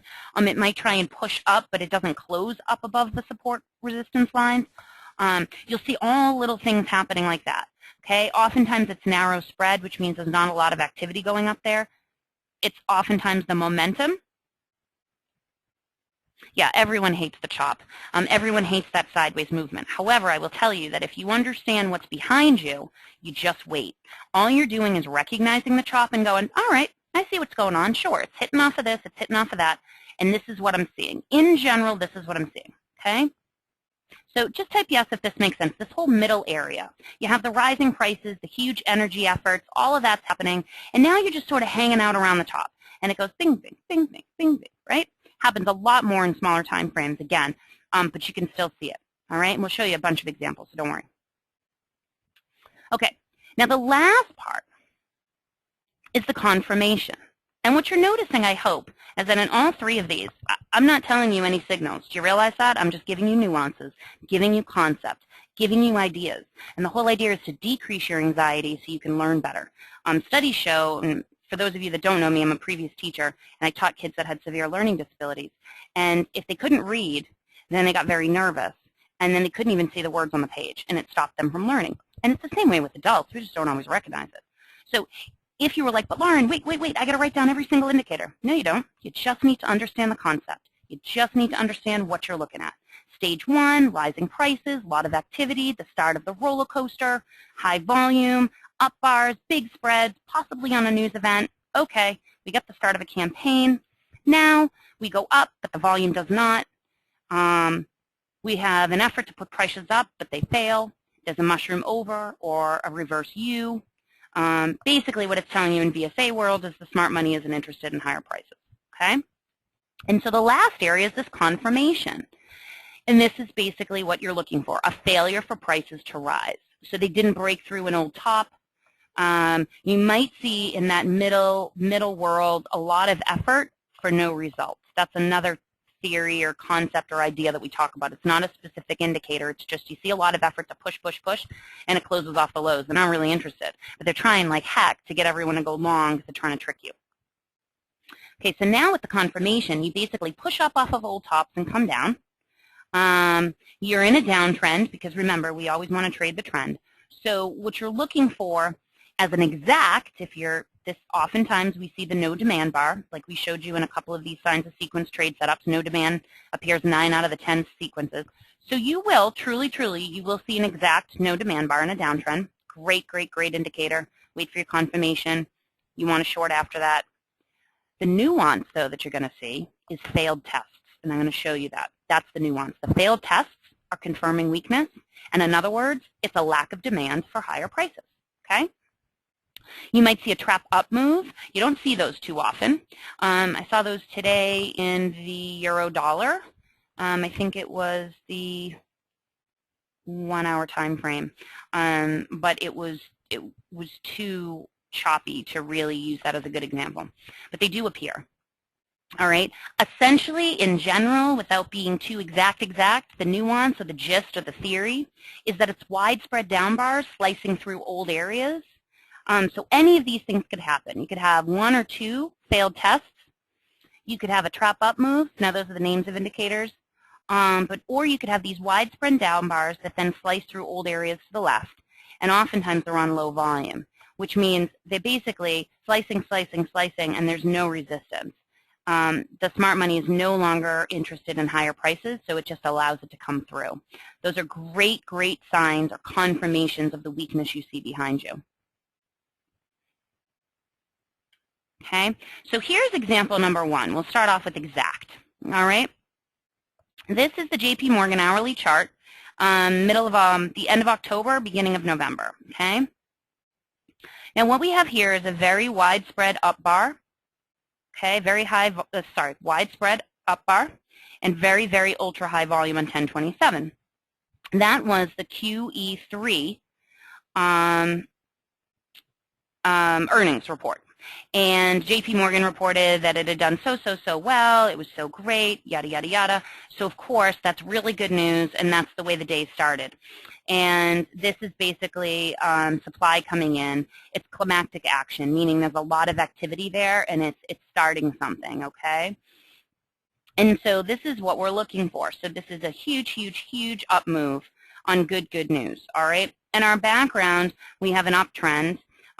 Here we have, a sign of weakness. Now, if this crazy news event hadn't happened, you probably would have seen a little bit more gradual rather than this huge spike up. When we call it a gap, it's because look at the obvious gap between B and C. There's a big space versus this little gap, little gap. This is a gap up, okay? Ultra high volume. That should make you wonder, is there a news event? It is, okay?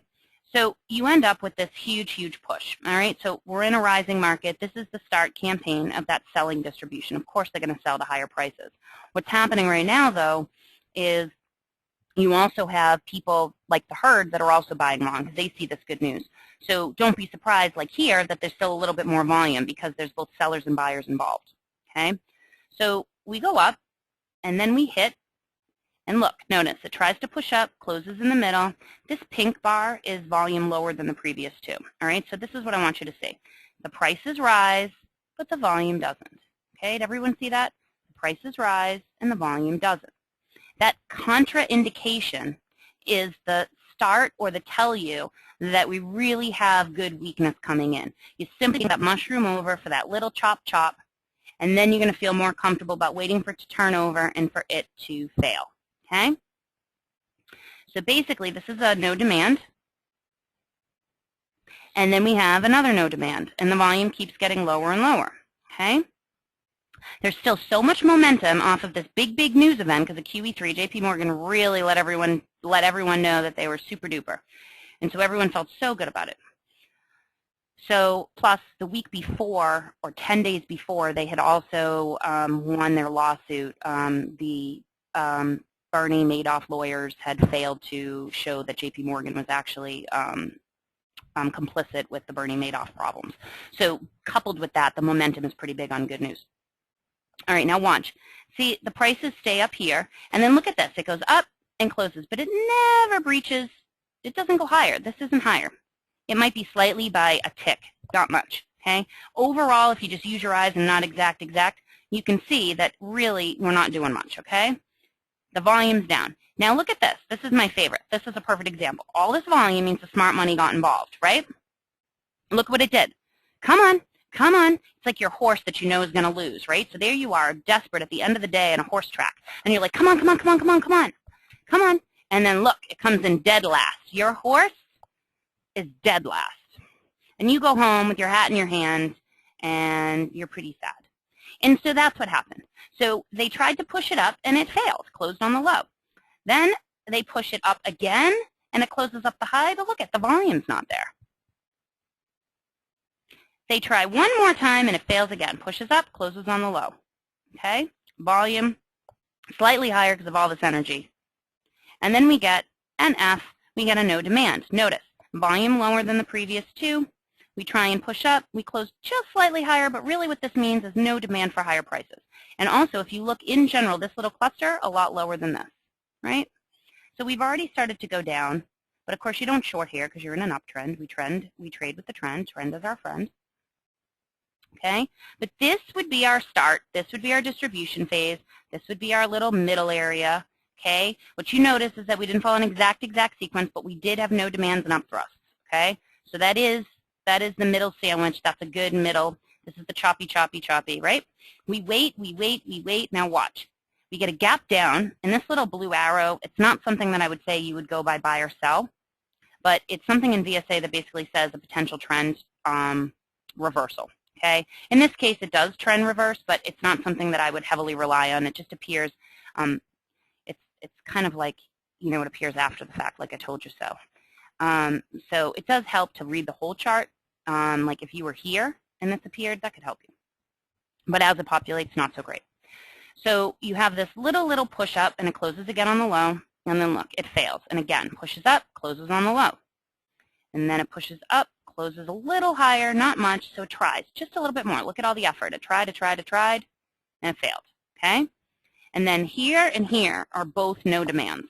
And what you notice is here's your second basically mushroom phase, right? So here's your little choppy middle phase, but here's your clear mushroom phase, okay? Mushrooms over, starts to come over. And we end up right here coming down, and look at this, right? It literally gaps way down and breaks this old area. See? Breaks this whole other area. This had broken up through it, and when it comes back down, it breaks right through it, okay? So you could have shorted 1, 2, 3, could have shorted after this, or you could have been a little safer and waited, and these were no demand bars as well. No demands in a downtrending market, confirming the weakness behind you, confirming this middle area of the mushroom over with the distribution on the left. It's exactly a no demand, and that's why you can short, because volume's lower than the previous two, okay? The thing that I find really interesting between I and J is this bar right here. This is a no demand bar, okay? It tries to go up, it closes somewhere in the middle, and it fails. But look at here. Look at how much volume is right here. Again, it's like we don't believe you, right? We tried to go up. Look at how much effort it tried to do. It never even broke the close of this, and it closes even lower. It completely and utterly failed. And so now what you have here on J is another no demand. And basically, this no demand, after this epic failure, is a great, great, great confirmation. Sometimes people get mad and they say, well, you know, look at all this that you turned down. But let me also tell you something, right? So this is a 1-hour chart. Anywhere during this time frame, you're more than welcome to check the smaller time frames to confirm this. It's no problem. But it is what it is. You could go in and, depending on your strategy, your risk tolerance, you could go in anywhere around here, right after this huge slice down. But here, exact, remember, we're trying to take the exact first, then I'll show you the nuance, is these are no demand bars, okay? Failure to rise. No longer interested in higher prices, in a downtrend, confirming this mushroom over, confirming the campaign over here, confirming the weakness, okay? So just type yes if this makes sense to you. Yes, I understand. I get how this exact sequence played out.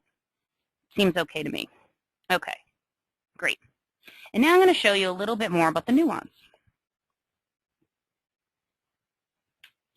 Okay, so this one is the mini gold. YG is the mini gold.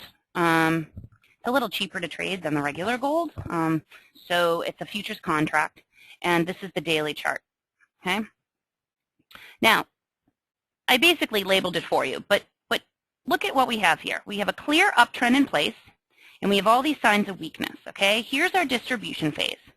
Notice, right on August 9th, big, big, big, ultra-high volume, right? Look what's accompanied it. Big, widespread up bar, okay? So we have supply coming in, potential hidden selling.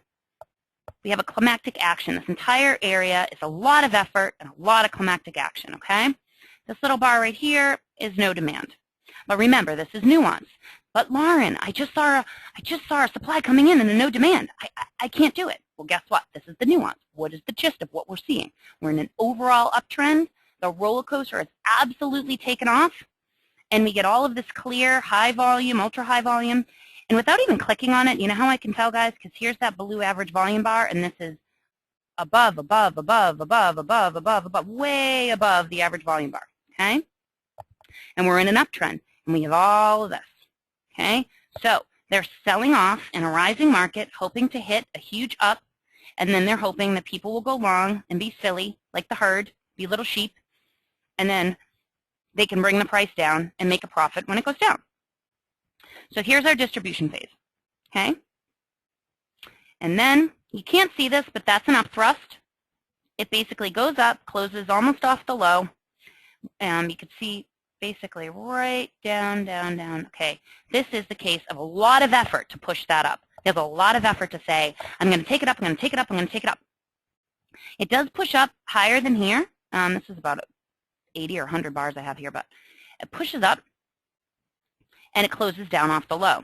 Okay, so it basically breaches this old top, but really fails to breach it.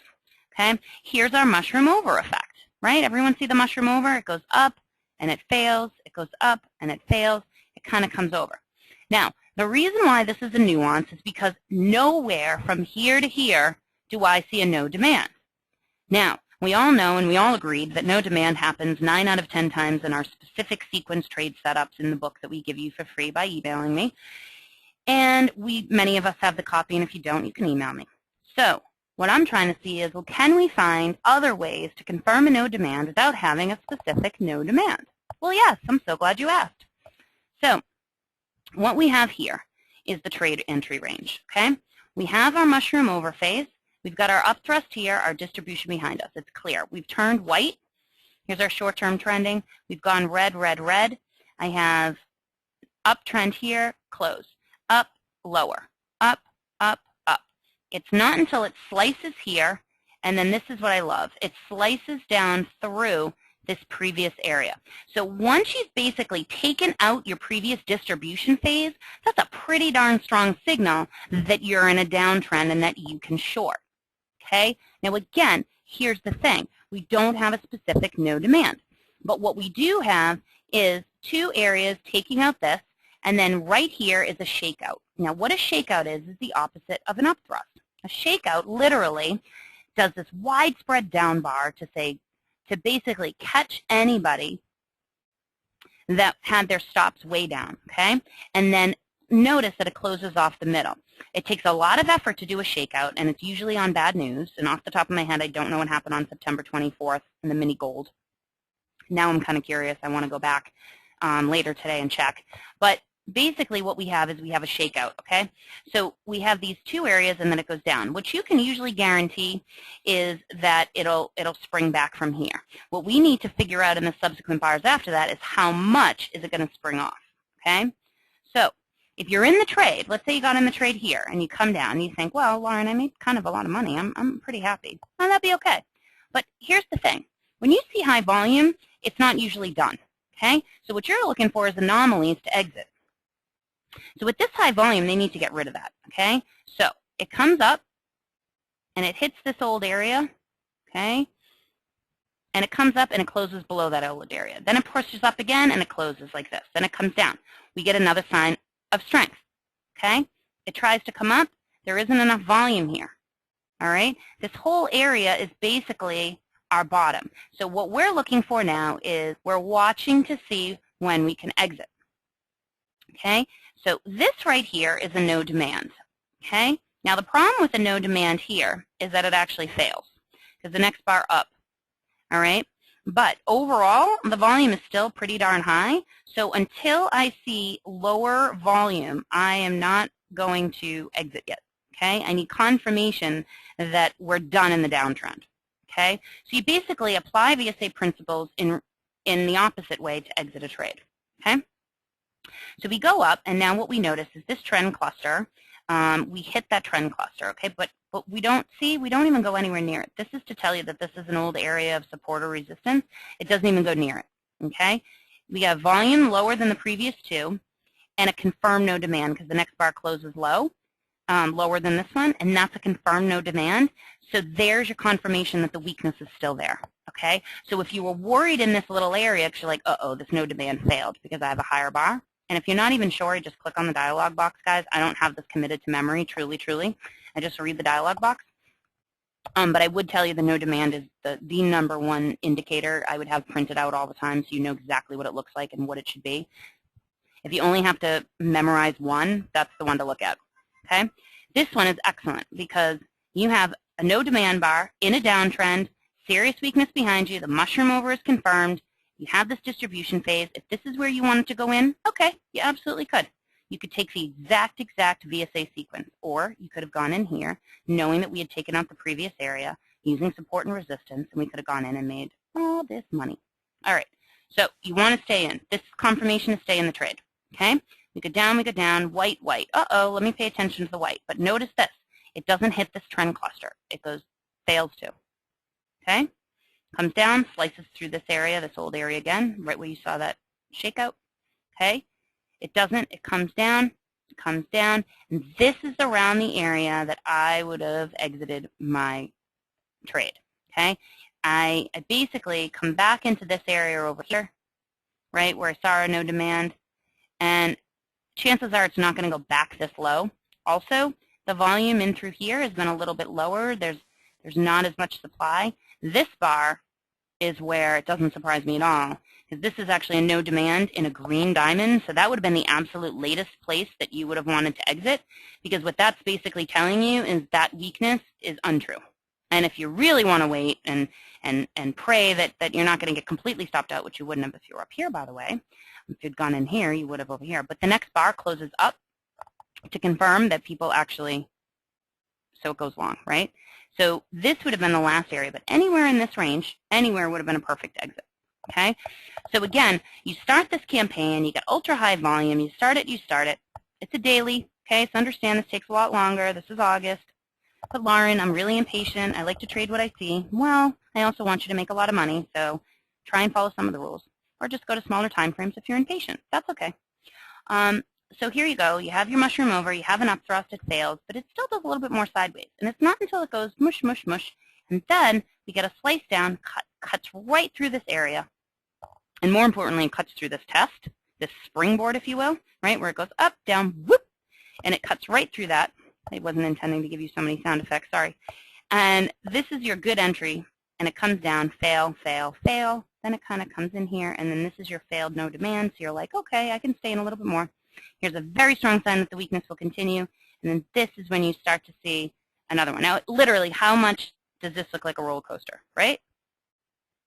This is almost an amazing way to trade, right? So that's a pretty good one. Okay. A couple people are asking where the stop loss is. Stop loss is where you want it. That's all about your own risk tolerance. Where we had talked about last week, you could put Control D on this and you could get your chandelier stop and it would take you in. If I were to go in here, I would have put my stop loss up here at the start of this bar because I would have expected that if they were going to shoot it back up, it would be somewhere around this area. And then I would have slowly brought it down. This would have been an excellent area where this trend is, especially where this no demand failed to reach it. I would have put it somewhere around here because, look, you would have been stopped out here, but you still would have made some profit between here and here, right? So, but again, I would have exited right here, and so my stop would have been here. Okay, hope that helps. Okay, so example number 3. Here's a nuance again, okay? Now, again, this is not specific, but what this is an excellent, excellent way to use support and resistance areas and trend clusters in order to make your trade. So this is the E-mini yesterday, and Fiona, thank you very much for supplying this chart. She and I had an excellent conversation yesterday, and we talked about this. And I'm not legally permitted to tell you just how much she made, but I will tell you that it was a positive trade and that she did well. So what I want to show you is basically what we have here is a failure to rise, okay?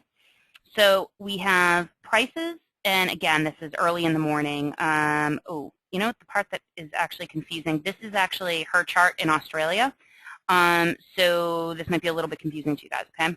So she's trading very early in the morning her time. So this is actually when the market's going on American time frame, okay, in the morning.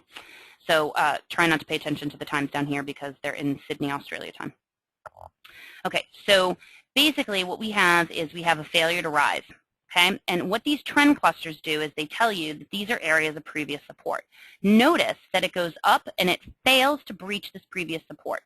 What this is even though the indicator doesn't tell you, this is a classic up thrust move. So if you take your left hand and you make an L with your index finger and your thumb, that's essentially what you're doing here. You have a very narrow spread. There's not a lot of activity, okay? And basically, it closes on this black bar means that it's the exact same close, identical close. But notice here, more importantly, it's a failure to rise, okay? It never rises. The next bar closes down, and then that's when our blue possible trend reversal appears. Again, he's always a Johnny-come-lately, so don't use him as a buy-sell. Sorry, I guess I shouldn't have called him a him. He could be a she. She could be wrong. Women can be wrong. So here you go. So you have this up thrust, and basically what you have here is the start of your mushroom over. Okay.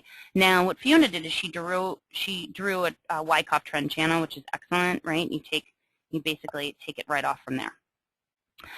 Here is where the trade entry range would be, right around here. okay? And I'll tell you why. What I have here is basically a rise here off of a previous resistance level, okay? I slice down and I take out this old area here, okay? I come down again. This entire area right here, okay, are failed tests. So not only have I taken out, by this point right here, I've taken out this support between these two bars, I've taken out this support, but I also have failed tests, okay? It's a down bar, the next bar closes down, right? It tries to push off, the next bar closes down. It tries to push off, this one closes down. This entire collection is considered your confirmation in a downtrend, okay? Someone asks, can a narrow spread volume bar be a sign of strength? So what I would tell you here, this narrow upthrust on very little volume into an old area is an excellent, excellent, excellent sign of reversal. Excellent sign of reversal. And if you had been going long at this whole time, shorting after an upthrust, especially on low volume, is also an excellent time to get out of a trade.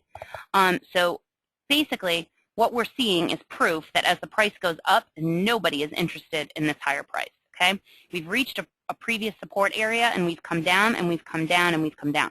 So now I get 3 lower bars, and I've also breached through this old area again. Notice I didn't go back up, right? I wouldn't have gone in right here, but notice it goes back up. Once it comes down here, this entire little area of these bars right here all failed. Test that fails, because a test is a down bar with the next bar closing up. And if you're not sure, just read the dialog box and it'll tell you. But essentially what you're seeing is this entire failed test. That confirms your weakness. That is your no demand in a down bar, in a downtrend. That is your not literal no demand sequence bar. That is no demand for higher prices. No interest by smart money for higher prices. Okay?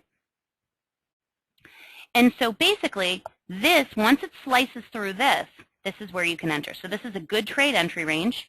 Okay? Put your stops right above this old previous support area, see, and let the trend clusters help you.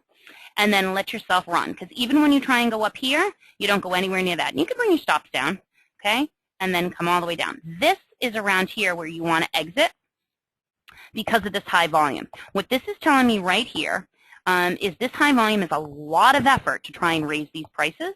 But the wonderful thing that you can read as a VSA person, now notice there's no indicators here. I can just tell right away. It bounces off of here. This would alarm me, but because there's this much volume, I would say to myself, well, it's got to do something first. It comes up, and then here's the lower volume. So this could be a very safe start of your exit, trade exit. You might want to move your stops way down and try and lock in profit, probably smart. Anywhere around here would be a good trade exit, but absolutely here, because what this is telling you is they're like, you know what? By hook or by crook, we are going to raise these prices, okay? And so what they do is, here's a higher price, but closes off the low. They push again, closes off the low. Look at all that effort. Failure, failure, failure. Tries one more time, and then once this is the higher, this would be the absolute area where you'd want to exit. Not to mention, you're at the end of the day. So you got to be careful, okay? Let me see if I can answer a question someone had. Isn't the volume, the high volume red bar in an earlier indicator of potential buying? Here, Michael? This one? Okay, so what this tells you right here is, and you look right here, see how the bar, what it's doing is we're still, look at all the lower closes, right? We got a lower close, lower close, lower close, lower close. Here, look at all the volume that I tried to exert, no volume. Then the volume starts increasing, but the price starts declining. Okay, so this is a potential area right here. This is a 2-bar potential stopping volume, 2-bar reversal. Okay, and notice the high volume. This is a great area for the start of accumulation. Okay, this could also be an excellent exit. Anywhere from these 2 points up to this blue bar right here, I would exit. You basically want to be somewhere between these high volumes. I don't always exit right off of an ultra high volume. I like to see what becomes of it, especially because we have a failure here with all this effort, a failure here with all this effort, and a huge, huge shakeout right here. And then the next bar reverses itself and takes out all of this, and we still have a lot of volume. So it's not until I see this very low volume here that I would say, you know what, prices are probably going to rise soon. And then once I see this huge effort here and this sort of up, down, and this upper, finally I see, you know, a good thrust up, I would probably exit. But anywhere between here and here, anywhere between the two blue bars is a great place to exit. And Michael says he was saying that he thought that that would be a good heads up, and he's absolutely right. So I basically confirmed your thought. I just stole it out of your head and put it in my own way. So yeah, as soon as you see that, that's basically like, okay, let me pay attention and let me see where I need to exit. Okay, this time frame was the 3-minute E-mini. Okay, it's a really good time frame, Susan. The 5-minute is also a good time frame. Sometimes if the 3 minutes too choppy, just go up to a 5. The 1 minute is very noisy and it reacts to everything. It's like a jumping jack. So some people love the 1 minute. Personally, I find it too noisy and I find not enough principles appear. Okay. All right, so here's your takeaways. Use the sequence setups as guidelines or parameters. Don't use them as exact. Picture the chart and what it looks like, meaning in your mind. What am I looking for? I'm looking for a roller coaster that leaves. We go up. We see a lot of activity. We see widespread bars. We see high volume. Then we see some sort of up thrust or a failed test up at the middle. We see some chopping up there. We see a mushroom over. Then we see a clear downtrend in place, and we either see a no demand bar or something that tells us no one's interested. Avoid it must or it has to thoughts. Okay? Use trend clusters to support and resistance areas. I do high sensitivity trend clusters. They don't bother me at all. They're going to happen a lot more on a 1 minute chart, but they really don't bother me at all. And trade the trend, guys, right? You're not going to shorten an uptrend. Okay? And the whole idea is that you're never going to have an auto trader because we have brains and we can detect nuances. And that's essentially the important thing to remember, all right? That nothing is exact, all right? But I am going to tell you about this one trade setup that I want you guys to look at for tomorrow. Okay, bag holding. It's so rare that I had to tell you about it. It rarely happens in the market. Okay, so those of you that are leaving, check out the E-mini tomorrow and the 30-minute chart. Okay, what is it? Why are we talking about it? And how do we trade it? Bag holding is narrow spread down bar. Okay, it's right here. Ultra high volume. Okay, fresh new low ground, and it's rare. It rarely happens. And it's a very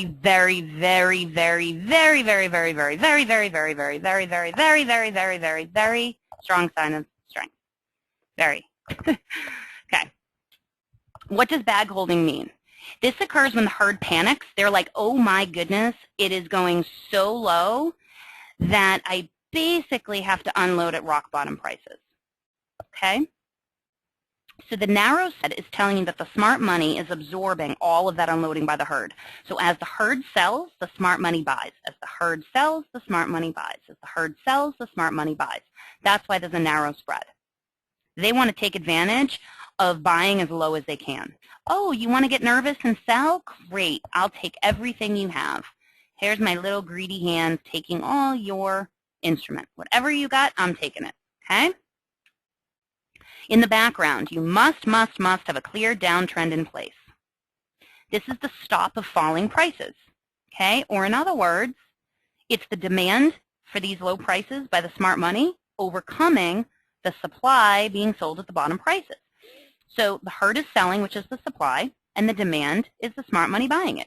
There's a demand to buy at these low prices, okay? People often say to me, I don't understand what you mean by demand overcoming supply or supply overcoming demand. So I hope this makes sense. If the panic of the herd is selling, then it's the demand or interest by the smart money to buy. Okay? So that's why the demand of the smart money is overcoming the supply. And that's why it's narrow, and that's why it's stopping these falling prices. Okay? And once you see that, perk up, pay attention. Once again, E-mini, 30-minute, perk up, pay attention. Okay? So bar A is our bag holding, okay? Do we have a clear downtrend in place? Yes, we do, okay? We basically have reached a new low. There's nothing to the left, okay? And we've broken through an old support area, even though we've closed in the middle, okay? Bar B decided to go take a swim, but that's really over here, okay? We've actually, the next bar closes down, and it pushes through this old area. Okay, that's a no supply. We now have even lower volume. and we basically springboard off of that. Okay? So bar B, again, no supply, lower volume than the previous two. What we're expecting after bag holding is we are expecting prices to rise. What bar B is so strong is because it's back into the area of this right here, and you're going to expect prices to rise. Now remember, we trade the trend, okay? Bag holding is not always gap down. Nope. Okay? So what you're looking for is future test back into this area, okay, of the bag holding to then show you that it's going to push up, okay? And just read the dialog box. Now remember, we're at the end of the day, so you got to wait till tomorrow. But bar C, okay, a little further in the day, we end up back into this area of bar B, see, back into this area, and this is strength coming in. Okay, now we're still in a downtrend. This is strength coming in. This is a strong confirmation of the bag holding, okay? We have falling prices and a downtrend in place, okay, and we basically have taken out this low here, and then we've gone all the way down to here, okay? And we're now into this new area. So this is the area that it's taking out, okay? So this is what you want to watch, right? How to trade bag holding? You need you need the volume to decrease because it shows smart money has tested all the supply and it's mostly gone. And you want to look for shakeouts or tests back into the area of the bag holding, which is a very strong sign of strength, okay?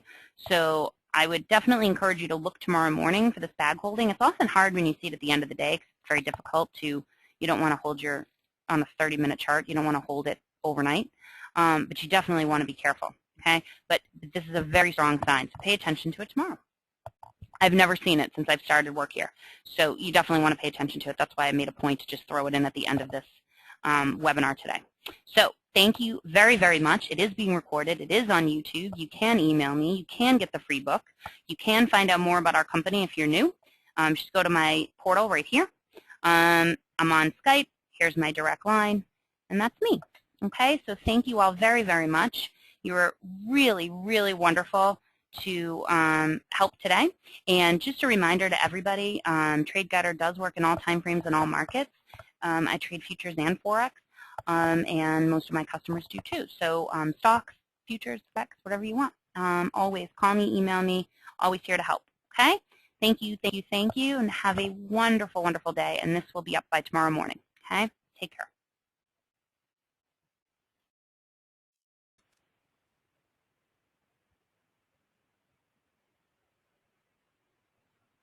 Okay, hi everyone. Thank you very much for attending today, the latest and greatest episode of the ABCs of VSA. My name is Lauren Snedeker. I am your humble host. We do this every week at 4 o'clock Chicago time. Exceptionally happy today that the weather has warmed up. It's been really cold, and last weekend was snowy. And January is my least favorite month, so this is quite a treat, and we're in for a treat tomorrow. It's supposed to be warmer too. So I'm excited about getting started today because supply and demand is critical and at the heart of VSA, and sometimes it's also the hardest thing to determine. And right, Bill, and the Patriots won, of course. My team is going to the Super Bowl. I'm very, very excited about that. So I just want to start by reiterating the importance of supply and demand.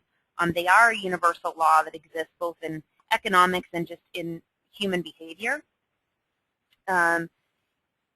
And you'll see the anomalies of supply and demand and how they relate to volume, and also how,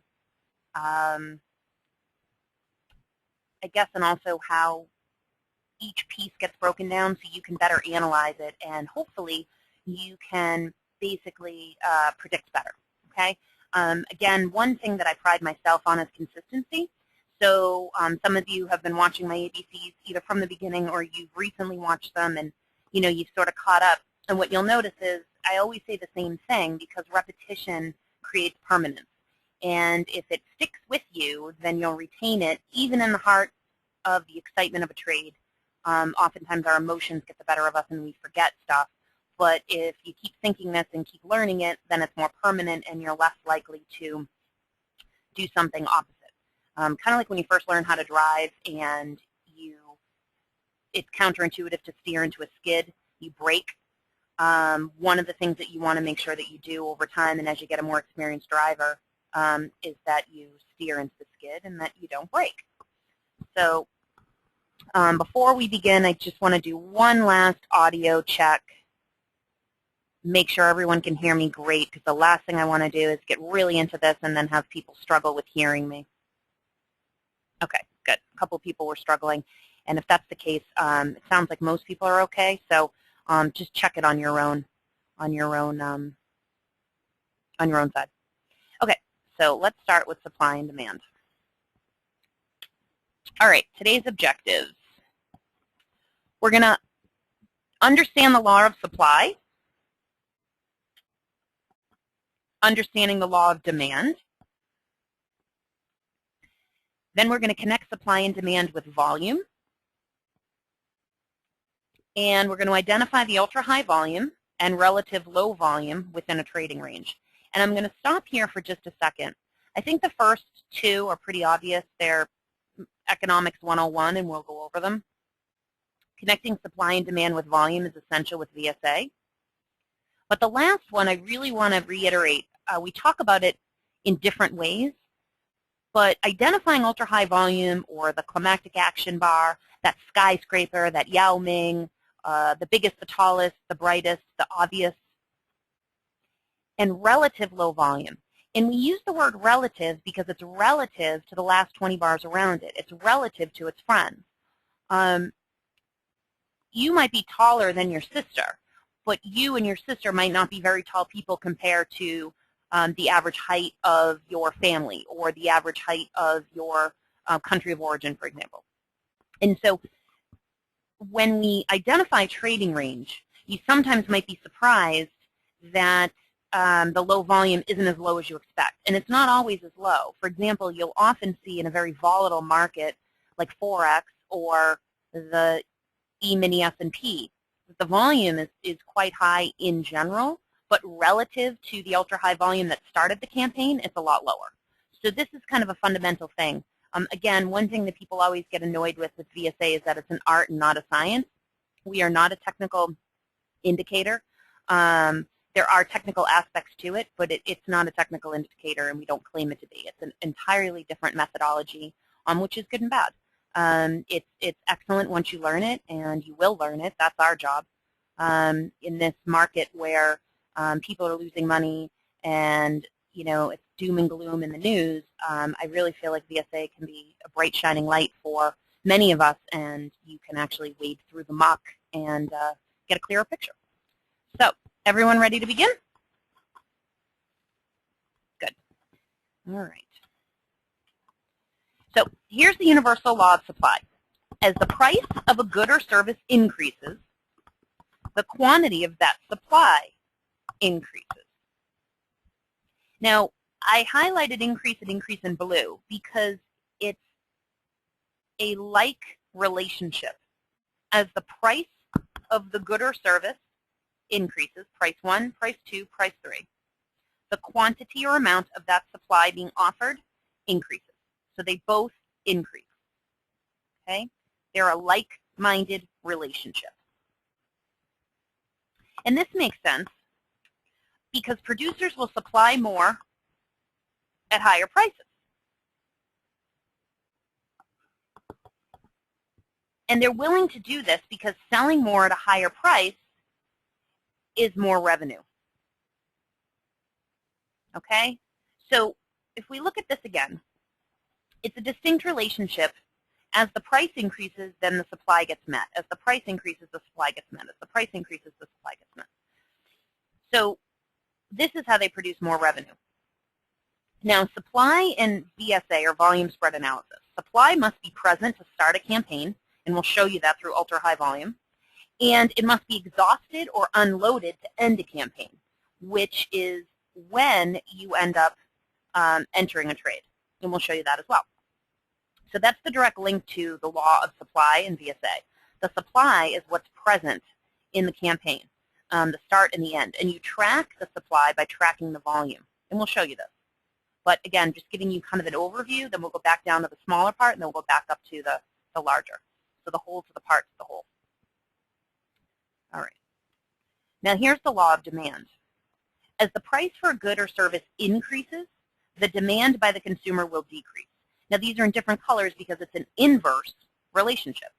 So unlike the chart with the law of supply, as the price for a good or service increases, the demand by the consumer will decrease, meaning it would cost you more money to buy something, so you tend to buy less of it. And consumer behavior, which is what technically the law of supply and demand is based on. Yes, it's a universal law, but the whole idea is that what someone is willing to pay and the opportunity cost, meaning how many more things can I buy with this money? If I only can buy one TV or 16 pairs of shoes, then I need to make that decision. All right, so you will buy more units at a lower price. You will buy less units at a higher price. Now this is, in theory, considering all things normal. This is in its theoretical sense. Okay, so how many TVs do you own versus shoes? Personally, I own over 100 pairs of shoes. I will readily admit that. I love shoes. I have a sneaker problem. I tend to buy limited edition Nike sneakers, waiting in line overnight like a dork. I have at least 7 pairs from over the last 10 years, and I love them. And they make me happy, and I wear them. I don't keep them in a box and behind a glass case. I wear them. I'm just not in the rain. So here's the thing, though. TVs obviously cost more than shoes. So you're going to buy less TVs than you are shoes. Now that's just supply and demand in its theoretical sense. So let's apply it to VSA. Hugh, you have only 5 pairs of shoes. Well, that probably makes you a typical male. I don't think males have typically more than 3 or 4 pairs of shoes, right? So women have high heels, low heels, medium heels, sneakers, boots, etc. Flip-flops, whatever. Okay, this is the part that I want you to put in your notebook, okay? So demand overcoming supply, prices will rise. Again, the demand for a product, if it overcomes the supply that's available, then prices will rise. And that you can say if there's a craze at the holiday season. I remember a long time ago, my nephew really wanted the Sega PlayStation. This was over 10 years ago. And my sister looked everywhere for it. And she had to pay top dollar for it because the demand was so high and the supply was limited. Now, the opposite is true. If supply overcomes demand, meaning there's more of something than what people want, then prices will fall. Because if there's a lack of interest, then no one's going to pay that higher price. So supply is what's available. Demand is where the interest lies. And that dictates whether the price is going to go up or down. I think it's really funny that only the guys have responded about how many pairs of shoes they own. Okay, so tell me this makes sense, though. Demand overcoming supply, prices will rise. Supply overcoming demand, prices will fall. Just type yes. Yeah, great. And the reason why I'm checking to make sure this makes sense is because now we're going to apply it to a market. So what we're doing is we're basically saying, okay, if we're in a price rising market, if we're in an uptrend, if we're in rising prices, then we need to figure out why the demand is higher than the supply available. Yes, Beanie Babies, exactly. My mother was crazy about Beanie Babies. The demand for Beanie Babies was sky high and the supply was limited. And then likewise, when the supply overcomes demand, this is when we have a period of falling prices, a downtrending market, and we have too much there and not enough people interested, okay? Now, the part that usually confuses people is, what does the smart money do? When prices are rising, what are they doing?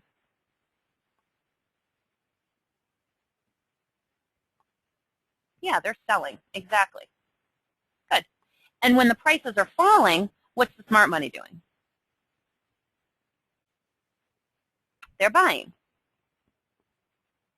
Exactly. So accumulating, exactly. So you guys got this. All right, I'm going to move on from this slide, but this is a key slide. All right, so here's the distribution phase or the buying phase.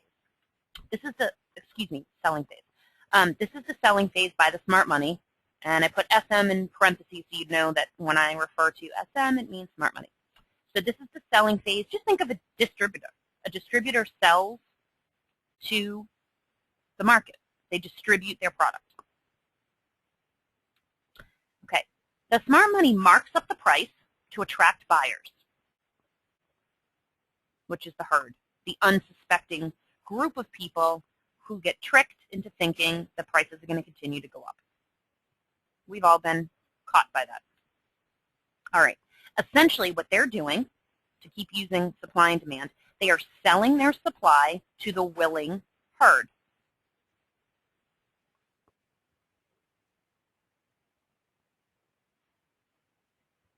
Okay? So this is the selling phase by the smart money. So the supply in this case is what's being sold. What the smart money has to sell into the market. Their supply is what they're selling into the market, what is available. Okay? As these orders come in one after another, it creates the ultra-high volume that you see. Okay?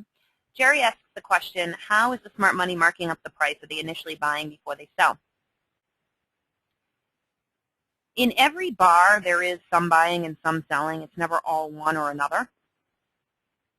So they have the ability to drive the price up to trick people, right? They'll have to start buying, of course, to try and trick them. And then what that does is it lets people think, oh, everyone's buying. So they just buy enough to attract people, to kind of get them to go. I think a really good example of that would be if you've ever seen a movie, or actually even the Ponzi scheme, what they do is they get a mark to come in and pretend that they had 100% return on their money. So let's say, Jerry, you sat down with Bernie Madoff, and I was in on the con. I could walk in and be like, oh my God, thank God, I made so much money thanks to him. And now you kind of said, oh, well, if she made all this money, then I'll do the same thing.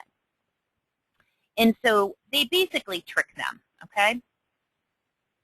And so what they do is they basically mark up the price. Now remember, they have billions and billions and billions of dollars, so they don't need to spend a lot of money in order to change it, okay? So they're basically marking up the price just enough to attract buyers, which is the herd, okay? And what they're doing is they're also hiding their campaign, so they start to sell their supply into that bar. So as people start buying, what they're really doing is selling, so it's a great way to hide what they're doing, to hide their tracks, sorry. And I hope that makes sense, guys. And Jerry, thank you, because you brought up a really, really good a point of thought. Because obviously if they're just sitting trying to sell, then no one's yet bought. So they have to sort of create an interest or create a desire to buy, okay? And once they've created that demand, interest, then they start selling, okay? All right, so let's see an example. Okay, this is the city mortgage hourly chart, all right? And I'm going to walk you through the whole chart, so just hold off on the questions for 1 second, all right? So down here, I want you to pay attention, okay? The supply in the volume equals the amount of selling by the smart money, all right? So what we notice here is it's very, very high, okay? Again, higher than its friends around you. Now, if you're only at this point, you don't see anything to the right, correct? This is where you're at. Everything behind you, you don't see anything till way back here. Much higher than its buddies around it, okay? Let's look up. We see high to ultra-high volume. We see widespread up bars. Remember, guys, weakness appears on up bars because we're tricking, right? This is the smart money. This is not the herd. This, watch, this is where they drive the price up. They drive the price up. Now, sometimes this course of selling is not done just in one bar. Okay, in this case, and this is why I marked both of these bars A and A, is because they're doing a lot of their selling over the course of those 2 bars. That means they have a lot of product in the market. Okay? And if it's not a major news day, then they can't dump everything into 1 bar. So they took over these 2 bars, excuse me, they took over the course of these 2 bars selling. Okay? They drove the price up. Look at the difference between here and here. They drove the price up, and people started buying, and the close up here means there's an interest in higher prices. If the close was down here, the interest would be in lower prices. The close is up higher. Okay? The next bar goes up even higher. Nice wide spread. A lot of effort here. This means there's still a lot more to go. All right? And it closes up higher. This whole area is the climactic action, the start of the campaign, the start of the distribution. Okay? This is the selling off by the smart money into an unsuspecting herd after a period of rising prices. Okay? We have our medium-term trending bars, blue for uptrend. We have our green short-term trending diamonds to show up. We have volatility H stops here, double blue showing an uptrend. So we have multiple confirmations here, what we're looking at. All right? Now remember, things don't happen overnight. Okay? B is an upthrust. We talked about upthrust last week, one of the signs that you absolutely should know. All right?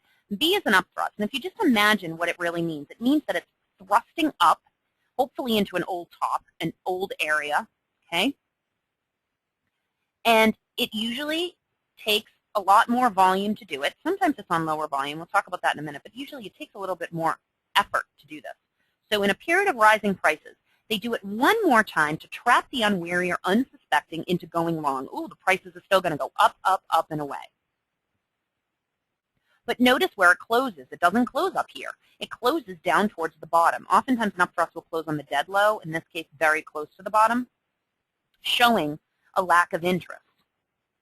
Okay? But keep in mind, volume is supply. So this volume here tells you that there's still some supply left by the smart money. Okay? It's not until we get to C, a no demand, all right, that the volume starts to finally wane or decrease. All right? So rising prices, lots of volume here, the volume sort of dwindles here, one last-ditch effort to push up, and notice this. This is where it closes, okay? The price goes up here. It barely breaks this close and comes all the way down here, closing on the low. This shows less interest in higher prices, okay? This is a trap. This is purposely designed to trap you. Yeah, it's a gotcha bar, exactly, okay? All of this energy, effort to push it up and for it to only close on the bottom is telling that the price is gonna turn, just not yet. And the reason why the not yet is because of this volume. This means not yet. There's still too much supply left. They're not gonna sell off until there's still more people that are stupid enough to buy, which is why this is designed. When you see this come crashing down like this, but notice you still have a little bit more energy here. Look, the volume is almost identical. You still have a lot more energy, effort, activity. They're trying one more time to push it up. This takes a lot of energy by the smart money. Okay, again, volume here is the activity of the smart money. It also represents the supply. They're trying to drive it up, and it closes even lower, pretty close to the low. So now you have 2 bars with a lot of energy, volume, effort, activity, supply, and it's failing. Okay? But you always have to wait before you can go in. We have our no demand bar, okay, and we don't short no demands in an uptrend. No demands are a confirming bar. It shows no demand shows a lack of interest. But notice the volume has gone down, which is always a good sign. In this case, this is considerably lower than here and here. But remember I was talking about the trading range, relative to its friends. So this happens to be a lot lower than here, okay? So because of all this volume and all the supply left, it still had a little bit more energy. So this grinding area, this convergence, this sort of choppiness a little bit, the sideways movement is very normal because there was so much volume in this upthrust. There was still more supply to send off. And they need to disguise what they're doing, guys. They're not going to say, ta-da, here I am, I'm selling high. don't fall for it. So they have to sort of hide their tracks, and they hit it here, they hit it here, and they sort of did this. This was like a little test to say, hello, anyone out there? No demand is volume lower than the previous two, which is why this bar is colored pink. It's an up bar. It's usually on a narrow, short spread, and it closes somewhere in the middle. It doesn't typically close at the top. What it means is that it's an attempt to try and see if there's any supply left in the market, if there's any demand or interest in higher prices. Essentially, is there anyone left to buy what I have? If the next bar closes down, which this one did, it confirms the signal. What you've noticed here is the volume is lower. Again, volume equals supply equals activity of the smart money. So this shows that they've started to lose interest in higher prices. They've almost, but maybe not quite, but pretty close to almost sold off their supply. They've almost sold everything they have, okay? And so the next bar confirms it, and notice we have our black and our blue H-stops, which shows that we're in a period of sideways movement, okay? Our overall trend is green, but here shows you a little bit of congestion, okay? This is why this isn't an entry. This confirms this whole area, okay? Now watch. We start to mushroom over, okay? This bar right here slices through our original area. We go up one more time on no demand. Notice, guys, narrow spread, volume lower than the previous two. Next bar down confirms it. We have a nice middle close. This bar closing down. This happens to be a no supply. Again, the volume's gone away again. So this tells you that from this start to this finish, the supply started, got retested to see if there was anything more through this area, and finally was exhausted before it was ready to come down. Okay? Daryl, I can't answer that, unfortunately. I don't know candlesticks. I'm not familiar with the term doji. I apologize. I wouldn't be able to answer that for you. Okay? Now I'm going to break this down and show you. Okay? All right. Before I go forward, there was a question. What happens if they don't sell and take a lot of supply off the market? Wouldn't that create even a higher price?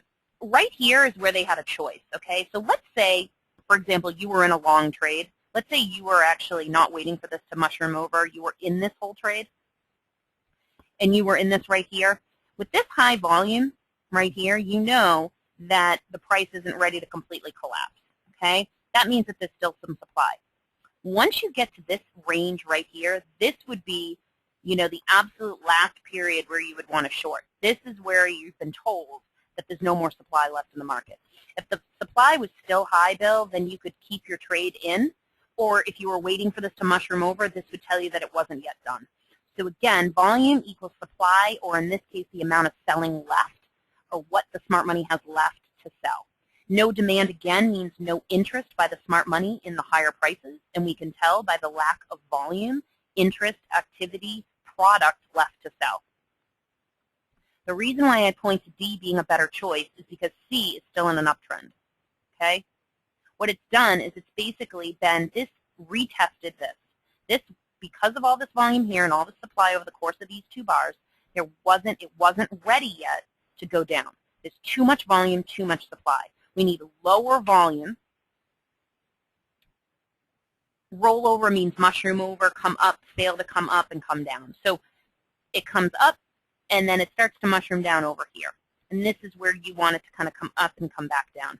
So right here is a great confirmation that it's ready to move, but you wouldn't want to short right here because you're in a green trend, you're in an uptrend, you're in a sideways movement with the stops. What you're doing here is less volume, less supply, less interest in higher prices. This is finally confirming that you're finally ready to go down.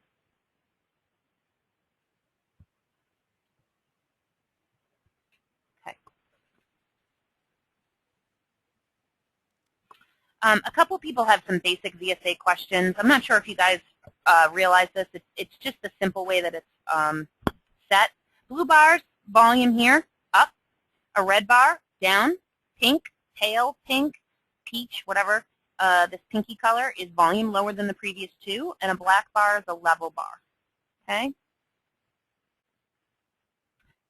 Excuse me, the diamonds are proprietary to VSA. Green diamonds is up, red diamonds is down, white is middle.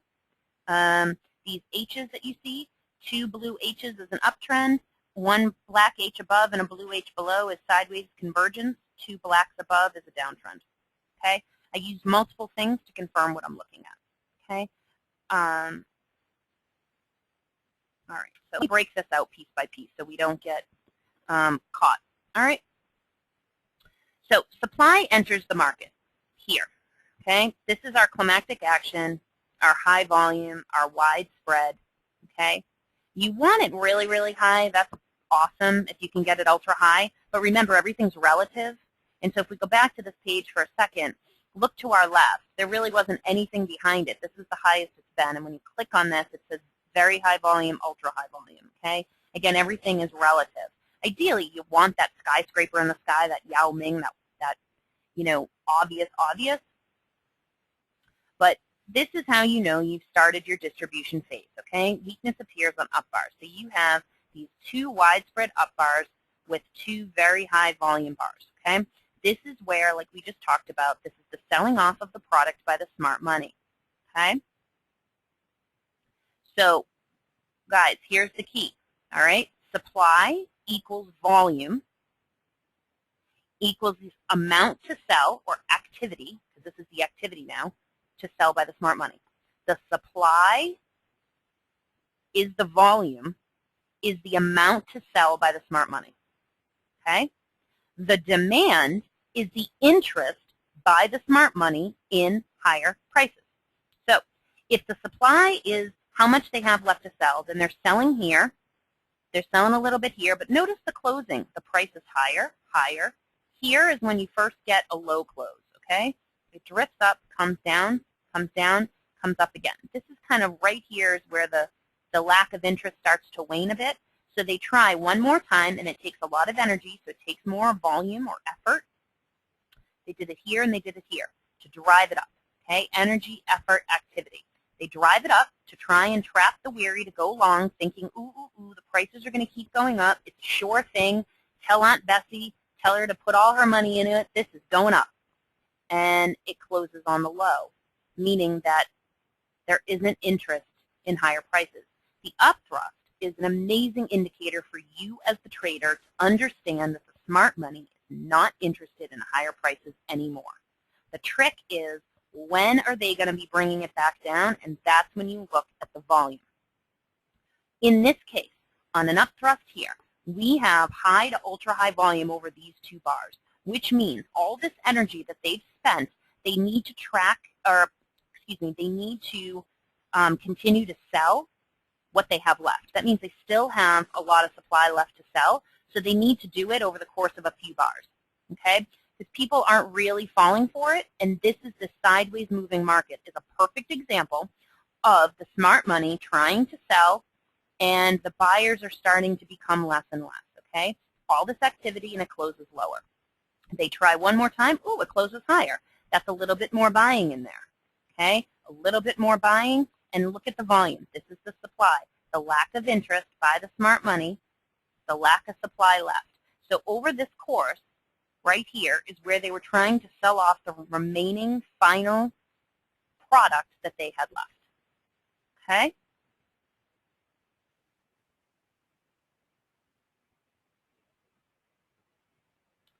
So this lack of volume right here tells you that the supply has gone away.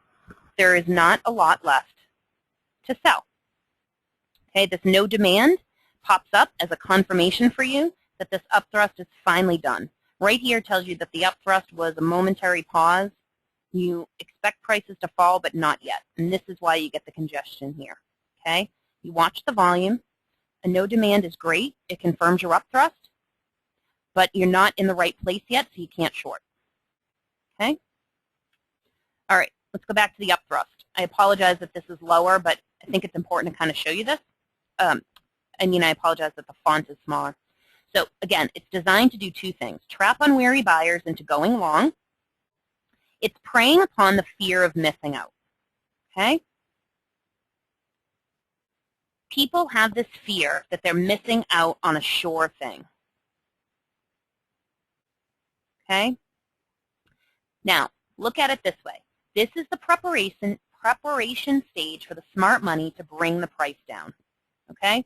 So again, if we look at the fact that the volume equals the supply left in the market, in this case the supply left to sell off, then low volume means the supply has been absorbed or bought by the herd and prices should come down soon. If it's on high volume, like this example, there is still more supply left to sell off and it will take a little bit more time to disguise their actions. Okay? So if you notice, once again, this upthrust, the upthrust goes all the way up, trying to go higher than its previous high, okay, and it closes somewhere down the low, showing lack of interest in higher prices. All of this energy volume activity is hidden here, okay? It takes them 2 bars to try and trap more unwary people into going long. So they try one more time. Notice here, it doesn't really break this close. It doesn't go back up here. So they try here, they close. They try one more time, a lot of energy, guys, and it closes low again, okay? That shows lack of interest in higher prices, all right? That's your tell. That's your poker tell. You're sitting across the poker table from a smart money trader, and that's his tell, okay? You wait. Each card goes down the river. Here's your no demand. That's your ace, okay? The supply goes away. Lack of interest in higher prices. It's in the wrong place to short, so you just need to be patient and wait. Okay? Look at this. Look at this volume right here. Try to push it up. Try to push it up. Try to push it up. No demand. The volume goes away and goes away. Right here is a great entry, and we'll talk about that in 1 second. Okay? It's the wrong place to short because you're in an uptrend. We always trade with the trend. So the no demand. The smart money has artificially held the price up here until all the supply has been unloaded. Like we talked about. Anyone there to buy? Do you have it? Do you have it? Do you have it? Okay? This is what they're doing. So they're holding it up one more time to test how much supply is left. Okay? The low volume means no more supply left to sell by the smart money. So let's do some logic. Okay? If the volume equals supply equals activity of the smart money, then low volume equals no supply equals the end of the smart money campaign. Okay? So we have a no demand here and a no demand here. We have lower volume, we have lower volume. Okay? You have 2 out of 3 confirmations that this is in a great place. You have the H-stops, both black, showing you're in a downtrend. You have the medium-term trending bars in a downtrend. You have volume lower than the previous 2, and you have the confirmation of this no demand behind you, and the supply has gone away. We'll explain one more time. Okay? Okay. Asim, you asked, if there was a wide bar but low volume, what would that indicate? Wide bar would indicate how much energy was left to expend on trying to prove that there was more interest, but the low volume shows that the smart money isn't interested, that there isn't any supply left. And here's a perfect example, right? So they try really hard to push this price up and it goes away, and they try really hard to push this price up and it goes away. Okay? Look at this. This bar is wider than this one, but the volume is lower than the previous 2. That's still low volume, right? Here, they try one more time to bring it up. It doesn't even come anywhere near this. It doesn't come near this. And it fails. Next bar closes down, confirming this. Volume's even lower on the next bar down. See how the supply goes away. That's what you're looking for. So you start with all the supply at the beginning of your campaign. They try like heck to push it up to trap the unwary buyers, and the supply goes away. We want to wait until we're in the right place, because right now this is only a confirmation of what's to come. We're not in the right place to short. Okay? You finally have this gap down, and what I mean by gap is literally there's this huge empty space or gap or cavern, okay? And it slices down. Notice how it takes this whole thing out, this whole area out, okay? And it tries to go up again, and finally the volume goes away. Okay, this was the energy, a last-ditch effort to try and make it go up, and it failed. Okay, the no demand, the next bar closes down, confirming this, and this volume is even lower than the previous 2. So, again, The first no demand was a test of supply because we're still in an uptrend. How much supply is left? Do we have any more buyers? Anyone? Anyone? Any more buyers? Okay. What they're trying to do is basically hold it up artificially to kind of make up for this whole energy right here. There was still a lot of supply left. Okay. There was so much volume in the upthrust it needed to be tested and marked up to exhaust or unload the supply. That was the role of this no demand. Now the second no demand is the last-ditch effort by the smart money to see if there's any more buyers out there. Okay, the downtrend is in place, like we said. We have our medium-term trending in our red bars, and we have our H stops. Okay, both black. The next bar down confirms it. We have even lower volume here and here, and this shows that there's no more interest in higher prices. No demand means no interest in higher prices. Okay. Now the accumulation phase, which is the opposite. This is the buying phase by the smart money. Okay? So after prices have fallen, the smart money buys from the panicked sellers, also known as the herd. As the orders come in one after another, it creates the ultra-high volume that you see. If volume equals supply equals activity of the smart money, then ultra-high volume equals smart money buying the supply in the market. I'll say it again. If volume equals supply equals the activity of the smart money, then this ultra-high volume that you see is the smart money buying the supply in the market. Again, after prices have fallen, the smart money is buying from the panicked sellers. As the orders come in one after another, it creates this ultra-high volume. If the volume equals supply equals activity of the smart money, then the ultra-high volume represents the smart money buying the supply in the market. Okay? So here is Bank of America, the daily chart, all right?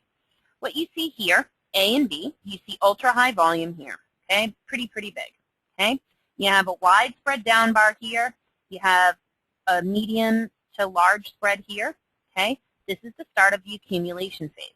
After a period from here to here of falling prices, okay, you have this huge effort here to try and collect or accumulate or buy people that are panicked. People that are like, oh my God, I made a huge mistake. Let me sell before I sink the boat completely. So they start to sell, and this is when the smart money sits there and buys. Now again, if we think about the law of supply and demand, if the supply, which is all of this buying going on by the smart money, overcomes the demand because no one's really interested in falling in the price, then the price is going to fall, okay? So the supply overcoming demand makes the price fall. Here's the start of our accumulation phase, okay? Now, I marked these three bars as 2, 2, and 2. This is phase 2 of the buying, and you can tell because here's our buying phase right here, our accumulation phase, okay? Here's where it starts. The volume kind of goes a little lower. There's a little bit less supply. It goes down one more time. This is very common, guys, to dip down to retest that previous area. You can call it a lower low, a double bottom, okay? Very common to go back into the area where it originally started or even a little lower, especially on ultra-high volume. Over the course of these two bars and this bar, you've been doing more buying, okay? They're doing more testing of supply, okay? They want to buy more. They're not going to bring the price up until there are less people out there to benefit from it. They are greedy.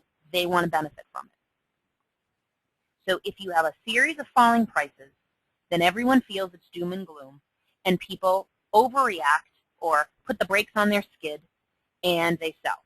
This is the start of it, okay?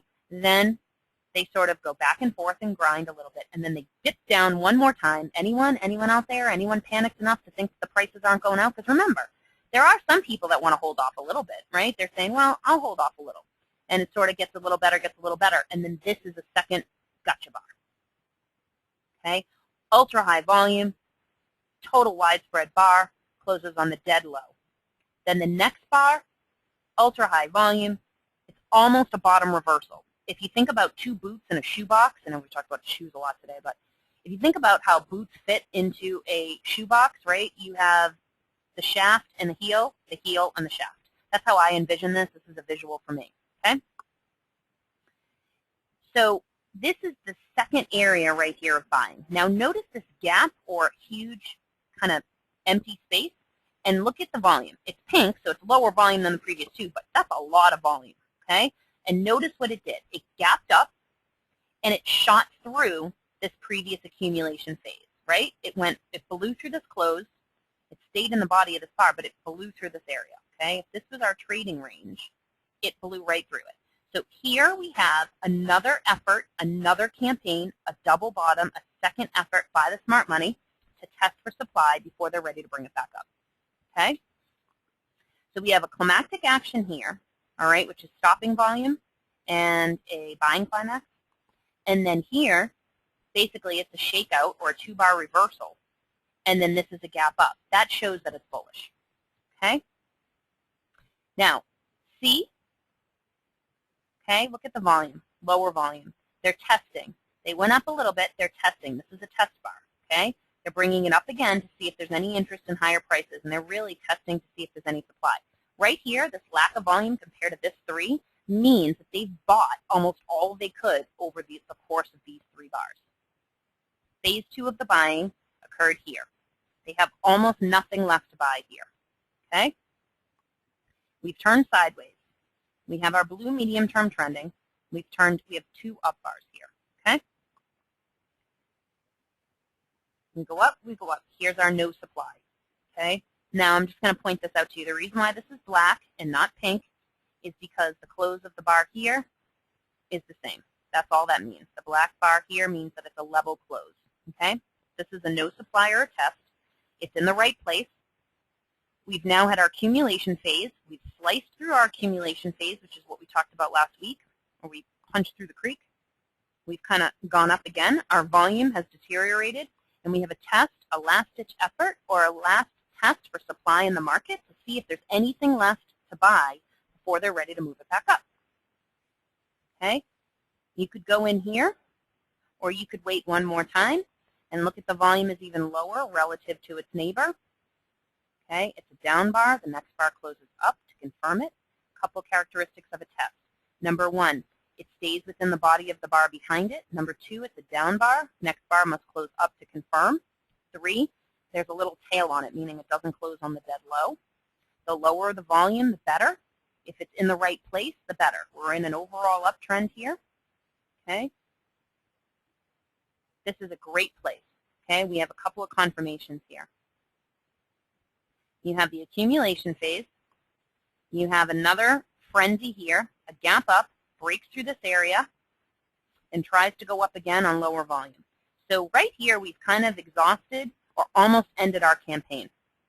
This test, okay, is now another higher high. Some people call these pullbacks. All right, this is another pullback before it's ready to go up. And this is one more before it's ready to go up. Asim asks a great question. How many tests do you need? That's a very difficult answer to say exactly.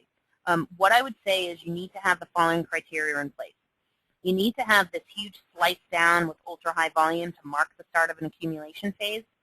You need to watch the volume because you're often going to see this double bottom here, a shakeout, a double reversal like this with all this volume. What you're looking for is usually 2 higher highs. So C is a higher high from here. D is a higher high from there. The lower the volume, the better. This is ultra conservative for a trade entry. This is moderately conservative for a trade entry. Okay. The other thing you could do with this, you could put your stop right here on the close of this accumulation phase, right? So in case it dips down a little bit, you've stopped out. But what that's doing is it's basically saying this is the mark, this is the start of our interest, our buying, our spread, our range. And if you keep within that range, that'll help you. Right here helps you realize that they're kind of done grinding, especially with this volume. And then it tests one more time, the volume's lower. It tests one more time, the volume's lower. All right, so again, bar A, the 3 bars, okay, are the buying by the smart money and the selling by the herd. Remember, the selling by the herd, they don't want to sell. They're panicked, all right? This is when the smart money steps in. All right, 2 is phase 2 of the buying. So volume equals supply equals activity of the smart money. This is a lot of supply, a lot of volume, a lot of activity. They've stepped in. They brought the price down one more time over the course of these these 2 bars. They reversed it and then finally brought it up. A lot of effort to bring it back up again. Okay?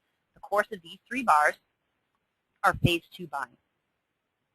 Okay? You often see this double bottom after a big slice, after a start of an accumulation phase. And C and D are your tests. They're testing for supply in the market. They're testing for anything left to buy before bringing the price up.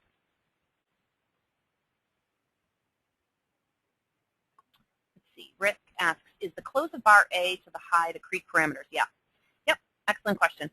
So you put your line here and here, okay, and you notice that this gaps up, which is a huge indicator. The fact that there's a huge missing gap here, and it punches up and closes higher than this, and the next bar closes higher, and the volume starts to go away. This is where you know the supply is probably almost all exhausted. By 10 o'clock, the supply has been pretty much exhausted, and you're waiting for another indication. Okay, why is the bar to the left of C not a no supply bar?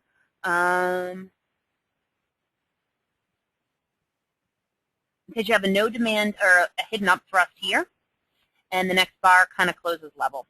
A test should be a down bar. The reason why C ends up triggering a test is because it's equal. I know that kind of sounds like a weak answer, but sometimes with level bars, it's kind of hard to determine exactly how the algorithm determines it. But if you look, the volume relative to its neighbors, despite the fact that the close is the same, is still really low, and the next bar closes up.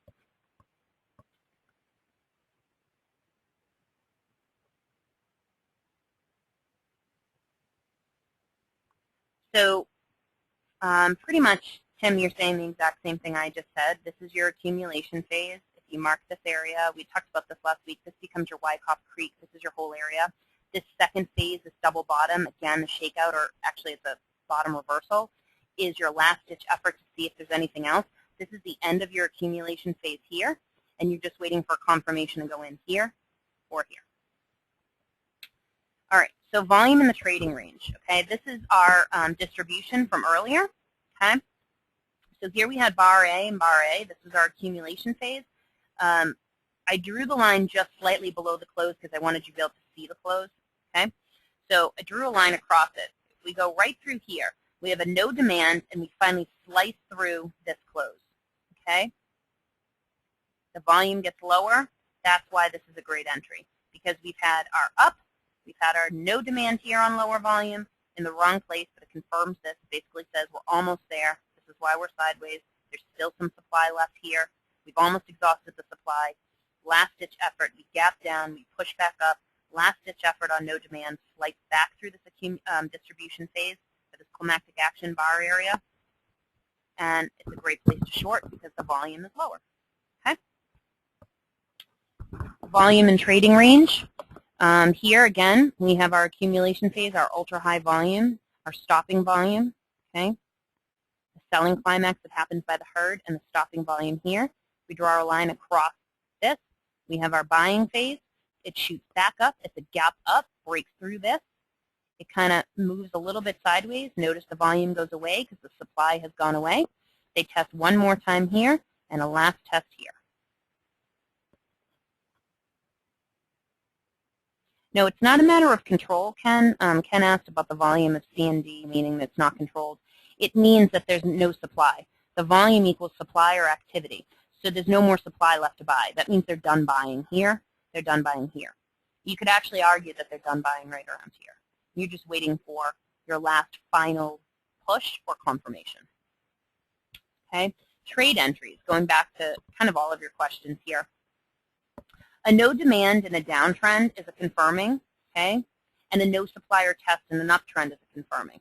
As long as they are in the right place, they're an excellent trade entry, confirmation signal, okay? The lower the volume, then the climactic action, all right? Now, we talked about relative volume, all right? In this case, lower and lower than the climactic action. In this case, lower and lower than the climactic action, okay? No demand means no interest in higher prices. No supply means nothing left to buy. Again, this is always from the viewpoint of the smart money. All right. So thank you, merci, grazie. This is how you reach me. If you put your correct email address in when you entered the room, I'll be able to send you the PowerPoint slides. Also, Gavin booked the complete VSA sequences explained. Will outline the dialog boxes for you, which is a lot better. You can read all about the indicators, and it'll help you. I always say to people that you should absolutely study no supply and no demand, and the upthrust and the shakeout. Okay? And I want to thank all of you for your attendance, your interest, and also it always helps that you have the right answers. So you guys are on a roll. All right? And thanks again, all of you, and I'm sure I'll talk to you soon. Have a great day. Get the recording underway. Okay, thanks, Gavin.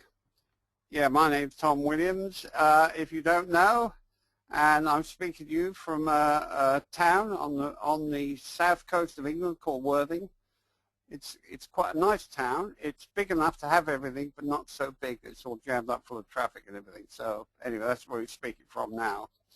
Now, Gavin's, he's, I get thrown into these things, which is fine. I don't mind because I never, ever follow scripts. I don't understand, well, I never have followed scripts. My eyesight's not much good, so I can't read them anyway. But even when I could see, I never followed scripts. So if I sound a bit jumbled up at times, you'll know the reason why. I always speak off the top of my head with knowledge that I know. And of course, I designed and invented this VSA program. And what I say to people is that if you think the automatic signals are good, then that means that because computers do not understand flaws in your thinking. They do not understand flaws in your logic. You've either got it right or you haven't.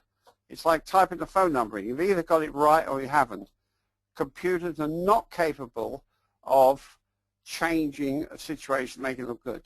So what I'm getting at is that if you think the signals are good, and when you press F1, a dialog box comes up telling you what these signals are all about, like there, you see. Okay. Now, most of the knowledge that we have, or I have there, has been put in those dialog boxes. Now, those particular signals were written about 15 years ago. They have not been changed. They're the same then, the same now as they were then, and they will be the same in a year's time, 10 years' time. Why? Because the market moves on the forces of supply and demand. And you must keep in mind that the markets have to have more losers than winners, because that creates the up and down moves. And that's why the market behaves so devious. It's so cunning. It's almost if it knows what you're doing and does the opposite. Because that's the way people lose money, and that's what the market has to have to make it work. Otherwise, if you had all winners, it just wouldn't work. You'd have a moving average going up, and that would be it. Everybody would get bored with it and wouldn't do much with it. Do the laws of the market ever change? No. Well, the laws don't, because all the markets, that's the commodities, wheat, the currencies, everything, moves on supply and demand, which when you think about it, it's very, very logical, isn't it? It has to move on supply and demand. And that's what the VSA program attempts to pick up. And when we talk to you on these seminars, that's what we're explaining to you, how you can recognize it. And once you recognize it, the supply coming in or the demand coming in, once you've mastered that, remember that these charts, when you look at a chart, it's a language. I mean, you've all heard of Braille and that, right, but this is a language written in a high, low, close, and volume. And believe me, you can read the forces of supply-demand most of the time, not always, but most of the time, And then when you master that, then your skill as a trader kicks into play, and that's when you become a professional. That's when you make all the money that you'd ever want, and so it goes on. But you're not wasting your time, because the automatic signals show that what we're teaching you and talking to you about is in fact the fact, because we don't hold anything back at all. We don't have any secrets at all, none at all. Everything we know, we tell you. And if you ever hear websites and that talking about we have a secret, turn the page, because it's a con, has to be. There are no secrets in the stock market because of there's so many clever people out there, really, really clever people backed up by big money. So there are no secrets at all. If there is a secret, as the fact is that you can read these charts like this. Now, can they see my chart, Gav? I want to set the recording up, so the recording's not going yet. Just bear with me. Okay, everyone. Right, so we're going to bring Tom back in a second. He's going to talk right from the top of the market this morning. We had 4 signs of, these are at the top there. I'm going to talk about those in a second. These are part of the sequences. This is a high probability sequence to the downside, and we're now coming back in to retest 1215, which is where I think this market's going to get down to. So let's get the recording underway so we can record this. And Lauren, if you're all set, we'll get underway. So 3, 2, 1, and record.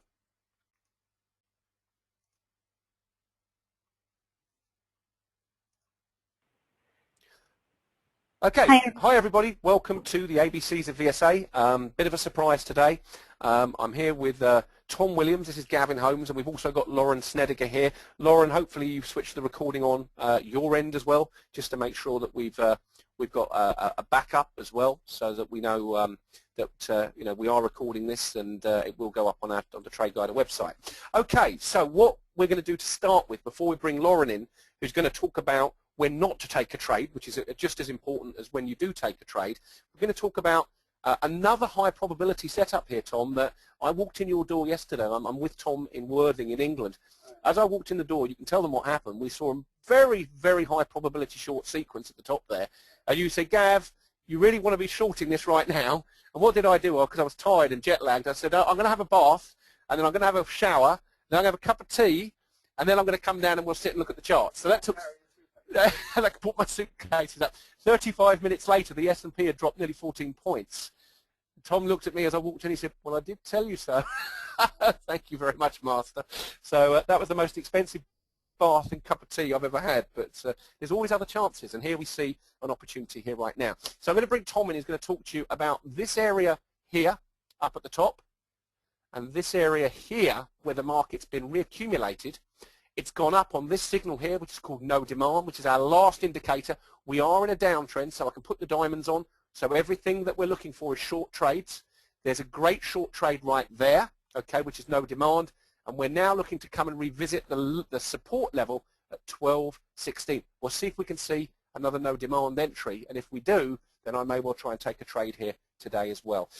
So Tom, I'm going to hand over to you. Perhaps you can talk us through all the principles on this chart, starting from the top. Yeah, right. Thanks, Jeff.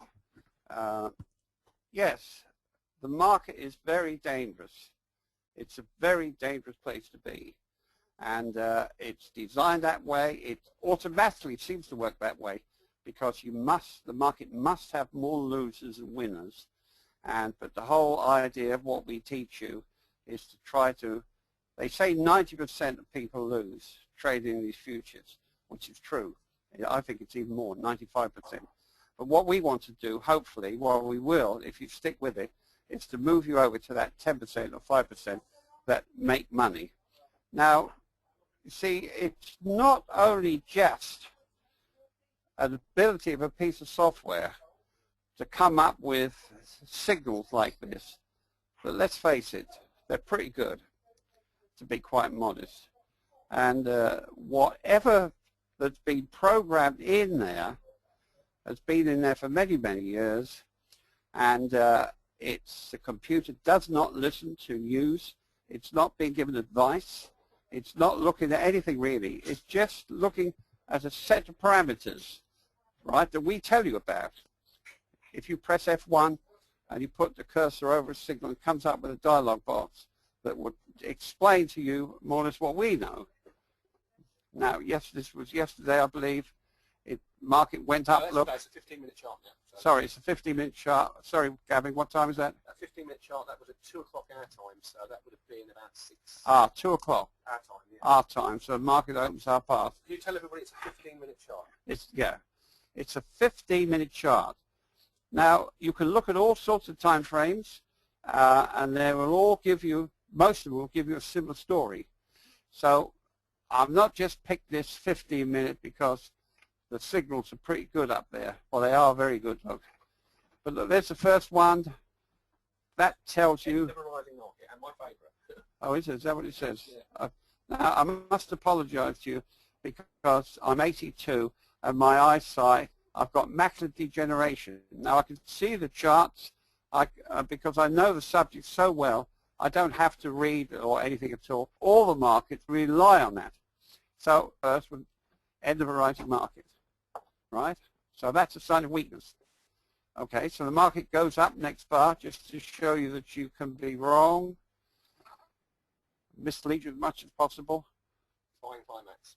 And there's another sign of weakness here, look, buying climax. Right? So read these dialog boxes. I've heard that people don't bother to read them, look. Sorry, you do that, look. And it's all in there. Can I just show them the future there? Put it back up. I'm just going to read them. Put it back up. What? The dialog box. I just want to read something. That's it. So if we come down here, it says the next bar should be down to confirm it, and the next bar is definitely down, confirming that, if you want to just point that out. Right, yes. Right, okay.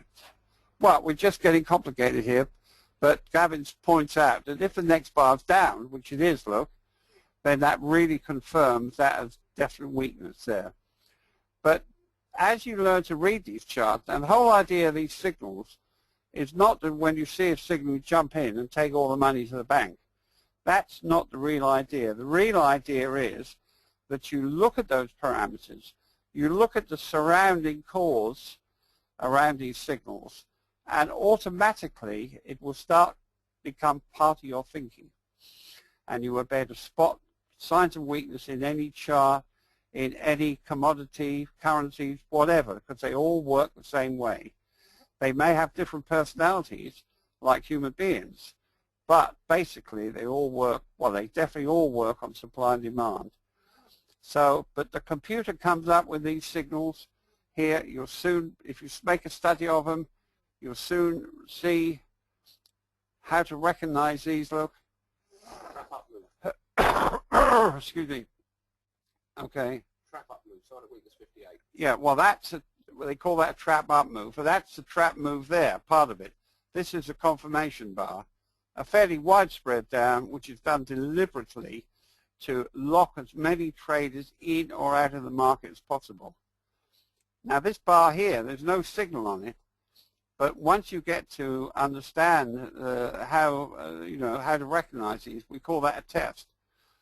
Now, it's black. For simple reason is at the bar's level or the closing price level. However, that failed. I mean, that would be a positive sign. There's actually a signal on it, I believe. No, not there. Oh, in there?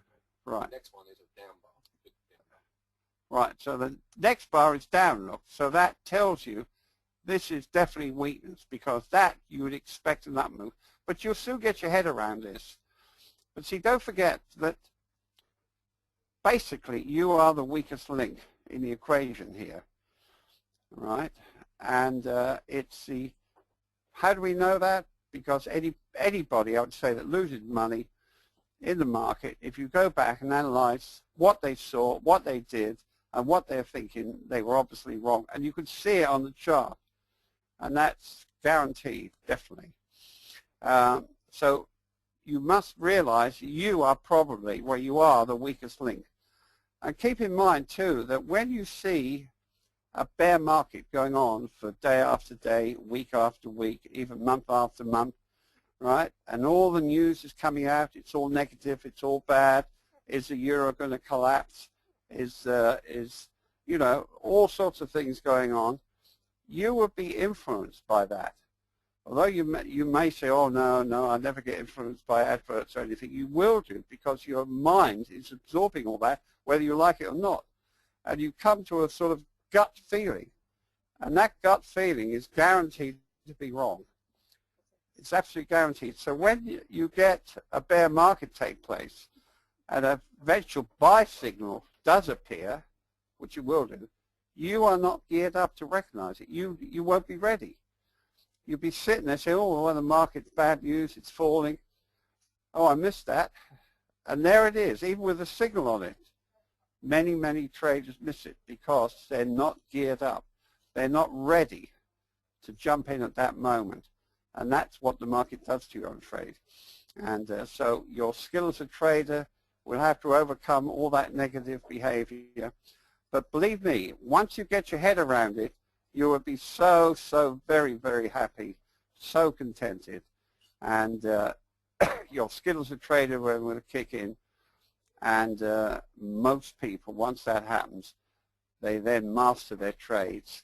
And there's a few things that you need to know about trading. Of course, the most important thing in trading, that if you're wrong, close the trade out immediately. Get out quick. And then you live to fight another day, as they say. So that's very, very important. Could you just talk about one more signal? Could you talk about that one? The last signal we saw, no demand. Look. Okay, so, right. Keep going now. Keep going, keep going. 2 more, 3 more. That's right, we've got some signals right at the bottom, look. Selling climax. Climactic selling. Now, why is that? We've instructed the computer exactly what happens on these lows. At some point after a fall, the fall will become attractive enough to attract block trades from professional money. And they may say to themselves, I think we can make some money here. So we're going to move into the market and see if we can take it up. And how do we know they're moving in? Because professional money, block trades, have to buy on down bars. And there's a very good reason for that, is that there's no friends in the stock market, and market makers and people like that, they can see these big block orders coming in, and if they're on up bars, they'll simply mark it up as fast as possible, and then those trying to enter the market will not be successful. So they have to do it on down bars. That's very, very important. All signs of strength appear on down bars. And there we are, it's plummeted down, look. The volume is very, very high. Remember, when we look at volume, another word for volume is activity. There's a lot of activity going on. And then on that activity, what did the market actually do? And here it's pretty obvious, look, that some groups moved into the market, and we know that the activity is very high, and on that activity it closed well off the lows, and the next bar's up, look. So we know they moved in. But how, all this weakness is up here, look, it's still there. It's still out there lurking. So that action there does not negate this. This is still there, so you've got to keep that in mind. Right, so the next bar's up, there's even a signal on that, look. That, so, right. So, yes, that's indicating that this could also be what we call a shakeout. They love shakeouts in the market. They love it. So on that response, the market's gone up a little bit, look, a few bars. Don't forget, it's overall weak. And there we have a sign of weakness coming. And that's telling us, look, that there's no demand. And that's a sign of weakness. Yep.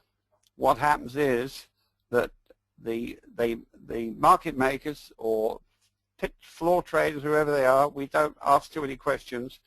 All we know is the market's been marked up. Right? There are no friends in the stock market. The whole thing's designed to fool you, mislead you, con you, whatever. But we know it's going up without the backing of the professional money. And how do we know? Because the volume, look. The activity is low. Right? if you went to an auction and you were an antique dealer, say you're an expert, and the auctioneer held up this Chinese pot or something, and you knew, because you're an expert, that that was a fake, right? And you knew that a genuine one would be worth $1,000, say.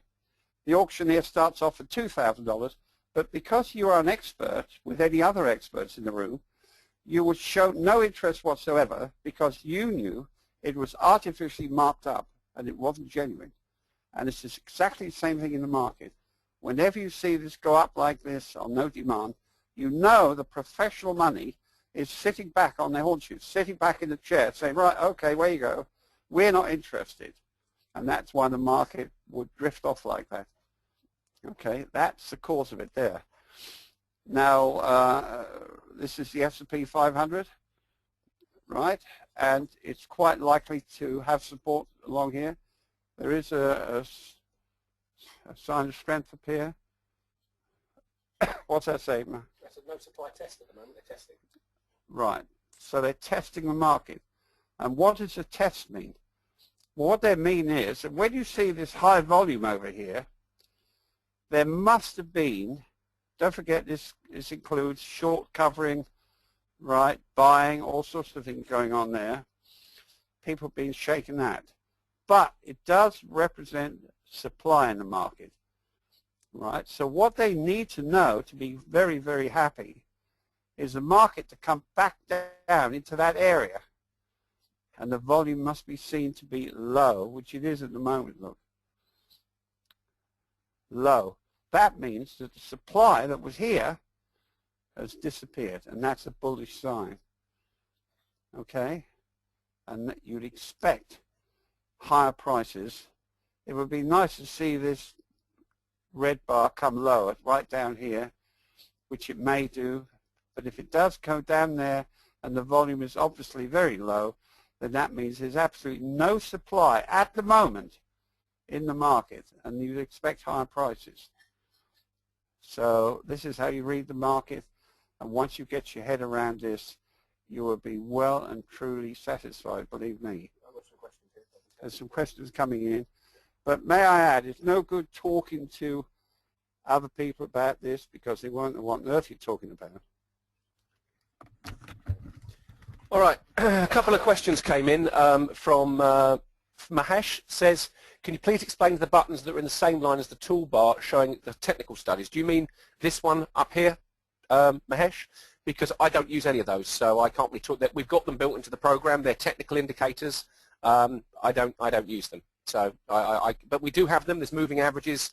There's Bollinger Bands, MACDs, RSI, stochastics, ADX. But I'm a VSA trader. I don't use what I believe to be lagging indicators. I look to see what the market's doing. Now, Steve came in with a comment, says, in this case, you've said you've got a sign of weakness up here, and you've got a sign of strength. Then you've got a sign of weakness. Which, he says, which dog is wagging the tail of this market? It's imbalances of supply and demand, Steve. We're trading between the pivot numbers. That's all that's going on. Now, these are, the pivot numbers are marked here. You just put them on in Trade Guide by clicking on pivot. These are proprietary, okay? These are not your standard floor trade pivots, okay? The buttons that are showing green and red arrows. You mean this here? This here, Mahesh? Along the top? Is that what you're referring to? Is this Mahesh what you're referring to up here, this toolbar here? Just let me know because I can explain that to you, no problem. Okay. These pivots are not in the Infinity platform, no. They're only in Trade Guide. They are proprietary. I believe they were developed by a London trader that Tom knew.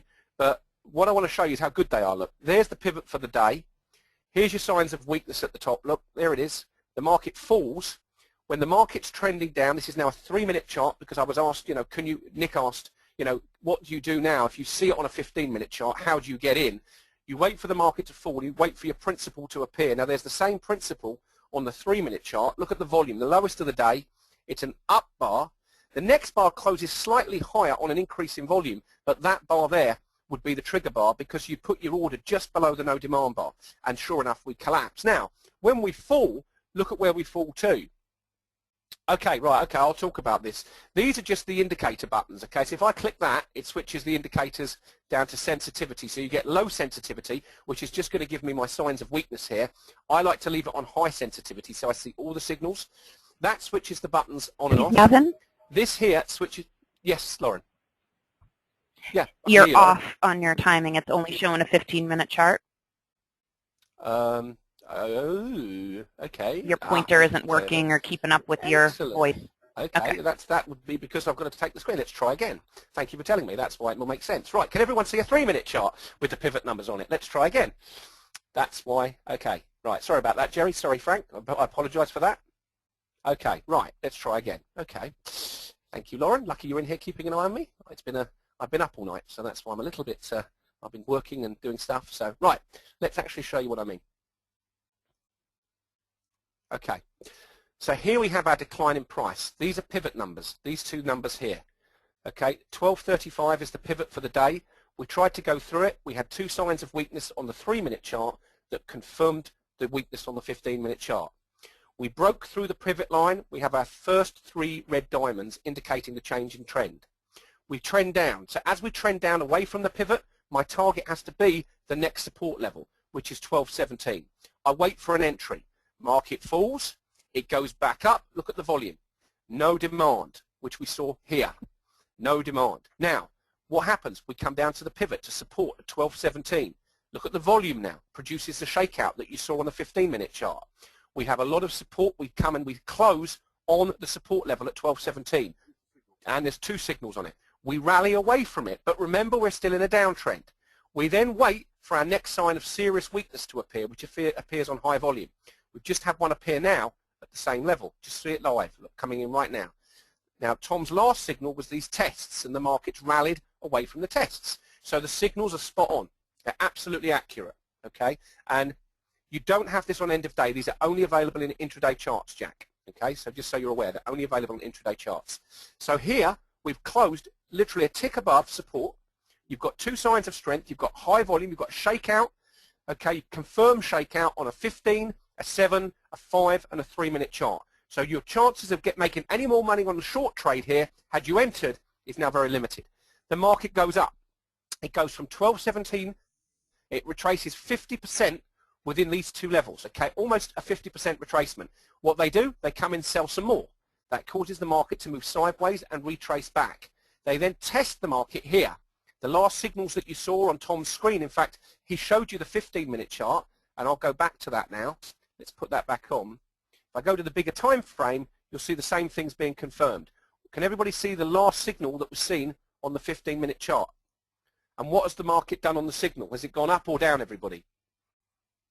What's the market doing after that last indicator? Has it gone up or down? Just observe. Tell me what you're seeing. Has it gone up after the last sign of strength that's appeared? And it's on 5 time frames. So you would want to be long there. Tom said it's a bullish sign. Well, of course it is, because the software is programmed to read this stuff. That's why you've now seen a bounce up of 8 points, because on a 15-minute chart, you've seen testing based on the support in the background, and the market's responding positively to the tests. Look, I mean, we're proud, aren't we, Tom, of showing these indicators live. There's very few other people do it, and because they're not lagging, they're absolutely spot on. Yeah, we don't show things in hindsight here. This is Tom actually said, go back and listen to the recording. This is a bullish sign. We would expect higher prices. And what are we seeing? Higher prices. And is it tradable on a small time frame for a scalper? Absolutely. Go down to a 1-minute chart. You could even go actually to the 2-minute charts, probably a little bit more obvious. Look, here's your accumulation phase. Now, we have got some very unusual volume coming in right now, look. Now it's getting very high. Markets don't like that. So we look and see where we're at. We're at previous resistance here. Previous resistance. So now we wait to see on that high volume, if the next bar closes lower and we see no demand, okay, so we've got a little up thrust. So this is resistance to price here. Now what we look for now is a signal called no demand. Okay, so we'll see if this appears. Yes, Isidore, the chart is definitely showing. I'm seeing it on 3 of my screens here. Yeah, Fred, if you want to upgrade to real time at any time, the program that I'm using, absolutely you can. Just contact the office and we'll help you. We'll do something for you. Yeah, just contact Lauren in the office. Now, you see this market's pushing up here. This is a sign of strength. And the reason it's going up is actually because of this. Let me show you why the market's pushing up. It's because of this test here, that last signal, and it's taking out. So at the moment, the indicator here that's come back into this bar here, which is the selling climax, has come back into that level. There's no volume, there's no selling pressure, and that's why the market's spiking right there. Yeah. Jerry, if it's your first time here, can I strongly suggest, if you want to find out a lot more about what we're showing here, these are VSA indicators, go to our YouTube channel, which is just, in fact, I can put it up in the room, I think, and you'll find in YouTube, www.youtube.com/TradeGuider.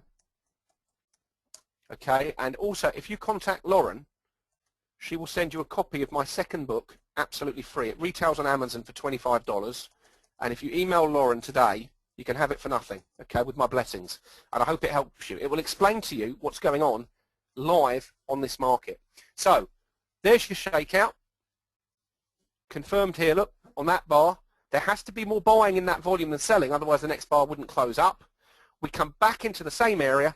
We now have no supply. There's no selling pressure. The market has to respond positively. Can I ask everybody, does that make sense, what I'm showing you here? Can you see this? This is on the 15-minute chart. Do you understand what we're showing you?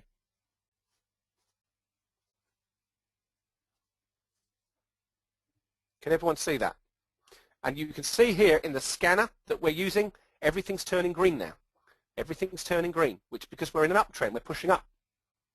Okay, everyone's saying yes. Yes, Steve, absolutely. If I trade the 15-minute time frame, I use the 5-minute and the 2-minute chart to manage the trade itself. See, at the moment we're breaking out, and we're breaking out above resistance on very high volume. Now, what you've got to be careful of is something called an upthrust, and we'll see if we see one. Let's see if we've got one anywhere coming in. Looks like we might see one on the 2-minute chart, so just be aware of this. You could get something called no demand or an upthrust. So if you're long, this would be warning you to actually start managing your position. Jack says, on test, will the bar close be in the part of the bar away from the present market movement? Not sure what you mean by that, Jack. I don't understand the question. Will the bar close be in the part of the bar away from the present market movement? Not sure what you mean. You'll have to be more specific. Please can we see the Forex chart and what happened today? Well, Jerry, let me bring Lauren in a second, and I'll be happy to show you that chart towards the end. I just want to see if we get any sort of no demand bars here. What I'm going to, yeah, I certainly can let Tom talk about this now. Here's Tom. Right, okay. We mustn't worry too much about what a bar looks like as such. I mean, the reason why the market's gone up and the reason why a sign of strength appeared at the low there was because the market was marked down or fell down back into an area where to the left the volume or activity was very high.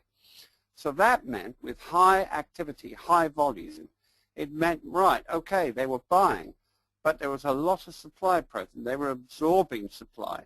They were absorbing panic selling. They were covering their shorts and so on and so on. Now, you see this principle happening time after time after time. And sometimes it takes, you know, half an hour to test. Sometimes I've seen it test the very next bar. So you have to, as long as you're aware of the principle. Now we're seeing, we've got, can I see my chart, Gavin? Sorry, I'm looking at, so I can read my own chart better. I've got a huge screen here. Okay. Right, that's all right. This is where you said it was going to go up. Yeah, that's right. So there's what we were talking about. And the reason there is because of this here. If you draw a line across there, look, yeah. Right. Put it on the close of the bar. Yeah, or whatever. The main thing, at that level, Gavin's doing something here. I'm just drawing the line for it. There it is. There it is, right there. Right, okay, we've got the line, look. Now, this is an important principle because you see it time after time. That's where the high activity took place, look. Now, the professional money cannot take that market up unless they know that supply has disappeared. And if you see a fall back into the area, it doesn't have to specifically hit that line, obviously, look. As long as it's back into this area, generally speaking here, and the volume is low, low activity, that means that the supply that was there has now disappeared. And that's as soon as you see that, it starts going up. Now what we see now, look, is a widespread up on this high volume. Now this can be bullish, and as Gavin said, it might be bearish, but it doesn't matter, you just watch it, because this is what we call a potential breakout to the upside. And why is it we can just watch it now? Because the widespread up like this, close on the high, has been done with a sign of strength in the background, which the professional mind is fully aware of course. They mark it up on a widespread up like this, close on the high. Why? Because locked in these highs, there will be thousands and thousands of traders that were long perhaps, and they saw it dip down and were worried, and they thought, oh, I don't like the look of this. When that goes up, I'm getting out. Now, professional money, they know how the public behave. We call it the herd behavior. So the best way to avoid having to buy all this stock off from up here to keep the trend going, right, widespread up, close on the high, hopefully breaking up through there, will show that the professional money is prepared to absorb any selling there because they suspect higher prices. And it looks if the prices look to be high because of this climactic action here and this test here, right? Now, if what now happens is you would expect this market to perhaps go up a little bit and test. That's what we're looking for. A test is a down bar, again, very similar to this look here, sorry, there, right?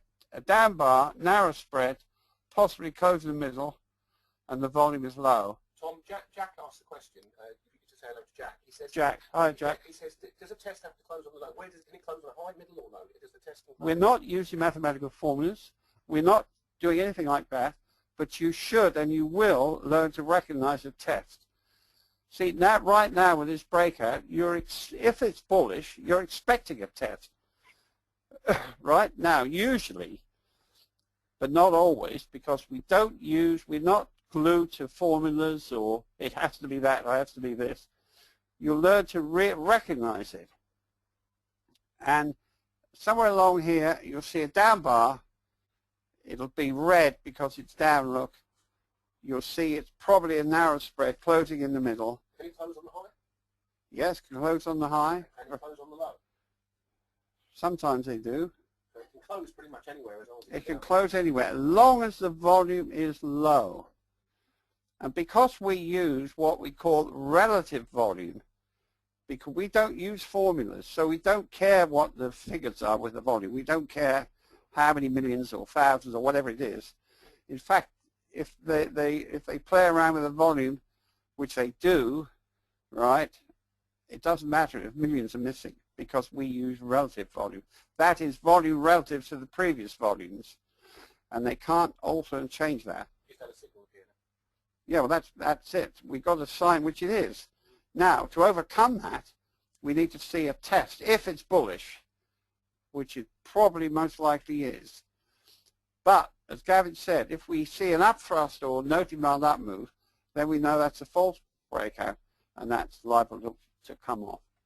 But you'll soon get your head around all that. It's all there in front of you. The market is a language. It's talking to you like a book, reading a book. Yeah, now when you see a sign of weakness like that, all you're going to do, if you want to scalp it to the downside, which is perfectly feasible, you're just going to go down to the smaller time frame here, and you're going to use the scanner, okay, and you can see that the signals have appeared. Now, all we're going to look for here before I hand over to Lauren is, do we see a test? Well, there's a little test, okay, even on the 2-minute chart, look. The volume is quite average. It's not low enough yet, so it's not a perfect test. You're still trending up. But if you start to see no demand bars at this level, or an up thrust, it's very likely going to come back, and it's going to certainly check the bottom of that bar at 28. And again, what you want to wait for, though, is the trending system to start to change over on the small time frame. When you see they're all green like this, you've got to be looking to go long. You've got to be looking to see if there's a good opportunity to break out again. When you see that high volume, if it's tested along this 1230 line, it's bullish, even though it's high volume. Rusty said, well, Tom wasn't trading that because unfortunately Tom didn't, we hadn't got his trading dome up. But yeah, tomorrow we're trading in a competition, as many of you know. Well, I am. Tom isn't, but we're in a competition, so you can come and watch us. So let's just see if we see any principles. Now, we have got a test on the 1 minute chart. So it just came up. There it is, look. There's your test. That's what we were looking for. It's in an uptrend. So I would now expect to see some higher prices here. It's already gone up nearly 1.5 points since the test. So it looks to me to be fairly bullish at this moment in time. I don't see any counter-mounting signals. The market has retraced. As it's retraced from this high volume bar, now this is where if you want to take a trade on that, you put your stop right under there, look, right under that bottom line. If you see that and you're scalping it, you trade in harmony with the trend, that would be where your stop would go now. So you'd have a stop at 12.28. You've got a test. Now keep in mind, you have got this weakness behind you. So if this market's going to go up, it's got to push up through that top line here. Now at the moment, it's looking like it's going to come and retest because you've got a low volume bar, narrow range, close there right in the middle of the bar. So we'll see if we'll see what the software tells us. Let's not do what, I'm not going to analyze this, but just going to watch this, if it's okay, Lauren, for a few more minutes before I hand over to you for your bit. And then, Lauren, we need to be out the room by 2 o'clock, just so you know, for my mentorship session. So you can see now it's pushing up, which is bullish. The last signal was a successful no supply test, and now up we go. It was a genuine breakout. Okay, see how the 1 minute chart, now we look for indications to come on the other time frame. So your scalpers there's your indicator, there's your trending system. Read my book and you'll find, if I see trades like that tomorrow, I would jump in and take them. Now I haven't got my dome open on this computer, so I'm not trading live at the moment because I wasn't expecting to. But the principles are definitely here. Jerry, the chart is definitely showing, so you may want to log back in. Let me just switch the computer. Let me just reproject, Jerry. That may work for you. There we go. I've just reprojected just so you can see. Now, we may get another test coming in here, another test bar. And this will be a low volume bar. The lower the better. But at the moment, this looks very bullish, as Tom said. I think we've got absorption volume on that 15-minute chart. I look at 1240 here, potentially, for this to go back up to. So there'll be some lovely trades here this afternoon if you're a Trade Guider user. Steve says, we were talking to Jack, one of the customers, and he said, hi, Jack. He said, if you ever go to Heathrow Airport, don't walk in and say, hi, Jack. you get yourself in trouble. Very good. All right, what we're going to do, I'm going to hand over to Lauren now. Lauren, do you want to put your mic on? We've just actually showed here quite a good probability trade on the 1 minute chart. Lauren, did you see that? I did actually. It looks pretty good. I know you're learning this stuff, but there's your high volume bar. It's immediately tested. Look, there's the green signal in the uptrend, and the market went up about 2.5 points from there. Now you're going to show us where not to trade, which is most people love to trade. That's where you could have taken a great trade there. And in fact, I'm seeing on all these time frames. Look, even on the 10-minute chart and the 9-minute chart, you've got all the principles that are on the 15 are lining up on every time frame. I just hope we get this tomorrow. It'd be lovely if it happens. So Lauren, I'm going to hand over to you. Tom and I here if you want to come and bring us in on anything, on any comments. I'll make you the presenter. Actually, Gavin, can you go back to the 15-minute chart? I wanted to point something out on this for you because it's a great segue into what we're talking about today. Okay, yeah, go ahead. Okay, so all right, do you see the upthrust and the no demand, the blue and the red at the top, right before the black bar, the 830 and 840 bars, right? Yeah. Exactly. Yeah. And so you're basically, you don't want to sell into that top, but then look, come down, and then isn't this the blue diamond right there confirms that you're in a new trend? That's no demand through a previous support level, right? Because it blew out the one on the left. Which that one right, the red one. Yeah, that one. That one? Would that be no demand? Yeah, no, the red one, the red down bar. No, it's this one here. No, two back. Or this one. Two back. That one? The big one. Yep. That there is basically what I call the gotcha bar. It's not got a signal on it because that's just showing you a change in trend. That's what the blue diamond does. What this is it's confirming the weakness on that bar there. Now look at the narrow spread. Okay, look at the volume. It's higher than we've seen. This is 8:15 Chicago time. you've got to look at the spread of the bar there, Lauren, because that's telling you that the selling is capping the buying. Any buyers that are coming in here for this breakout, it's capping it, which is why it's called a climactic bar. Okay, so it's my favorite, sign of weakness 1. Now, it gets confirmed because you've always got to look for the next bar for confirmation. It says here, the next bar, see, that should be down for confirmation. Now, this is not Correct. no demand. No demand would be an up bar on low volume. This is the gotcha bar. It's called a trap up move. What happens is, on all that high volume that comes in, the professional money tick the price up 1 tick below, but because there's more sellers, they see that, so they all come in and push the price down because they want to get the price lower to buy. We call this a trap up move, okay? And it's actually a very strong signal if you see it after a buying climax. I hope I see this tomorrow. Now, when we see that and the next bar closes level on a narrow spread again, like this, and it closes right in the middle, you know you've got confirmation of weakness. And that's why the market went from 12.35 down to the low here of 12.16, a significant, very significant move there. And what we've seen there now is the buying comes back in, Lauren. They bring the market back down to see if there's any sellers around. There's none. Look, there's hardly any sellers coming down there. The institutional money want to get the prices higher.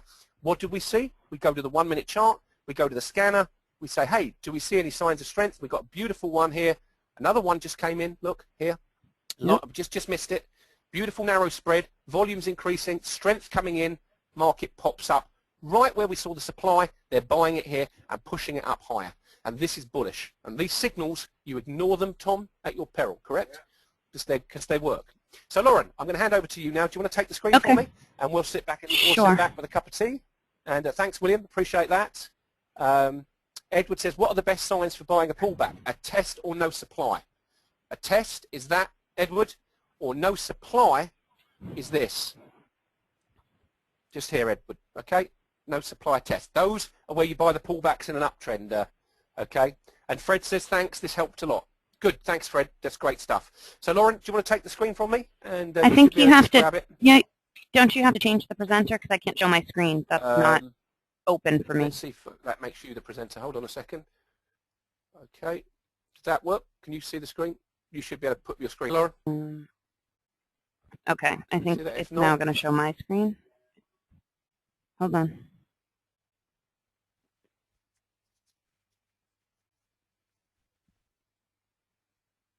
Okay, there we go. Now I have to do that. Okay. There you go. I can see your email account at the moment, so you probably want to get rid of that. Okay. Marvelous. All right, can everyone see that? I just want to double check. Yeah. You might want to shut your email account down as well, and your Skype down as well, Lauren, just so nobody gets, we don't get disturbed. Everyone can see you, they said. That's good. Okay, great. All right, let me just switch the mic off. If you've got any questions for Tom and I, we're sitting and listening. We're having some nice fish supper tonight, which we'll be having shortly. So looking forward to that. And then I've got my mentorship course at 9 o'clock. Okay. So, all right, Lauren, have fun. And as I say, we'll be listening in. Okay, sounds great. Hi, everyone. First of all, what a great surprise that Tom was actually able to come in, speak to you, talk about smaller time frames, which I know a lot of you have asked many questions about. How do you trade the smaller time frames? How do you look for confirmation? How do you know where to go in? And I think the both of them did a great job hopefully explaining that to you. So I'm going to start today when not to take a trade. As many of you know, when I speak to you on a daily basis, ideas of conversations that we've had appear in these presentations. And I talked to people that said they were whipsawed and they were thrown about and it's so volatile and it's really hard to trade. And I agree with all of you. And I thought this might be a really good subject. And the irony, of course, is that Gavin and Tom pretty much segued right into what I'm talking about. And they showed you about how you need to be in a confirmation, a confirmed trend, and you need to wait for confirmation. So here's our objectives for today. We're going to learn 3 things to consider before taking a trade: trends, sequences, and confirmation. Okay. So rule number 1, the trend is your friend. Okay. You don't want to be a counter trender. Okay. This is warning number 1. Don't sell into an uptrend or buy into a downtrend because you don't want to make sure you get caught in the testing ground. You saw in I just showed you that trap up move. You also saw the out in the test. They're trying to test, but then as the supply goes away, then you know you can buy. But you need to let those things happen before. How's the sound now?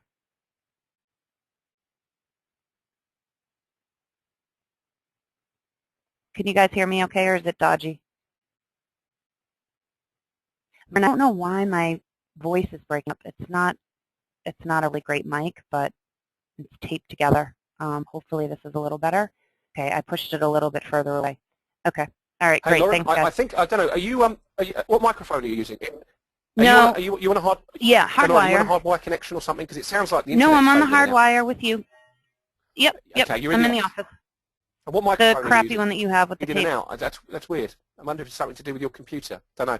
Anyway, all right, no worries. Just keep persevering. But yeah, if it gets really bad, I'll come and tell you. But we can hear you, but it just fades in and out. So let's just keep going with it. Okay. All right. So here you are. You want to make sure that you don't get caught in the testing ground. Okay. So don't buy in a downtrend. Look at this. If you had bought there because you see this down move and you think the market's going to go up, look what it did. It ended up testing down here. You would have ended up getting caught. Okay, this is the testing ground. Don't sell in an uptrend. If you had gone in here, because you see this big spike in volume down here, right? Look what it did. It ended up going up again. This is Citi. This is the 30-minute chart. And it's from last week. So, but look at what happened. You would have gotten caught right up here. Okay? So this is the whole idea. You don't want to be a counter trend trader. Okay? All right. How VSA can help you? We have a diamond trading system. You saw it exhibited with Tom and Gavin's explanation of the charts. Green is for an uptrend, red is for a downtrend, and then the white is for a sideways or reversal. What is the rule of three? Now, they mentioned it. Again, this is such a perfect segue with the guys, but do you remember what they said? Can anyone tell me what the rule of three is with VSA? What do you need three of?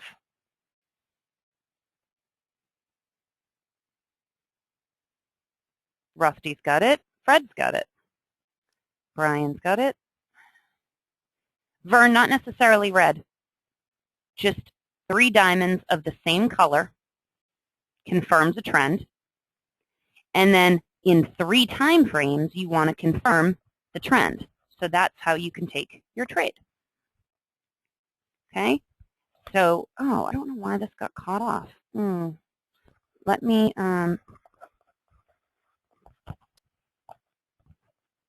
Let me escape for 1 second on this. You could see it better up here. Oh, that's why I extended it all the way out of the thing because it was so big. All right, here you have 3 red diamonds, 1, 2, 3. Okay, there's your diamonds, so you're in a downtrend. Now over here, this is the euro, and you're on basically a 3 red diamonds here. You have it in a 15-minute, you have it in a 9-minute, you have it in the 5-minute. They're all confirming you're in. Okay. So you've got the rule of 3 with the trend and the rule of 3 with 3 time frames. Okay? This is called the Christmas tree effect because you have green, white, and red. Look, 2 greens, white, white, red, green, green, white, green, white, green, white, white, green, green, green, green, green, white, red, white, white, red, white. Okay? This is not where you want to get into. William asks, where can we view any recording of this? We'll have it posted on YouTube, William, and most likely by the end of the day. So, of course, Christmas tree refers to the colors, right? Green, white, and red. But this is clearly no clear trend. There's no clarity in this market. It's not tradable yet, okay? Patience is a virtue and can save you a lot of money. Don't trade unless you see a clear trend. These are people waiting to cross the street. So see, they're being patient because they don't want to get run over by a Chicago cabbie. So again, don't trade unless you see a clear trend. Warning number 2. Don't take a trade unless you see a clear sequence in place. Ed asks, on your diamonds, what is the diamond period we should have it set to? Ed, it's based on the average volume of 20 bars, and it's just a short-term trend setting is what it's called, and that's the diamond trending system.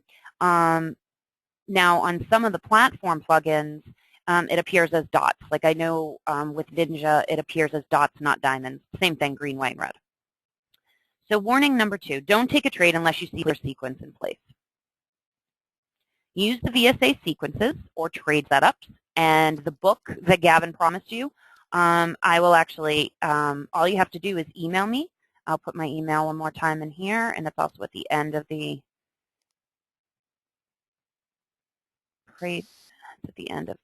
presentation as well. But all you have to do is email me, put free book, and I will send you the book. It basically takes you through 10 trade sequence setups in the weak market and 10 trade sequence setups in the strong market. Okay? Use these VSA sequences.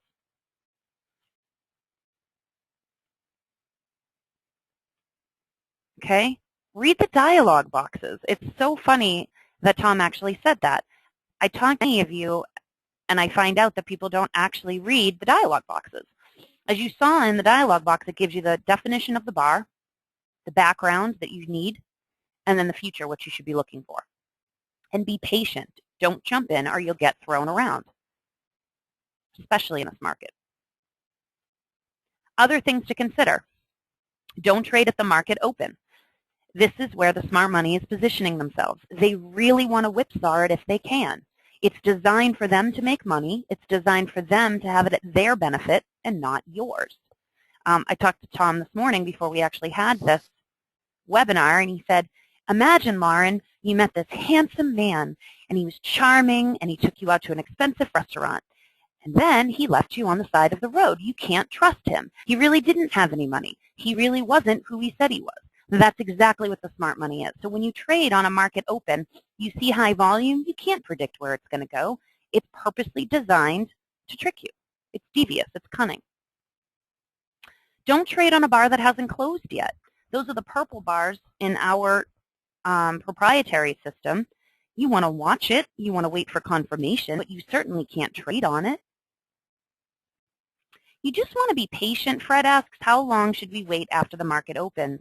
Until you see a clear principle in place, Fred, that's when you want to wait. Of course, it's different depending on the time frame, and it's different certainly each day. But you need to be patient and wait for that trade sequence or that principle, that VSA principle to appear. And once it does, then you can trade. Steve asks, are the biggest moves made during the open? They usually are, and oftentimes in the New York one, it's because London is still open. And so there's a lot of volume and a lot of activity as well between both markets. So you need to wait it out and see which direction it's going to go. Remember, guys, the news, don't trade the news because the news is a catalyst. It can lead you in the wrong direction. We talk about that a lot, but I think it also is important to put it here too. You don't want to trade the news. So how do you trade this? EU talks with banks on Greek write-down said to be deadlocked. That was on Bloomberg today. Big Europe summit won't solve the problem, says Mark Dow. Henry Blodgett. Okay? So the reason is you don't trade these news items because you can't. You have no way of predicting at 7:35 New York time what the market is going to do because of this. So wait it out. Wait until you see a clear principle in place and wait. Look at this. Bad news blues. Stocks lose steam, led by Amazon sell-off. Euro rescue fund clears hurdle. Europe, grimmer by the minute. Debt panels, failure would trigger deep cuts, and on and on and on. So here's the thing. You can find this. This is under latest news on CNN Money. You want to drive yourself crazy? Go ahead. Read it. Now look at this. I thought this was really hilarious. I believe I got this from Yahoo Financial. This is the trend watch. Ooh, Nokia proclaims new dawn with Windows phones. Conclusive deal on Eurozone crisis looks elusive. These were tweets that came in that they basically have in this corner on their front screen. Exclusive Japan watchdog checking Olympus disclosure record. Olympus chairman and president. So here's the thing. They're trying to tell you, oh, this is a new trade. This is a new trend. If this is on here, you have to be absolutely certain that the smart money saw this too. They're going to take advantage of this. The news is there to report. The smart money is there to trick you. Don't fall into this trap. Don't be a herder. Don't follow the herd. So here's some do's and don'ts for you. Do wait for a clear trend to be in place. Don't trade the Christmas tree. Use the rule of 3, 3 same color diamonds in 3 time frames. Don't trade at market tops or bottoms. Your goal is to not try and sell at the highest point possible or buy at the lowest point possible. Because remember, they're going to shake it out. They're going to retest. They're going to catch you in traps and in tests all the time. Tom says you're the weakest link, and you are. If you can't confirm a trend, don't trade it. If you can't confirm a trade sequence, don't trade it. Remember, this is a system, but nothing compares from a computer to a human analysis. You're looking at relative volume. You're looking at the relative size or spread or range of the bars. It's your eyeballs that are looking at it. A computer can't do that. The indicators appear, but you need to wait for the sequence. You need to wait for the principle to appear. So here's your checklist for clarity. Do I have a clear trend in place? Am I trading with the trend? Do I have a clear VSA principle? Do I have a sequence or trade setup? Do I have confirmation? Confirmation of the sequence, confirmation of a trend, confirmation in 3 other time frames. I'll leave this up for a second. You need to be patient. You need to wait. Remember, these guys are professionals that are working on this every minute, all day long. It's designed for them to win, not for you to win. So you have to have some edge, and this is the edge that you get. Okay? Now here's how to reach me. I'm going to leave that up for a second, and then we can go back to any of the charts that you may want to look at. Gavin will jump in a minute with us on that. But you can reach me on my direct line, 312-373-6294. You can call us toll-free, 855-848-4337. There's my email. It's Lauren S. for Snedeker at tradeguider.com. Again, if you want the free book with the sequence setup, you're absolutely welcome to it. Gavin's compliments. And you can email me, free book. And then my Skype is Lauren Sned, and it's all lowercase. Just be careful of that because Skype is case sensitive. Okay? We're getting a couple of requests for certain stocks, Gavin, so we can look at those. Sure, Nick. Sure, Jerry. Ken asks, how do these rules apply to end-of-day traders?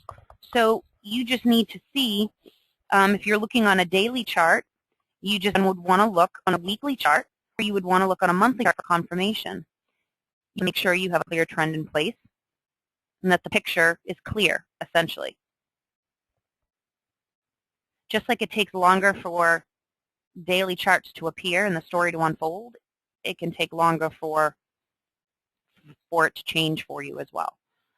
Just like a 1 minute can be very noisy, very choppy, because as quickly as it is to appear, it's as quick to go away.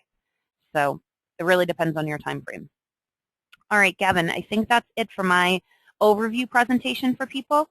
I'm just going to put this back on the checklist, and then I need to figure out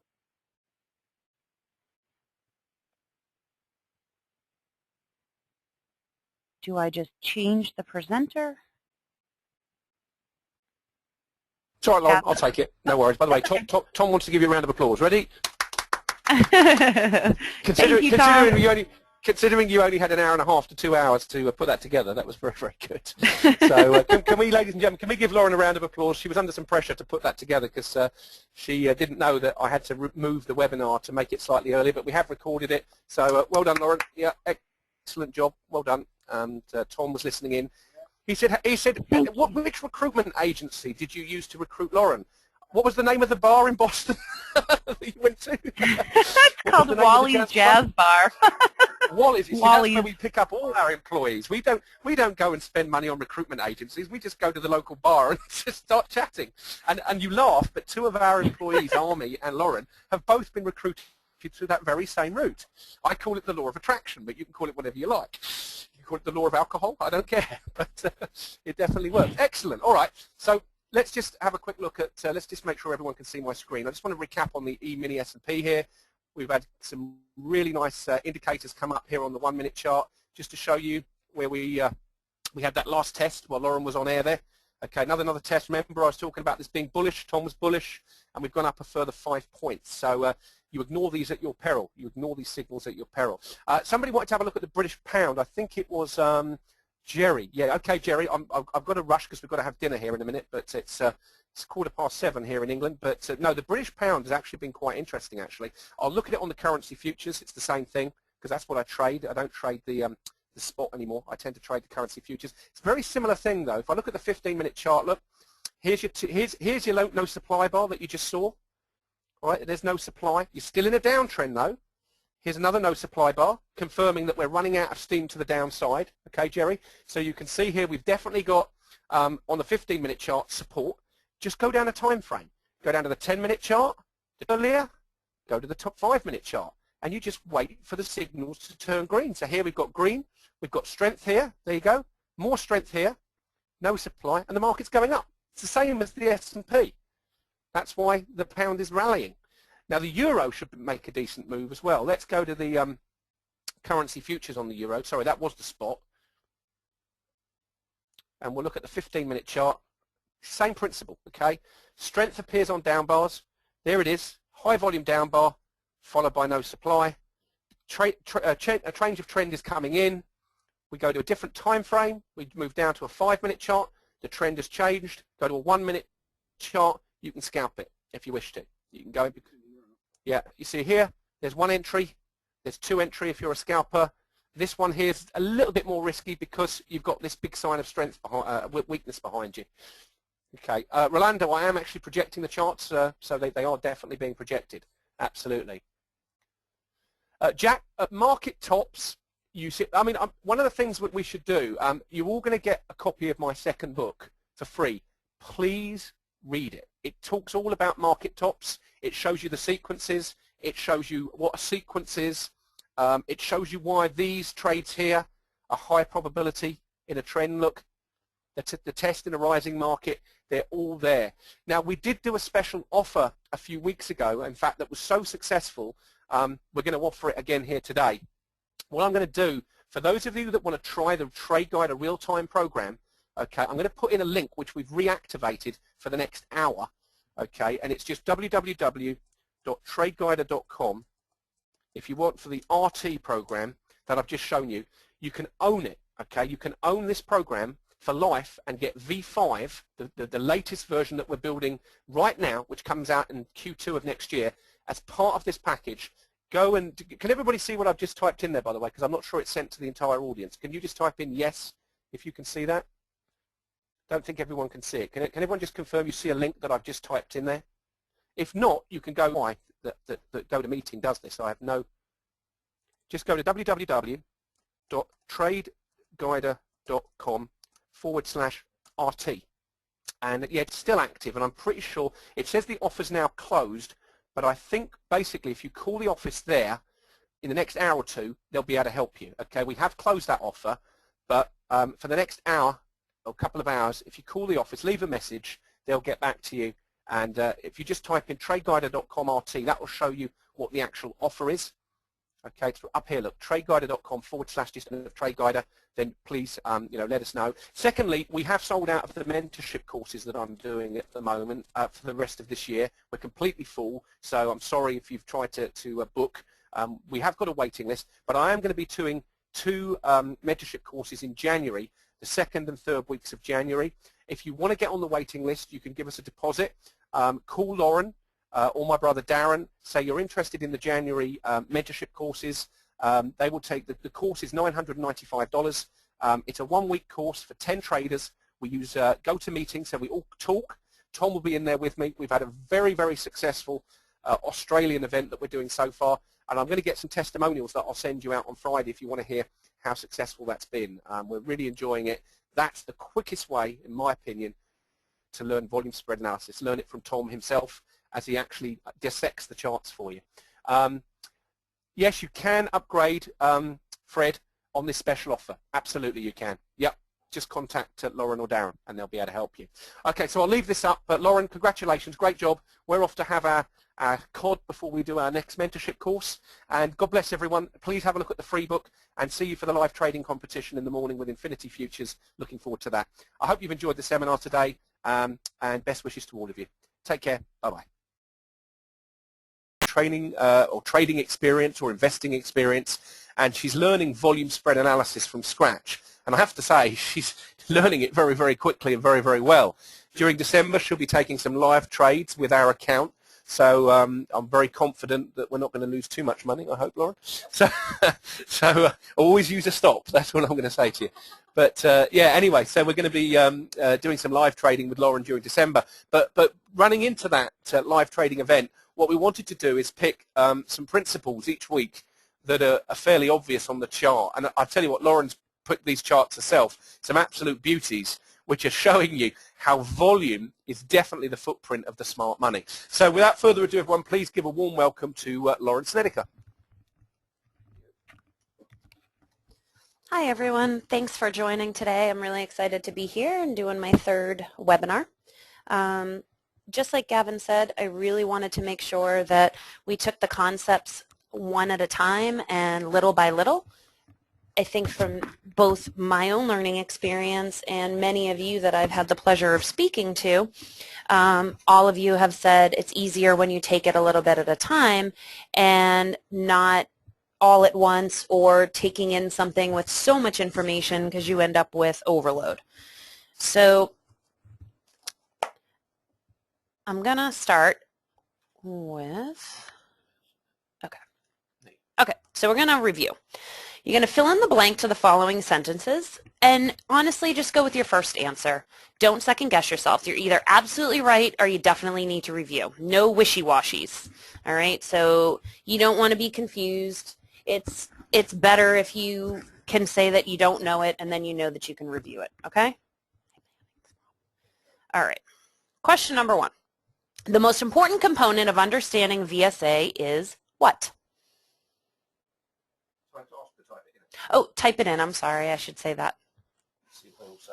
Let's see what you have to say. The most important component of understanding VSA is, Nick's got it, Bill's got it, Jasper's got it, KK, Randy. All right. Fred, yay, you got it. Okay, volume. Here we go.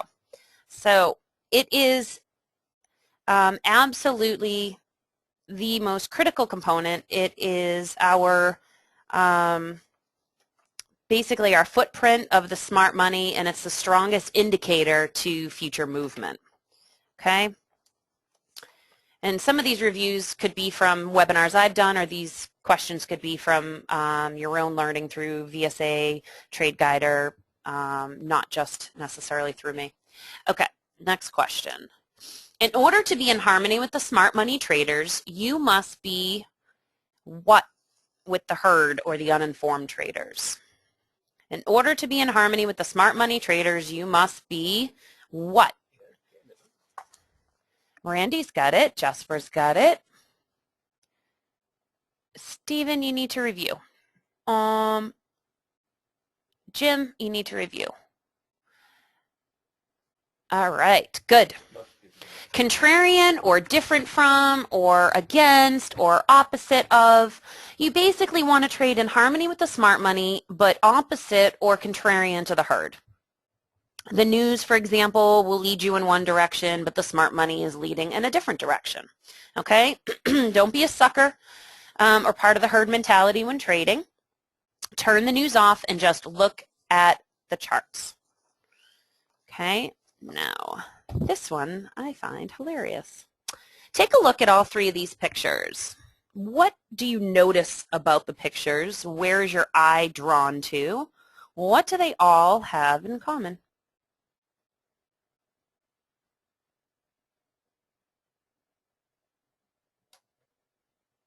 Bill's got it. Jasper's got it. Mike.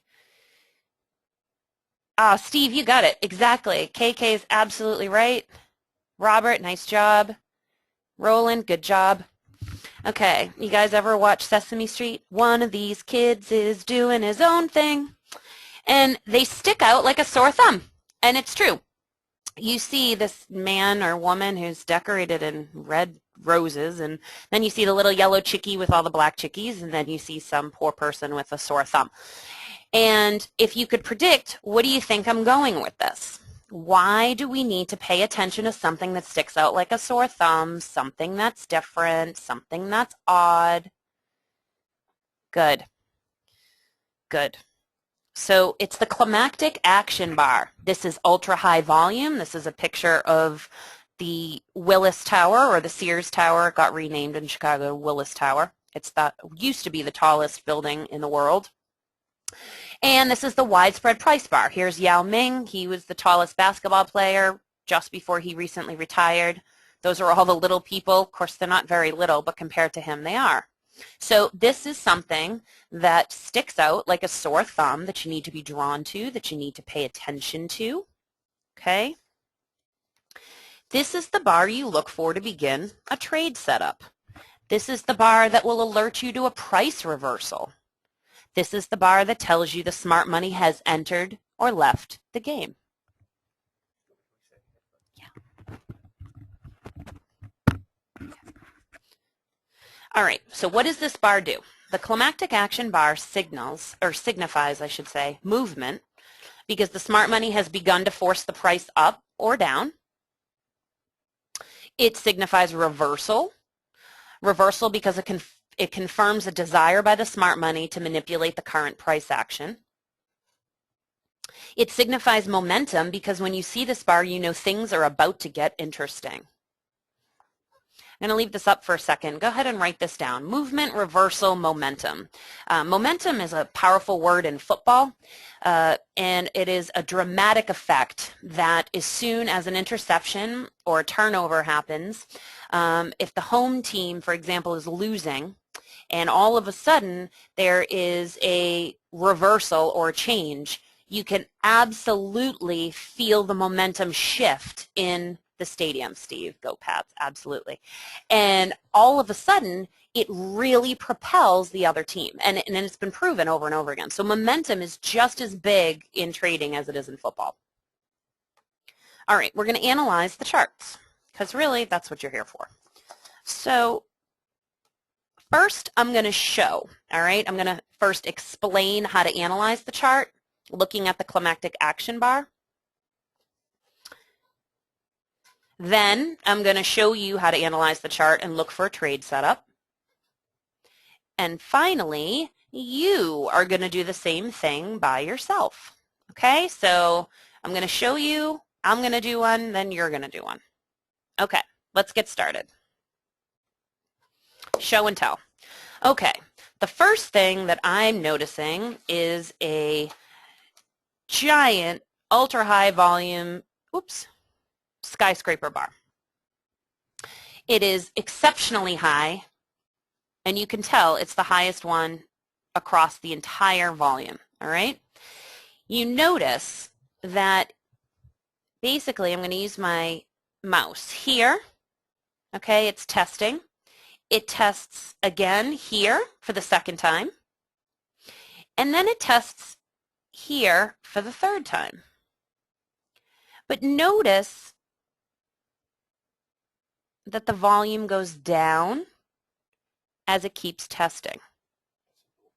That's really important because it's the final test or no supply. It essentially means that the smart money has stopped buying or stopped accumulating.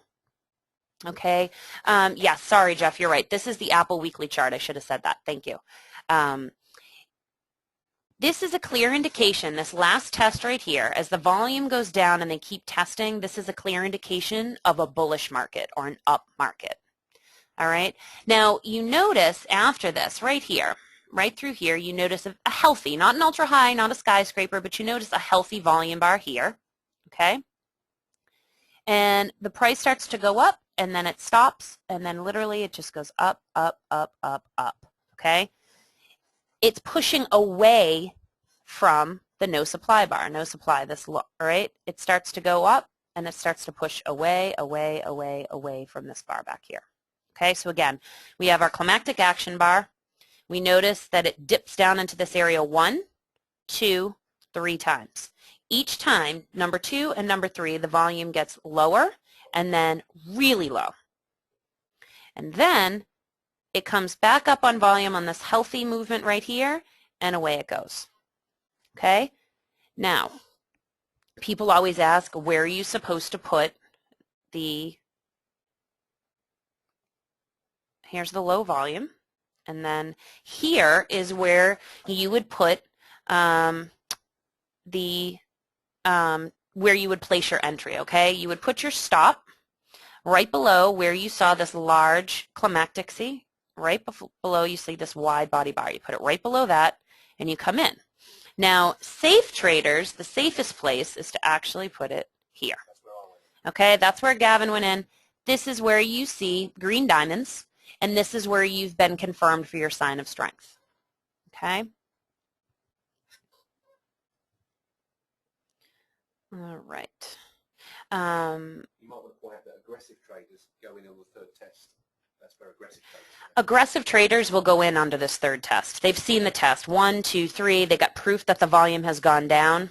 Again, they might put their stop volume right here to catch people, and then even if it dipped back down this one last time on the healthy bar where I showed you, they wouldn't have gotten stopped out because they put it right below this. It's a little risky because you still have this last bar right here. And who's to say that it wouldn't be a little bit lower, stop you out before it goes up again? Okay? Steve says they're testing for sellers. Yeah, they're testing the supply. Exactly. They're testing the supply. That's why it's so low. Okay? The low volume means that there is no supply left, and that's why it's the third and final test. Here, you notice, on the first green arrow, you notice that there's a lot of supply here. On the second time when they test, there's still a lot of supply, but it's lower than this. On the third test, there's almost nothing. Okay? Okay. All right. So, my turn.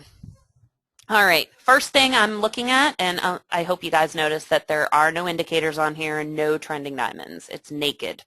So, the first thing I'm going to notice is this is...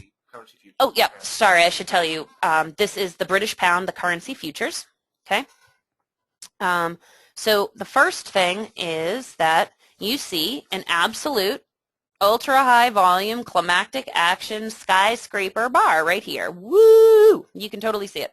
All right, and now look what accompanies it, a very widespread down bar, okay? It closes middle to high. This is a shakeout. It's literally violently shaking out anyone that tried to go short, okay? And it basically is, I looked it up afterwards because I was looking at this chart and I was like, whoa, what is that? I looked it up, and this was the announcement that the UK banks were essentially going to endorse the QE3. They would pump more money into the UK economy, and the pound suffered initially as a result of that. So again, this bar is representative of basically good news, but bad for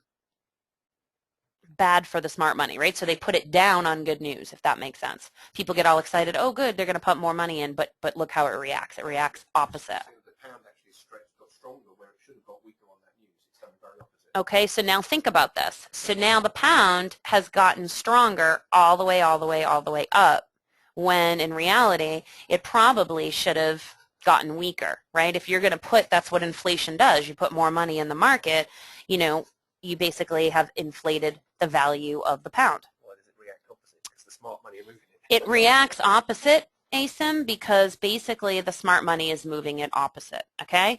Now, interestingly enough, look at here. This is the highest volume you've seen since prior to this, not obviously a skyscraper, but it's the highest right here.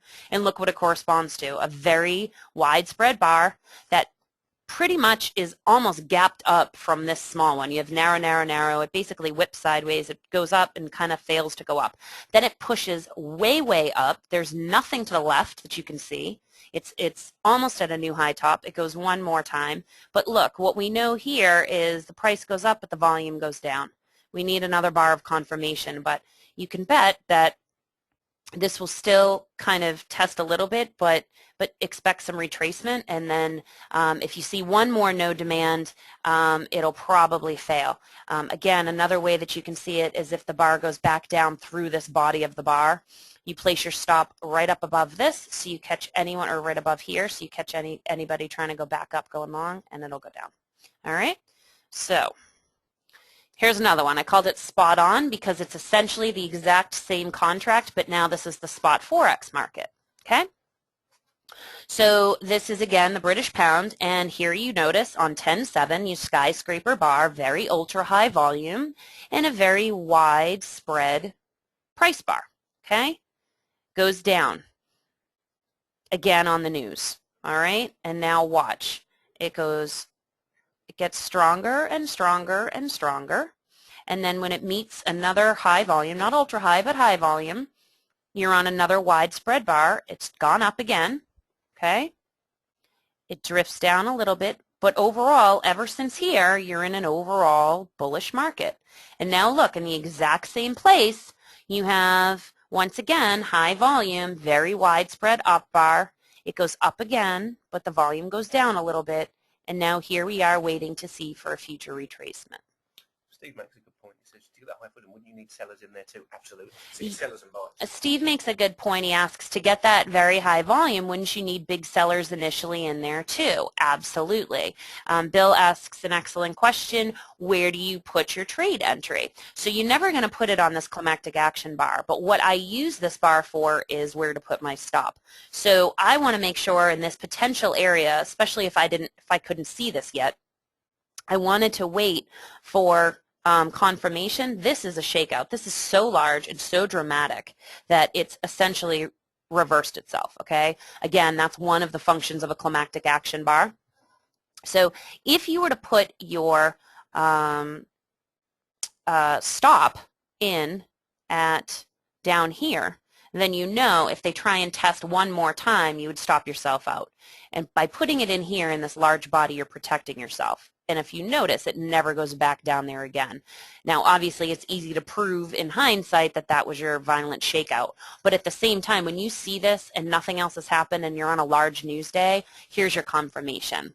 And here's your last two bars. It reverses. And look at this. The volume gets bigger. The spread gets bigger. So the smart money are back in the game again. Okay? Up, up, up. This is where you pay attention one more time. Again, it's not going to stop you out if you were down here at this level. Okay, but pay attention because you might end up getting caught up here as it goes long. But look at the profit to make from even from this climactic action bar to this one. It's pretty beautiful. So now I'm going to split the screen and show you both. All right. Again, on the left over here is our futures contract, and on the right is our Forex. People always say to me, to Gavin, to Darren, why is volume, how does volume even play a role in the Forex market? How would I even use VSA in the Forex market? Well, you can see right here. It tells the exact same story no matter which market you're using. Okay, same spot, same spot. Here's your climactic action. Here you go, right, from one to the next. Okay, Richard Seegers would call it his beefy man. Yep, Joe, we'll look at the ES and the GC at the end. Okay, and Steve's right, it is pretty identical. And that's the whole point, is that it's the same contract, but it's same instrument being traded in more than one market, but it reacts exactly the same way. The smart money is essentially doing the exact same thing in both markets. They're onto something. So Fiona asks, as beginners, should you be in the futures market? I mean, my opinion is you could be in any market. I actually find it really fun to be in the futures market because you don't need to own in order to short. Where a stock, you need to own it before you can short it. So you can basically get in on anything that you're interested in with the futures market. It kind of gives you a little bit more range. Just my Personal opinion, I've enjoyed learning about it. I also love the Forex market too. I think it's really cool that it just keeps going back and forth. You're essentially buying one and selling the other. So they both appeal to me. All right, now here's your turn, guys. You ready? So here's a naked chart, okay?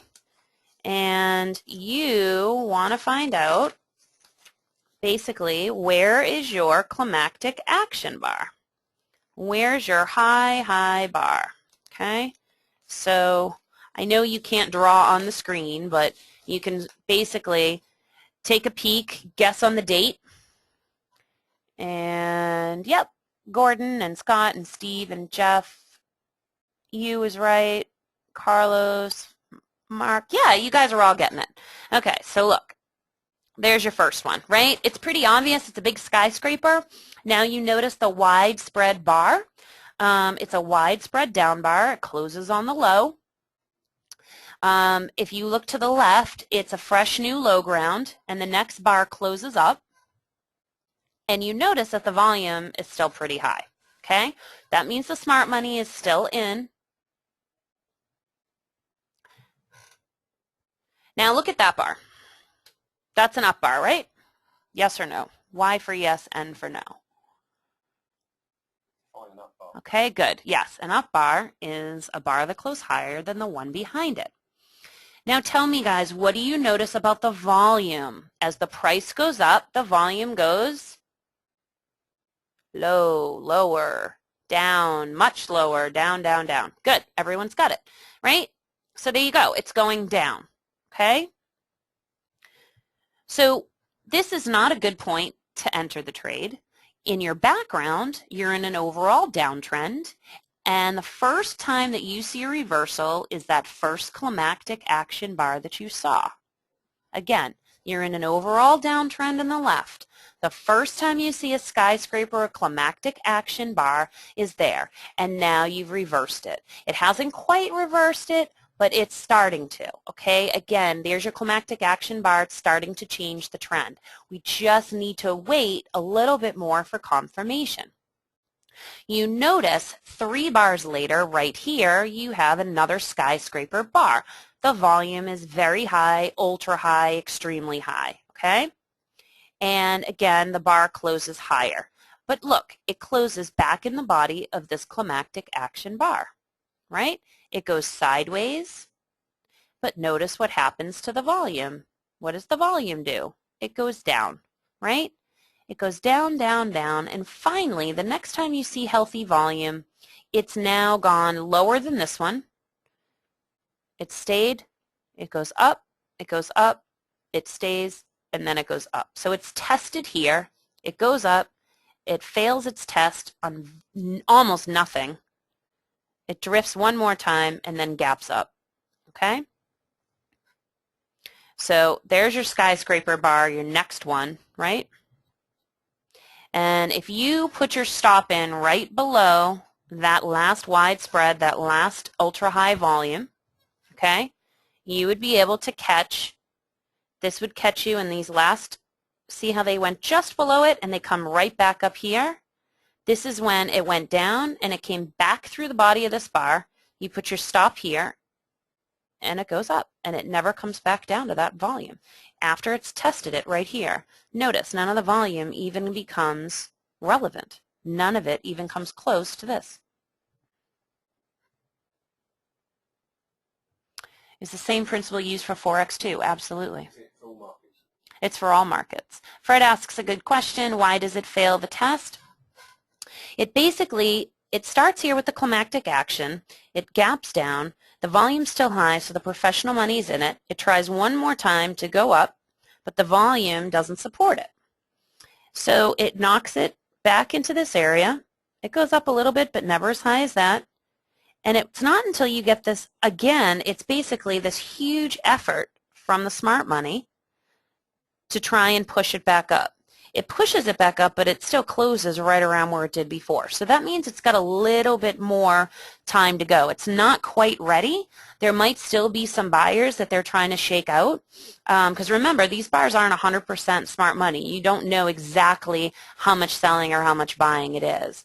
And so you need to wait, okay? This is why you use the climactic action bar as an alert, and you use it to place your stops, but you don't trade on it, okay? So basically what you're doing is you're waiting, and then once it goes down, it finally goes back into this bar right here, guys, is where it finally goes back into the body of this bar, okay? You can go in on this if you want to. You can wait one more time for it to go down. I would basically have waited until it went back down. Either here is where I would have entered or here. And I'd be entering right up there when the price action has gone above the bar. And Gavin would have waited until right around here, where the price action finally met back into the body of this bar. Into this bar, I'm sorry, this bar right here. Okay, so if we trace this right across, he would have entered somewhere around here. Okay? A few questions coming in there. Yep. Danilo says sometimes we need to look at the pivot or resistance area is where the smart money, they do the shakeout or climactic action. Absolutely. Again, you can see right here, this large volume is where they were. Watch it go down one more time. The volume isn't as high. You might want to tell them it's BP stock. Okay. Now this is a BP stock, and this is on the 8-year low. Okay. So this was a previous support level that had actually reached in 2003. That's the beauty of stocks. Well, I suppose most instruments go back to the price from whence it came. According to Richard Seegers, approximately 80% of the time, price returns from whence it came. Okay? All right. Here's a special I want to offer you guys, and then after that, if there's any charts you want to see, I'll be happy, Gavin and I will be happy to go over any of them. Special offer is the end of day software. You can own it outright. Typically what you see with end of day is you have a $9.95 price, and you have to pay for it each additional year. This is owning it outright. This is the VSA trading course that goes along with the software. This will give you the VSA Club membership for 1 year, which gives you 4 live webinars a week and gives you the ability, if you can attend them live or if you want to see them again, it gives you the ability to actually view archived webinars dating back as early as 2009. Because again, we have 16 principles, and just because it's not brand new or last week doesn't mean that you can't learn from the same setup over and over again, because the same principles appear over and over again. You also get the chart reading masterclass, and you get 2 months of free data feed through Reuters, and then you also get Gavin's ebook, Trading in the Shadow of the Smart Money. Okay? So we just put the link in the room, and that's where you can order. Okay? And, oops. Why is my PowerPoint not working? Come on. Ah, there we go. Thank you. And here's your price, $4.95. The chart reading masterclass alone is $4.95. The end of day software is $9.95. So you're essentially saving $1,500. Gavin's ebook is actually $99 as well. So, Gordon, just send me an email and we can figure it out offline, okay? So here's the offer. Again, there's the link. And you can contact me here by email, by phone, or by Skype. Okay. Joe asks, sometimes ultra-high volume occurs clearly in the 4 or hourly bars, but not so clear in the daily bars. How would you weight these signs? So you start with the larger time frames, and then you go back down and you try to see your confirmation as well. So if you're seeing in a larger time frame that you have an overall uptrend or an overall downtrend, but the smaller time frames are starting to get noisier and they're sort of whipsawing, then you need to wait to enter. I hope that helps answer your question. Terry, the VSA Club is what I was just explaining. It's 4 live webinars a week. It's done by Tom Williams. It's done by Gavin, and it's done by Philip Friston, and they take all of the markets, and they also dissect them. Tom also does a weekly newsletter, and so you have access both to the live webinars and to the archives, again, going back to 2009. So it's actually a really good learning opportunity. Also, what I've noticed that a lot of people benefit from is that you're in there and it's a chance to ask a lot of questions. So sometimes people will ask questions that you were also thinking. So you tend to learn with the other people around you, and it's also a way to support the community to keep you kind of, you know, looking at what's hot in different charts that you may have missed.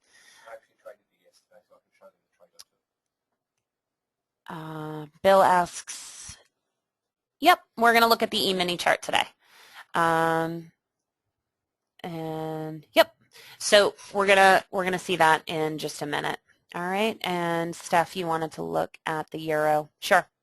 So the live webinars, Bill, are throughout the week. If you just go on the VSA Club under webinars, you can actually just register morning and afternoons. Okay, so let's go to, I'm going to get out of this PowerPoint. Again, this will be uploaded and available for review probably as early as tomorrow morning. But we're going to get out of this PowerPoint for now, and we're going to take a look at some charts for you, okay? And Gavin, I'm going to give you the microphone because you're more comfortable going through your own computer. Okay, so just give us 1 second, guys. Okay, hi everybody, welcome again. And right, let's look at a trade on the E-mini today, because we've had some very interesting movement there. Well done, Lauren. Another great job. Round of applause, please. I think she's doing better and better each week. And yeah, there you go. Clap, clap, clap. There we go. So you're getting some rounds of applause. So it's never easy doing webinars. You know, I remember doing my one for the first time, and you've got a lot of people here, hundreds of you, and she's done very well. So well done, Lauren. I think she's done a good job there. So there we are. You can pat yourself on the back. Alrighty, we're going to take a look here. Very interesting what happened on the ES today. 1200 is a very significant level, and we've actually had today, you'll see I was trading this today, and we've actually had some very, very good entries here and here. And on the 1 minute and 2 minute charts today, you had even better entries. It was beautiful. Now what's happening is this bar here and this area here is climactic. Now that's going to get tested tomorrow. Very, very likely, and I would expect the market probably to drift back down a few more points to test this volume. It's very high volume, as we can see. So there's buyers and sellers at that in this last few moments. We see the smart money showing themselves very clearly. Cornell says, Gavin, your job is in danger. Hey, listen, if I can go and retire and sit on a beach and let Lauren do all the work, I'm happy. It'll work for me. No worries. Okay, so you see the trend channel that I had in place today. This is the 5 minute chart of the E-mini. Okay, I'm just going to show you what actually happened. There's two bars of major significance today. Okay, and this is how volume works. That bar and that bar there together, followed by that bar, okay, are part of a sequence that I write about in my book, my second book. Now, someone said they can't see the chart, so I'm going to actually, for you, Sunika, I've actually put the chart back up, so you should be able to see it. This is what's caused the big rally today that we've seen. And interestingly enough, we've broken out of a very significant trading range. Okay, Sunika, you may have to log back in. There is still room, so try logging back in if you can't see, because everybody else can definitely see it. It's definitely working. So let's examine this bar here. Okay, now based on what Lauren has just taught you, what do we notice about the volume on that bar? Okay, what can you see? Just observe it. Look at that volume at the get-go, right as the market. And this always happens. We always see very high volume, but we've got to look at the following bars tell us if we're in for a bull market or a bear market during the day. And these, you'll see, there's no red indicators here on this chart. They're all green going up here. And the reason for that is there's a lot of strength on this bar here. You've got stopping volume preceded by climactic action. Now that's one of my favorite indicators. You don't see it very, very often, maybe once every 2 weeks. It's going to mean that the market is strong for the day. If you read Tom's newsletter, which you get as part of the VSA Club membership, every Friday he does a newsletter. And in that newsletter last week, he was very confident that the market was actually fairly strong. No, Bill, it doesn't matter just it's because it's the market open. The markets are always moved by the smart money at the open. That's why you see the high volume. They become very active all at the same time because they're positioning themselves for the day. Okay? They're actually positioning themselves for the day. So here we see a down bar on very high volume, but the next bar is the one that I think is the most important. And I want to go back to it, and I want you to see what your observations are on it. That was my trade there today, and let me show you what happened. There were several good entries here. Now, why is that bar there extremely significant? Can anyone tell me? I know it's got high volume on it, but what is significant about that bar? If you know VSA, you should be looking at that and saying, well, yeah, look at that. Yeah, they're all getting it.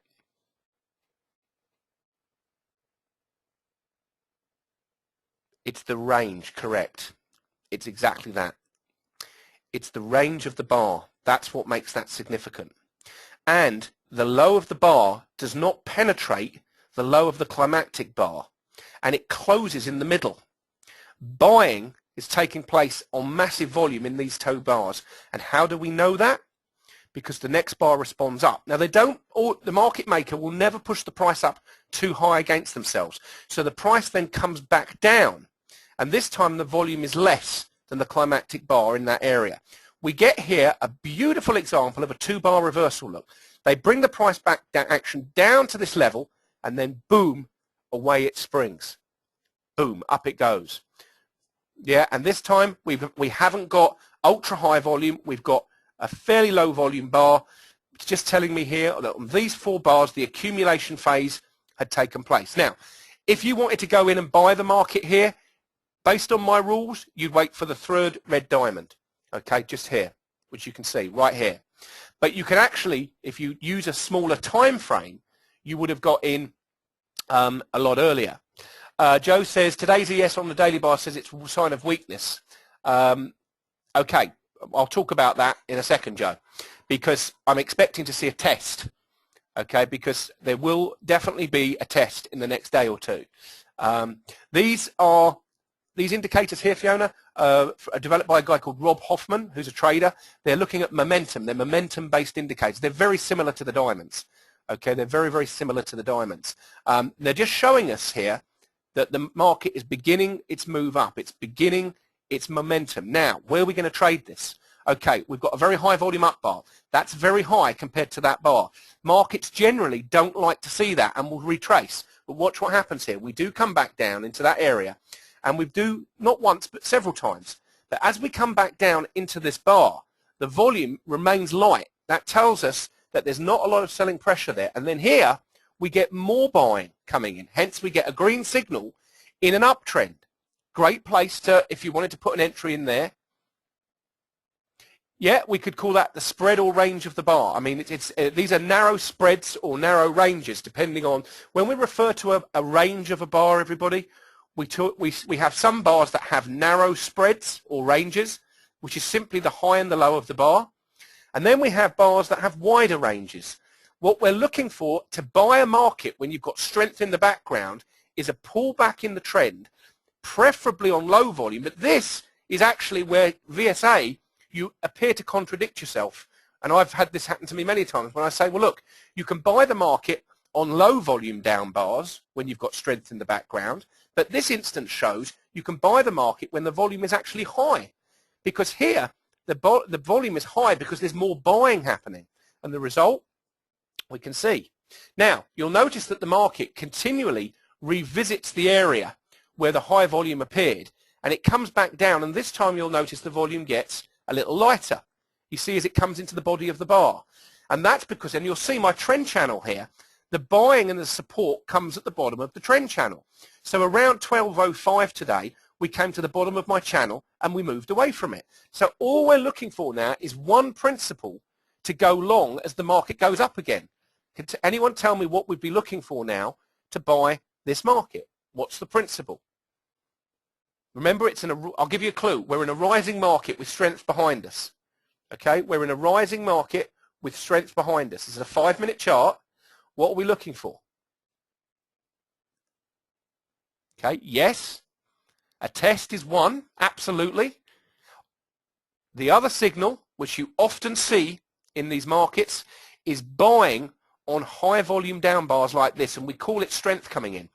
And it tells us there, the software is telling you that in an uptrending market with a load of strength behind you, the buying is taking place on a down move. Most traders buy the market when it jumps up like this and they chase the price. That's how they lose their money. Because you'll find if you get in on that bar, suddenly the market falls. We buy on down bars when we have strength behind us. Okay, so let's see if we can see any testing as we go forward. Well, that bar there, believe it or not, it doesn't have a signal on it, but that is a test. And it's immediately testing the high volume behind it. And you can see we come to the bottom of my trend channel and immediately respond positively. Now, yeah, we're back into the body of the high volume bar, and now the volume is extremely light. That tells me there's no selling pressure in the market. The market has to go up. There is no selling pressure. Now, in this morning's live trading room, in the Elephant Tracks live trading room with Jim Easter and Pat Hammonds, they gave a target today, an initial target of 12.14. And the reason they did that is the market had shown early on that it was being accumulated. So in our live trading room, by the way, if you want to attend that live trading room tomorrow, it's completely free of charge. There is no cost. So I'll put a link up in a minute so you can actually log in and see the guys trading live. They took one trade in there today, great trade. Pat took it. He's an institutional trader, very successful trade. So we see this market is strong. It's not weak, and it comes down to this channel. Now look what happens at the end here. We start to come at the end of the day, we come, because of this bar, the highest volume that we've seen all day, with the next bar down, this produces a sign of weakness. Now if I put my indicators onto increased sensitivity, you'll see I produce a signal here. Supply enters the market at the end of the day. This is what happened. Profit taking was taken by the big institution on that bar. That's where the profit taking began to happen. Okay, so what was the result of that? If you'd been long and you'd seen that, when the next bar closes lower in the body of that bar, you have to reverse your thought process, because now there's weakness appearing in the market, and it's the very, very high volume. Remember that weakness appears on up bars like this, and strength appears on down bars, as we see here. Now, all I'm looking for now is, do we then penetrate the bottom of my trend channel? Because if we do, I'm going to start looking for short trades. We test. There's your first test. Okay, but why is that not a good place to go long now? Can anyone tell me why that is now not a great place to buy this market? This is the ES. Why is that now not? All down here, there were some great places. Why is that not so good, not so attractive? Because you've got, exactly, well done, a seriously weak bar right behind you. There's a lot of selling in that bar. So they're testing now, they're testing this bar to see if it will succeed or fail. It fails miserably, ladies and gentlemen, miserably. And we blow out of our channel, okay? So when you see a failed test, which is this here, and the price closes lower than the test bar, with weakness in the background, you can now start looking for shorts. And I have to say today, market gave loads of shorts on the 3-minute and 2-minute chart, as we'll show you on the way down. Now, as the market fell, as you'll see, which it did, it came all the way down to support. And at the end of the day, this happened. Okay, we came right the way down, and we had a very high volume bar here, and then we have very, very high volume here. Okay, stopping volume at the end of that. It wasn't enough to stop the downward move, but it was a big sell-off. Now, how does that look if you want to trade that on a 1-minute chart? It looks absolutely beautiful. Let me show you. Don't look at this right now because it's still running live. But look here, all the way down. We've got the trending diamonds are down. Okay, you've seen the weakness in the background already on the bigger time frame. Okay, there is what it looks like on a 1-minute chart. When the weakness comes in on the 5, we see it coming in on the 1 first. So supply enters the market. We do not take a short in there. Why? Can anyone tell me why we don't take a short there? Anybody tell me? Lauren's got a hand up, but let's see if anyone... Why don't we take a short on that bar? I didn't short that. I actually shorted that. That's where my first entry was. and then the market went sideways, and that's the trade that took me into the profitable trade. You're right. The diamonds are still here. They're green, aren't they? So the price is still trending up at the moment. We don't know that's the end of the market. But when I see weakness appearing on the 5-minute chart and the diamonds turn red and the momentum changes to down, I'm looking for any shorts where I see volume spikes like this, like this. That's no demand, look. No demand, and you've got weakness in a downtrend. So you can now trade this to the short side because the smaller time frames are turning over red. And if we look at the scanner in Trade Guider, you'll notice that, well, you would have seen this. At the end of the day, every single time frame began to turn red. You can ignore these smaller ones because when the market was open, these were all actually red. And that tells me I have permission to look for short trades now. Even though the market had trended up for most of the day, this heavy selling by the large funds gave us a great opportunity, as you can see, to take a move. I mean, talk about volatility. 12.16, 12.17 down to 19.99 in the space of an hour and a half. And you got some wonderful VSA principles here. Wonderful. I mean, you know, you can't go wrong. And again, you saw them on the 2-minute chart. Same thing. Look, there was such an obvious one. No demand in a downtrend. Best place to short the market. Not in an uptrend. We don't want to look at no demand when the market's trending up. We look at no demand when the market's trending down. Did we see it on another time frame? Oh yeah, look, loads of them. These setups all confirmed an upthrust on the 3-minute chart. If you couldn't have caught at least 5 points out of that market today, I'd have been surprised. And I know that our trading rooms did. But I certainly know that Pat took a trade in here. What about the 5-minute? I've just shown you the 5-minute chart. Look at that here. What did we see again? 7-minute chart. There it is before the decline. Trap up move. 9-minute chart. You see it topping off here. And all the diamonds are turning red. And that is very, very, very important. You're trading in harmony with the trend. So your sell order goes in below the no demand, Rusty. Yeah, I don't short on no demand. I put my order 1 tick below the no demand bar when it appears. And then if you get a bar like this, which is a gotcha bar, which I talk about in my book, where the market pushes through, you're in the trade, and you can get your stop to break even very quickly. Very, very quickly. It doesn't take long to get the stop to break even. Now, all the charts today, I use the NASDAQ as my leading indicator. Okay, so I'm always looking at the NASDAQ. This is the 15-minute NASDAQ. You see, now what I did notice about the NASDAQ, it's been the leading indicator. It moves just a bit before the E-mini S&P does. And here, we could see here, there was some buying here that came in. We see the high volume there, and it pushes the market up on the NASDAQ. And if you look at the 5-minute and the 3-minute chart, in fact, I'll show you the 2 because that was just as good. When the NASDAQ topped out today, it moved much quicker, as it often does. And you got an absolutely stunning entry. Even though the diamonds there were trying to change, you had serious weakness. This is a seriously weak bar at prior resistance, look, on the NASDAQ. There's your resistance there. And look at that volume. Highest volume that you see. It closes on the low. The next bar is down. Once you see that, you can jump down to a 1-minute chart and just wait for the diamonds to begin to turn red. Jeff, the gotcha bar was breaking the ice. Absolutely, it was. It took out the price support there. Absolutely. Okay, and let's. I'm going to ask Lauren to analyse the gold market for me. She has not been prepared for this. She didn't know she was going to be doing this, and so she may be. Just so you know, the analysis may not be 100% correct. It may be. I don't know. So we're going to get you to look at gold, and I want you to tell me what you see. So this is the gold futures chart. Okay. Now, I know that's yesterday's bar, so that's the 11th. So I know gold went up a little, I believe, today. It's going up a little bit on no demand. Let's go and put up the, well, let's just ask Lauren to analyze this chart. This is the weekly chart of gold. This is the day that I did my YouTube video where I forecast the fall to 1600. That's all on YouTube. It was done well in advance. The reason was, look, there's no demand at market top, very common.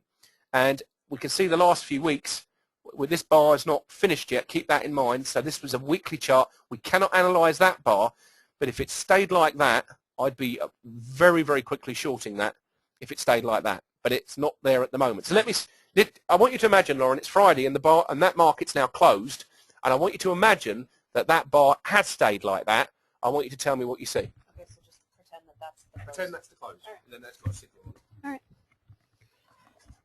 All right, so the first thing I'm going to look for is what's my overall trend. I'm in an overall green uptrend. Here's my green diamonds. I'm noticing a couple things here. Number one, here's a huge ultra volume bar. So it's up on a very wide spread, closing somewhere in the middle. That doesn't tell me 100% if it's more buying or selling. But Don't click on it. Tell me what the signal is. No, I wasn't going to click on it. Tell me what the signal is. Listen to him, Mr. Bossy Pants.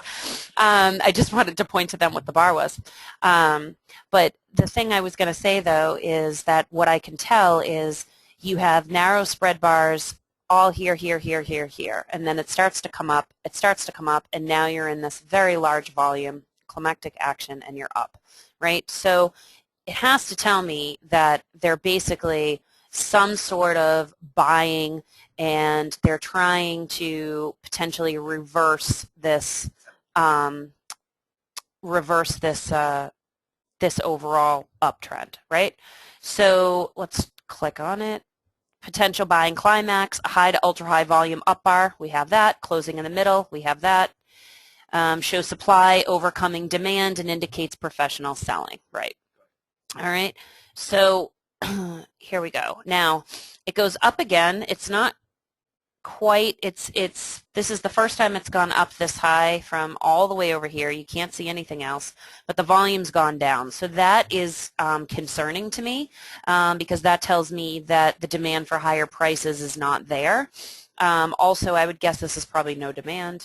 Yeah, and it's no demand because, again, the price shoots up, but the volume goes down.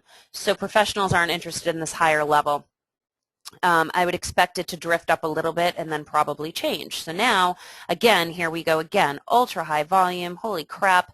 And it goes even higher, but look at where the price goes. So it tries one more time to literally break through the ice, as Jeff's words were, but it's closing in the middle. So there isn't as much of a demand again.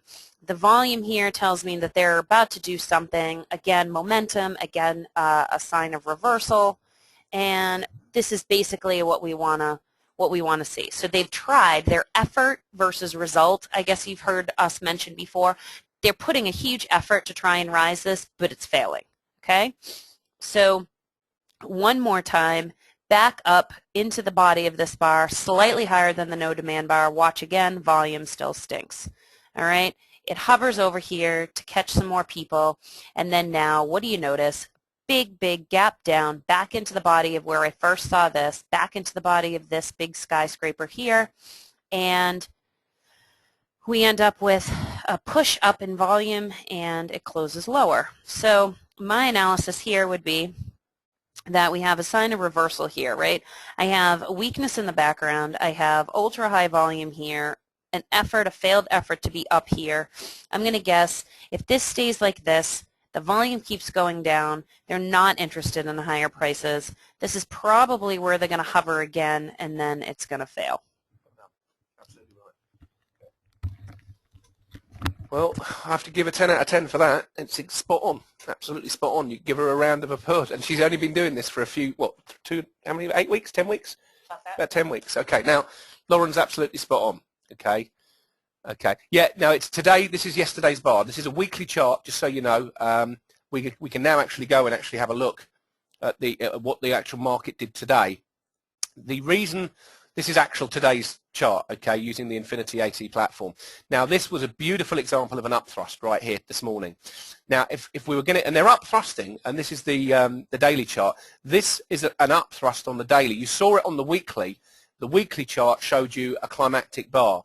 This shows me the upthrust, okay, and it's hidden because it's in the body of the bar behind it. But this is why I went on YouTube and actually forecast the decline in gold. Now, I did say we'd get down to 1600 and find support, and that's exactly what has happened.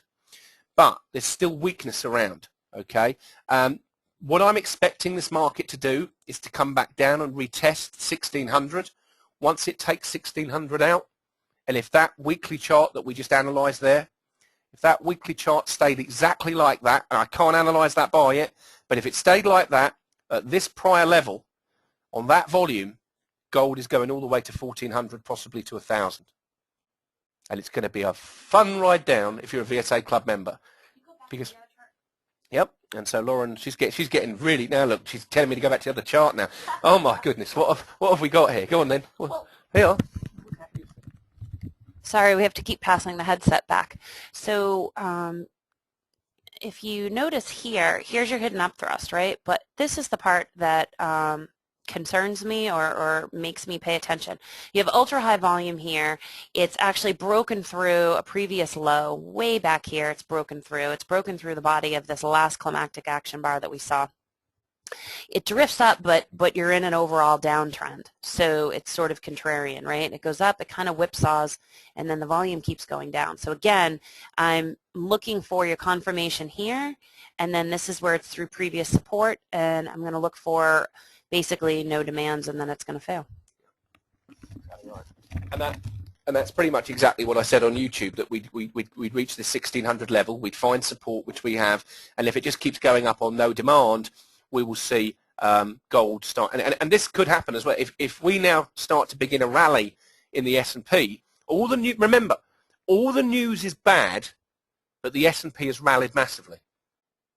Why? Because the market will do the very opposite of what you think it's going to do. It's devious. It's designed that way. So always remember, don't spend too much time focusing on what the media are telling you, because what you're hearing and seeing is affecting your judgment of the chart. Climbs the wall of worry. That's right, Steve. Well, you know, the S&P is at a very important level now, and it's been trading in a range. Now let me show you, let me finish on this, and we're going to talk about this in the VSA Club on Friday, because I've framed out over the last few weeks a trading range, okay, and we're right up at my trading range. Now, why did the market rally back up here? Okay, because we've had a test yesterday, and it's gone back up here and closed right on. Look at it, right where. Now, VSA Club members, just confirm, can you, if you can just type it in. I know everyone can't see it, but this level has been in existence. Literally, I've had that price level for the last 8 weeks in the closing bell. You've all seen it. Okay, so just realise why I've had that there. Yep, says Rusty, good.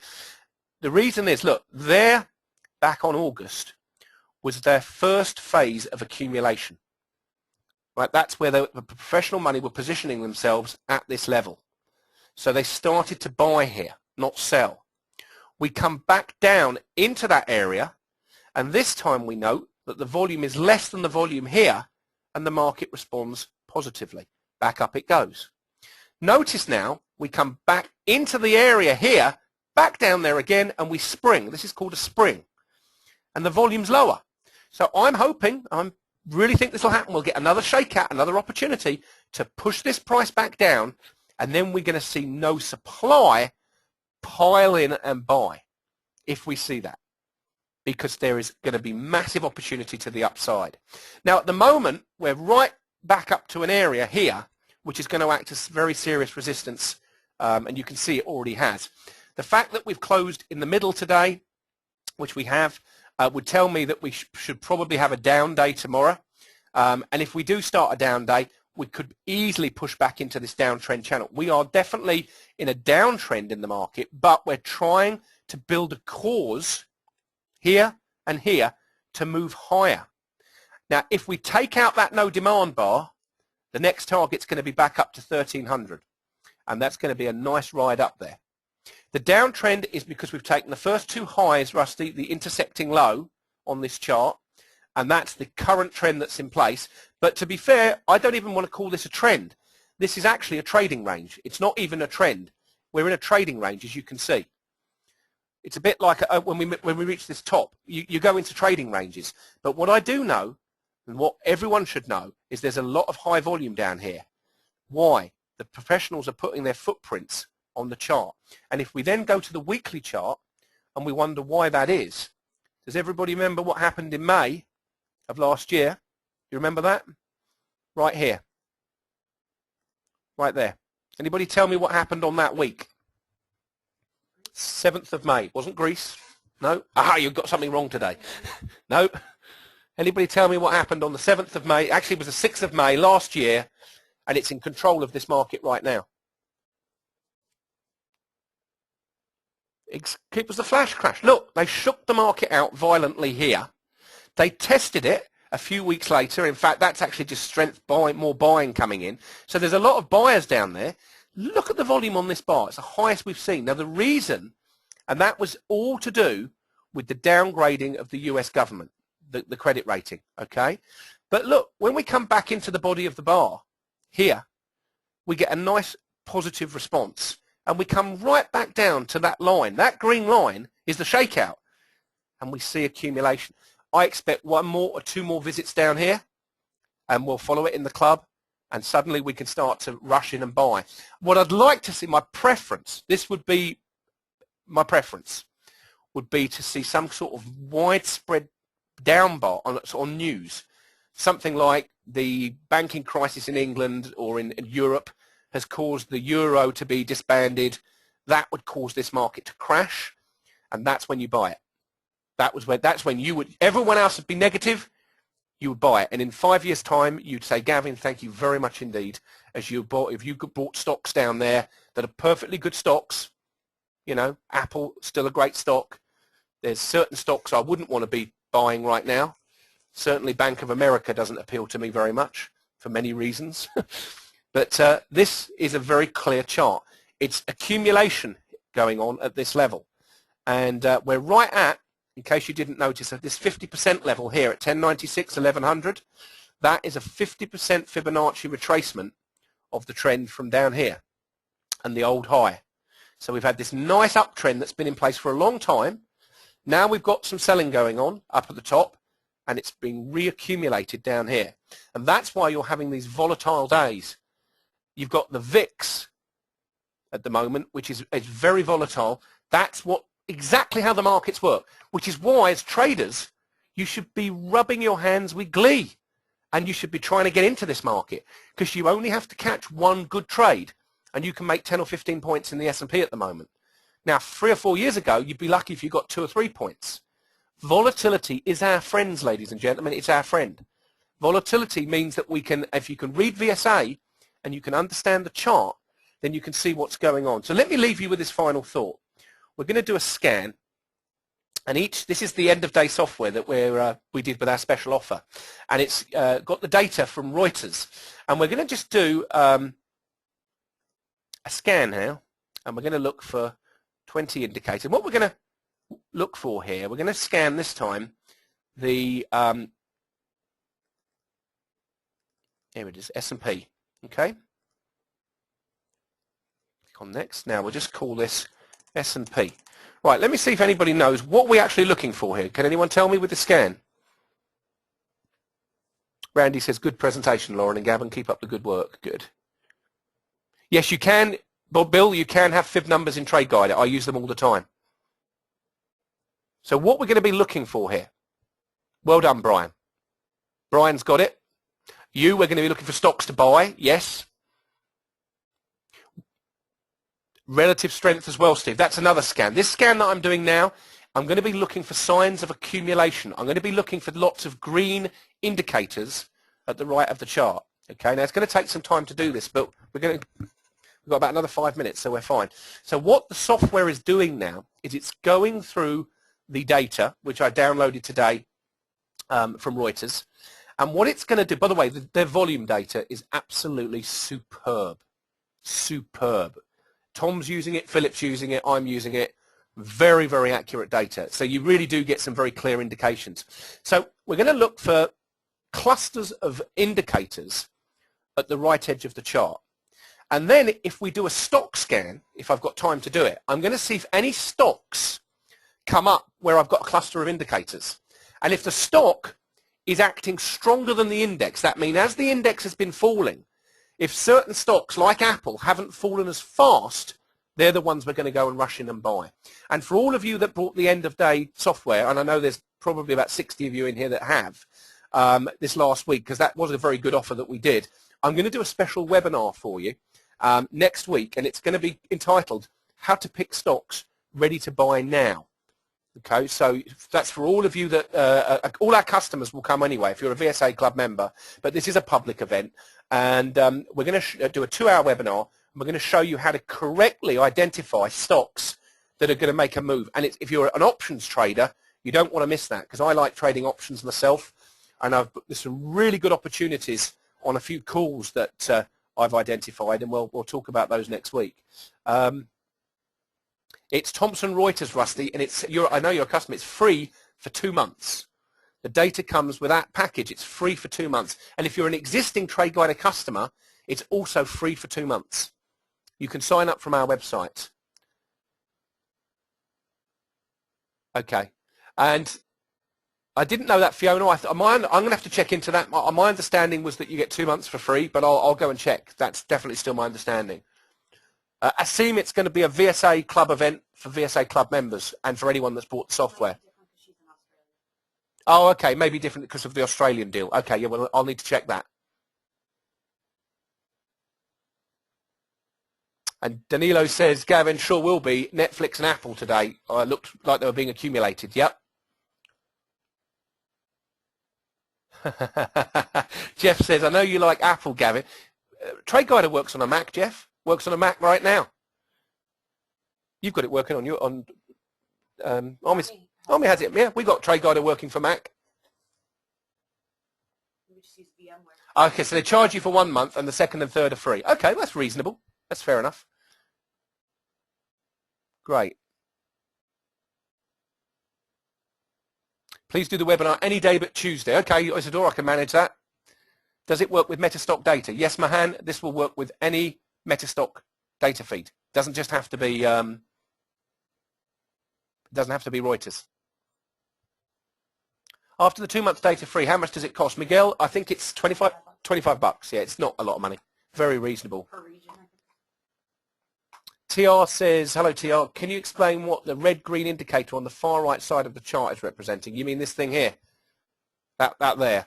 That is actually a volume thermometer, and it's going to be measuring actually, when we get a chart up, TR, let me show you it. I'll show you how it works. It's a very clever little tool to measure the energy in the market. The market is made up of energy, okay? And we're looking for bullish or bearish energy. And if it's bullish energy, we want to be buying, obviously. At the moment, there's a lot of energy building to the bullish side. But remember, professionals buy at lower prices, which is why I'm waiting for this big shakeout to come. Danilo, yeah, let me do that while this trade is going. We are going to put a link up into the live trading room for tomorrow. It's free. There is no charge for this room. And it's on our events page, tradeguider.com. Oh, it's on the events page apparently, but I'll just put the link up anyway for those of you that want to go and have a look. Tell them, I think it says Wednesday, but when you click on it. Wow, we got hundreds of people registered for that. Look at that. That's good. Okay, so let's put this in here now for you. I'm going to put this in the chat window. Can you all see that? That's a link for tomorrow's live trading event. You remember, Danilo. Okay, perfect. Doug, the Reuters data feed, I have to say from my perspective, has been the volume data has been, I'm not saying that real-time data isn't, it's good as well. They're both good. I think Reuters is about the same price, but you get 2 months for free. That's the major benefit of it. If you can convert your interactive brokers data to Metastock data, Jay, then the answer is yes. But this is why we're doing 2 months free with Reuters. No, you own the software for life with that special offer. I put a link up in the room. If you order from there, it's not a leasing option. You're actually buying the program, and you'll get version 5 of TradeGuider when we release that next year at no additional charge. Okay, we won't charge you an upgrade fee.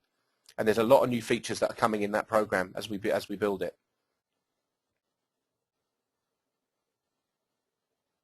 Okay, so this is nearly finished now. Yeah, I can run over it again very, very quickly. Yeah, just before we get to the chart here, because this scan's looking quite interesting. This is what the offer is. It's basically, it's not a lease. No, this is not a lease offer. This is an offer to buy. That you will own the program. We only lease it off our website. We did this as a special for Columbus Day. We're extending it today by another 12 hours. mainly because it was so popular. It's been, wasn't it, our most popular thing we've ever done. So you actually get the software lifetime ownership. That usually sells on our site for $1,500 per year. You get the training course, okay, which teaches you how to use the software. You get the chart reading masterclass, which has a value of $995, and you get a printed copy and a signed copy of my book at $149. That's what it would be sold at separately, and we're doing. And now the other thing that's not on here, which should be, is they're getting VSA Club membership for the whole year, which is usually $1,000. Now, why are we doing this? Because we're in a tough times. We recognise that. I want to build and help people to trade, and I want to make it reasonable and help you to, you know. So let me just put the link there, and that is the link right there. I'll put it in the room.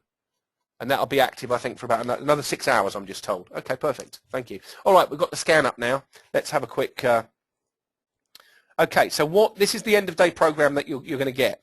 This is actually the... There we go. Right. Can everybody see the scan of the S&P 500? Can everyone see that? It's for Danilo. It runs from 7 a.m., the live trading room, to 10 a.m. every day. Kyla, I don't know if you can use it with those feeds, but if you might want to call the office, speak to Lauren. She may be able to get you set up with a free trial of Reuters, so you can try it with that, because I know for a fact it'll work with the Reuters feed. Okay, so let me just, there's loads of questions coming in, so just bear with me. Carl, you've already bought it. Okay, great, welcome. Do you want to put the phone number for Reuters? It's under end of day on our website. Okay, yeah,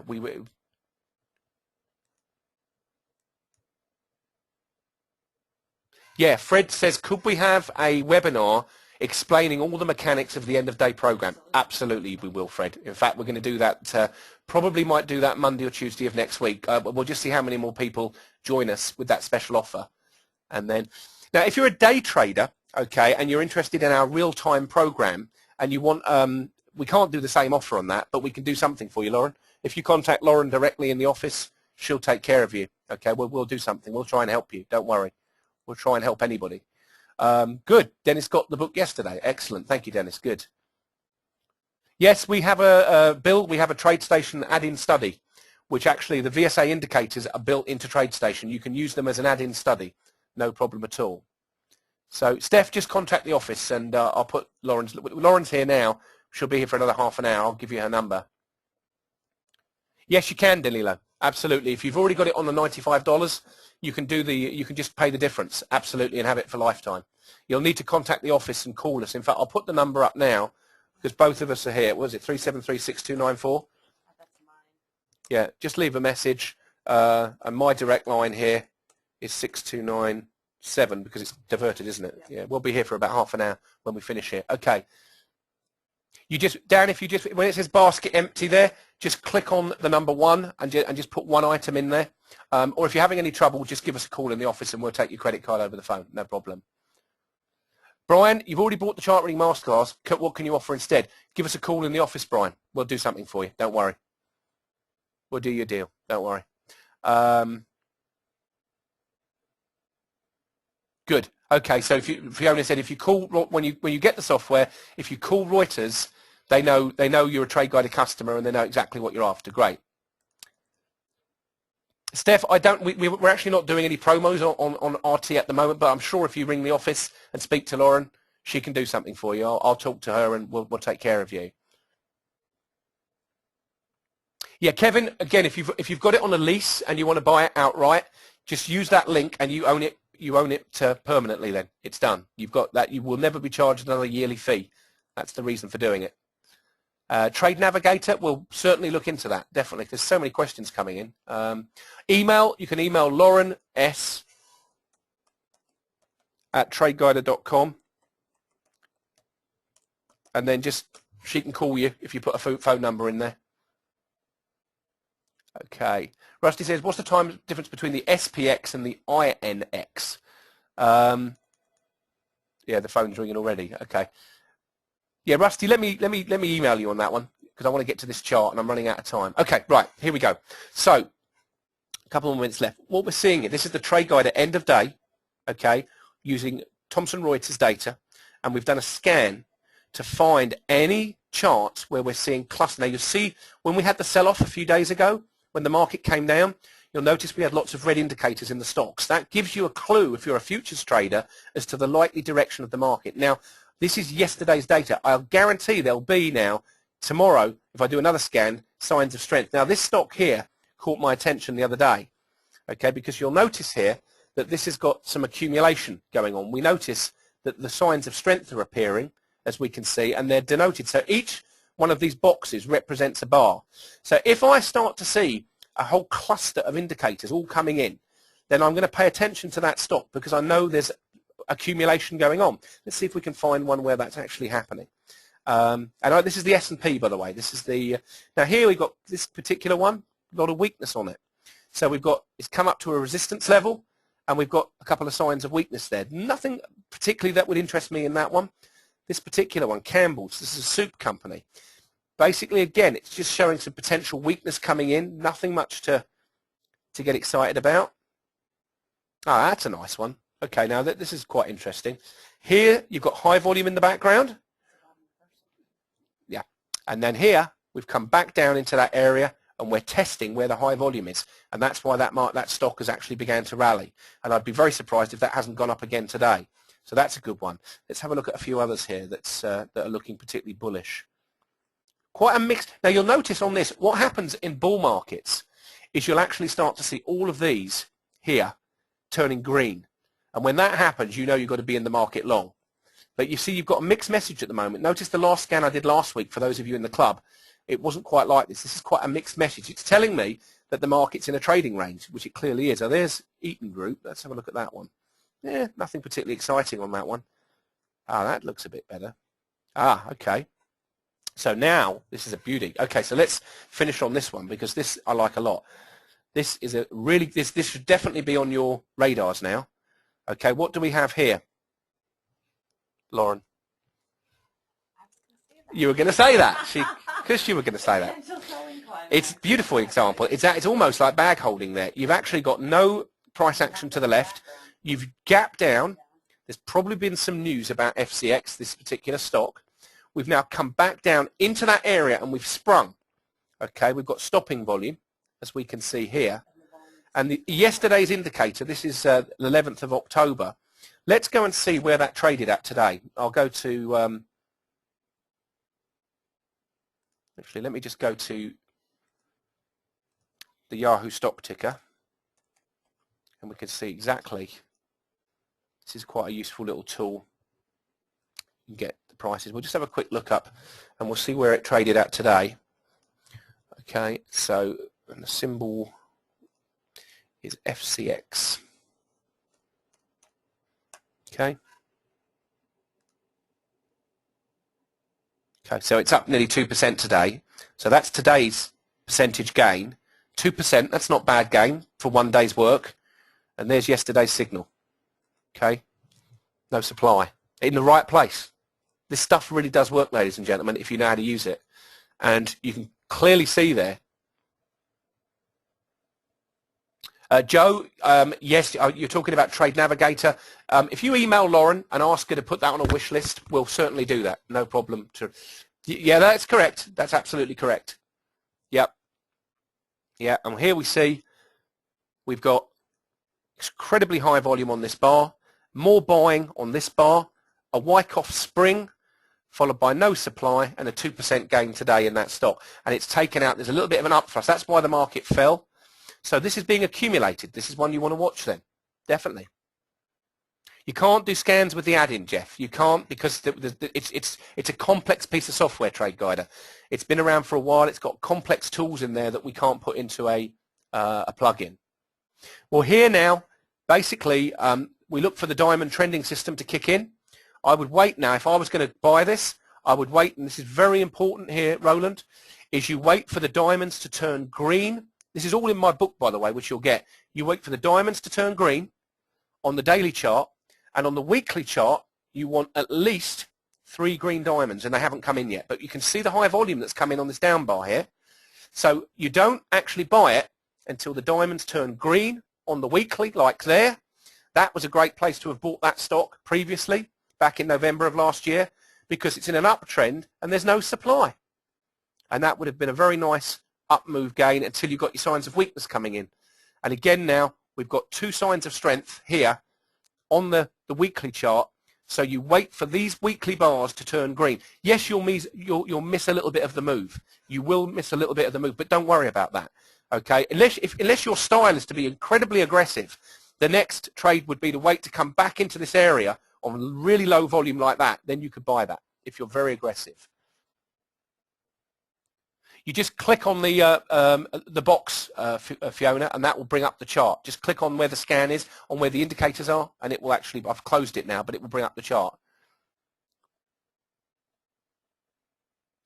If you're using Thomson Reuters, Fred, you have to go into, the easy thing, Fred, for that is contact AJ in support tomorrow morning. He'll take you, he can take over your machine. He'll show you how to do that. He'll show you how to actually get that done. Yeah, if you actually go to a chart, you'll lose the scan. But it's very easy to bring the scan back, Fiona. Go to Scanners, go to Indicator Scanner, okay, and just put View a previous set of scan results, and then whichever one you've just done, whatever it is, S&P, that's the one I just done, and it'll bring up the results immediately, okay?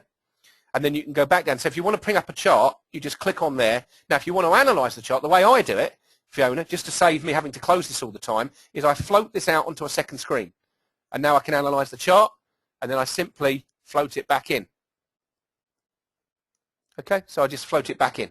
It's a detachable box. So I use multiple monitors. So I just drag it to the left. And then the good thing is, even though I'm now dragging it to the left on a separate monitor, I can still click on any chart, as you can see, and bring it up. Makes my analysis very clean and easy. Yep, it is cool. Now, the end-of-day software in the Trade Guider programs, one is real-time, that works with 1-minute charts and 30-minute charts. The difference between the end of day is the scanners, obviously, and also I should talk about the sidebar which we've actually got as well. Let me just close this down now because we don't need it. And this is your sidebar scanner here, which shows you here all the different indicators. This just shows you the different indices that I'm looking at, S&P 500. So it's very easy to navigate through. You should be able to float that. If not, Fiona, contact AJ tomorrow in the support team, and he'll be able to tell you how to do it. All right, I'm going to hand over to Lauren here to say goodbye to you all. And but as I said, please come and find out about our special. It's going to come and join the family. There's lots of. That's the order link there. I've just put it up. Someone just said, where is it? It's in the chat window. I put it in the chat window. That's where you should see it. It's actually in the chat window. Or you can email Lauren, which is here. There's her details right there. Slideshow from the end I want, don't I? So yeah, there it is. That's our details there from current slide. Do leave a message on the phones, by the way, if you ring, because the phones have been ringing off the hook here. So anyway, here's Lauren to say goodbye to you all. Hi, everyone. I just wanted to say thank you for checking in with us. We had a really good afternoon. I think we all learned a lot. And definitely call me or email me or Skype me if you have any questions, if you want to take advantage of the offer, or if there was something else that you are also interested in. Okay? Thanks so much. Take care. Okay, thanks, everybody. God bless. Have a lovely evening, and look forward to talking to you. Take care, everyone, and goodbye.